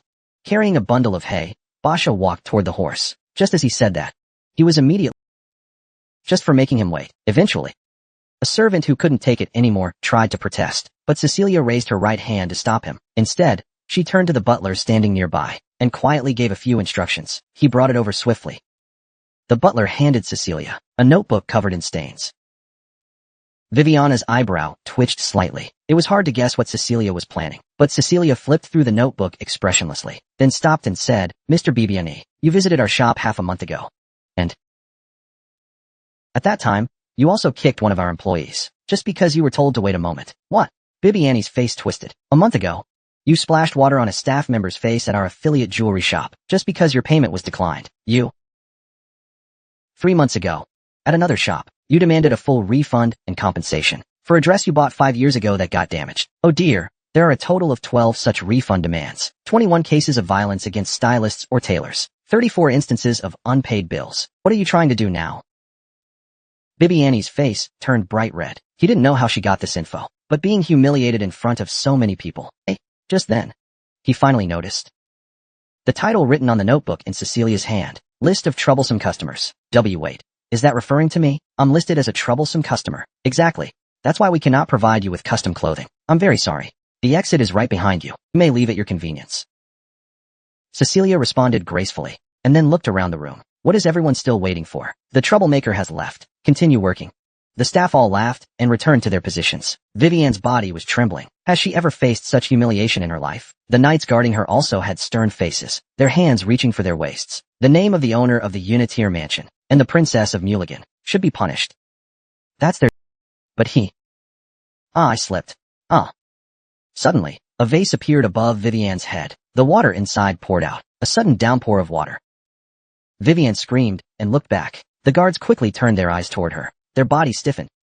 Plum Blossom Princess stood there with an apologetic look. The flower is beautiful. I wanted to get closer to take a look. I made an accident. What should I do? However, despite her tone, her eyes were completely emotionless. I heard that when Tyr makes such a mistake, they chop off hands. Should I change my approach? Plum Blossom Princess quietly extended her hand, and the guards stepped back in fear. Vivian was drenched from head to toe, fuming with anger, but couldn't utter a word. Fighting with the first wife of Ragnar, one of the 9 dragons. The result is predictable. Let's go. Finally, Vivian bit her lip and stormed out of the shop. Soon. Cheers erupted throughout the shop. Plum Blossom Princess smiled and turned back to look at the expressionless Cecilia. I heard the seamstress here is very good. I heard about it and came. Can I ask for a consultation? Cecilia silently looked at Plum Blossom Princess for a while and then quietly turned and left. Come in. Time flew by. During this period, Tyr officially renamed the Kriemhild Knights to the Temple Knights. Training was carried out in Nibelungen. As the chaos gradually settled, he handed a letter of introduction to Vittorio, who was departing again for trade. Vittorio was advised to cooperate with the Maritime Union instead of the Ceres Chamber of Commerce to save the collapsing Bax family. This was the content of the letter. A reply soon arrived, and it was very concise. When are we going?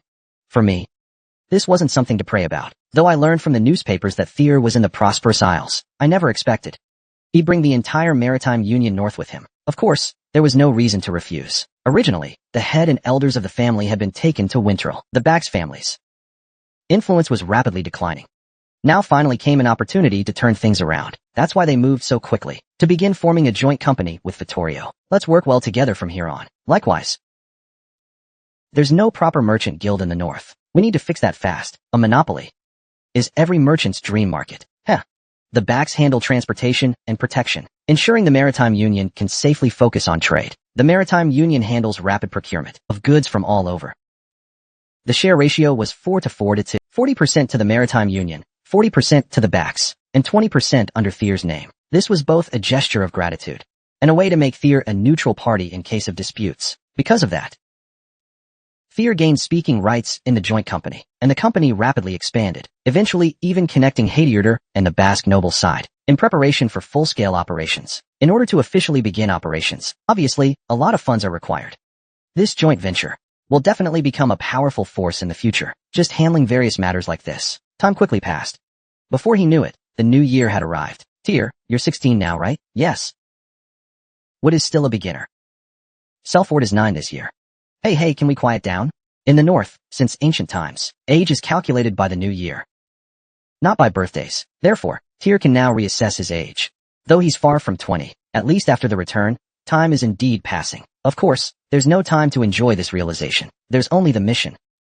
The war raging in the north is spreading quickly. Survival Chapter 132, 16 years old. The essence of Nibelungen is not in the speed of swinging, nor in how many enemies you slay.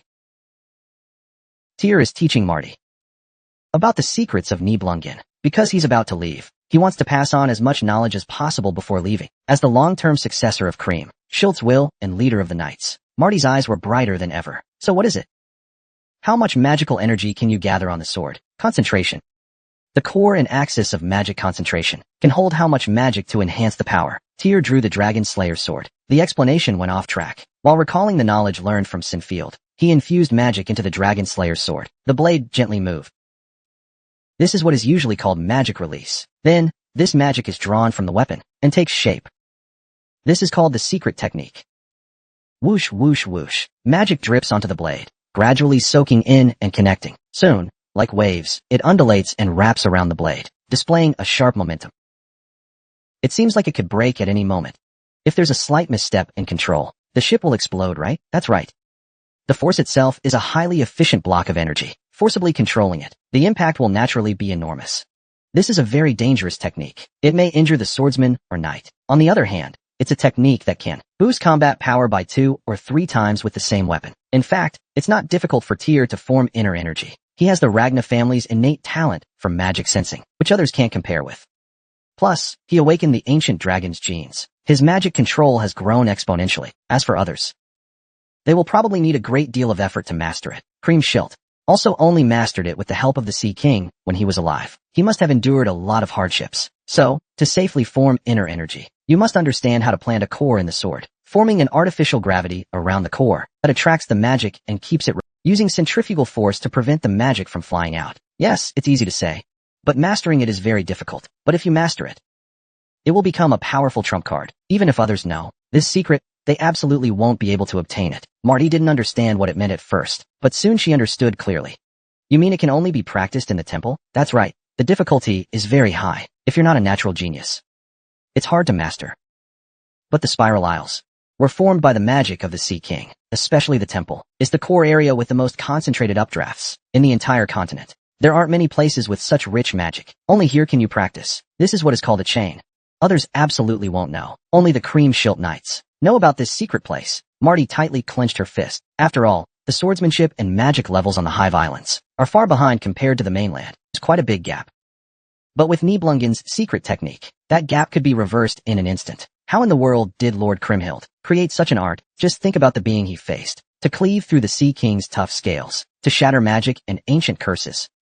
He needed a sword stronger and more destructive than any other. Marty nodded gravely, even though he had never seen the Sea King himself. Just the lingering magical power that shaped the unique geography of the Prosperous Isles was nearly godlike. And for Kriemhild to defeat such a being, of course, he too must have become a godlike figure. That's why a temple was built to honor him. Lord Tyr has inherited the legacy of Lord Kriemhild. As long as we follow him, the Prosperous Isles might truly stand above the continent. That expectation filled Marty's chest. To review and digest what he had learned, Marty temporarily left the room. Tyr gently picked up the Dragon Slayer's sword and steadied his breath. Asterisk ha. Asterisk as he exhaled. The Dragon Slayer's sword rang with a crisp sound. Countless scale patterns surfaced along the blade. Asterisk rumble rumble, splash, asterisk, asterisk clatter, clang, asterisk, as the Dragon Slayer's sword, covered in scales, released its mighty aura. Asterisk who? Asterisk Tyr inhaled deeply again, and swiftly swung the dragon blade. 10 arcs in total.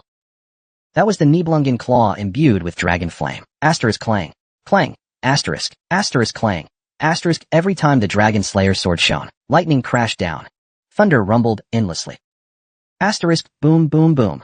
Asterisk, asterisk thud, thud, thud, asterisk. Even his heartbeat grew as fierce as the thunder. Asterisk who? Asterisk Tyr exhaled heavily again. Sweat dripped down his cheek. Asterisk clap clap, asterisk.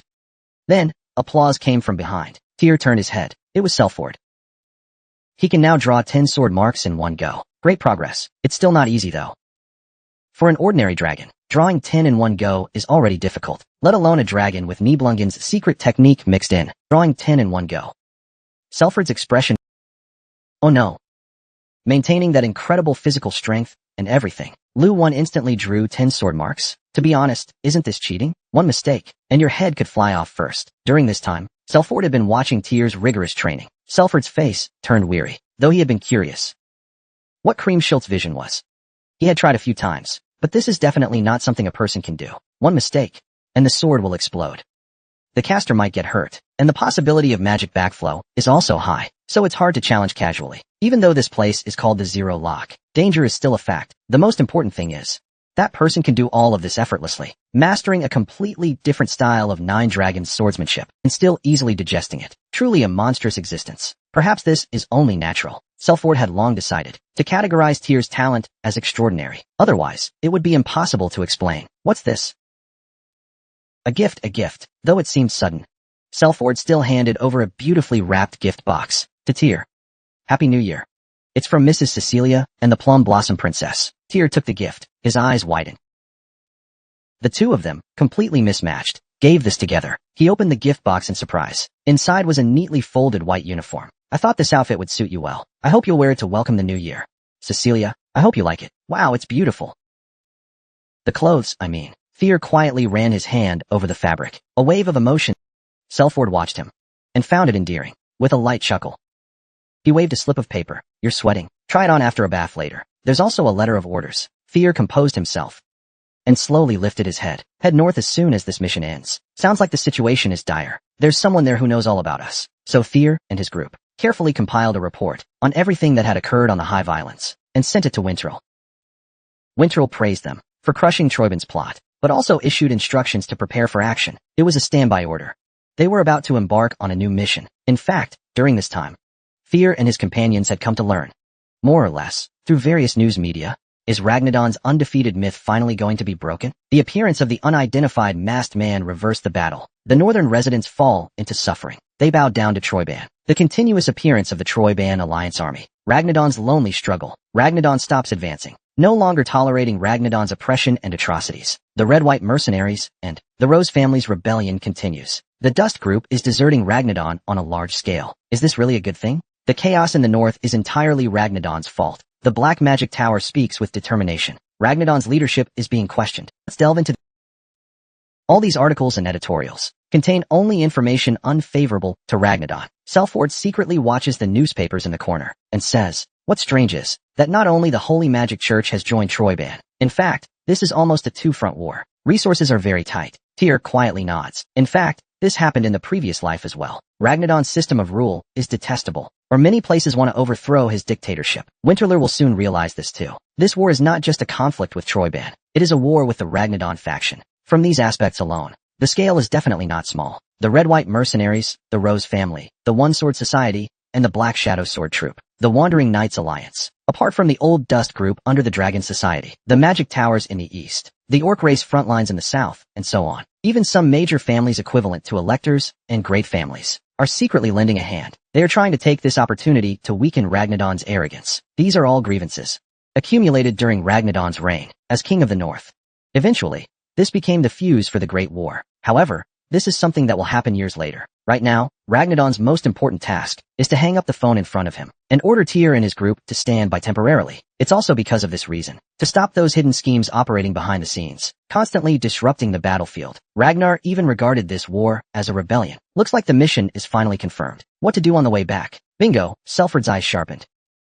Head to some countryside and bring back a girl. At that moment, Tyr had a hunch. He knew who the girl was. It was the moment. Cassandra, who would soon be known as the Empress of the Demon Isle. The first mage to ascend the throne. Episode 133, Age 16, Part 3. The royal family was reduced to a mere name, but they once founded the world's first nation, the Ada Group. Of course, every one of their members was outstanding. They were known for talents blessed no less than Ragnar's foresight, a bizarre ability to glimpse into the future, the near future. This ability was engraved into their bloodline, but as generations passed, the blood thinned. The visions of the future became shorter or inaccurate. Today, most people can no longer foresee anything. However, after decades, at last someone was born, a royal, who could accurately predict the future. A girl about 9 years old now, but she had a fatal flaw. She was a 14th generation distant relative of the previous emperor, born in a brothel, an illegitimate daughter unacknowledged, even by the royal family itself, due to her low and degraded bloodline. Most people didn't even know she existed. Not even her own father, a commoner struggling in a brothel, knew about her. Until Troiben suddenly visited. For the first time, he became aware. Her mother had stayed silent, fearing that the royal family would retaliate for birthing tainted blood. But Troiben was the first to discover him, and began placing him under their protection, using his abilities for their own benefit. After that, with the fall of Troy, he wandered. Eventually, he was imprisoned with the collapse of the royal family. He was born with Kanker's fate. No matter his abilities or qualifications, he was always a pawn in the power games of the ambitious, and ultimately died. But as for Cassandra's whereabouts, Ragnadon already had a premonition, right? Maybe. The Trojan War happened a few years earlier than actual history, but most importantly, Ragnadon's intelligence network has already caught his trail. Tyr also plans to, after returning, entrust Black Snow with the task of finding Cassandra, so he sees this as a good thing. Where is he? Seifield simply answered Tyr's question. Priamus. Tyr's eyes instantly lit up. Because that is a city within Troy's territory. Are we leaving now? Yes, thank you all for this time. We should thank you. You helped us defend our home. To bid farewell to Tyr and his group, Vittorio and Clem from the Hilt Knights arrived at the port. Regarding the joint venture, we will contact Tyr separately if there are important matters. After a brief farewell, the travelers boarded the ship. Upon reaching the mainland, they boarded the Magic Island train. Please take care. Since they were going to Troy's territory, they chose this method to hide their identities as much as possible. Is this from your mother? Seifield looked at Tyr's outfit and gave a thumbs up. Tyr awkwardly touched his cheek. It's fitting, of course. It's really amazing. Although it's the same white color, 148. 00:04:24, 6:39. 00:04:24, 6:39. It's really amazing. Although it's the same white color, but it doesn't look like the white armor. Knight Order's uniform. He looks just like a neat rich kid. I wish I had a mom like that too. Fear's nose turned red. First time seeing it. Lady Cecilia and Princess Plum Blossom gave it to him. The outfit is a luxury new release from Heidel. Indeed, if it's from those two's sense of style. Ling sized Fear up a few times, then gave a sly smile behind his back. Can I get a little discount too? Like a friend's discount or something? I'll tell you separately.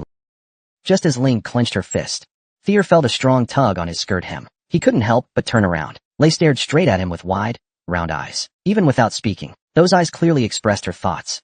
Puffed. Fear couldn't help but laugh. Alright, I'll include you too. And then, of course, we'll tell the nun too. Mother and daughter matching outfits. That would look lovely. Only then did Lei let go of the skirt hem, a smile blooming on her lips. Yeo also seemed to want to join the mood. Even its shadow was shaking wildly. You too, Yeo. You can't. Yeo. Why not me? It jumped up in protest. Do you even realize how old you are now? But hey, as a friend. Isn't that normal? Hey, come on. Alright, let's see what you can do for now. Hey, come on. Fear smiled at Umbra's grumbling protest. Ahem, hey. Just like that, Umbra's resentment grew even deeper. Fear was about to say got it, when suddenly, what's going on over there? Please come down. Please, let us on the train too. We can't survive here anymore. Get lost. Do you even know where this is? Outside the first-class carriage window, next to the magic train stopped at the station. The attendants were trying to stop them. Both sides were in intense conflict. The attendants waved their sticks forcefully, trying to drive the commoners away. But there were just too many commoners, their faces filled with despair. They couldn't even get off the train. This won't do. Tell the driver to depart. But what about those hanging on? What about the people hanging outside? Are the shops still important now? If we don't leave now, the train will be stolen. Understood. After some agitation, the magic train finally puffed out steam. It restarted. This is bad. Please, take me with you. Haha. Whether people hung on or left, the magic train rolled its wheels without a care. It left the station. Most people dangerously fell onto the tracks, but some managed to board the train. They were captured by the attendants, or nearly hung outside. What on earth is happening? Aling saw the whole situation, and widened her eyes. Selfward swallowed his saliva. Ray quietly turned to look at Tyr. Tyr sighed softly. The famine and crop failures last year were the worst in history. It seems worse than I imagined. I only heard about it, but I didn't expect it to be this bad. The empire has suffered severe droughts in recent years. The number of poor people has surged. Industrial cities are happy, because labor is increasing, but the rural areas and towns have turned into wastelands. The famine is also one of the reasons. Boom. Sorry to disturb your rest. My apologies. The disturbance has calmed down, and such unfortunate events will not happen again. Seems like there are a lot of protests. A duty-bound conductor came over to apologize with a bow. Aaron asked, are they commoners? How are you handling this? They've all been arrested. They'll be handed over to the guards at the next station. Understood. Thank you for your work. The further inland, the worse the crop failure. We'll probably see more cases like this in the future. Effect. Physical ability shift. Selfward side. The mood grew heavy. Fear silently fiddled with his clothes. A pure white, spotless new outfit, while the commoners wore clothes that couldn't be cleaned, reeking with stench. A sharp contrast between the two. Don't do anything pointless. But Fear's thoughts were cut off. Selfward was staring at him, with a gaze more serious than usual. You're you. They're them. If you can't take in that many poor people, then don't meddle unnecessarily. Right now, the mission takes priority. Understood. Fear nodded heavily. The Great Famine is an unstoppable historical event. Even if he stepped forward, he couldn't change anything. Though he understood it clearly, that stepping forward would be useless, strictly speaking. He believed it's best not to alter the major course of history too much. But for some reason, the strength in the hand, touching the edge of his clothes, didn't fade. This train has arrived at Priamus Station. Please mind the gap between the train and the platform. Fear and the others slowly stepped off the magic train. Cold winds whipped against their faces. A desolate landscape greeted them. There wasn't much difference here either. The area around Priamus Station wasn't much different from what they saw during the train ride. Withered branches and empty fields completely barren, abandoned houses, and many commoners gathered around.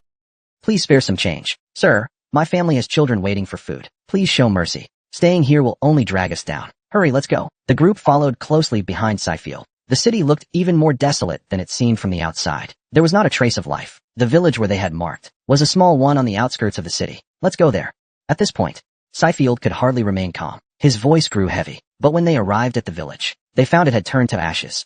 Everyone had ravaged through it. The once desolate village had become a ghost town. Seifield held his forehead with his hand. Now, they would have to ask around for the target's whereabouts. In a situation where Troy Ban could appear at any moment, they were worried it would draw attention. The mission was to secretly escort the target to Winterler. Moreover, this was Troibin's territory. They were in the heart of the enemy camp. If their identities were exposed, they could be in danger. It seems something happened. However, Tyr suddenly raised his eyes as he observed the village. What does that mean? Although the traces were it seems this fire was intentionally set. There are signs of plundering everywhere. What? Tyr nudged the scorched sand with his foot. The ground, heavily stained with blood, turned red. Dozens of hurried footprints were left on it. It seems a kidnapping occurred. The time frame was about 1 to 3 hours ago. Sayfield's eyes widened. It's Troiban. They haven't gone far. Let's pursue them. The moment has come. Ding. Mission reached. Mission update. New task activated. 5. The Seer of Time. You're incompatible with those who travel against time. Make sure he's ready to face any possible danger. Difficulty. A. Plus hints like bonus time and hidden clues. Failure leads to death, along with potential threats. Return of the Swordmaster. Path to Survival. Episode 134. Age 16. Part 4. Long-awaited mission. But what Tyr felt but a chill down his spine. It's true, my return clashes with the Prophet. The Prophet sees a fixed future, while the returned one tries to change the known future. They are utterly incompatible. Now opposing Troibin. If they gain control of the Prophet, what would happen to the timeline? Even Tyr couldn't predict it. Most importantly, what exactly is the secret of time? He had no clue at all. Tyr couldn't help but feel. Among all the chosen, only he could see this mission and the secrets within the information. Of course, that meant he had to complete the mission. The chase had begun. Hey, you over there. What now? Wait, damn it. Waha. Time to enjoy myself again this round. On a steep slope not far from Priamus, inside a hunter's resting cabin, over a dozen mercenaries were raising their cups, drinking loudly and merrily. Smoke filled the air, and piles of cards and bets. The winners laughed in joy, while the losers kicked the walls in frustration. Whenever the noise grew louder, a girl curled up in the corner trembled. I'm so scared, Mom. Please save me. Ned, another round. You in? Damn it. Can't you see I'm broke right now? Still need to get my pay after we get back, so I'm out. No money means no game. The mercenary called Ned cursed, jumped up from his seat, and noticed the girl still trembling in the corner. He heavily struck the wall above. The girl was startled. Her eyes, once full of affection, turned toward Ned. The girl was blind. When will this child be taken away? Wasn't it agreed to come at this time? Hey, don't lose your temper in the wrong place. Not with a poor blind child. Right, darling? The obedient girl rested her head on his lap again. They are demons. Demons who burned down the village. They didn't get along with the villagers. They always called my mom dirty, XX and such. They always discriminated against him. But I don't think they deserve to die like that. In times like this, being blind is so unfair. I wish the shadow who occasionally troubles me could come again. But it's too quiet. Damn it. Hurry and take me away. Otherwise, they'll add more weight. Ugh. Anyway, it's important goods. Don't get any funny ideas. Am I a fool? Can't even tell the difference? Then fine. Ned crossed his arms and snorted. He anxiously looked at his watch. Looks like he's really short on money. Hey, I'll lend you some. Ah, you want interest again. This time it's very cheap. 450% per day. You robber. If you don't want it, fine. Who are you scaring? Ah, that's why I like you. Ned finally took the bet his companion offered. He picked up the cards on the floor. But wait, what? Is that true?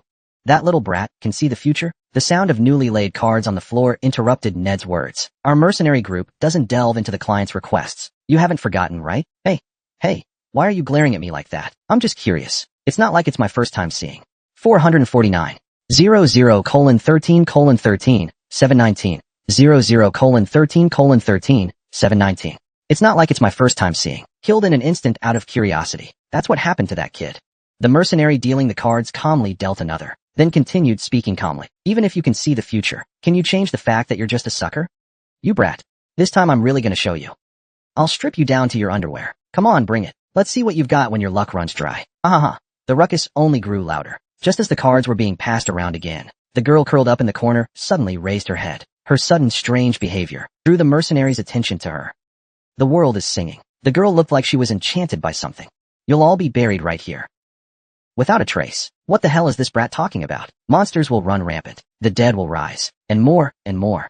What nonsense are you even spouting? As Ned was about to stand up, boom.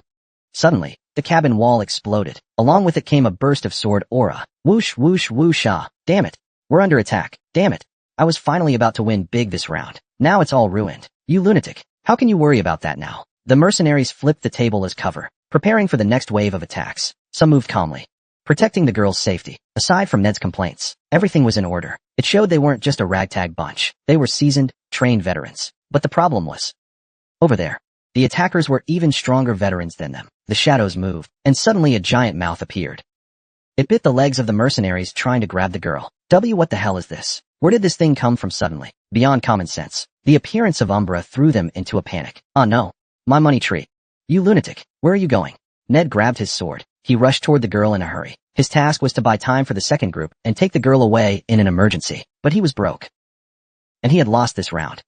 He was deeply in debt. He couldn't focus on the task at all. It would be better to just escape with the girl, and then take all the profits. That way. Boom.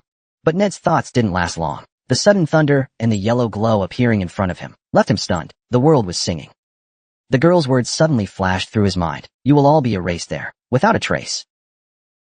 The things that were considered nonsense turned out to be true. The future encounter was actually real. His vision turned yellow. His thoughts stopped right there. Thunder summoned.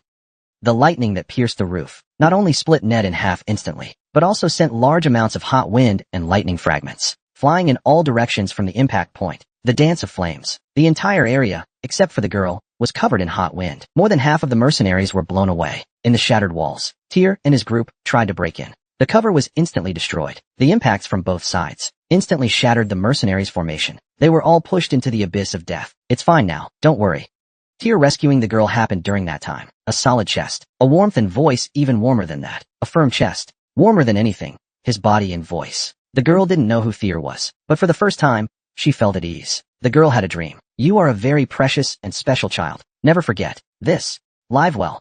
Her mother would always hold Cassandra and say those words often. At the time, I didn't understand what they meant, but in any case, it didn't matter. Mother, too, and my friends, living among the villagers was such happiness. Even if I couldn't see ahead, that wasn't such an inconvenience. If anything bothered me a little, it was the dreams I'd have. Another dream again? Yeah, I saw something this time too.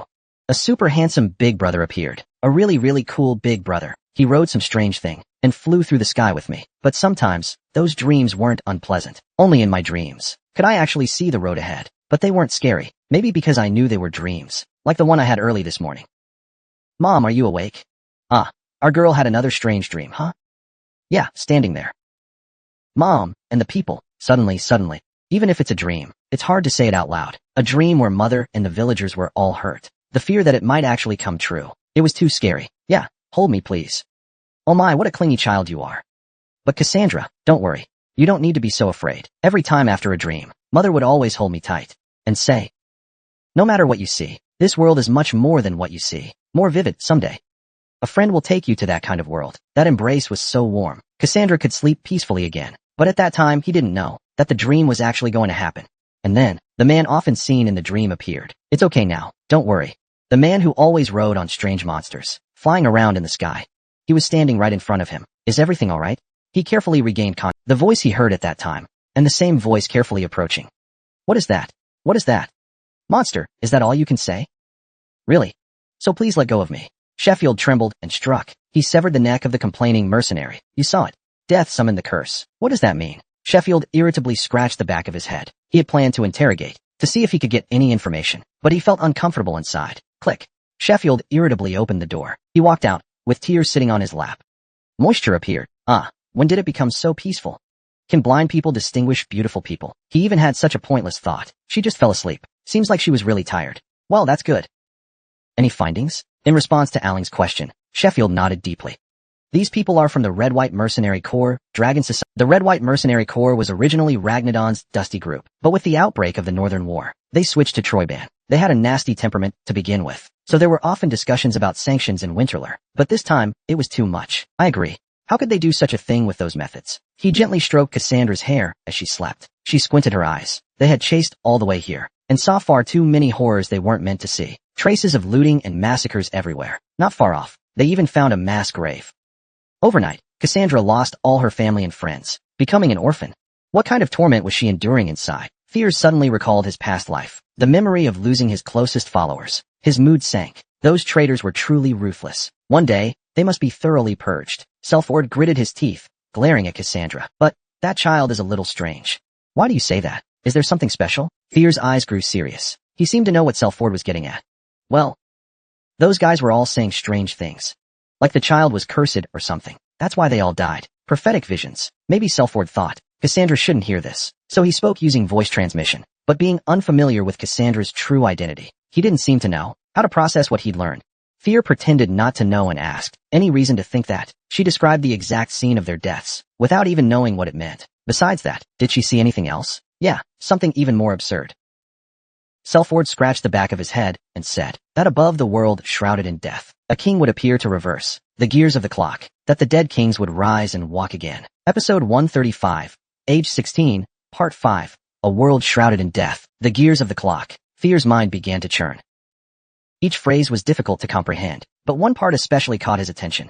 The gears of the clock, and the secret of time mentioned in the mission reward. Is there any connection? The mission is always like this, often linking future events and clues together. There are still tasks left unfinished, and when it comes to the Wheel of Fate, the first thing that comes to mind are the tarot cards seen in a past life. Why did the first Wheel of Death suddenly appear? Even though Cassandra's safety was ensured, the mission was not over. This clearly meant that Tyr missed something. At first, he thought there was something wrong with his body, but fortunately, the red-white mercenaries didn't leave any signs of harm to Cassandra. This child seems to have a rich imagination, or maybe there's something else. Never mind.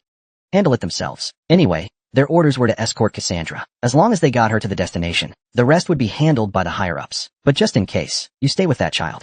Share any findings with me privately. Understood. Selford handed Cassandra completely over to Tyr, and turned his attention to Aling and Ray. These guys were supposed to meet up 2 hours ago, but still haven't shown up. There must have been some trouble. Or maybe they noticed something. Aling's answer made Selford nod. So it's better to leave quickly before reinforcements arrive. Well, I don't want to stay here any longer either. After all, this is Troybin's territory. They definitely don't want to be caught by those guys. Whoosh. Soon. 3 dragons flapped their wings powerfully into the sky. Ray and Aling, Cassandra and Tyr rode together on a dragon. The relatively lighter Selford was in charge of the perimeter watch. Their base was the Tulip Flower Association, located at the border between Troyban and Ragnadon territories. Currently, a Ragnadon unit was stationed there. As expected, they tried to sneak in while we were letting our guard down. As Selford's figure grew smaller on the ground, he saw Troyban's swordsmen. They screamed in frustration. Selford sneered. He felt completely at ease. On the other hand, the heat hadn't yet dissipated from his body. Tyr occasionally checked Cassandra's condition. She was barely around 10 years old, a petite blind girl. Although she would become an... For some reason, he was still very worried. Umbra asked with a concerned tone, "Is there something wrong?" Nothing at all. Tyr smiled bitterly as he stroked Umbra's neck. Let's get to base first, then we can worry. Just as he was about to organize his thoughts, Cassandra suddenly moved her body. Is Mom dreaming? I'm flying on a cloud. Tyr unconsciously looked around. There really was a cloud drifting by. By the way, wasn't there a saying about the prophecy of the goddess of Magic Island, that it's usually conveyed through dreams? Tyr saw Cassandra's eyelids twitch. He carefully asked, "Is it Cassandra? Are you scared again?"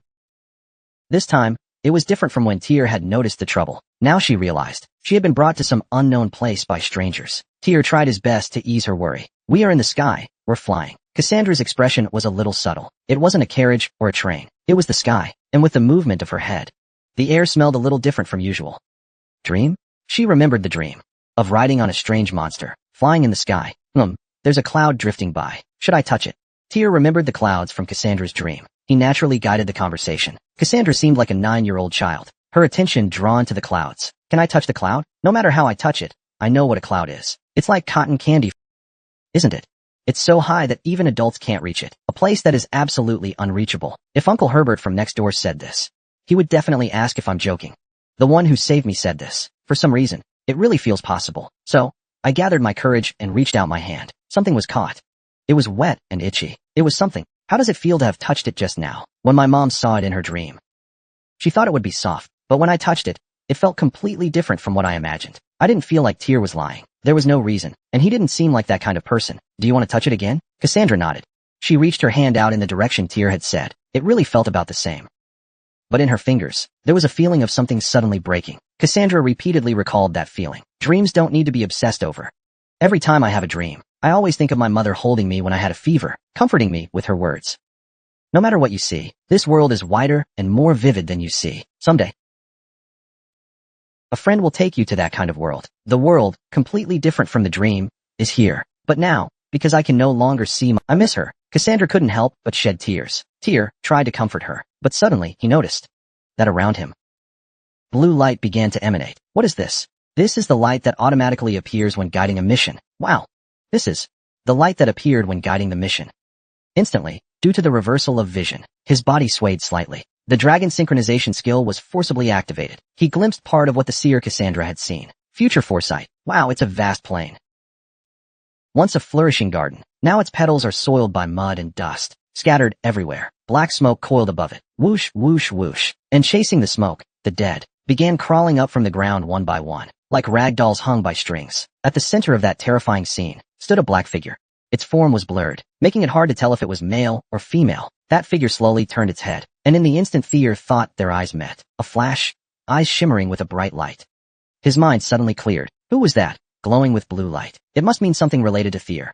But at the moment, if they were someone who commanded the dead, perhaps a necromancer or voodoo shaman. But even digging into his past life memories, he found no hint of a connection to this person. The mission wasn't over yet. It might be connected to this, but how was he supposed to unravel this clue? The problem was, it all felt too familiar. Though he hadn't seen the face clearly, the aura was unmistakably familiar. In the end, he was still stuck, turning over unsolvable thoughts. I dreamed of you, Cassandra said softly, even with her eyes closed. It felt like she was looking straight at Thier. This is the first time I've seen it with someone else. Wow, it's amazing. For some reason, Cassandra looked genuinely happy. Being able to share the secret she had always carried alone brought her joy. Should he laugh or not? Thier gave an awkward smile. From the place Thier's group had left, a man in a millet-colored mask, with his right arm behind his back, stepped into the nearly destroyed cabin. With each step he took, his empty left sleeve swayed like a banner. His name is Actor.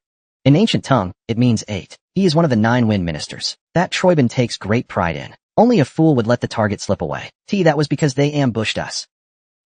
We were completely overwhelmed. Oten, leader of the red and white mercenaries, fell into thought, trying to come up with an excuse. But we're just a mercenary company, nothing more. There's no way we could fend off Ragnar's elite. So please, show mercy. No matter how he tried to justify himself, Actor's steps never faltered. Oten's thoughts grew heavier, his voice trembling badly. If this keeps up, I'm going to die. Driven by that fear, he finally pleaded. Besides, the time I arranged has passed. The Crow Squad still isn't here. Yeez. Before he knew it, Actor was already standing before him. The gaze beneath the mask was piercingly sharp. Oten's mind went completely blank. So it's our fault, is it? And no, that's not it. But please, try to understand. That guy Denglong kept chasing us nonstop. It took time to shake him off. You know how it is, right? When Denglong found out that even an elder as famous as Salagna had left the north, he was utterly shocked. His left arm is missing too. That's also part of the reason why more than half the Crow Squad died. But even if we'd made it in time, it would have only been 2 or 3 hours difference. This isn't Ragnar's domain. This is the Eastern family's land. The front yard is still mine. Please, I beg you. But what angers me the most, Actor lowered his arm from his back and raised a hand, please, is that the child was taken away, and not just anywhere, but it was foolishly taken by Ragnadon, addicted to gambling. Oten's head, pale, rolled onto the ground. Actor, even crushed him underfoot. Huff, huff, from today on, the name Red-White Mercenary Corps should no longer reach my ears. The subordinates who begged for mercy suddenly disappeared. Now, the dream of the Red-White Mercenary Corps, changing masters for glory, has ended. The fate was decided. We must find the timeline leading to victory. For that, we need that child. Actor was again muttering under his breath to the rider. So, bring her back. The Qingya squad, like the blue magic name, they were once but now they bow their heads. They flew into the void together. Actor quietly raised his head, watching the direction his subordinates disappeared. The destiny flowing with the blue sky is gradually changing. Things have gotten complicated. Click, click.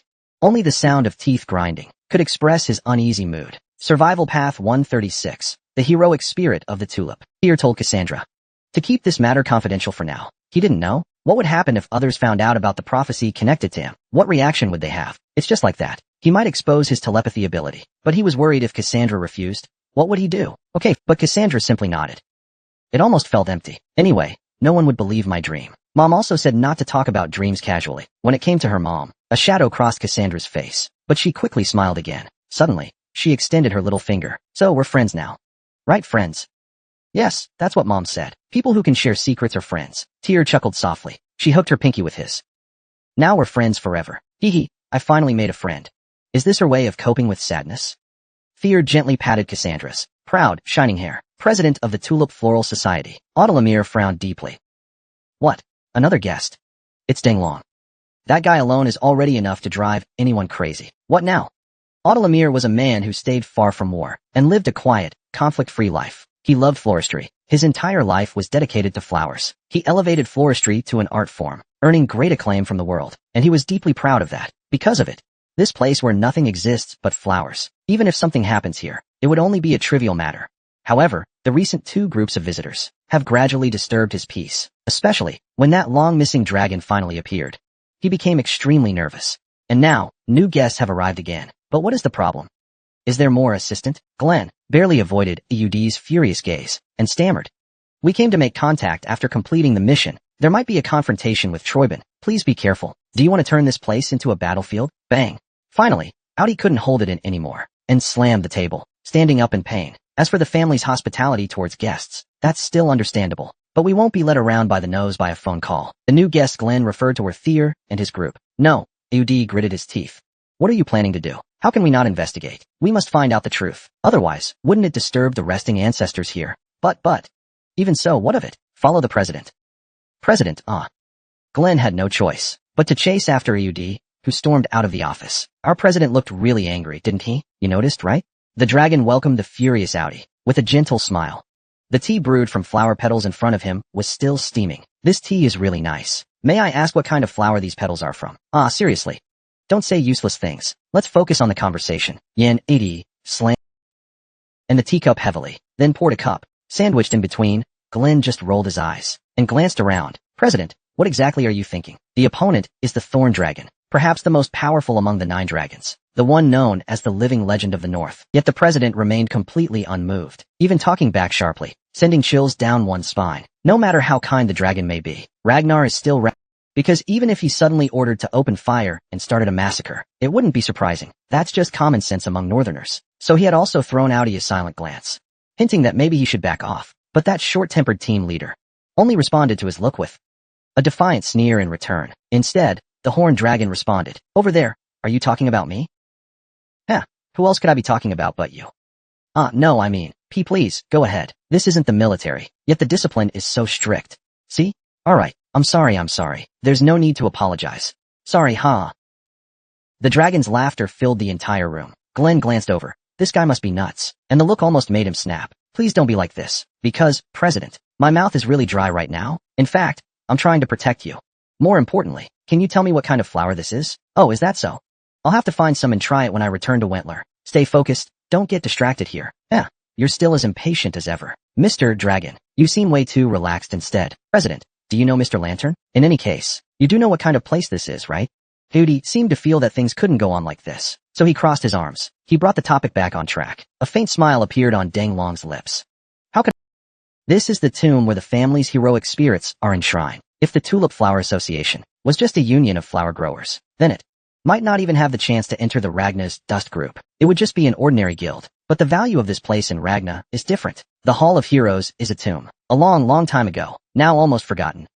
Hundreds of years ago, ancestors who closed their eyes for Ragna's glory are now quietly resting. This shrine also enshrines the ancestors' tablets, praying for their peace and blessings. Yes, tulip is not an ordinary flower. Long ago, they received the blessing of the flower goddess. The ancestors transformed into their current form. Even in death, their heads turned into flowers towards the winter beast's skull. Their bodies became the black fibers supporting them. Their praying hands and feet became leaves and roots, remaining in this land. That is a legend. A fairy tale well known in Winter Song. The legend tells of a time, long ago, when the swordsmen and dragons fought bravely to protect Winterloo from the black shadow of the far northern Arctic. I have come here to fulfill the mission of guarding and nurturing this precious land. I am a gardener and wood guardian. I cannot bear to watch this place be destroyed by the flood of phone calls. Ode's eyes sparkled with fierce light, as if flames would burst out at any moment. So please leave immediately. Long didn't speak, just picked up his teacup and drank it down with a gulp. As if flames could burst out at any moment. So please leave immediately. Long didn't speak, just picked up his teacup. With a gulp, he drank it down. Only the sound of Glenn nervously swallowing could be heard. That's impossible. Honestly, I thought the same thing. This place holds extraordinary value. It must be treasured. Disturbing the peace of the king. If it's just for a mission rendezvous point, there must be other options besides here. You know that. Yet this mission must be completed here. The dragon calmly placed his teacup on the floor. His eyes were deep, like the rich flavor of that flower tea. There's something I need to confirm. One of Eud's eyebrows twitched. Is it political again? That's all I can say. TCH. Eud finally lost his temper. He kicked the table over, then strode out of the room. Glenn gave the dragon a nod and hurried after him. At that age already. Still hasn't fixed that temper. Looks like he's far from mature. The dragon chuckled as he picked up his teacup again. Even when it's cold, much of it still feels as warm as ever. Fear and his group had just arrived at the Tulip Flower Association when the scene before them left them stunned, because the one who welcomed them was someone completely unexpected. What? Shepard? Did you already know? No way. The mission file didn't even name the contact. Selford and Aerie. In the commotion, Fear widened his eyes. Young Master Fear. Long time no see. You've grown even more handsome. Princess Leia as well, said Weston. It seems he's gone through a growth spurt these past few months. He's gotten taller, and his voice has deepened. Why are you here? Leia's question made Weston smile slightly. Looks like you didn't get the message. My master and I ended up here during our travels, and I heard that young Master Fear and Princess Leia were coming, so I decided to stay. I've been keeping an eye on Will's news. I heard you were doing inspections with Mr. Dragon. Yes, that's true. He's the most promising rising star in the North right now, isn't he? I also heard he's ranked #1 among the 3 forces and 8 counties. That damn nickname. Even young Master Fear has heard of it. Weston couldn't help but cover his face with his hand. In fact, his name has been the loudest in the North recently, maybe even more than Fear's. The 3 forces and 8 standards is the recent designation for the 11 new elite candidates, recognized for top-tier skill and reputation. It's a special title. Weston the swordsman ranks among the 8 top tiers. Lately, he and the dragon have been showing up across the nation, making great displays of skill. Many of the Trojan units suffered defeats because of them. Just the heroic feats Fear read in the papers already exceeded what he could count on his fingers. A hero like out of a legend. All right, enough of the protagonist praise. I'm begging you. The true role model of a knight, protecting children, the elderly, and women. Young Master Fear. So you do have a mischievous side too. Weston's achievements were mostly portrayed with a heroic aura, thanks to Ragnar, who rallied public opinion around the theme of a young hero resisting the Trojan regime, especially in the Battle of Netta, where he stood firm against Trojan assaults and protected the refugees, a tale that shook the entire empire. Because of that, wherever Wellington goes, he's surrounded by crowds of enthusiastic people, which feels overwhelming to him. Deep inside, he also feels a bit ashamed for receiving so much praise. As the new rising dragon who inherited the dragon's sword, the child behind,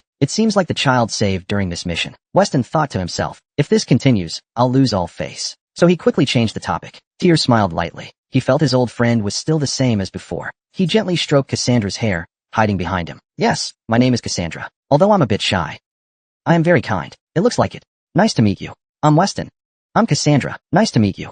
Cassandra just tightly gripped Tyr's sleeve. Without saying a word, Weston smiled bitterly. He moved his lips slightly. The child seems to listen to Tyr's words very well. Can you share some experience? Tyr touched his cheek. The order they received stated that first, Cassandra's prisoner must wait for the recipient, then proceed directly to Tory City. But at the same time, she is too close to Cassandra, while completely closing off from Lena and others. This makes me quite worried. Although the most important thing is not letting the Empress of Magic Island fall into the hands of Troyban. Even so, I can't keep bringing her along. Although I can try to persuade my superior, but in any case, I cannot let such a child continue following and running on the battlefield. But if Weston and Deng Long take over, I'll worry much less. These two can be fully trusted and entrusted. Even so, orders are orders. This child just lost her family a few days ago. Please take good care of her. Understood. Can the handover be directly given to Lord Deng Long? As expected, I didn't hear the details. There is not only the master here. If you're handing things off, just give them to that person. They've been waiting all day, just to see this kid arrive. Minutes. Someone even higher ranked than Lantern and Weston. Just as Tyr was about to ask a question. So you're Tyr? Tokal mentioned you as our greatest threat. A chilling feeling crept in. Tyr instinctively reached for the blade of Drake strapped to his back, and suddenly looked up at the roof of the building. A woman sat like a cat on the edge, looking down at them, backlit by the sun. Her presence was overwhelming, and the massive scythe on her back stood out. Why is the Black Reaper here? Lee's the Black Reaper, the one closest to Ragnar's throne. After Tokal, a new 5 candidates has emerged, and then suddenly, Tyr's earring, ring, and moonlight sword all began to vibrate violently. At the same time, the great scythe on Lee's back matched exactly. Relics of the Ancient Dragon. Chapter 137. The Spirit of the Tulip, Part 2. What is this? Why all of a sudden, seeing his beloved weapon, Lee's displayed a rare and strange reaction, tilting her head. That moment, Selford and Aerie quickly saluted. Out of combat instinct, Selford saluted the leader of the Reaper unit. Out of combat instinct, Aerie greeted the Reaper unit's leader. The Reaper unit is one of the few assassination squads run by Ragnar, each member personally scouted by Lee's and trained by her own hand, widely known. In fact, it's practically her personal guard. But because of that, their strength is undisputed. So much so that in the North it's said, where the Reaper unit goes, only death follows. That kind of thing doesn't matter. Anyway, I'm not here as the leader of the Death God group. I'm here as the heir. The heir?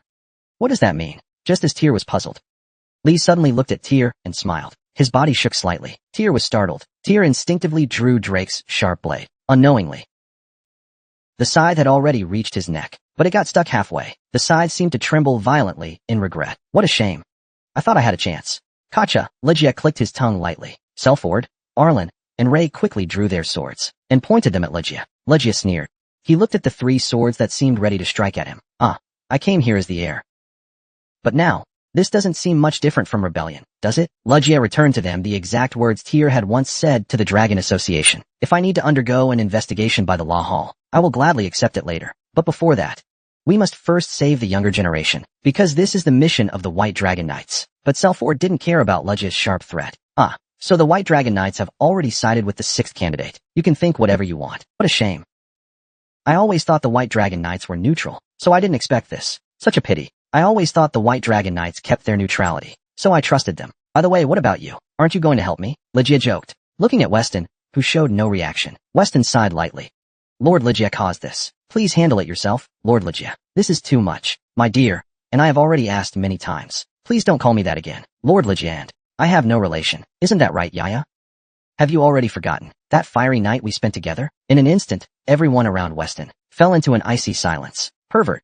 Ray's provocative words made Weston furious. It's not like that. And, Lady Lees, please don't say things that can cause misunderstandings. What happened in Trojan was merely camaraderie between comrades in arms. There was absolutely no romantic interaction or behavior. Hehe. I think that explanation is plenty. I don't think so. Tyr knew what kind of relationship Weston and Lees had. Lees is trying to recruit him. Her desire for talent can rival even that of Julius. Once she sets her eyes on someone, she won't let go. That's how her personal guard was born. The Reaper unit. So Weston must be very much to her liking. His current strength has far surpassed his past life. Though Tyr is still holding back the truth for now, Weston could already be called a genius. And he even received training from Lantern. Even Tyr can't predict how far he'll grow now. And they fought together during that time too. If she didn't look at him, that would be even weirder. The problem is, Wellington doesn't seem to be interested in Lisa's preferences. So cruel. A delicate girl like me being threatened, and he doesn't react at all. Of course, when you're over 170 centimeters tall, and your biceps are as solid as a horse's muscles, that kind of talk really doesn't work. Now Wellington was even turning his gaze away. Lee sighed in exasperation. Ugh, such a hopeless guy. No matter what I say, it's useless. Fine. Let's call it here then. Just as Lees was about to lower the giant scythe aimed at Tyr, who said you could, huh? Lees suddenly swung the scythe aside. The flash of light startled him into leaping up. Drake's blade and the collided multiple times in the air. Drake's blade was incredibly fast, almost unmatched by the large sword. But the large scythe, nearly 3 meters in length, with its enormous area, still moved gracefully, deflecting all attacks. That movement was almost like the Grim Reaper himself descending and swinging it ominously. Slash. Finally, Legia gently twisted his body in the air, creating distance from Tyr before landing. Can you block my Death God's Lotus? Legia picked up his head again, his face showing confusion and surprise. At that moment, 3 black shadows suddenly dropped from the sky. They surrounded Tyr. They pointed their scythes at him. For Lord Legia, the crime should be paid for with death. They are members of the Death God group. While waiting in the shadows, Tyr had a conflict with them, so they revealed themselves. Didn't you hear what your master just said? But Tyr didn't respond to them. He kept his gaze fixed on Legia. Legia instinctively wanted to shout, "Get out of there, you fools!" But it was too late. Pointing a sword at the air, is that not rebellion? At that moment, Tyr's shadow moved. Nermubir jumped out. The winged skeleton was taut like a blade. With one strike, the screen blurred with poison. Once exposed, it would be dangerous. The 3 team members hurriedly retreated, but 2 of them failed to completely avoid the trajectory. Their abdomen was injured. The problem was, even though the wounds were shallow, the venomous poison that seeped in would immediately affect the nervous system, causing illusions and hallucinations. Selford, Arlen, and Ray didn't miss this brief opportunity. Each dealt with one enemy. The heads of the 3 team members were smashed to the ground. At the same time, Tyr's heart pounded violently. With a loud crack, his heartbeat intensified, trying to resonate with his dantian. Without realizing it, his body began to glow red and emit steam, though not as intense as awakening dragon blood. The magical resonance still triggered a powerful awakening. That was very apparent. The atmosphere around Tyr changed in an instant. Dominant, overbearing. It was as if Ragnar himself stood there. Oh, looks like you won't submit so easily. Is that it? Lees realized Tyr's intent, and smiled sharply. To remain unmoved after Ragnar was attacked would be impossible.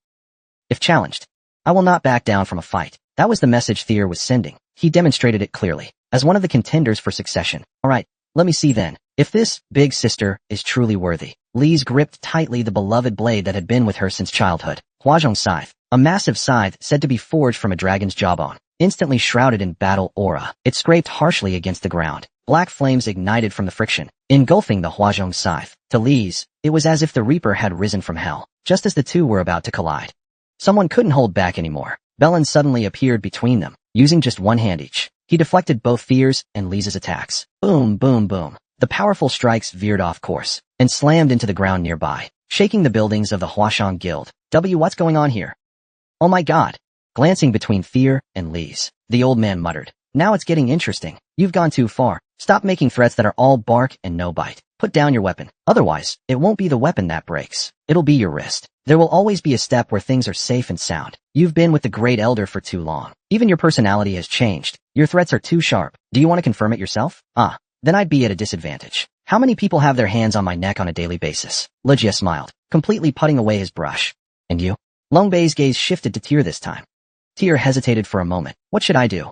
In fact, continuing like this wouldn't benefit Tyr at all. If Long Bei acted immediately, he would have no choice but to watch himself in a pathetic state. Even if it wasn't like that, if he were expelled, the goodwill he had built up before would vanish. What's more important is that Legia's strength is considered to be on the level of a Dragon Gate swordsman. Even if Tyr awakens immediately, the dragon blood wouldn't be enough to win. But even so, it's hard to easily put down the sword. That's because there's an ancient dragon relic in front of me. Although I don't know how Legia uses the relic. Look at that gentle blue light flowing with the wind. I know that if I had that, I could grow to unimaginable heights. That's why it's hard to make a decision. But since Lord Longbei said so, Tyr, after struggling, put down Drake's blade. The white steam around him also quietly disappeared. Nice thinking. If it were Winterloo, maybe they wouldn't know. But here, fighting among ourselves wouldn't do any good. What's more, aren't you two siblings with no blood relation? Although in Ragnar's customs, there's almost no sibling affection. Tyr didn't point this out.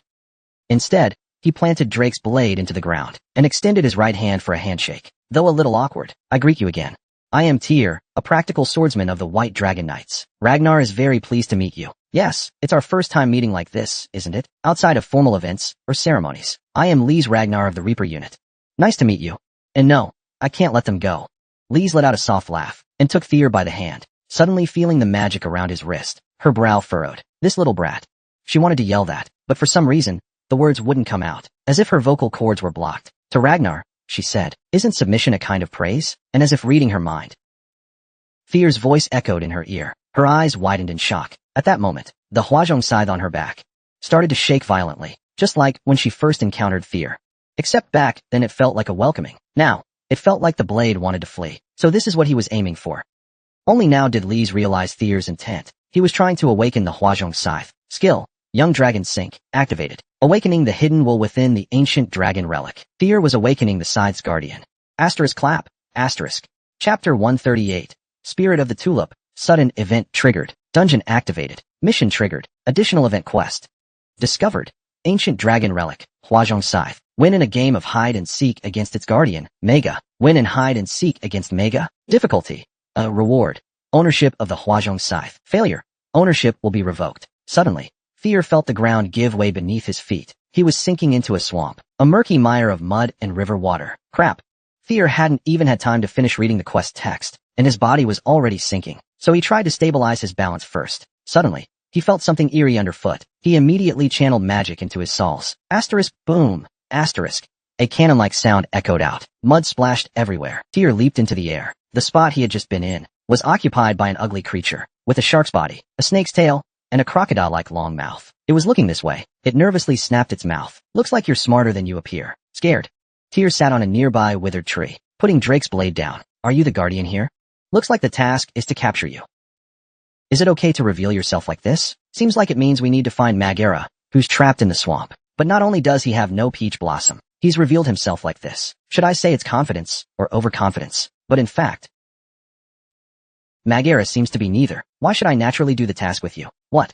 This is a completely different reaction from the guardians Tyr met before. Tyr widened his eyes. The task was imposed on us by the ancient dragon for its own goals. Our opinions and thoughts were never considered. As expected, this is completely different from the guardians Tyr met before. Indeed, not just Drake's blade and Moonwhite, but also the desert ring and ice flower butterfly, among other relics, shook violently. The earring on the left ear swayed slightly. At the same time, it released a ray of light, transforming into the form of the fairy dragon. Nonsense. The long-absent fairy dragon, upon seeing Magera, looked extremely furious. Lord Fafnir is our creator. His will is the mission we must protect.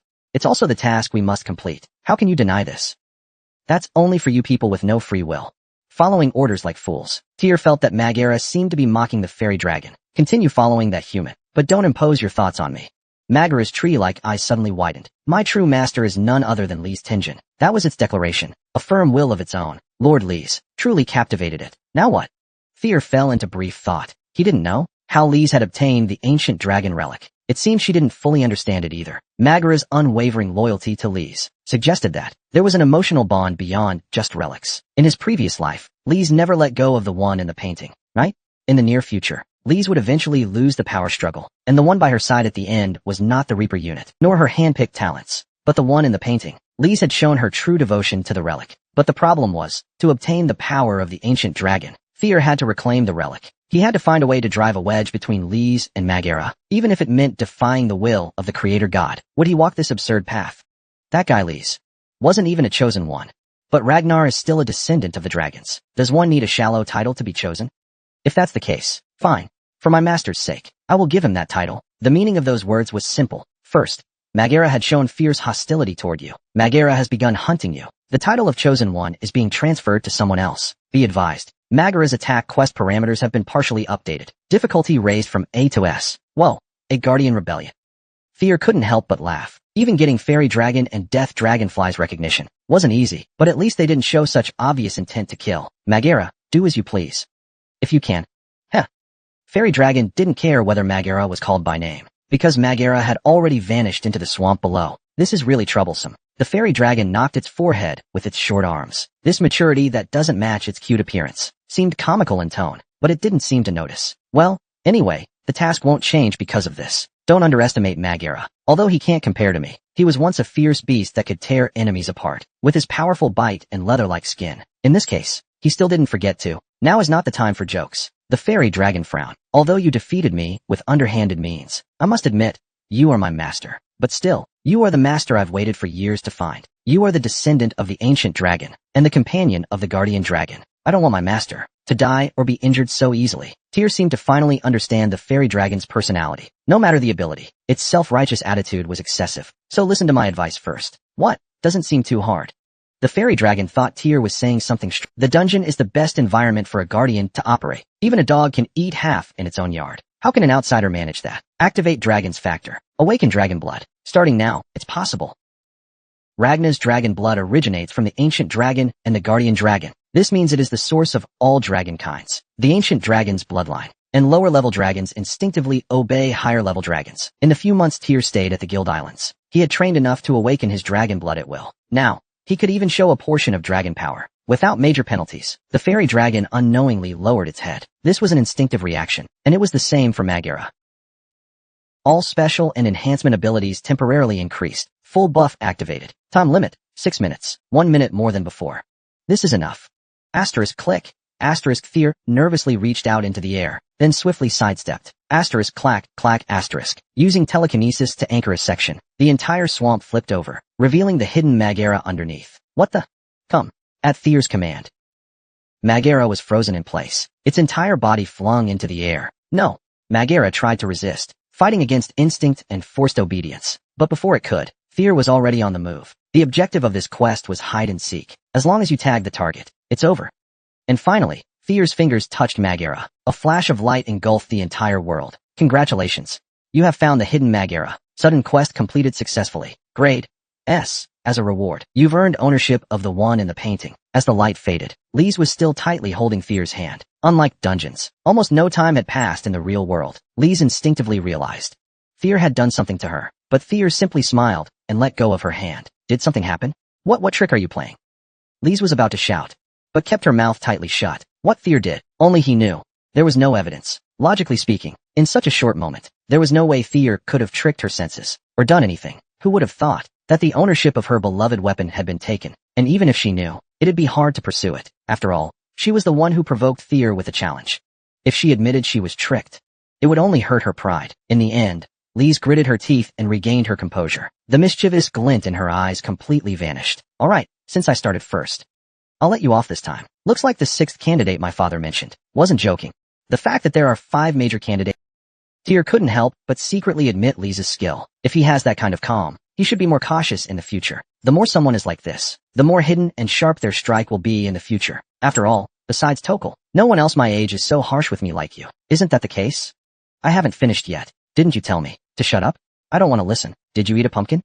So determined. Lise looked back and forth at Tyr and Weston, meaning they were exactly the same. But he didn't make any more suggestions, looking completely unconcerned. He hadn't expected anything from the start. At least from the recent exchange, it was clear that Tyr was not someone who would submit to others. On the contrary, Legia walked towards Cassandra. Cassandra, hearing the movement approaching her, huddled even closer behind Tyr. You're the child, right? The one the Troyban family has been searching for, the prophet. Legia crouched down, bringing his eyes level with Cassandra's. Tyr watched from the side, his eyes wide open. He realized that Legia's focus wasn't on him, but on Cassandra. I just want to ask one thing. Can you answer it? At that moment, Tyr's expression hardened. It was Legia who brought Cassandra. Lord Tyr and his group entered the guild building with Cassandra. Only Legia remained at the original spot, lost in thought. One of the Death God group members approached, concerned. You've already gotten the answer you wanted. Is there a problem? Of course, there's no problem with me. Legia responded to Cassandra's question. Can I become king? After hearing about a child who could foresee the future, even if it was just nearby, Tyr's group launched a rescue mission. All of this had been part of Lisa's plan. To acquire the prophet card and confirm a powerful new heir candidate, Tyr's strength. But what if Tyr had failed? The Dragon Priests and Reaper unit would have moved immediately. They had been pursuing Actor and the Ducklings all along. Luckily, there was no need to mobilize. Cassandra was safely rescued. Now Lise could finally ask the question he'd longed to ask. The throne. Could he really sit on that seat he had dreamed of since childhood? That unreachable place? Could he rise above suspicion and surveillance, and one day sit where his father once sat? And the answer was, but when Lise heard the answer, he couldn't smile, nor could he cry. There was no reaction, whether joy or sorrow. Even Jim Lever, who always cried with him, was silent now. Jim Lever had always been spiritually connected to him, but not this time. It was like he was dead, and in that moment, Lise understood that the instant one, all hope to sit on the throne together with a friend, was already gone. Chapter 139, Survival. The Tulip Shrine, Part 4 The Tulip Floral Association wasn't created just for flower arranging. Beneath it lies a shrine to honor the ancestors. Audi volunteered to act as tour guide for Tyr's group. He thought that by bringing up this sacred site, these sword-happy thugs might show a little restraint. That's what he thought, at least. But these muscle-for-brains types, they didn't listen at all. Only Weston nodded quietly. Ray kept yawning nonstop. Selford and Airy were joking around. Tyr was completely immersed in other thoughts. I really want to make them talk for 5 hours. Forget it. The young people these days have no interest in such relics. Deng Long understood Audi's fierce gaze and laughed, transmitting a message. Does this make sense? This is the resting place of the Northern Soul. 957. 00:27:58, 159. 00:27:01, 559. But it can't be eaten, and it's not money. How can you compare history and tradition with food and money? Do you know what people call someone like you in this world? What? An old relic. Audi's face turned bright red, as if he was about to jump up. Deng Long laughed. I know how proud you are of your work, and I also know that it's an important mission. But even so, you can't force others to accept it. Young people's concerns are completely different from ours. Audi tightly closed his lips. In fact, when we were young, we also cared more about our own affairs, not the family's matters. Isn't that true? Though it's unpleasant to hear, it's the truth. But Audi still didn't want to admit it. He curled his lips. Don't compare me to the older generation. I'm not from their generation. Does this guy always say nice things? In the middle of the argument, Tyr remembered Lise and Cassandra's conversation just now. Can I become the National Jade? Lise's question to Cassandra was still ringing in his ears. Although he desired the throne, he didn't expect to ask the prophet directly. Handled improperly, this sensitive question might be seen as rebellion during Karl's active time. Talking about the throne, not the inheritance, was an extremely dangerous move. But Lise seemed unconcerned. I don't know if he's too confident or too impatient, but the problem is, it's an extremely dangerous move. But Lise seemed unconcerned. I don't know if he's too confident or too impatient, but the problem is, Cassandra's answer, though brief, was as clear as it could possibly be. In truth, the mood among the Reapers following Lise shifted dramatically. In contrast, Tyr's group simply pretended not to hear it. Tyr was shocked at first, but quickly noticed a contradiction. Lise would ultimately fail, and he would lose to Tokal. The clash between Lise and Tokal, and Lise's death in battle. The societal shock caused by the fall of one of the 5 candidates. Tyr remembered all of it vividly. But Cassandra said Lise would become king, which meant either Cassandra's prophecy was incomplete, or the history Tyr knew had already deviated. If it wasn't one of those two, then it was the gears of time. Like Cassandra had said before, the king of the dead would reverse the gears. The wheel of fate of the Reaper, the tarot cards once shown, still lingered in his mind. If that counts as king, Then it is a king. If Lee's made a mistake. It was that his question was too vague. If he directly asks the king of the north whether it's possible, perhaps there's still a chance. But this question leaves a lot of room for reinterpretation. Of course, all of this is just Thier's speculation. But Thier doesn't believe he's wrong. Which is only natural. The ranking of heroic spirits. The place he's in now, isn't it the center of the graveyard of the dead? Audi led the group toward the guild's central building. A greenhouse covered in glass. The scent of tulips greeted them as they entered, and gravestones filled the garden. In a distant past scarcely recorded in history, a demon army crossed the demon sea and swept through the north, marching straight south to this place. The world faced a crisis of annihilation. Audi looked at the weathered gravestones, their names almost illegible, and said, "At that time, Ragnar formed a suicide squad of 299 men. They gave up their lives in an attempt to stop the demon army and its death. They fought the enemy right here. The number of gravestones is exactly 2. According to oral accounts, Ragnar barely achieved victory. The demon king retreated to the demon sea, and the world was saved. But in return, Ragnar, having lost his elites, began to decline. Not only did the world fail to thank Ragnar for his sacrifice, it completely forgot him." Seafield, Airy, and Lay straightened up, listening seriously to Audi's explanation. The atmosphere grew heavy. In the medieval era, Lady Aslog appeared and revived the crumbling family.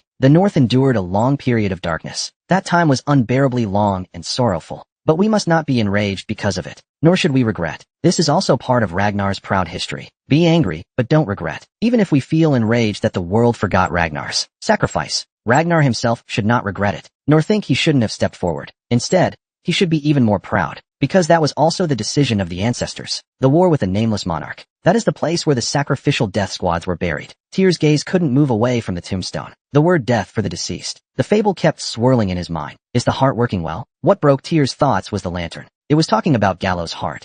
Tyr quickly bent down. Yes, thanks to you. Yeah, it seems to be working quite well. The lantern observed Tyr's changing muscles and bones. Gently sighed. Now, no matter where he is, he can be said to represent Ragnar's insight. He's grown so fast. That's really great. Lord Hilda will be very pleased. How is Lord Hilda? He's fine, too healthy. He even worries me, an old man. He'll probably live longer than me. The lantern chuckled, gave Tyr a meaningful look. He's full of energy. He said he's going to find his apprentice. It took quite a lot of effort to calm him down. Not an apprentice candidate, just an apprentice. This gives a clue about how Lord Hilda views Tyr. He sweat heavily. But is it okay to come out like this? Xiaoming said it's time to stop playing and get to work. What can I do? Just have to accept it. Although saying this, the goal is to train the apprentice. Wellington's practical experience. And there's an even more important purpose. Lord Hilda must have special instructions. You really are sharp. Can I ask what it is? Once you know, you must become Lord Hilda's apprentice. Do you still want to ask? No need. There's no need to specially inquire about secrets. If I tell you, then take you to meet Lord Hilda. Won't I score points? Can I escape now? Pierre thought to himself. So Lantern is actually someone who loves to joke around. I'm not too sure myself. He only asked me to investigate that family. Has the time come to investigate that family? The Naga are the most intelligent of the summer dragonkin. They have bodies that are half human, half snake. They built their civilization far from human society. But after hundreds of years, they finally stepped out of their own world. Because of a fateful connection with Hilda, if Kale's goal is Ragnar's glory, then Hilda's goal is entirely focused on her personal glory, to ascend, to shed her mortal shell, and enter the gateway of the Pantheon. What I can offer him is this kind of knowledge. I remember when Lady Hilda left, she used Gororo's heart as a tool. Was there anything else? No matter what, Hilda is about to break her seclusion and officially take action. This will undoubtedly have a major impact on the world's future. Thier thought that once he returned to Winterl, he must closely monitor Hilda's movements, but he couldn't read anything. Was it because it was too ancient? Thier glanced at the stone tablet and clicked his tongue. Skill, young dragon sink, exploring the subconscious. Nothing found. Since they once fought the nameless monarch, perhaps he could learn about him and even witness their swordsmanship. But there was no lingering consciousness. He felt a bit disappointed. It said that ancient swordsmanship is completely different from today's. Will we ever get to see it? I want to know too. According to prophecy, what connection does Lygia have with them? But I don't intend to linger too long. I never expected much to be. On the contrary, the unexpected encounter with Wellington Geese was a pleasant moment for Thier. They chatted about recent events and the battles. Time unknowingly slipped into the evening, but Lygia was nowhere to be found. His figure was nowhere in sight. They still knew nothing about the Reaper in the painting. If you're not the chosen one, you can't understand the relics of the ancient dragon, so there's nothing to worry about. However, since ownership was obtained, the Reaper in the painting must be retrieved. That part, I've decided to put on hold for now. I can't afford a conflict with Lygia right now. More importantly, the arrangements have already been made. Thier believed that one day, when the time is right, he can reclaim it. Time passed. The next morning, even while out on a mission, you still train at dawn? Wellington, looking annoyed, walked toward Thier who was warming up in the guild's backyard. Your senses will get dull otherwise. Kanzi seemed to have gotten a bit sluggish. Maybe that's exactly what the juniors are hoping for. Well said so. Weren't you here to train? If you're behind, you have to work harder than those ahead. Otherwise, you'll never catch up. But the problem is, the ones ahead are working even harder. So catching up becomes nearly impossible. Wellington shook his head and gently stretched his legs. Fear glanced at Weston's firm thigh muscles. He couldn't help but see how intense his training had been in the pit, completely unlike his usual fussiness. HM? What's wrong? Stretch your body too. We haven't sparred in ages. How about it, huh? Sure. Fear and Weston each held a training sword, standing face to face. The feeling of their first encounter surged back again. Asterisk clang asterisk, the soft clash of blades. He struck, just as the two were about to go all out. A chill swept over. Suddenly, something appeared. It sent a chill down Tyr and Weston's spines. Master Tyr. Yes, it seems like something is approaching. The problem is, the place emitting this sensation is exactly where Cassandra is. Tyr and Weston rushed toward that direction. To chapter 140, the spirit of the tulip. Are those who took the children night demons? Beneath the mask, a chilling voice emerged. Yes, you could say that. There is no place unrelated to that guy. Actor furrowed his brows, looking at the report brought by the Blue Raven captain. Night demon. Regarding Tyr Ragnar. The elders of Troyban have already known. He was the one who shattered Ed, devoured Ragnar's ambition. The thief who stole the Dragon Sand ship, Balmont, eliminated his own influence in the prosperous archipelago Autonomous Ridge, even took Clem Schilt, the mysterious eradicator, and the chosen one. Just the ability to open the ancient dragon relic alone is enough to make people cautious, and he has been shattering all of Troyban's conspiracies. But this time, it's the same. It's a situation that makes it impossible not to be angry. He wished he could immediately lead the Blue Raven team over the wall. But the problem is, there are other guys there. Not only a female fire dragon with one arm stolen, but also the notorious Thunderwolf dragon, facing the Grim Reaper. It wouldn't be easy to take Cassandra away. In the end, do we also need to pull those guys in? It's so annoying. Luckily, not far away, there is a force summoned by Actor, ready to come for immediate support. But I don't want to see those guys getting arrogant. So I try not to reach out for help. But now it seems, it's already reached a point of no return. In the end, for them, what's important is not the emotional state, but the grand cause. Even so, this is still a graveyard. They wouldn't dare act recklessly here, right? It's probably not easy to casually wield a sword in a graveyard. Doesn't Ragnar also think their history is terrifying? How ridiculous. Those who have forgotten their true faces are talking about history and tradition. So the laughter under the mask is undoubtedly mocking laughter. And that tomb, we will eventually have control over it. Why don't we plan together? Alright, since things are like this, why not escalate the situation a bit more? Behind the mask, Actor's eyes twisted. But before that, it's necessary to ensure the child won't be affected by the battle. Actor issued several instructions. Captain Qingyao responded promptly, left with a smile. Tomorrow, Brother Tyr will leave, right? Cassandra is a smart child, so he understands his situation better than anyone else. He also knows the value he possesses. The death of his mother and the villagers was all because of his ability, the ability to foresee the future. So he anticipated that Tyr would soon guide the people here to recognize him. And if he's lucky, these people will be those Tyr brought. Tyr said, they are different from those scary uncles. They are good people, so there's no need to worry. So we can trust them. Tyr is a good friend who shares secrets with me. A very good friend. Before we part, I also want to help my brother. Why is it always impossible? This damn ability. It has never manifested as smoothly as I wished. Even so, whenever the pain reaches this extent, I can still barely show some fragments. But strangely, whenever I try to probe things related to Tyr, it's always hard to do so. It felt like something was stuck. Maybe because the ability failed to activate smoothly. That sister's future had once been clearly visible. Lizha, seated on a throne, leading countless people.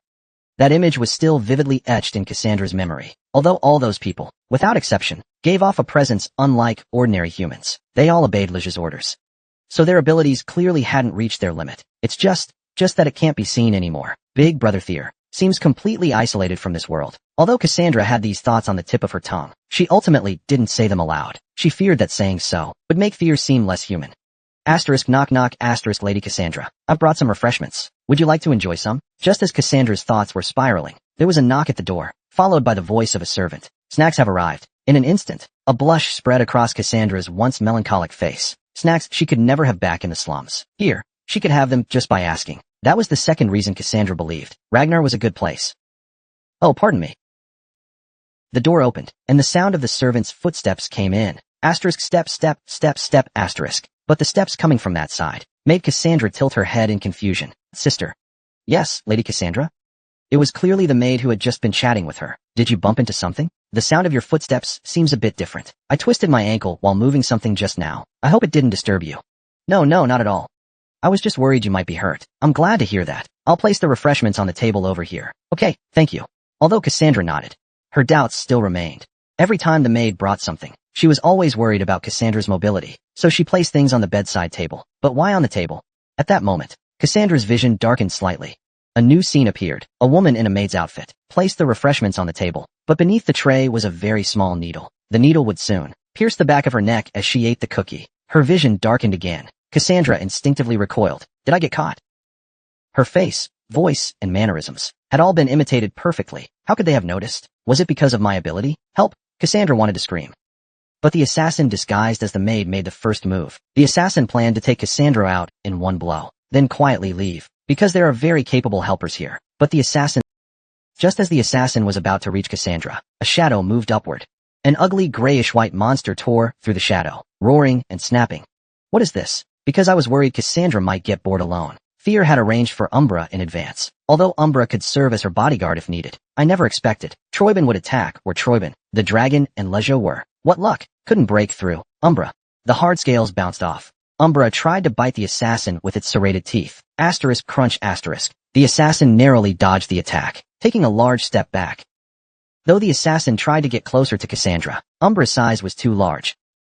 There were no gaps to slip through in the room. It was impossible to approach. Umbra seemed completely unconcerned with the furniture in the room. It even started to cause a ruckus. The sharp wings stood up like blades. Not aiming, the assassin. A black, seemingly toxic mist was exhaled from his mouth. Eventually, the window was shattered. The pillar collapsed. The intense battle shook the entire building. What's going on here? Strange monster, this is bad.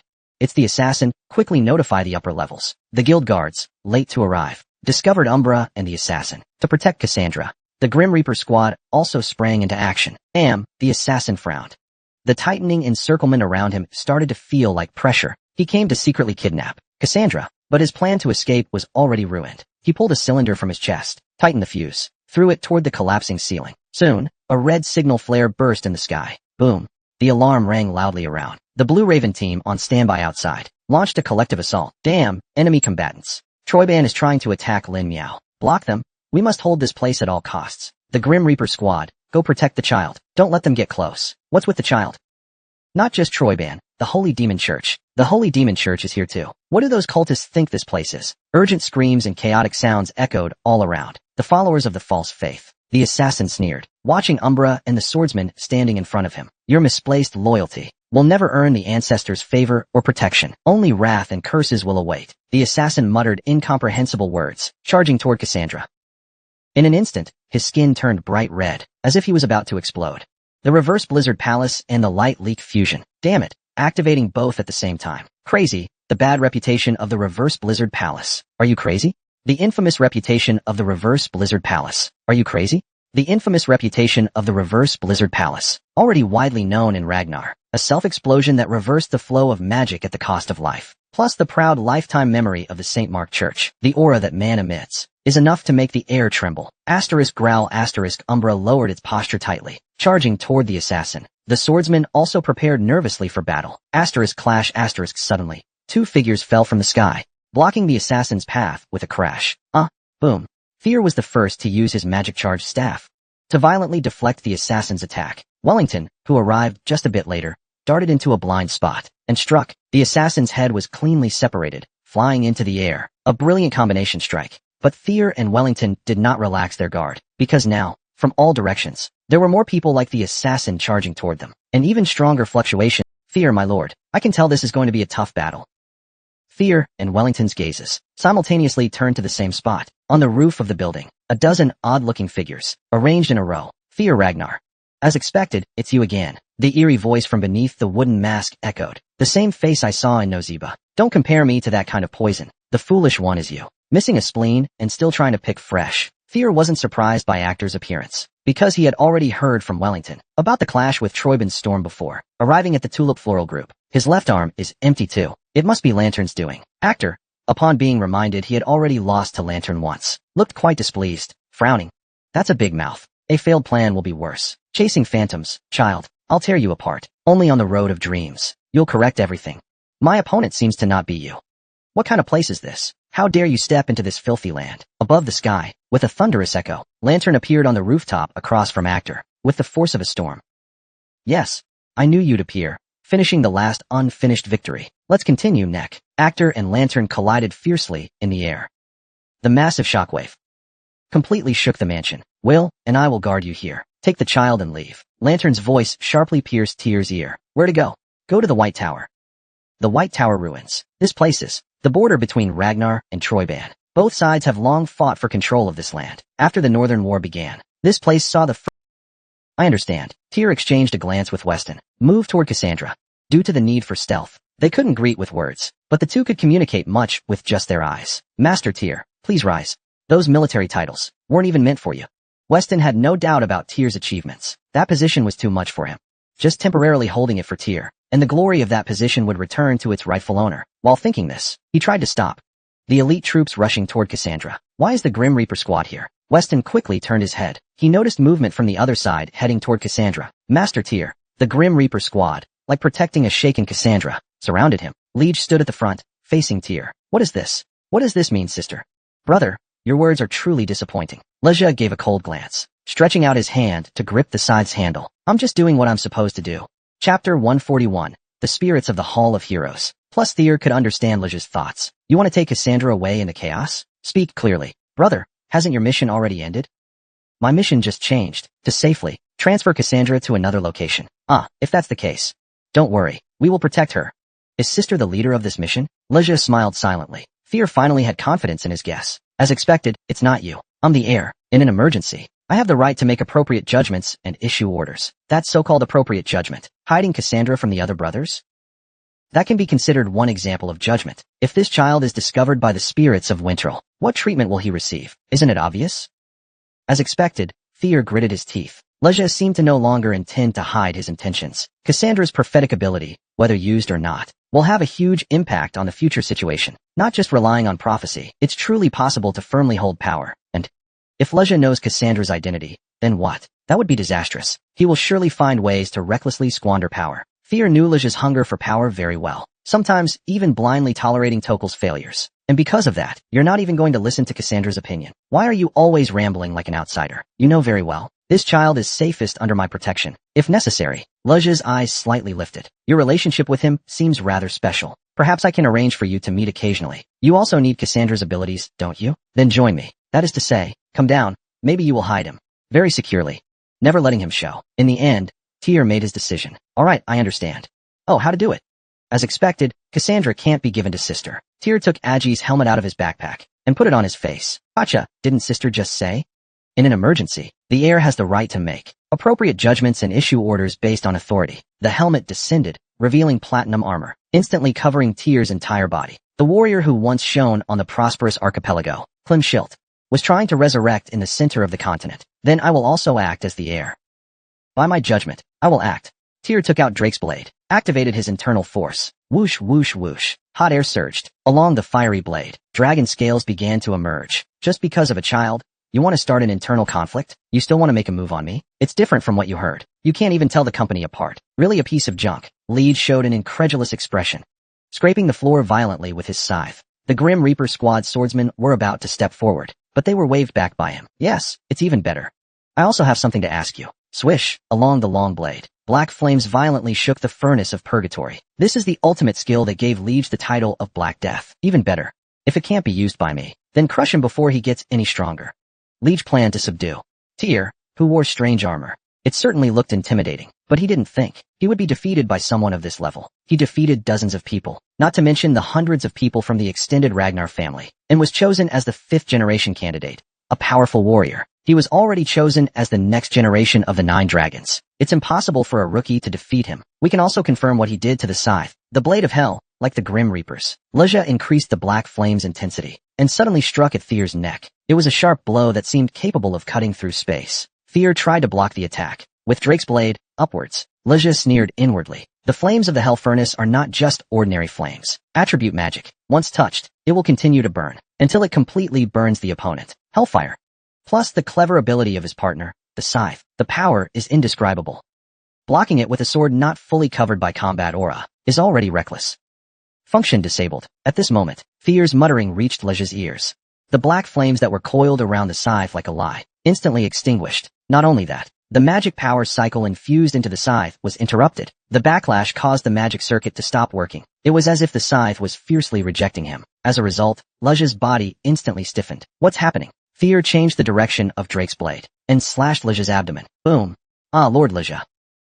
The Death God squad never anticipated this situation. They acted in panic. But the most surprising thing was, although Leja used the dagger in his pocket, he was still sent flying by the tremendous force. What did you do to Fear? Who knows? Fear, at some point, activated the wind. Thor closely pursued, shortening the distance. His eyes, gleaming, fixed on him. Simply put, I am listening to the words of the true master. Under Tyr's retina, information related to him appeared. The window has been activated. The ownership of the ancient dragon relic, Terp, refuses any contact with others except the owner. The owner of Terp is no longer Liege, but Tyr. Of course, the unsuspecting Liege bit his lower lip, exploding in fury. I can't believe this is really happening. For him, Terp was not just a weapon of true love. You bastard, what do you think you are? Poisoned to death because of intense competition for the throne. How dare you casually touch my things? Until the end, still worrying about the safety of my mother's belongings. This child will always protect you, Liege, so stop crying. But Tyr paid no attention to Liege's cries. He swung Drake's blade again. Whoosh whoosh. Nibelungen's claws. 10 flat. Boom boom. Boom. Boom boom. Every time Drake's blade released dragon flames, Lori would strike Liege's limbs, causing confusion. If the magic was functioning normally, it would be fine. But due to the disruption of Terp's magic, it was hard to respond calmly. Better to let go of Terp. That might make things easier. But that's not possible. Liege couldn't do it. Once let go, it would feel like losing it forever. Terp, will help you. Master Liege, you can't leave Tyr. The Ragnar Grim Reaper squad quickly pressed behind Tyr, trying to save Liege. But if they're taking Cassandra, is it okay to leave like this? Tyr's mockery made him hesitate and turn back. In the swaying camp, someone barged in to wait for Tyr's instructions. Selford, Aerie, and Lay. Ah, seriously.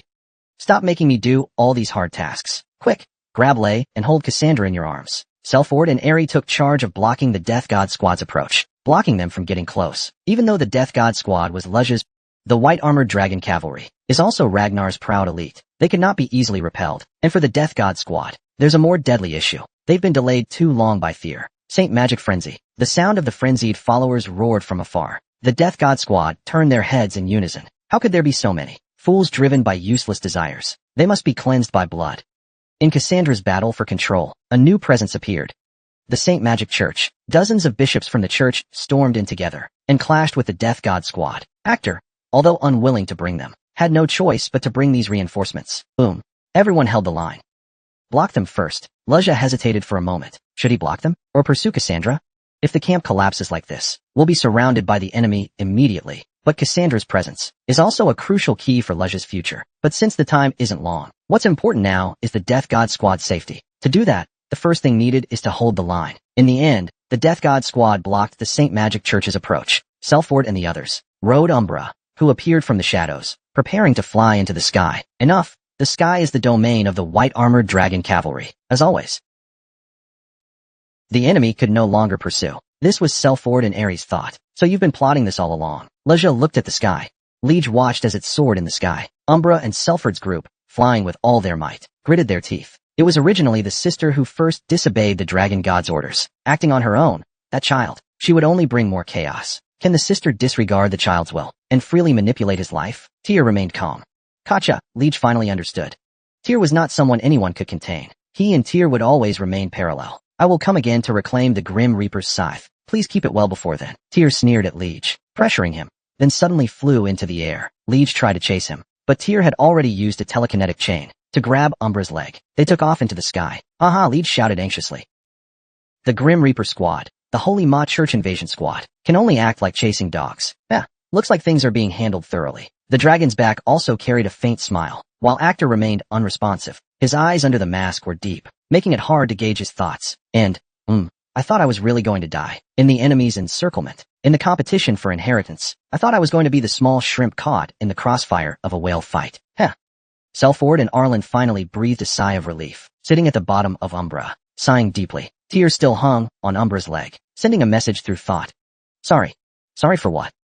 We are all doing the same thing, but you will never understand the feelings of us, small shrimp. Really? But that generation should be more careful. What? Selford was startled. He stood up suddenly. Below, Soldiers were densely arranged outside the mansion. Troiban seemed to have made up its mind. Troiban's flag, along with the flags of other organizations, was flying. Rose family, the Black Shadow Fleet, the Wandering Cavalry Alliance, betrayed Ragnar, and joined Troiban's traitor group. Damn, too many. Selford sighed deeply. Countless soldiers were aiming their iron swords toward them. Survival Path Chapter 142, The Spirits of the Hall of Heroes. The Steel Duo. The iron swords are fragile due to the unique coldness of the north, so they are made using a unique forging method. Because of this, many imperial organizations avoid using steel from the north. Steel history. Once it strikes a target, no matter what, it will be destroyed. Steel history is the natural enemy of elite soldiers. However, Troiban has aimed several such steel histories at us. Why did that forging method spread to the east? Looking at the situation now, it's easy to guess. Shooting whoosh whoosh. With the commander's order, the steel rained down like a storm. Umbra.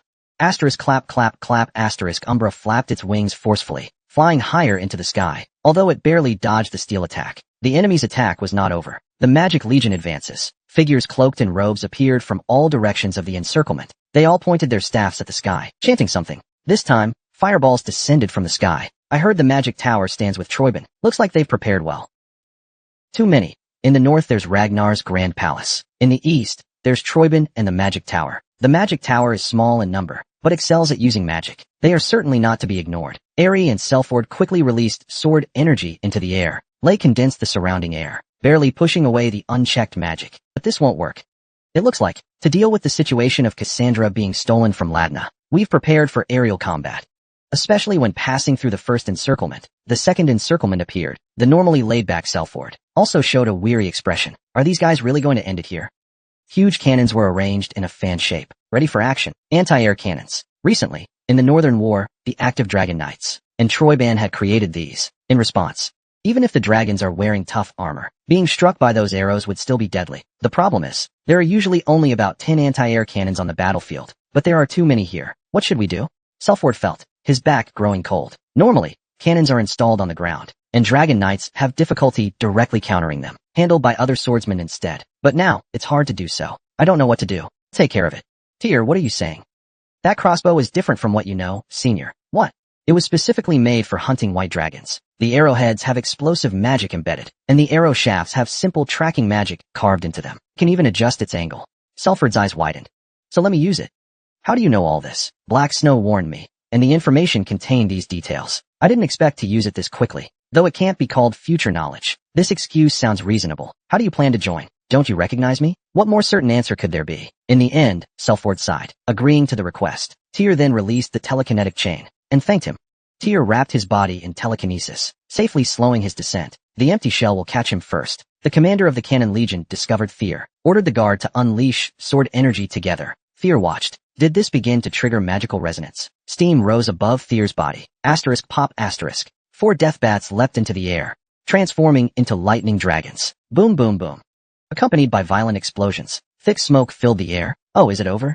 Hey, don't say such ominous things. Boom. Tyr dropped from the guard squad, waving Drake's blade in his hand. Steam spilled over the blade, turning into red flames, sweeping the surroundings. Nibelungen's claws, fire wave. The flames formed ripples, sweeping away the surrounding enemies. Haha. Block him. We need to attack the cannon. Catch him. Don't let him get near the Troiban inspectors. They move swiftly, just as Troiban excels at. The inspection for the wheel battle was quickly completed. Is it a prison inspection? A prison, just as its name suggests. Made with sword, specially designed to deal with masters or elite few. But what Troiban doesn't know. Tyr not only possesses knowledge of the future, but also underwent. The method for breaking through was long ingrained in his mind. 15 meters to the right, then, a 45-degree angle turned to 40 meters. The commander will appear. Of course, even wearing Acre, it's hard to break through in one go. They need overwhelming destructive power. Dragon Blood Awakening begins. All special abilities and enhancement abilities temporarily increase. Full enhancement begins. Time limit, 6 minutes. Tyr didn't intend to let the Dragon Blood Awakening last for 6 minutes. In this complex battlefield, the end of the awakening would be even more concerning, but a short duration should be fine. Milang, Milang, Milang, what is this power? Every time Tyr swung his sword, lightning would follow, striking the opponent along with their armor, or even if not fully severed, they would be violently pushed away, even when attempting to block. It was impossible to withstand Tyr's monstrous strength. It was like a bull. A bull that was extremely excited upon seeing Seer. Not only that, he also skillfully slipped through the smallest gaps in defense, catching the hunters off guard. Puff. Tyr had already struck the commander's head, instantly reaching the cannon ahead. Not even a word of resistance could be said. His left hand had already drawn the moon-white sword. A flash of light. The cannon was directly destroyed, along with the upper halves of the 3 guards protecting the cannon. Their bodies were also cleaved through. They were also severed together. When he tries to find the next cannon, 3 swordsmen blocked Teal's way. They looked like middle-aged triplets. When he tried to find the next cannon, 3 swordsmen blocked Teal's way. They looked like middle-aged triplets. The 3 butchers of Kalen. Teal instantly recognized who they were. One of Ragnar's territories, the Kalen family. Just because of the fierce resistance after the occupation, they killed all the citizens, madmen. Although this is a future crime that has yet to happen, the memory is still vivid on the blacklist. It remains clearly in his mind. Even though the northern, uncivilized barbarians, their level of civilization is low. To commit such a massacre, there's no need to listen any further. Teal's dragon blood awakening time was not long. The leader, Patrick, blocked Teal's sword maiden. His face flushed red. Even though they were on the battlefield, the other side rudely interrupted him. This elder's words. This made him very angry. This guy needs a lesson. To break his limbs here. As an example for Ragnar, the 3 of them arranged in a formation, trying to attack together. There were 3 opponents. So, Teal gripped the Dragon Slayer's sword in his right hand, stabbing it into the ground. In its place, he drew out the Dragon Slayer's sword. In his right hand was Balmont. In his left hand was the moon-white sword. Assuming a horseback stance, he took a deep breath. His eyes narrowed. His spiritual energy instantly mapped countless moves. His mind was burning. The inspiration from the sword once again guided Teal down a new path. The sword came at him directly. Teal lightly turned his head, easily dodging the attack. He swung Balmont at the armor pieces Patrick wore. In the gap between the components, a beam of light shot in clearly. If it weren't for the momentary gravitational pull, this would have been an impossible attack. But the beam smoothly severed Patrick's right elbow. In the moment when Patrick paused due to pain, the moonlit sword aimed at the back of his left knee. Crack. The balance of his leg muscles collapsed. In the moment Patrick wobbled, Bauman struck below his helmet. Whoosh. Patrick Radner bought it. Only to see, the 5-star sword, once a Troy band pride, was now in Tyr's hands. The other 2, Parrish and Britcher, were swinging their swords violently on Tyr's left and right. But swords. Both swords were blocked by Bauman and the moonlit sword. Not even a slight movement. Tyr alone fought against both of them. The 2 couldn't help but be shocked. From the sword skills that defeated Patrick, they had thought he was only agile. They didn't expect him to have such strength. But just then, suddenly, whoosh, without knowing when, 2 blades of death, cleverly drilled into their blind spots, pierced through the back of their necks under their helmets. Where was such a thing in the war? With Tyr's mocking smile, the death blades shot out lightning dragons. Boom. Thunder. Instantly obliterated the upper bodies of Parrish and Britcher. Only their lower halves remained. The surrounding swordsmen's faces turned pale. Boom. Boom. Tyr continued to attack, sweeping the remaining swordsmen. Crack. A strange sound came from the distant sky. It was the signal that Umbra had successfully escaped. A smile appeared at the corner of Tyr's mouth, but he still couldn't relax. Tyr checked the remaining awakening time, preparing to act again. However, really, this guy, that guy, he actually causes trouble for others. Why does he always do things like this? Someone grabbed the back of Teal's neck. A master silently approached. He didn't even know when they arrived. Teal jumped in shock. He turned around to look. A woman with an impatient expression was standing there. She was the leader of the Tulip Floral team. ODI, stay here. It's dangerous, follow me. Teal followed ODI without hesitation. ODI seemed to have a close relationship with the Dragon Clan, although he didn't know much about her. Just this alone was enough to trust her. Fortunately, thanks to the time of his awakening, the awakening process took about 4 minutes. This alone made his body quite fatigued. Walking was very... Anyway, you guys have a problem with your perception. Never considering the back. Forget everything else for now. Just swing your sword. Is it reasonable to be tangled like this? Do you know where this is? This is the place where our ancestors' souls rest. The souls here, aside from complaining more. What if the tomb is destroyed like this? They're not taking responsibility for it. Sorry, is that how things end? I'm so pissed off, saying all this. The tomb keeper is nitpicking about budget misuse. The flower price... What should we do about it? Talking too much, it's a bit much. Aren't your ears going to bleed? Teal smiled bitterly and changed the subject. May I ask where you are going? Realizing Teal hadn't been... She gave him a slight glare, but quickly blushed and turned her face away. They were moving quickly, avoiding the encirclement, hiding in some underground passageway in the bushes. The tomb. Are you going to the guild? That place is not it. Only when it's sealed will I go. That place where those little brats gather. That tomb there is just a place to worship ranks. The place where the ancestors are is another legacy. It cannot be damaged. No wonder I can't feel the longing. Tyr remembered that he had once tried to practice the bell technique, hoping to learn the ancestors' swordsmanship, but there was no response, so he nodded. So there was never a true heir? That's why the longing couldn't be read. This is also an emergency escape route. Your companions are hiding there too. After passing some time, they will go out. I wonder how the battle at the manor is going. In Troy, in the complex battlefield of the Bland and the Holy Ma Church, worried whether Long and Weston are safe. Just about to ask. That is the real tomb. Tyr unknowingly had arrived at a huge underground cave, a place where 299 coffins were neatly arranged, surrounded by blooming tulips, with the fragrance filling the air, as if welcoming Tyr. He also discovered the sacred ground filled with a strong dragon lizard scent. The skill young dragon was forcibly activated. My friend. It seems like we've been stung. Does that make sense? What will the mountain boy think of us? No, he made eye contact with me. What really? Tyr could see countless ghosts with semi-transparent bodies, staring directly at him. Life's Way, Chapter 143, The Spirits of the Eagle Temple. What made them run? Aren't their cannons set up? The resistance of the one in platinum armor was so fierce. These unfilial ones. The general suddenly felt a headache. Not only did they use the Holy Ma Church, they even mobilized the forces of the Dragon Rescue Society, building a tight encirclement. However, this carefully set up net didn't function properly. Self-Mark also escaped. How could this not be infuriating? Like Master Wactor. If I had known, I would have lost my head at that time. Actor is known for his cold personality, famous for being the most ruthless in the alcohol dispute. Without hesitation, he wiped out the Crimson White mercenary group. The Qingya squad had no reason not to do the same. It seems things aren't going as you wished. At that time, an old man smiled and walked to the side of the general in green. In an instant, the Qingya members took a few steps back in shock. It was the bishop dressed in a black robe, wearing a black hat.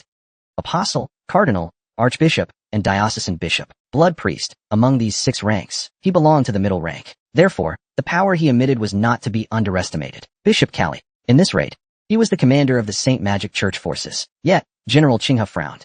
He didn't respond at all. Here, cold words directed at him would only be used against him. If the prophet, that child, and the missing Ragnar really went to that sacred place, how do you plan to take responsibility at that time? Actor and the Qingya squad need Cassandra's help, not just his prophetic ability, but to search for the hidden tombs of Ragnar's 299 Death Squad, the true burial place of the daring ones. It is precisely because, for a long time, there has been hidden treasure, long desired by that lord. The ancient mystics report that place's items have become another legend, now almost unknown even in Ragnar. The true duty of ODI, the president of the Tulip Floral Society, is to guard that tomb. Please don't forget, it is also the place we, the followers of Saint Mary, desperately seek. The prophet, that child, is the key. Only with him can we trace the marks left by our God. It might become an important site of the Holy Land. That's what this means. Besides, the 299 Death Squad members blocking the nameless monarch's advance. They are both enemies of the Saint Magic Church, and they are the key to the god's rebirth. Provided important clues. This is also why the Holy Ma Church dared to ally with the atheist group Troyban. One of the reasons. General Xiong gritted his teeth, suddenly turned his head, where his own light reached. 2 completely different beams of light intertwined into a hemisphere, causing natural disasters and changes. Long and Actor, the 2 superhumans, were each creating glass spaces, engaging in fierce collisions. When the space closes, the outcome will be revealed. So before that, no matter what, the hidden ones must be found. Tell Alpha. In the end, General Qinghe had no choice but to look around his subordinates, and pulled out his last hidden trump card, one he had not wanted to reveal so easily. A dagger was lodged in the enemy's heart. Even if the identity was exposed, it didn't matter. The mission must... Congratulations. You have successfully moved the Seer of Time to a safe area, successfully completed the scene mission. Rating number 4, S, as a reward. The clue about the secret of time is about to be revealed. Additional reward will enhance connection with Lord Brock. Tyr saw the sudden pop-up message. His eyes widened. Is this safe? What caught Tyr's attention even more was the additional reward channel with Lord Brock. As expected, in the midst of the worrying nitrogen level, Tyr had come to an interesting place. Can we communicate now? Lord Brock, communication has always been possible since your dragon blood awakened. It was just interrupted temporarily for focus on digestion. Compared to that, Lord Brock gave a meaningful smile. This guy is clearly a companion, but has no sense of warmth. May I ask how to address you? Roddy, such a cute name. It's like a nickname stuck to a child's toy doll. That large and mighty Lord Brock. For some reason, seems out of place. Is there something wrong? No, it's very fitting. Right? Yes. Exactly. How did you come up with such a fitting name? Haha, being trapped in this cave. There's really nothing to do. Teal nodded in agreement with Roadbrock's rhythm. He quietly asked a question. For some reason, Roadbrock's voice seemed to contain a trace of nostalgia. Do you know where this is? I know. That's where my old companions and their comrades are buried. Teal then remembered.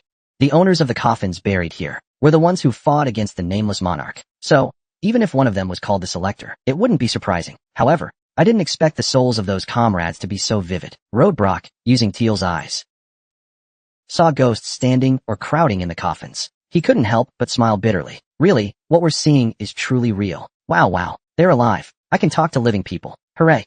Finally, I don't have to talk to these boring men anymore. I can talk to someone else. Hooray. The solemn atmosphere was shattered by a click. They, who had sacrificed for the world, their noble spirit moved us to tears. But now, we only feel regret about those tears. It wasn't the girl laughing in the falling leaves, nor was it Roadbrock was grumbling and complaining. What are you standing there for? ODI looked at Teal with an expressionless face. He didn't know Teal's situation. That's natural. Teal, while saying it's nothing, followed behind ODI. Your companions are resting over there. Go have a look. Oh, seems like we're heading over there. The young man brought by our master technician. Are those friends colleagues? Great. I'm so bored right now. Let's go see. But did he really make a... Now he's not even looking this way. So let's confirm. So you're not going? Of course I'll go. Thanks. And remember, this is the resting place of past heroes. Don't do anything that could disturb their peace. We may be spirits. But what a fine attitude. Isn't it okay for the tombkeeper to have some fun? If it's too quiet, it's boring. I'll remember that. I'll wait here for you. I'll go outside and be back soon. Murmurs and whispers. Tyr endured the increasingly severe headache, walking towards where Selric and the others were. Looks like I'll have to keep pretending I don't know. I deeply empathize. Click. Tyr touched his face as he was approached and asked, why did you come now? Umbra lowered his head towards Selford. Good job, What's the hard work? Aren't you the one doing everything? Look at you flying around. So many props. Being too humble is boring. You should do it like Ragnar. Don't be so untimely. Tyr awkwardly nodded. Well, anyway, if this promotion happens, I'll suggest promoting to a senior builder. Must be submitted. Tyr's eyes were sparkling. Promotion. Every time I hear that, it makes me happy. Is this okay? The strength is already very clear now. What's needed is attack. Although Ragnar's ranking system emphasizes strength, this is just a necessary condition. Other additional conditions must also be met, especially starting from the higher level constructions. Not only do they need to independently carry out tasks, but they also actually hold the rank of an officer with subordinates. So, the process is not simple. Well, that's a matter for the Butterfly Island Autonomous Ridge. This rescue operation should help to some extent. The specific details will be known once the report comes out. Please take care. Yes, I also hope the younger generation succeeds. Shepard's words suddenly furrowed his brow. Isn't it? The younger generation is too outstanding. Isn't it natural to feel a bit uncomfortable? Nostrils too high? Shouldn't he be made to experience some of society's hardships? Seeing Shepard's joking nonsense, Teal couldn't help but laugh softly. When with Shepard, there really is never a dull moment. It seems Cassandra is really exhausted. He found Cassandra resting her head on Alarinc's knee, fast asleep. He smiled bitterly. After several days of forced marches and poor health, she must be really exhausted. At that time, I gently stroked Cassandra's hair, with a feeling of pity. Knock knock, hey. Young man. A hand lightly poked Teal's side waist. Can you hear me? I've been calling since just now, but he didn't respond at all. The eye contact was purely by chance, isn't it? No, it's not. It's true. This is driving me crazy. Is he pretending not to recognize us? Why? Who knows? I've only heard of it. It's called ghost phobia. Is that the feeling? This handsome young man seems to be in trouble. He possesses outstanding strength, known even to Roadbrock. He's part of an elite assault team. Communicating with them would definitely broaden one's knowledge, especially the Swordmaster Teal. In areas that Baramagi has never ventured, however, their personalities have become a problem. Conscious but imprisoned, it seems that hundreds of years have become inevitable once involved in it. It's feared that they might never recover their sanity. What do you plan to do? Are you just going to keep pretending you don't know? Yeah, Tyr smiled faintly, skillfully changing the topic. Compared to that, Lord Rodbrook. Roddy, I'm sorry. Yes, Roddy. Have you ever heard of the secret of time? The scope of the filter is too extensive, right? Are you talking about the return-related information of the selector? The amount of information available varies greatly. This is enlightening. Do you know that the imperial family of the Empire has had the ability to foresee the future for generations? The power of prophecy. You're talking about this, right? Did you encounter a child with such an ability? Tyr turned his gaze to the sleeping Cassandra. It seems to be that child, and she's still blind. Having such an exceptional ability is truly perfect. The perfect condition you speak of is referring to those children born with exceptional abilities, who often gradually develop some defects. After all, the divine race is inherently flawed in certain aspects, like the one-eyed god of art, who cannot love, the suicide victim who lost their sanity. All the gods in the temple are named like this, born with a certain flaw, even though they can foresee the future. The heavier the contradictions and burdens of their contracts, the more their abilities shine. Cassandra's prophetic ability is outstanding. Tyr nodded. Indeed, the ability of the Empress of Demon Island is considered the peak among all emperors. But is prophecy really possible? Why do you think so? If the future is fixed, So you're saying it's fatalism? So what's the point of reincarnation? Yes, that's right. Tyr nodded heavily. Lord Rodbrook smiled gently. The future that child saw is not the true future. Lord Rodbrook smiled gently. The future that child saw is not the true future. So what? The possibility is closer. It presents the most likely scenario based on the law of causality, based on past data.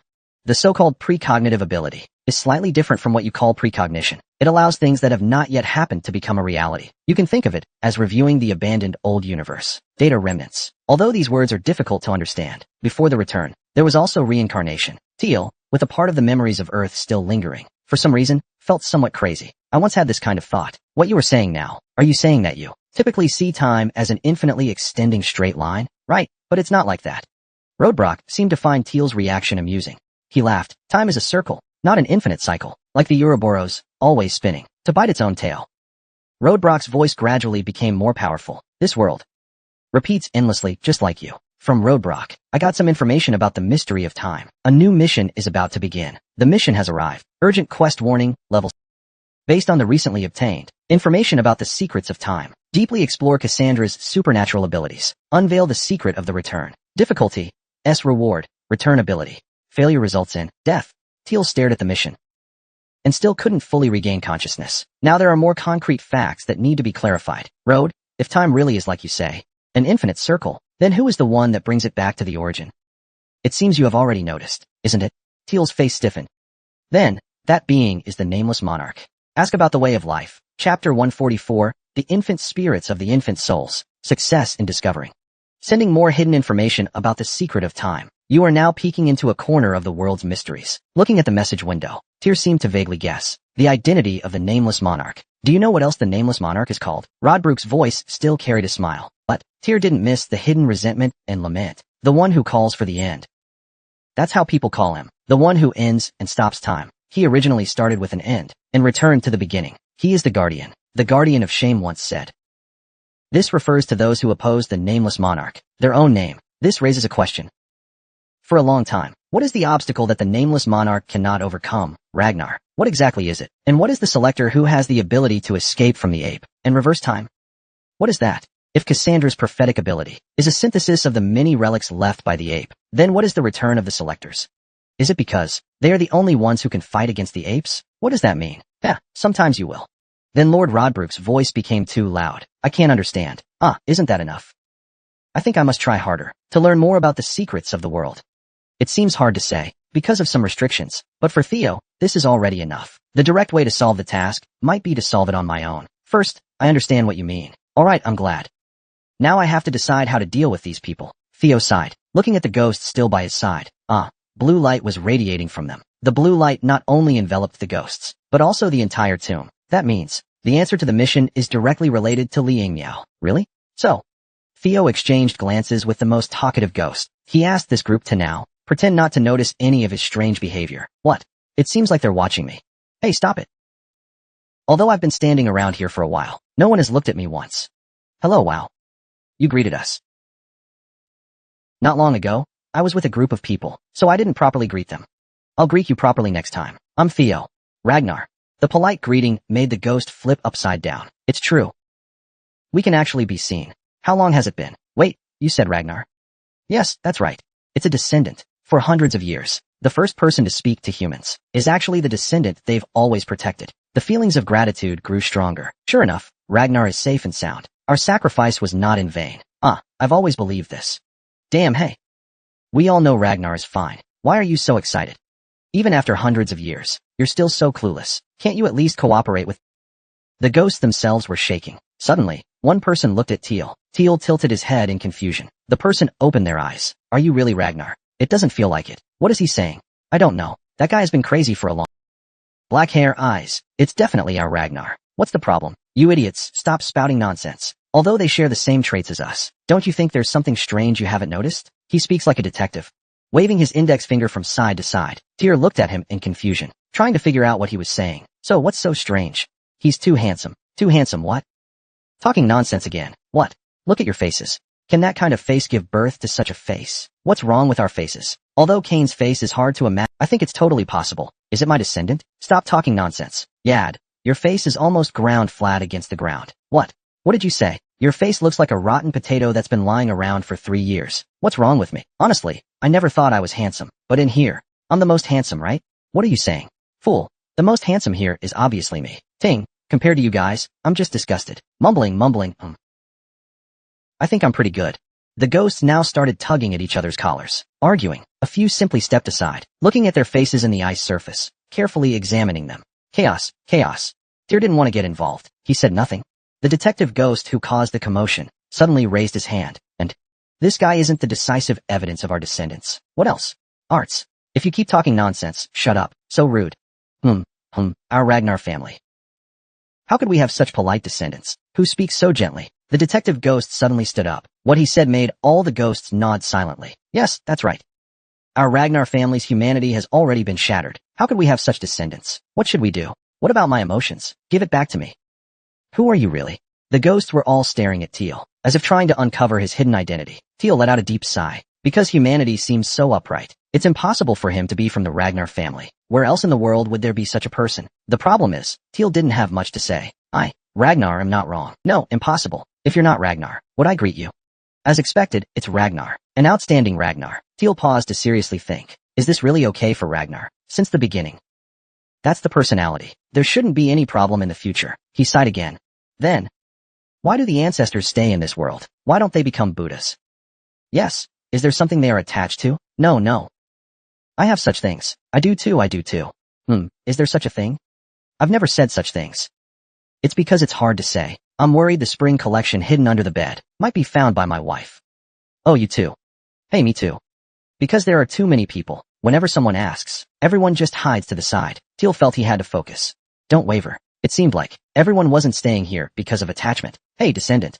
You're the selector, right? Yes, swing your sword here. How about suddenly changing the topic? But Tyr felt this might be related to why they stayed in this world. He felt it wasn't bad. Maybe he could hear about ancient swordsmanship, even if it had nothing to do with the task. Just listening to them would be a great help to his swordsmanship. Although showing my strength in front of famous ancestors feels insignificant, I will still swing my sword with a learning attitude. Wow, that sounds so nice.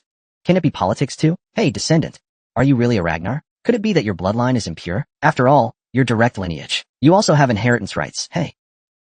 Crabs without inheritance rights should stay aside quietly. The ghosts, at some point, sat neatly on the ground, looking at Tyr with round eyes. Swinging a sword in front of so many masters. Although a bit embarrassed, Tyr calmly picked up Drake's sword and struck the posture. Instantly, the atmosphere around him changed. Oh, nice eyes. It's Ragnar. Everyone quiet. Focus on watching. The ghosts, silently watching Tyr, who had more presence than expected. Those guys are indeed Ragnar. Powerful descendants. They immediately showed a competitive Are you still watching? Of course. Then why haven't you said a word until now? Talking to those chatty old men is so annoying. Especially Ragnar. They're old. Basically stubborn old fools. Tyr seemed to have nothing to argue. He tightly shut his mouth, focusing on the appreciation. All senses gathered together. Swish, swish, swish. Every time his heart beat violently, there was a huge vibration sound. The ground shook as well. Not bad. Swinging the spear and swinging it. The swordswoman moved with fluidity. Unknowingly, the cave was filled. As expected, it was created with a large and heavy sword. The speed is incredible. After the demonstration, Teal let out a long breath. Although it's not perfect, this will do for now. Amazing. Ragnar really has great things. Though the details are a bit lacking, it seems the vision has already opened up. Hey, junior friend. How old are you? I'm 16 this year. That's not what I'm asking. I'm asking how old you were when you returned. Teal roughly estimated. Before the return, I was 32, maybe 33. So it's like that. How many times have you returned? This is the first time. The ghosts fell into silence. Teal wondered if he had said something wrong. Really the first time? Really? Yes, he. But with such high understanding, there's no need to lie to us. The ghosts cup. Then they quickly exchanged glances. There are a few things to point out. Please speak. I'll listen carefully. Don't you take a deep breath when you start your moves? Then, turn your feet outward by 15 degrees. I hope your sword movements are more concise. In other words, this is a secret I realized in my lifetime. It seems you have lightning-type magic power. Though lightning is fast and strong, it's also dangerous. At this point, 299 people each said 1 or 2 sentences. It's mentally overwhelming. And they are all talkative people. They all want to express their opinions. It became even more chaotic. But Teal tried his best to listen to their opinions and suggestions. Is this okay? Then turn and distribute your breath a bit. Wouldn't it be better to direct the magic power to the shoulder and ribs? Oh right. Stimulating the nervous system with mental power to exert more strength. In this way, at some point, The ghost's opinions turned into a discussion scene. They thought together about how to make Tyr's swordsmanship cleaner and more efficient, more powerful, and how to guide explosive effects. They were all top masters representing centuries of skill. Every suggestion they made was very sharp, and as collective wisdom deepened, this depth became even more profound. Tyr got to experience a whole new world of swordsmanship he had never imagined. A sword is a blend of lines and elements, forming planes in this manner. Planes stack upon layers, forming shapes, volume, texture, and block-like substances. After stacking, they are colored. So, sword styles can also be seen as armor transformation. At this moment, the sword becomes a brush. The void becomes the canvas. Just as a painting is the view of the world seen by the artist, so too is swordsmanship, what the artist paints. Paintings come in many forms: landscapes, portraits, watercolors, ink paintings, oil paintings, etc., with various expressive techniques. So a swordsman should think about how to transform the world they see into swordsmanship. Lijime, in the discussion between Plum Blossom Princess and Unripe Bird-S, an incomprehensible part, like a lie, quietly unraveled. Along with this, the bead scene kept injecting inspiration. Countless sword techniques were drawn, layered, and swung in the vision, disappearing and reappearing, repeating over and over. The many secret manuals Tyr possessed, like Nibelungen's melon seeds, wind and thunder god, lightning dragon speed magic, flying sword, etc., all were broken down and recombined. Boom! It felt like a sound came from the side. Tyr unknowingly fell into sorrow. The ghost's voices also, at some point, could no longer be heard. Oh, although I feel like I've grasped some clues, but have I already broken through the limits? This is just the first round. Anyway, this guy really seems to be very powerful. The ghost stood still, staring at Tyr's motionless figure. In Tyr's eyes, hundreds of stars quickly passed by. It was as if his pupils contained the universe. They became deep. They were all fields he had passed through, because they clearly knew this was the process of organizing the fragments left after his enlightenment. So they quietly waited. Some volunteered to stand guard, in case of any possible external interference. Fortunately, there was no interference. Tyr overcame the long-lasting melancholy after a moment, and regained his consciousness. Are you more awake now? Tyr smiled as he looked into his own eyes. He realized the situation. They had given him great insight. It was the foundation, something others pursue throughout their lives, and might not ever attain. It helped him surpass his limits, the 6-star chance. Tyr knew where his achievements were reflected. He believed that even if he directly faced an advanced swordsman, he would not lose. If he awakened dragon blood, perhaps he could challenge even higher levels. Thank you, Tyr. He lowered his head. Thanks to them, he felt the sensation of glimpsing a new world. Although there was still much to organize, during this period, he felt his accumulated knowledge refreshed. I really appreciate it. I must thank you. We are so excellent. Such an opportunity won't come again, right? That guy really doesn't look like Ragnar anymore. Ragnar actually knows how to be grateful. He's truly a friend with upright character. The ghosts laughed happily. Detective Ghost spoke up. You asked us earlier why we stayed in the human world. Tyr suddenly raised his head. The blue light became stronger. Follow me. I'll tell you. Maybe as a selector, you might find it interesting. The Way of Life. Chapter 145. The Spirits of the Ancestors. The place the ghosts took him to was a place only reachable deep within the ghost cemetery, beyond the 299 tombstones. If you don't look carefully, you'd never find it. At the end of a secret passage, there's a small cave, with faint light coming from the slightly open roof, illuminating the stone tomb. There are no tombstones, only a red tulip, lonely, swaying in the wind. Is there another tomb? Oh, I can tell at a glance. Yes, we originally had 300 people. Only one person didn't have a tombstone. The ghosts were circling around the stone tomb. Tyr quickly understood. This was the reason the ghosts stayed in the world. Which one is the person lying here? None of us here belong to that person. This is just a family burial place. A family burial place, yes. Our chief. Also the head of the family. The Lord, and the savior of Ragnar. Selector. Upon hearing that, Tyr's eyes widened slightly. The ghost who spoke the name instantly twisted their face. Damn, the name didn't come out. I'm going crazy. I'll completely forget at this rate. I can't remember clearly recently either. I can't even remember their face clearly. You're just getting old and confused. What? Now you're babbling when you're bored. The ghost's appearance had stopped drawing attention. With my ability, I couldn't hear their true name. Looks like you're getting closer to the secret of the world. Maybe, but we're not too sure. I've heard that being entangled with the nameless monarch, even leaving an existence here, is almost impossible. Tyr realized Lord Rodbruk's guidance. That guy is right. Because of some connection with the nameless monarch, Ragnar hardly left any legends. For the selector, he was almost one of the few children close to the source. A truly remarkable person. I can't tell you more in detail. Please understand, as a selector, as my companion, continue to delve into the secrets. One day, you will naturally understand. I understand now. Rodbrok's voice unconsciously carried a trace of sadness. Not to mention, the grave of my former companion, who even left no legacy, is actually here. I had no idea. It seems I'm not qualified as a companion. Teal felt.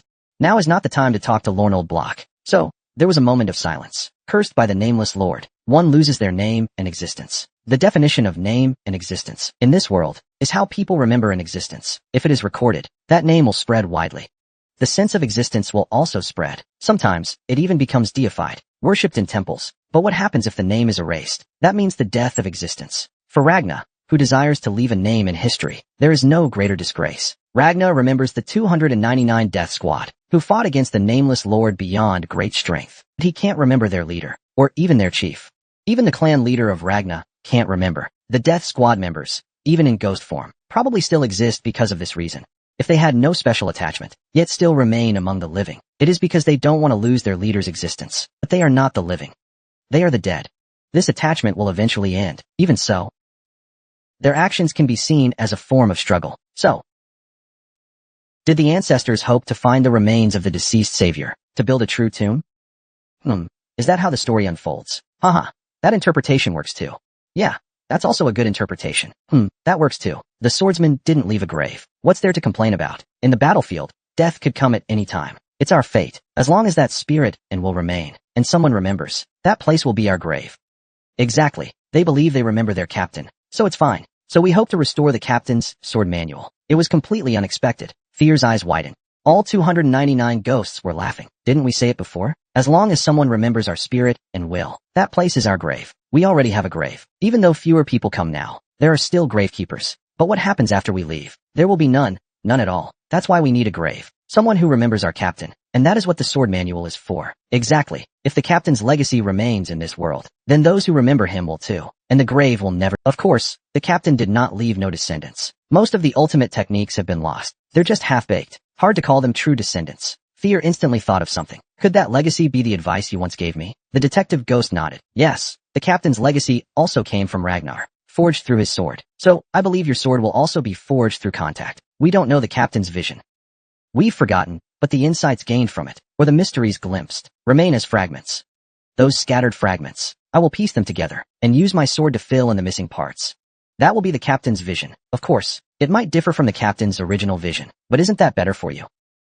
Rather than learning identical swordsmanship, you should inherit and refine a vision that suits you. Fear nodded. He couldn't help but admire in his heart. Easier said than done. But can you imagine how incredible their abilities were? This is also an opportunity for him.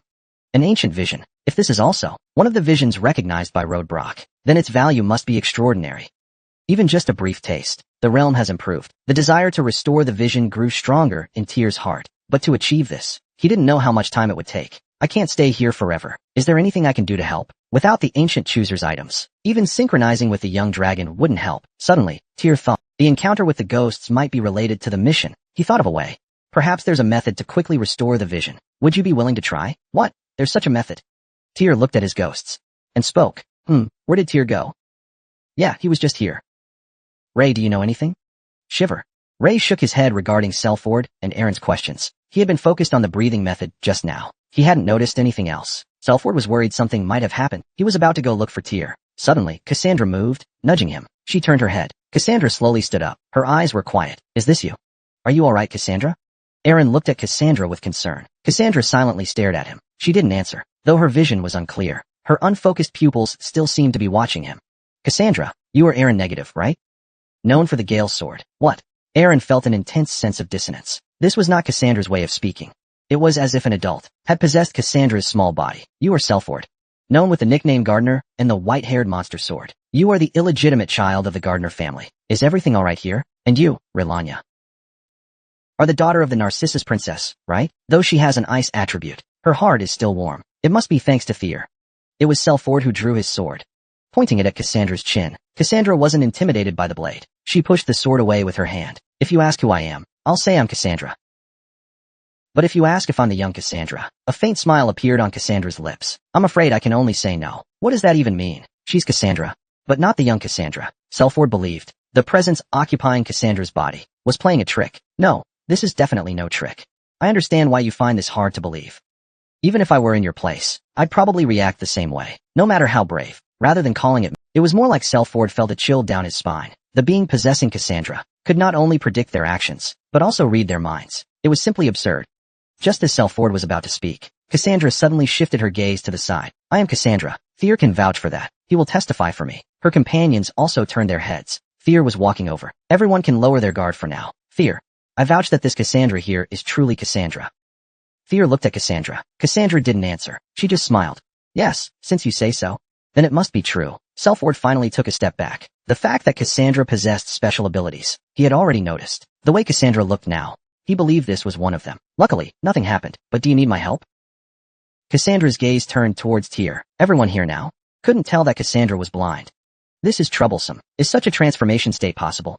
Meanwhile, Tyr realized what Cassandra was experiencing. Her eyes opened. When Cassandra performs a prophecy, she displays abnormal behavior, like someone possessed. He had known this for a long time. It's the same when reading accumulated futures. But the difference is, she remained very calm, as though borrowing the ability of prophecy. The future Cassandra was possessing the young Cassandra's body. Can you help me? Where do you want to go? Cassandra slowly stood up and followed Tyr. After everything quieted down, what on earth happened? Self-Ward and Arlen. Hey, did you see that? You think you're the only one with eyes? What happened? What exactly happened? When Cassandra opened her eyes, she reacted in an unusually mature way. It was very confusing at that moment. Equally shocking was, Tyr's atmosphere had completely changed. It was unreadable. The prosperous archipelago, Autonomous Ridge, had known from the moment they obtained their mysterious powers, that Tyr had already surpassed them. The two of them's strength was not far behind, so they could still roughly estimate the gap. But now how to describe it? Nothing can be It's like not being able to accurately estimate the height of a mountain at the horizon. Now, they only felt Tyr was high, but the exact degree was hard to estimate. After coming here, he requested some personal time. Could it be that he gained some insight? Even if he had some insight, could he really grow so suddenly? Questions and thoughts swirled in his mind, especially the eyes. He couldn't judge their depth at all. Now they should be described as crimson, not scarlet. Those deep red eyes. But at least one thing was certain. Even if Tyr was now called a skilled fighter, he was definitely not below the level of an advanced swordsman, or maybe at the level of a beginner Dragon Gate swordsman. At just 6, if he wanted to be treated as a senior, he really had to train hard. As Self-Ward and Aerie sighed, Lei looked at Tyr with a strange gaze, at the direction of the vanished passage. It was at that moment. What's going on? Where did everyone go? Audi, who had gone to check the outside, returned, tilting his head in confusion. The group weakly pointed to Tyr and Cassandra, toward the vanished passage. What? They went that way. In that instant, Audi's eyes darkened deeply, as if all emotions had been wiped away. Will Cassandra really be okay? Lord Tyr seems to know very well who I am. I was a bit confused earlier, but now I understand. Cassandra, walking leisurely, wore a faint smile. You're the Empress of Demon Island, aren't you? Chapter 146. Empress of Demon Island. In the not-so-distant future, people's opinions of the Empress of Demon Island were polarized, either as a ruler who failed to stop the empire's decline, or as a saintly ruler who comforted her people's pain, doing everything she could to protect them. She was forced to seize the throne, amid a coup by the royal guards. As the powerless Empress of Demon Island, she might not have been able to stop the chaos, but on the other hand, despite having the power of foresight, she did not use it well. Thus, there were also many who resented her. Tyr's opinion of the Empress of Demon Island was actually closer to indifference. In my previous life, because I left my family, I was too busy taking care of myself, and had no time to care about politics. But if I had coordinated my foresight abilities halfway, I could have kept an advantage in future knowledge. Then, there was an unexpected part. If you can foresee the future, you might assimilate with your future self. Sherpeixiong's eyes lit up as he raised his head. The reason being, what is your connection to Hai Yuen, the leader of the Four Alliances? You know me well, yet you speak in such a tone. The Empress of Demon Island looked at Tyr, making a teasing joke. It's nothing. After all, in this era, the Cassandra here is still the young Cassandra. Tyr chuckled nonchalantly. The Empress of Demon Island's smile deepened. As I thought, you're not in my future timeline. The young Cassandra couldn't see Tyr's future. In my timeline, there was no one like Lord Tyr. That must be because Lord Tyr stepped out of that timeline. You must have come to the past. Through some way I don't know, right? I'll remember that. Otherwise, you wouldn't know my title so precisely. Cassandra seemed in high spirits. It's a sense of belonging, shared only by those with the same secret. I once saw it in the Royal Secret Archives. The Northern Ragnar, a figure who often appeared with the power of return. Tyr neither confirmed nor denied it. Instead, he asked a question. In your timeline, was the Great War happening too? First, let me be clear. Let me clarify something. Unlike Lord Tyr, who truly lived and returned, I did not truly live and possess the past. The future was never fixed to begin with. It contains countless possibilities. I am merely standing on the most probable future for now. Transmit a strong will to your real self. You here are not real. Yes, I have my own history and memories. But I think this is just a setup that could change at any time. Cassandra gently snapped her fingers and continued. For example, like this. In the timeline of my memories, Lord Tyr doesn't exist. But now, I'm talking with Lord Tyr. So, the real me.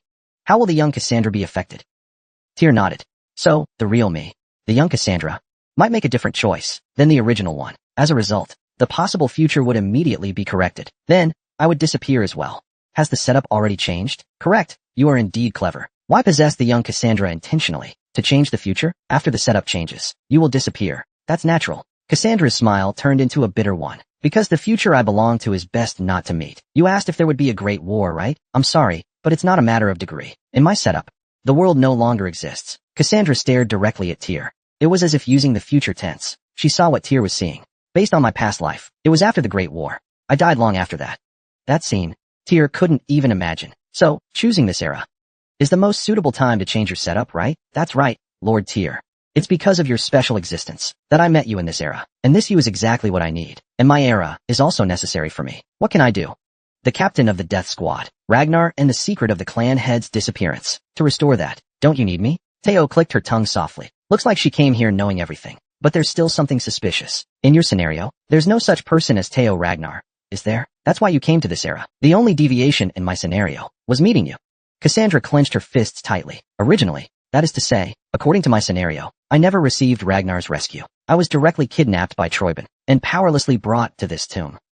Troyben had set his sights on this tomb. Why were they also after the sword manual? The Saint Magic Church used me to track the nameless monarch and strengthen their doctrine. Yes, and with that as the trigger, Troyben and the Saint Magic Church's power expanded beyond control. Ragnar ultimately failed. The world fell into chaos, summoning the nameless monarch to this land. This is different from the future I came from. The future Cassandra came from is very simple. A world ended by the nameless monarch. Everything fades away like an illusion. Now, the world is just waiting to return to its origin. An endless cycle. On one hand, it's hard to understand. A future where Ragnar fails. As long as Kale is here, that should be impossible.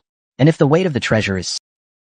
Why did Troyben fail in the previous life? They should have had the treasure, right? Substitute reincarnation. What is the difference in settings between this Cassandra and that? The questions kept coming. That's why I have a mission. I must place this sword in your hands. For now, I understand. Fear didn't press further. Since the future is destined to change, there's no point in overthinking it. I don't want to limit my actions due to inaccurate information.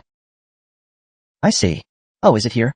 That girl is the one who can repair the sword sheath. The ghosts waiting for Tyr all cheered with joy. Perhaps the attempt to quickly restore vision is exactly using Cassandra's special ability, the ability of prophecy, inspired by the concept of time being circular. Is that so? Yes, exactly. If time is a circular loop, then prophecy's ability is like peering into the vanished past, the window of time. Therefore, if the time sequence here, past, present, and future becomes meaningless, moving along the rotating circumference, it's naturally possible to catch a glimpse of the past. That was exactly Tyr's thought. Most importantly, Tyr had once borrowed Cassandra's eyes and accidentally glimpsed a similar future vision. The Wheel of Death, the person among the kings. Could it be the leader of these people? Though their face was hidden by shadows, Tyr felt they were familiar. If my guess is correct, that person's identity is. And just as Tyr guessed, future Cassandra also appeared in this way. Perhaps Peel thought this might be the most crucial point among the many branching points that decide Cassandra's future. Hello, elders. Cassandra greeted them with an etiquette that was mismatched for her 9-year-old body. Unlike the current Cassandra, it was proof that royal etiquette had long been ingrained in her. Can you hear our voice, Aunt? Is he also from the Ragna family? If that's the case, you seem too weak. A blind girl. Can we see what you see? Haha. Using the future tense ability can achieve the same effect as seeing the future. Can achieve the same effect as. Oh, is that possible too? How strange. We've traveled far and wide, and though the world is small, we've never seen such a young lady like you. Are you a member of the royal family? Cassandra didn't reply, but simply smiled slightly and skillfully changed the topic. If it's not impolite, I'd like to ask you elders something. If the surveillance footage can really be restored, of course you can. Perhaps what the elders wish to know is the face of the forgotten monarch, or their name. An entirely unexpected question. The ghosts were startled. Are the two different? Yes, they are. Because of the nameless monarch's curse, the king's existence has been erased from the world. I can turn the gears of time and peer into the moment before the deletion. It wouldn't be hard to see his face there. Just one glance is enough. I see.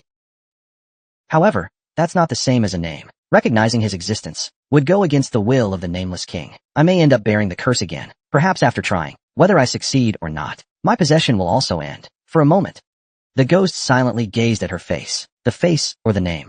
But their worries didn't last long. The lead ghost let out a bitter smile. Young lady, your joke is going too far. Even we old men, as thick-skinned as we are, how could we ever ask a living person to sacrifice themselves? The ghosts all nodded in agreement. Trying to uncover the name, you should expect to be cursed. Worse yet, The curse will almost certainly rebound. If that happens, you, young lady, will be erased too, won't you? Fear stared at Cassandra in shock. This was something he had. Cassandra lowered her head deeply. If you think that was a joke, I sincerely apologize. If the elders truly wish for it, I am indeed willing to comply. You asked if there was a great war? I'm sorry, the situation was far worse. In my scenario, the world no longer existed. Lord Fear, it is because of your unique existence that this moment has become the moment we truly meet. And the moment you need me the most is also the moment I need you. So, you came to this time period, didn't you? In all my scenarios, the only deviation was meeting you. Fear recalled what Cassandra had said while walking down the slope. Maybe she truly intended to follow him, crossing time and space to prevent the apocalypse brought by the nameless monarch. She must have harbored that wish in her heart. She could sacrifice herself to... It would be a worthy trade. On the other hand, because a hint of sorrow crossed her face, Fear felt turmoil in his heart. After all, the captain and us are already as good as dead. Why force ourselves to search for a name? Even if we found it, it wouldn't bring him back. As long as our memories remain, a grave belonging to us would be enough. Let me see your face. If I do, I'll be able to see the dance he always longed for, and the inky darkness that covers it. Very well, I understand. Cassandra gently lifted the hem of her dress, lowered her head, and slowly adjusted her breathing. Swish, at that moment. Centered at her feet, the wind seemed to coil upward. A green light began to flicker, the ability of the prophet. If she were just the young Cassandra, perhaps she could only but as the Empress of Demon Island, she could not only foresee it, but also follow along the wheel of time, from the distant past to the future, peering into all the timelines. The blue light of the mission shone even brighter, beautifully shattered, gently shaking Cassandra's hair, just as he suddenly opened and closed his eyes. The skill young dragon synchronization was forcibly activated. He glimpsed the witch Empress of the Demon Island. The timeline Cassandra saw. The aura of Kawa and Tyr's vision reversed together. Then, the world froze again, exactly like the prophecy Tyr had seen earlier. An existence standing among the kings. The faces of the kings gradually turned into the ghostly figures of the Hall of Heroes. The originally blue figure quietly changed into magnificent armor and weapons. The black shadows surrounding the leader gradually dissipated. The true face that was revealed was just as Tyr had expected. Liege Ragna. So it's love. Translation Battle, Chapter 147, Witch Empress 2. No, although the face is the same, it's not Liege. How should I describe it? Reincarnation? Cloning? Or just a simple coincidence? No, this is definitely not a coincidence. The general holds exactly the same scythe as Liege. If there's any difference, it's that when Liege held it, the atmosphere was darker than ever before. It's probably reincarnation. I'm different. He doesn't remember his past life. A few days ago, Liege asked Cassandra if he could become the ruler. The answer must be that one. On the other hand, I seem to understand why the ghost in the painting, Magera, was so unwilling to leave Liege's side. Since it appeared with the same face and soul as its past master, it naturally didn't want to part again. I thought I would never see it again. It really is like this. Magera appeared beside Tyr at some point. Tears streamed down my... You probably can't understand me like this. Magera gazed at the savior's face and spoke. But after that, you'll naturally understand. The gap between you and that person is in that moment. You souls of the foolish Lord Brock. How dare you do something so futile? The opposite side of the dead end to Solis. Pitch-black darkness descended. A massive being blocking out the sky appeared. Beneath it, a legion of monsters, unrecognizable in form, had filled the horizon. Those were the creatures of the demon sea. What do you mean by futile? The captain of the death squad sneered. The jagged sword heavily scraped the ground. The sound of grinding. Hot, black flames instantly transformed into the image of the grim reaper holding a sword. So many prey. This is amazing. In that moment, the black flames swirled, violently gathering in the sky. The fireball expanded continuously. Eventually, it showed an astonishing size like a black sun. It was black rock meeting the sun. Tyr realized its true form. His eyes widened.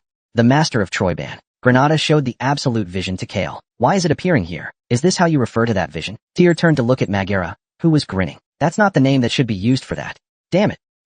So, it still can't be mentioned? Magera cursed and continued. Yeah, what it's called doesn't matter.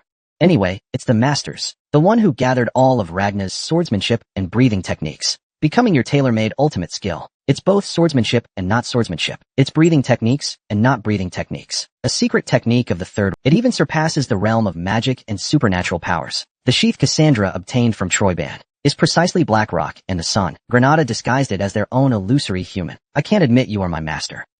It's exactly because of that reason. Watch closely. As the black sun unknowingly swelled to over 10 meters in size, the death god fiercely swung down 3 death in an instant.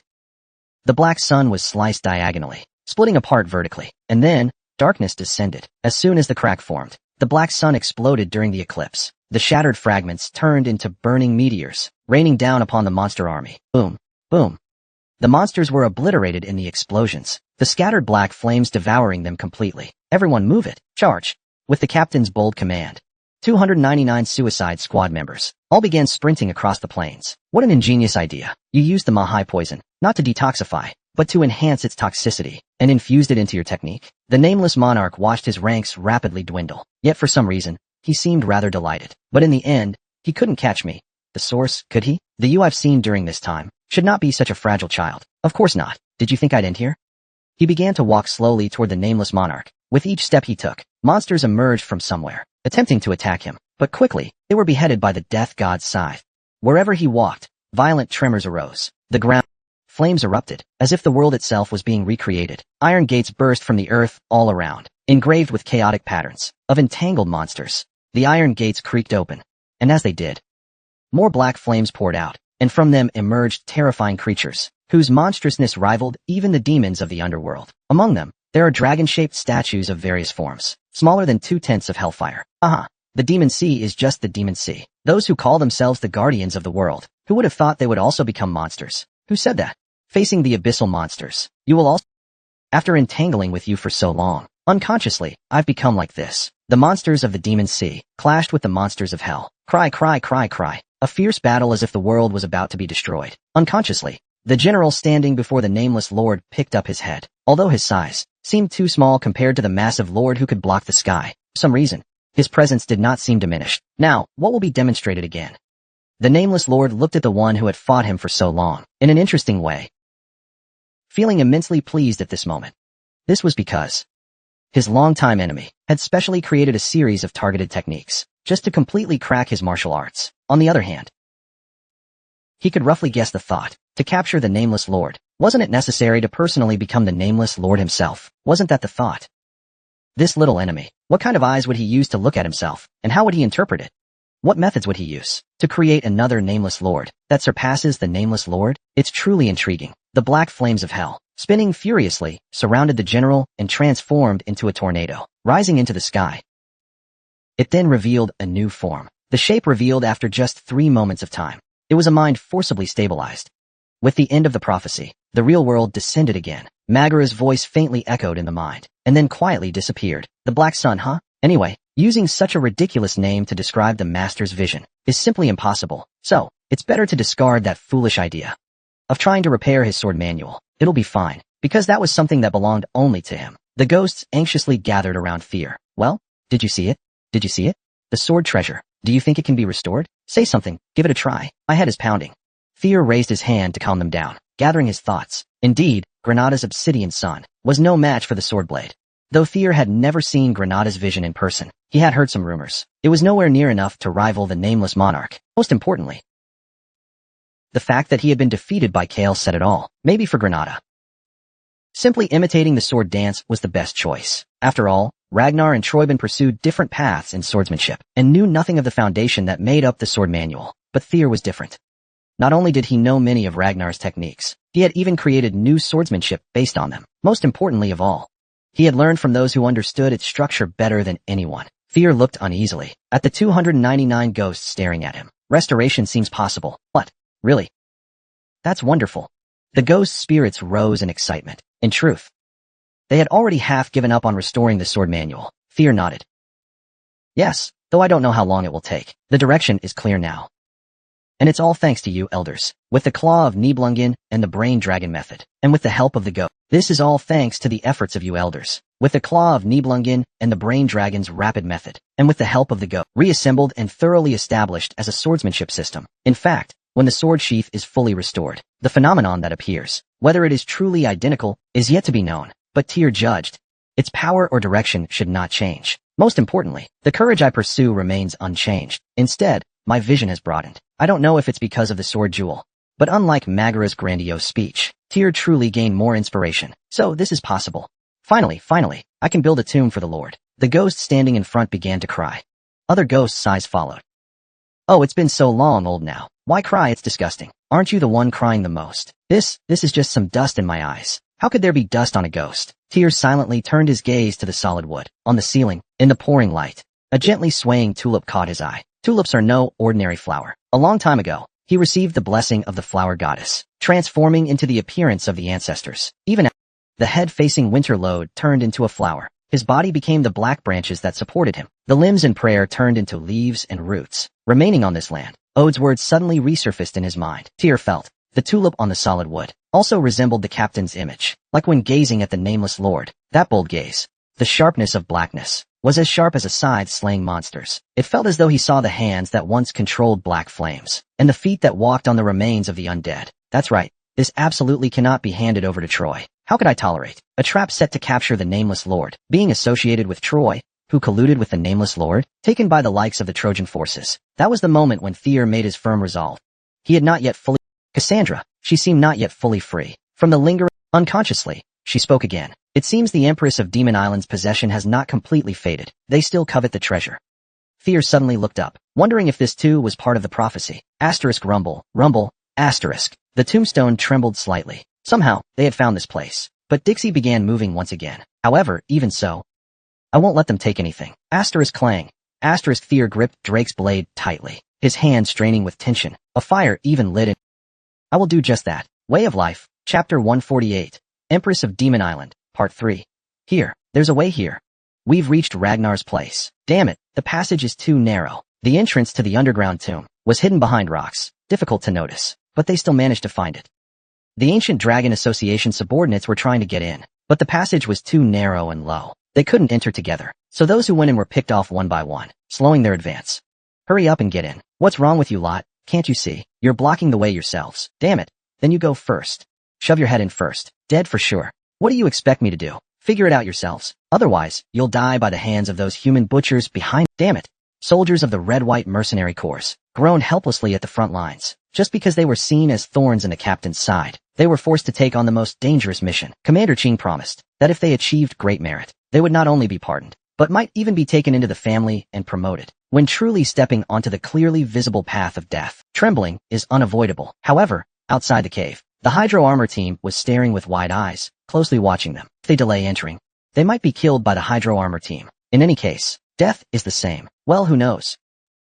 The mercenaries closed their eyes tightly and suddenly try to rush in, because in their minds, if everyone charges in together, perhaps one or two of them might survive by chance. Originally, they were one of the top mercenary groups in the Empire, but in front of Ragnar's sharp blade, they seemed unworthy of their reputation. In the end, they rushed forward one by one, but each had their necks sliced by the flying sword chi. What the hell? Why aren't you going in? The Rose family advances. The shields of the Rose family were stacked like city walls. The soldiers of the Rose family swallowed their saliva with difficulty and slowly tried to advance. The spearmen in the second and third rows were ready to thrust their spears as soon as the enemy exposed a weakness. They forced the phalanx formation. With the shield in place, fatigue could always be blocked. They were overwhelming them with numbers. The soldiers of the Rose family were confident they would win, without a doubt. Unlike those foolish mercenaries who rushed in unprepared, they were fully prepared, and they had already heard that the enemy had only 4 combatants. They had the absolute advantage in numbers. They could crush them at any moment. So, they moved slowly like turtles, and when the gaps collided with the rose-patterned shields, they shattered weakly. Occasionally, some fell to the ground, spitting blood from the shockwave, but their advance did not stop. Without a sound, the ground was covered with a layer of white frost. The ice formed. The ice surface formed. Some of them slipped and fell, but on the surface, it looked like nothing had changed. What are you doing? Get back.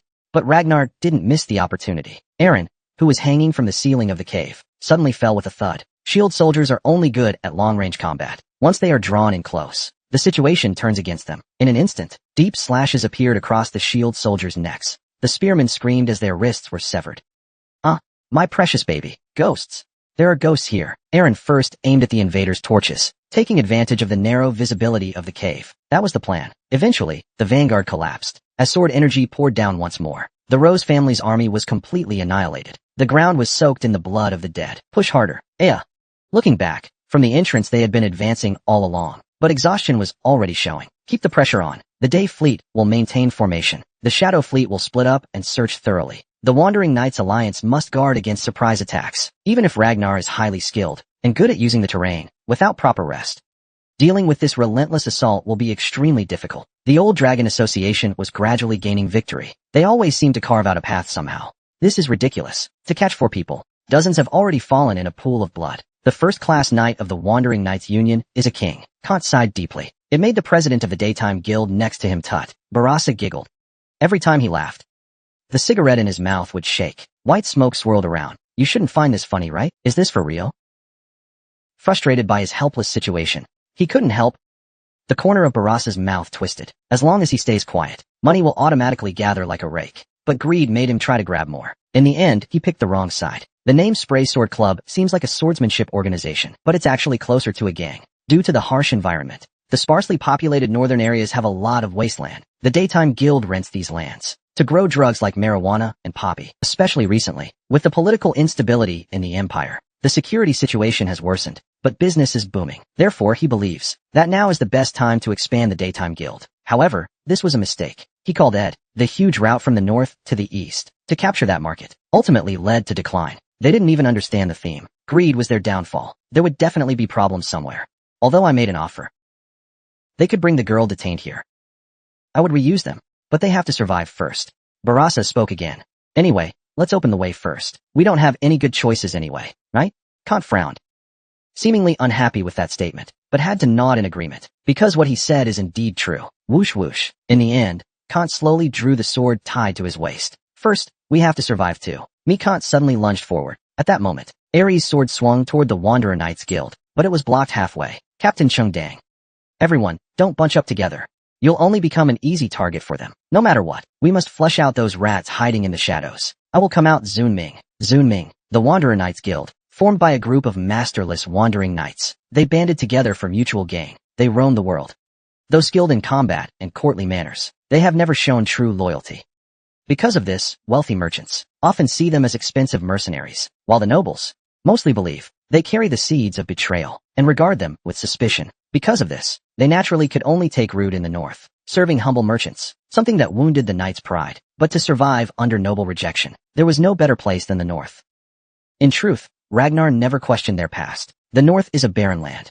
There's no time to fuss over trivial matters. He only demanded strength, if they succeeded, and carved out the land by their own hands. He even promised to grant them that land as their fief. Thanks to this, the Wanderer Knights Guild established itself and grew to the glory of today. Yet they were not satisfied. Like a growing city, they sought to expand their power and allied with Ide. Though they were masterless knights, they were knights nonetheless. They pursued to seek lofty honors and illustrious life. In this wasteland, we will build our own knightly kingdom. Ragnar has done it before. Why can't we? As reporters sitting in the master's position, there's nothing wrong with it, right? Let's show those who abandoned us. Let them witness the sharpness of our blades. Just like in the legend, Ragnar's golden age was the Dragon Knight Order. The Wandering Knights Union also once harbored ambitions to build its own nation, to conquer the north. Additionally, due to weakness, they prevented their masters from doing anything to the serfs. A disagreement arose from advising against plundering rural villages. It caused an argument. They were criticized for giving food to starving children. Each one of them, for different reasons, left their homes. They longed to prove to the natives that they were indeed living here. But the result was a great defeat, then further decline. In the end, they ended up in this state. Although the current strength is at best only 30% of its peak, the reason it hasn't disbanded is entirely due to the trust in Captain Kant. Just as Ragnar once guided those who couldn't see the road ahead, he is determined to break this deadlock no matter what. That unwavering belief. Just as Aaron was about to turn around, Kant blocked him in front. Where do you think you're going? Move aside, give me a hug. But that's not possible. If I don't kill you, we'll all be dead. Kant smiled bitterly. He continuously swung his sword, 7 times in a storm. His dazzling strikes flashed, desperately chasing after the constantly fleeing Aaron. It was too forced. They should have retreated immediately after dealing with the shield bearers. But due to the many enemies trying to enter the graveyard, the greed to eliminate one more before leaving became their stumbling block. Moreover, the one standing before him now is the leader of the Wanderer Knights Guild. Victory or defeat is hard to predict, so they must go all out and throw themselves into battle. Selford and Lei felt a surge in their hearts. Ari unleashed her hidden magic power. In that moment, a wave of scorching heat swept through. Her hair and eyebrows turned bright red, as if even her blood reflected the same color. This is the breath of the fire dragon. Weren't all of Ragnar's followers who mastered this secret art completely wiped out in the last rebellion? If you're curious, ask them in the afterlife. Ari had no reason to reveal her origins. She moved swiftly. Kant nodded in response, and swung his sword down with force. No. Wasn't this supposed to be a forbidden place the enemy could never know about? Selford cut down 2 Daywheel swordsmen who tried to steal, then quickly scanned the... Ode glared at the sword above his head with discontent. He pushed it aside and shouted, "How should I know? It must be some loudmouth spouting nonsense." Ode was clearly losing his patience. Hey, don't step on that face. Do those lunatics know what this place is? Every little item in this underground tomb holds precious significance. As the tomb keeper himself, watching this land collapse by the moment was driving him insane. So, after 30 years, I once again gripped the sword I had sworn never to touch again. The feel of the blade was so unfamiliar. If that damn old man Long saw this, he'd be laughing nonstop. Damn it, but what can I do? He believed this tomb was more precious than his pride. What about the escape route? Isn't there an alternate path? There's no such place. The entrance is also the exit. There's only one. Looks like we'll have to fight to the death, no matter what. Aaron must be safe. No matter what. Tyr must be praised. Tyr. You mean that little guy who went to the Central Star Domain? Ode didn't miss Selford's muttering. Yes, that's right. The little guy is here. Will it make any difference? It will make a big difference. Selford remembered Tyr's handsome face. He couldn't help but chuckle. That guy is a good luck charm.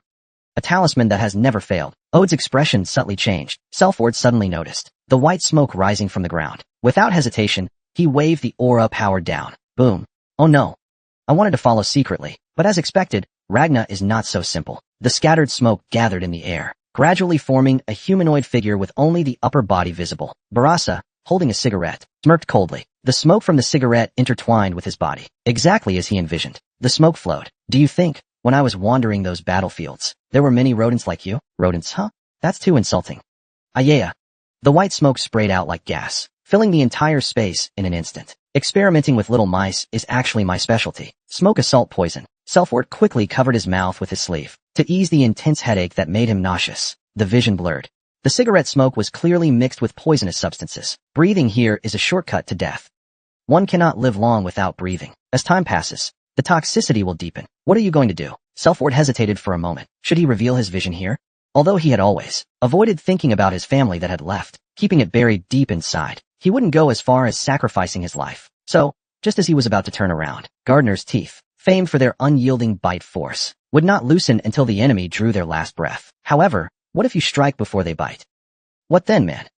Assassin Sherd suddenly felt a chill down his spine. The voice from behind made his blood run cold. Then, a figure sliced through space in an instant, appearing right before him. A person entirely shrouded in black cloth, an assassin of the infamous Shadow Sword Guild. Selford thought there was no time to dodge, so he decided to at least extend an arm, leaning his body forward. Lei hurried to react as well, but the assassin was at that moment. Rumble. Suddenly, a flash of light streaked across the cave ceiling, followed by a lightning strike, blasting the assassin away, though the assassin's clothing was scorched with deep black burns. At the spot where he crashed, Drake's blade was embedded in the ground. His body trembled violently. So this is love, huh? Desperate Battle, Chapter 149, The Demon Blade, Empress 4. On Drake's blade, countless dragon scales were embedded. Whenever the body trembled, the scales clashed against each other, and with that sound, powerful shockwaves spread out. As if witnessing a living divine artifact, the legendary dragon had appeared, as if it were truly a dragon. The assassin from the Shadow Sword Guild failed to grasp it. Dean clenched his teeth tightly. The Shadow Sword Guild, based in the north, gathered many assassins under its banner. Within the guild, he was second only to the leader himself. In the arts of stealth and concealment, he took great pride. Yet even he failed to foresee that attack. Despite its immense power, it meant that not only had the energy been gathered superbly, but it was also hidden and swift. An existence I can't defeat. Dean restrained Drake's blade while observing the retreat route. If not for the strength to challenge someone like me, there would be no chance of winning in a direct confrontation. At that moment, Drake's blade trembled violently. It suddenly shot into the air. Quickly using the stealth technique, Shadow Veil, he pulled up the shadow, blending into the void. Surrounded by white smoke created by Barasa, it could be used for concealment. Barasa seemed to understand Dean's thoughts, attempting to deepen the smoke's density, but in the end, he still couldn't escape. At that moment, Lei slammed his pale, frozen hand onto the ground. Boom! The ice spread rapidly, and thick frost mist descended from the air. Barasa's white smoke also suddenly solidified. Of course, Dean's stealth technique was still incomplete. The wolf cut off my breath before showing its teeth, right? Selford didn't miss that moment. But what if that plan failed? Dean, opening his eyes, saw Sheld coming toward him. Sheld's appearance was somewhat different from before. He was holding his usual expanded sword in his right hand. In his left hand, he held a short sword about 60 centimeters long. He held a dagger in his reverse grip. Of course, his movements were also extraordinary. Whoosh, whoosh, whoosh. The expanded sword wrapped in aura energy swung fiercely, relentlessly chasing after Dean. Whenever there was an opening, the short sword shot out like a thrust. Because two different sword techniques were being applied, they had to be fully mastered to be effective. This was a unique memory of the Gardner family. Wolf's Fang Tier.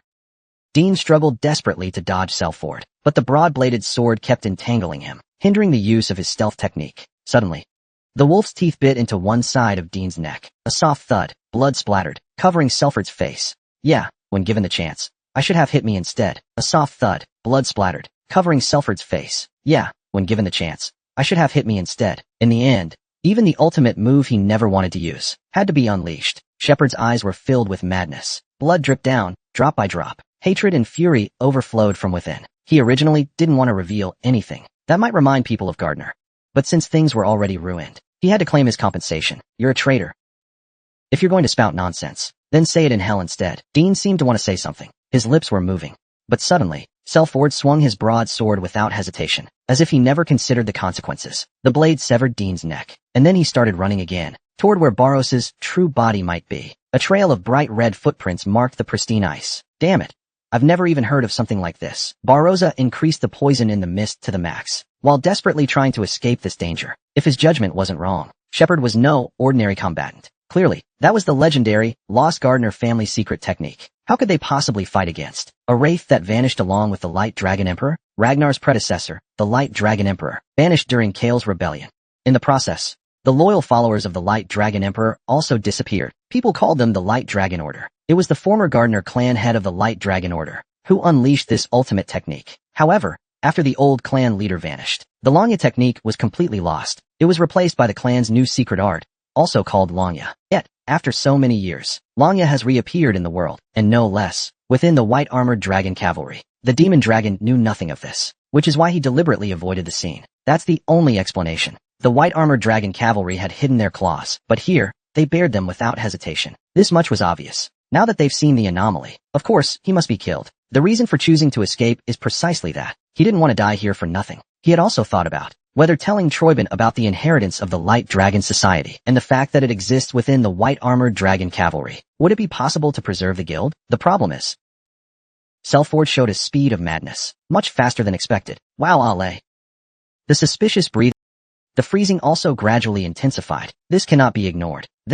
Using the mist ability did not provide much help. Escaping isn't a good idea. The guard of Selford had already pressed against Barassa's neck at some point. Barassa was struggling to block the attack with a special-shaped sword, a narrow sword body. The 4 footprints on the ground are all stepped on. How unlucky. Barassa barely pushed Selford away and retreated. The smoke ambushed the property. Sparks flew. Although it existed, it disappeared like smoke. What a waste. Even leaving traces is nothing.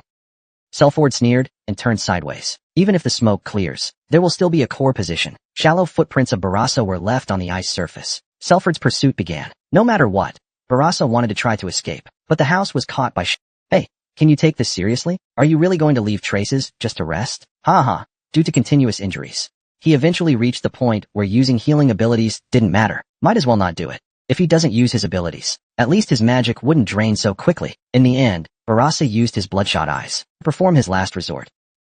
Everyone, no matter what, must protect. Everyone, no matter what, must protect. No answer. But the swordsmen of the Single Blade Guild showed their resolve through action. They were all the same. Their eyes rolled back, white showing in their eyes. They lunged fiercely at Selford. Cough, ha. They seemed to have completely lost their sanity. The place was shrouded in mist. A hallucination party. Barrosa had long made his underlings take drugs containing hallucinogens continuously. He mixed those drug components into the white mist, causing his men to lose their sanity, to be completely brainwashed, turning into fanatical warriors who obeyed only him. These mad bastards, these gamblers, Selford and Lay worked together to barely push back the swordsmen of the Single Blade Guild. Meanwhile, Barrosa ignited the pawn cannon and fled toward the entrance. Fine. You lot can keep squabbling amongst yourselves. I'm out of here. Barrosa's laughter was suddenly cut off by a hand reaching out from nowhere. His face froze mid-laugh. What exactly are you doing here? Barrosa. Through the gaps of the fingers, Barrosa's pupils dilated. It was the gaze of a man begging to be released. But the owner of that hand clearly had no such intention. Instead, the grip tightened even more. With this, you're even worse than the Rose family you mocked just now. At least they kept their dignity. This wretched side of yours now, I will engrave it in my memory, and then forget it. And so it ends. Splat.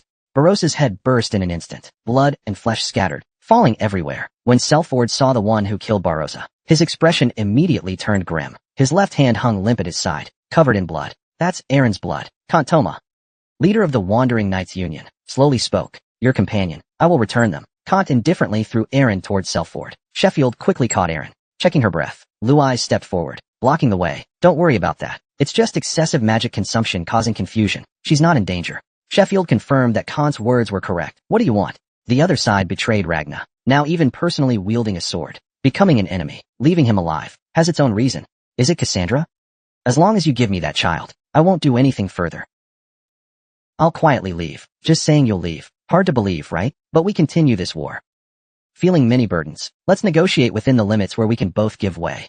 Initially, Kant distanced himself from Ragnar, due to his relationship with Ed, not paying much attention to this war against the Wandering Knights Union. He never planned to continue participating. After the clash with Aaron, his resolve only strengthened. Ragnar, Troyban, no one knows. This war is not just between two great families. There's something much bigger behind it. Aaron and Selford, having learned that the seeds of the old rebels that should have disappeared with the Light Dragon Guild still remain within the White Armor Dragon Cavalry. Continuing to stay here is tantamount to seeking death. Tand, after long travels, is well versed in the hidden facts unknown to the world. Based on this, he can vaguely touch the truth. So, after this mission ends, he planned to leave the North for good with his followers. Of course, to do that, he needed Cassandra's sinister aid.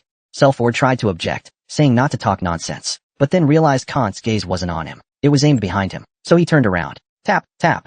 Thier stood upon the shattered ice, facing the still-crying Drake. Selford could no longer read Thier's emotions, completely isolated, like Drake's hidden, deadly blade, yet radiating overwhelming power far beyond it. Lay held his breath too, simply watching Thier silently. Thier Radner. I've always wanted to meet you. It's an honor to see you like this. You truly live up to your name. Even more impressive than the rumors. Kant's serious gaze was fixed tightly on Thier's figure. He was as shocked as Shepard had been.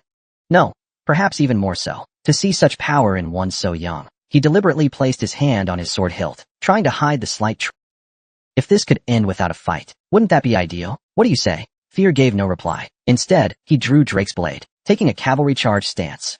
His slender frame no longer seemed ill-matched with the massive sword. It was King Kant Toma, who had slain his lord of over 30 years, and burned down the royal city with its hundreds of residents. An unprecedented madman. Kant's face stiffened. That disgraceful past, which had earned him so many cruel nicknames, was a dark history he never wished to recall. Those who saw you last at that time all testified that you were smiling. Honestly, I have no interest in such matters. Thier's lips curled into a slight smile. The only thing that interests me is your strength. I heard that ever since you pledged loyalty to your house, you were already at the level of a knight-class swordsman. They say you're a hard-working type who never slacks off in training. Your skills must have risen even further by now. I'd love to see your abilities for myself. Come on, bring it on. This is barely even worth responding to. But indeed, that is the arrogance of the Ragnar lineage. But when that arrogance is shattered, it'll be far too late for regrets. Kant stomped fiercely, ice shards scattering into the air like marbles. Among the reflections of the icy fragments, Kant was grinning, like a demon incarnate. It was the same expression he wore when the royal city burned. Way of Life, Chapter 150, Demon Blade Empress. The moment Kant saw Thier, out of fear, out of joy, instinct told him, this is no ordinary opponent. Stories of Thier were already familiar to him. A genius who graduated with the highest scores in history, selected for combat trials in record time, granted autonomous rule over the prosperous archipelago, each achievement far beyond his reach. Thus, when he thought about potentially clashing with Thier, he could understand Ragnar's pride in the strength of his knights, and predict where the Wanderer Knights Guild might head in the future. With the northern war between Ragnar and Troyban ongoing, small groups like theirs had to find a way to survive. Yet, after seeing Thier in person, all those thoughts instantly vanished. All that remained was a burning desire to win. The instincts of a swordsman screamed within him. He had completely forgotten about finding Cassandra. And that feeling became all the more certain at the very first clash. Not bad, not bad. So young, yet growing at such a remarkable pace. Surprisingly, your fundamentals are solid. Could it be that you were trained by Brynhild or Reiber? That's Senior Evelyn. I know a little. A smile appeared at the corner of Kant's mouth. When he was young, he imitated Evelyn's style. It was corrected by her personally. When I think about it, between you and me, we can be considered a relation. Thier's eyes deepened. Regarding this, Kant seemed very happy. No monarch, no home. This wanderer's sword actually touched Ragnar's heir. What an honor. Sevens. Thier and Kant's swords clashed several times in an instant. The two swords seemed completely different, but in some ways, they were strangely similar. Whether it was the sword stance, or the direction of their steps, or even the distance between their strides, Thier could clearly see Evelyn's shadow on Kant. Unexpectedly, the king's killer was actually Evelyn's swordsmanship teacher. The Wandering Knights Union, in a past life, also rebelled alongside Troyban. Ragnar suffered heavy losses. During the suppression, many swords had to give their lives, especially Kant, with his body waving a long sword like a demon. It caused many to fall. But Tyr firmly held Drake's sharp blade. I will win. It was not arrogance. It was certainty. Boom. With the strengthening of inner power, the dragon scales on the deck shone with yellow light. At the same time, the brain-powered sword princess sent Kant flying backward. Kant's eyes widened. Cassandra. Tyr's call faintly echoed. With Cassandra's laughter from when she hid with the ghosts in the central tomb. I've been waiting for your call. The magic flowing in the cave suddenly became heavy. Binding, clattering. Magical chains burst from the ground, binding Kant's limbs tightly. Kant quickly unleashed his battle, breaking the chains apart. But the Knights of the Wanderer Knights Guild, searching for Cassandra. The swordsmen of the Single Blade Guild still trapped in hallucinations, and the assassins of the Lurking Shadow Sword Guild were all caught off guard. Arthur. What do we do now? Arthur.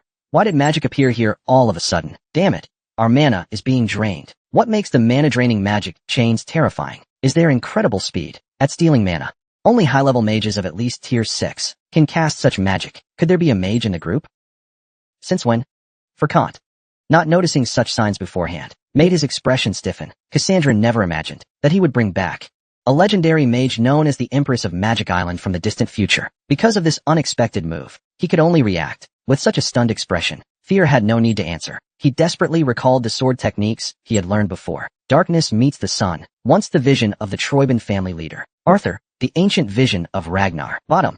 His heart pounded fiercely, resonating with his core. All enhancement effects were set to a 6-minute duration. Every piece of ancient dragon attire he wore responded in unison, injecting tremendous power into Drake's blade. Fear's mana surged explosively. Lightning surged around the sword, twisting into a sphere in midair. The newly formed lightning sphere expanded rapidly, filling the ceiling of the cavern. That's the sun.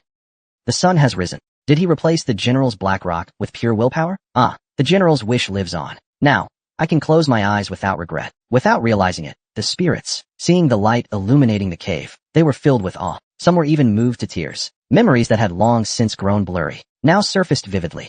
Whenever the sun rose, they always felt at ease. It was the banner that brought victory to their family. At this rate, something truly disastrous might happen. Meanwhile, Fear felt his mana draining much faster than expected. He clenched his teeth. As the core began to spin, mana was drawn in at an accelerating pace. The spinning grew faster and faster, absorbing even more mana, since its attribute wasn't fire, but lightning instead. Arthur. So I tried it. Arthur. And it seems, thanks to electromagnetic forces, the effect is even more astonishing. A slight mistake could cause an explosion. So before that happens, Arthur. Fear never lost his focus until the very end. With great effort, he pushed Drake's blade upward. Kant realized Fear's intent, and struck the ground again. He had sensed the power contained within that core.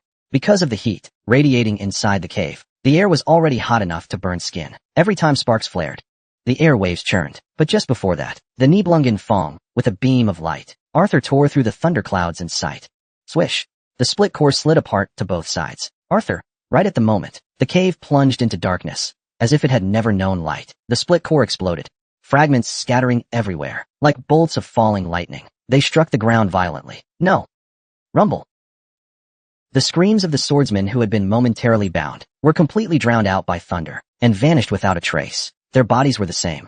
At the moment lightning struck them, their bodies were burned black. Their forms were unrecognizable. At the end of the eclipse, in the unbearably hot cave, only black ash drifted everywhere. What is this? The only survivor, Campman, stood there, his face full of shock. However, his condition wasn't much better. His right arm was missing. Only the charred remains were stuck in the ground. The previous strike had caused the men he vowed to spend his life with to vanish without a trace. Even his vital arm was gone. What is this blackness? Oh, then. Kant calmed himself, and barely spoke. Here, he encountered death. But even at the point of death, shouldn't he know? What sword ended his life? The Sun Pearl, the Sun Pearl. The Sun Pearl. Kant repeatedly chewed on this name. I heard that in the East, there is a dragon that holds a pearl in its mouth. People call it the Dragon Pearl. It is said that the pearl contains the power to control lightning, storms, and heavy rains. Thus, people in the East worship the dragon and phoenix as deities, devoutly offering sacrifices. Kant smiled faintly. Indeed, that is a much more fitting name. There is probably no better one. Arthur. Just as Pass finished speaking, Kant disappeared, as if his role vanished without a trace. Because he had directly confronted the eclipse, just holding on until now was already quite remarkable. Like the sun, his vision would no longer be forgotten. But there are still many Isn't the energy consumption rate too high? Yes, that part really needs to be polished. How can I get closer? The momentary feeling of awe quickly faded. The spirits soon began searching for a way to perfect Thyr's ideal sun jewel. A single thought surfaced in all their minds. To refine that vision into one befitting Thyr. to make it the pinnacle of Ragnar's works. Just seeing the path ahead ignited a passion within them no less than that of the living. Watching the spirits, Fear couldn't help but smile. Then he turned his gaze forward once more. Someone was approaching. The battle wasn't over yet. It's so hot. General Qin, he led his troops into the tomb. The entrance was not only sweltering, but also reeked of burning charcoal, almost unbearable, accompanied by deafening thunder. The cave trembled as if on the verge of collapse. As I walked in and looked around, it appears to have been quite a fierce battle. Maybe 3 or 4 combat trials at most. Did I hear something? Or was it just my imagination? That guy, the Seeker, passed the trial. General Qin, he clicked his tongue impatiently. In order to obtain the treasure, Arthur, we went through so much trouble to find a royal seer, and even managed to lure out a noble called Alpha from the grave. So now, isn't this feast we prepared with such effort about to be served to someone completely undeserving? If Actor finds out about this, he'll fly into a rage for sure. That much is obvious. Before Lord Feng arrives, we must reclaim it first. Understood, understood. And the Kali sect must also step in. Hee, I've been waiting for you to say that. Honestly, I can't bear to see the sacred gem defiled. Kali appeared with a soft laugh, saying, see you later then. Whoosh, swoosh. General Qin, he clicked his tongue in annoyance. As he watched the bishop vanish like a ghost, it left him displeased, because now, he had to share this prize with them. Now what's left is to strike them hard, while they believe they've broken through the encirclement, deliver a crushing blow. General Qingya could only hope that the dagger buried deep in their hearts, Arthur, would become even sharper. Fear, are you alright? Lei rushed over to Fear, concerned. Fear was still radiating heat, his skin red.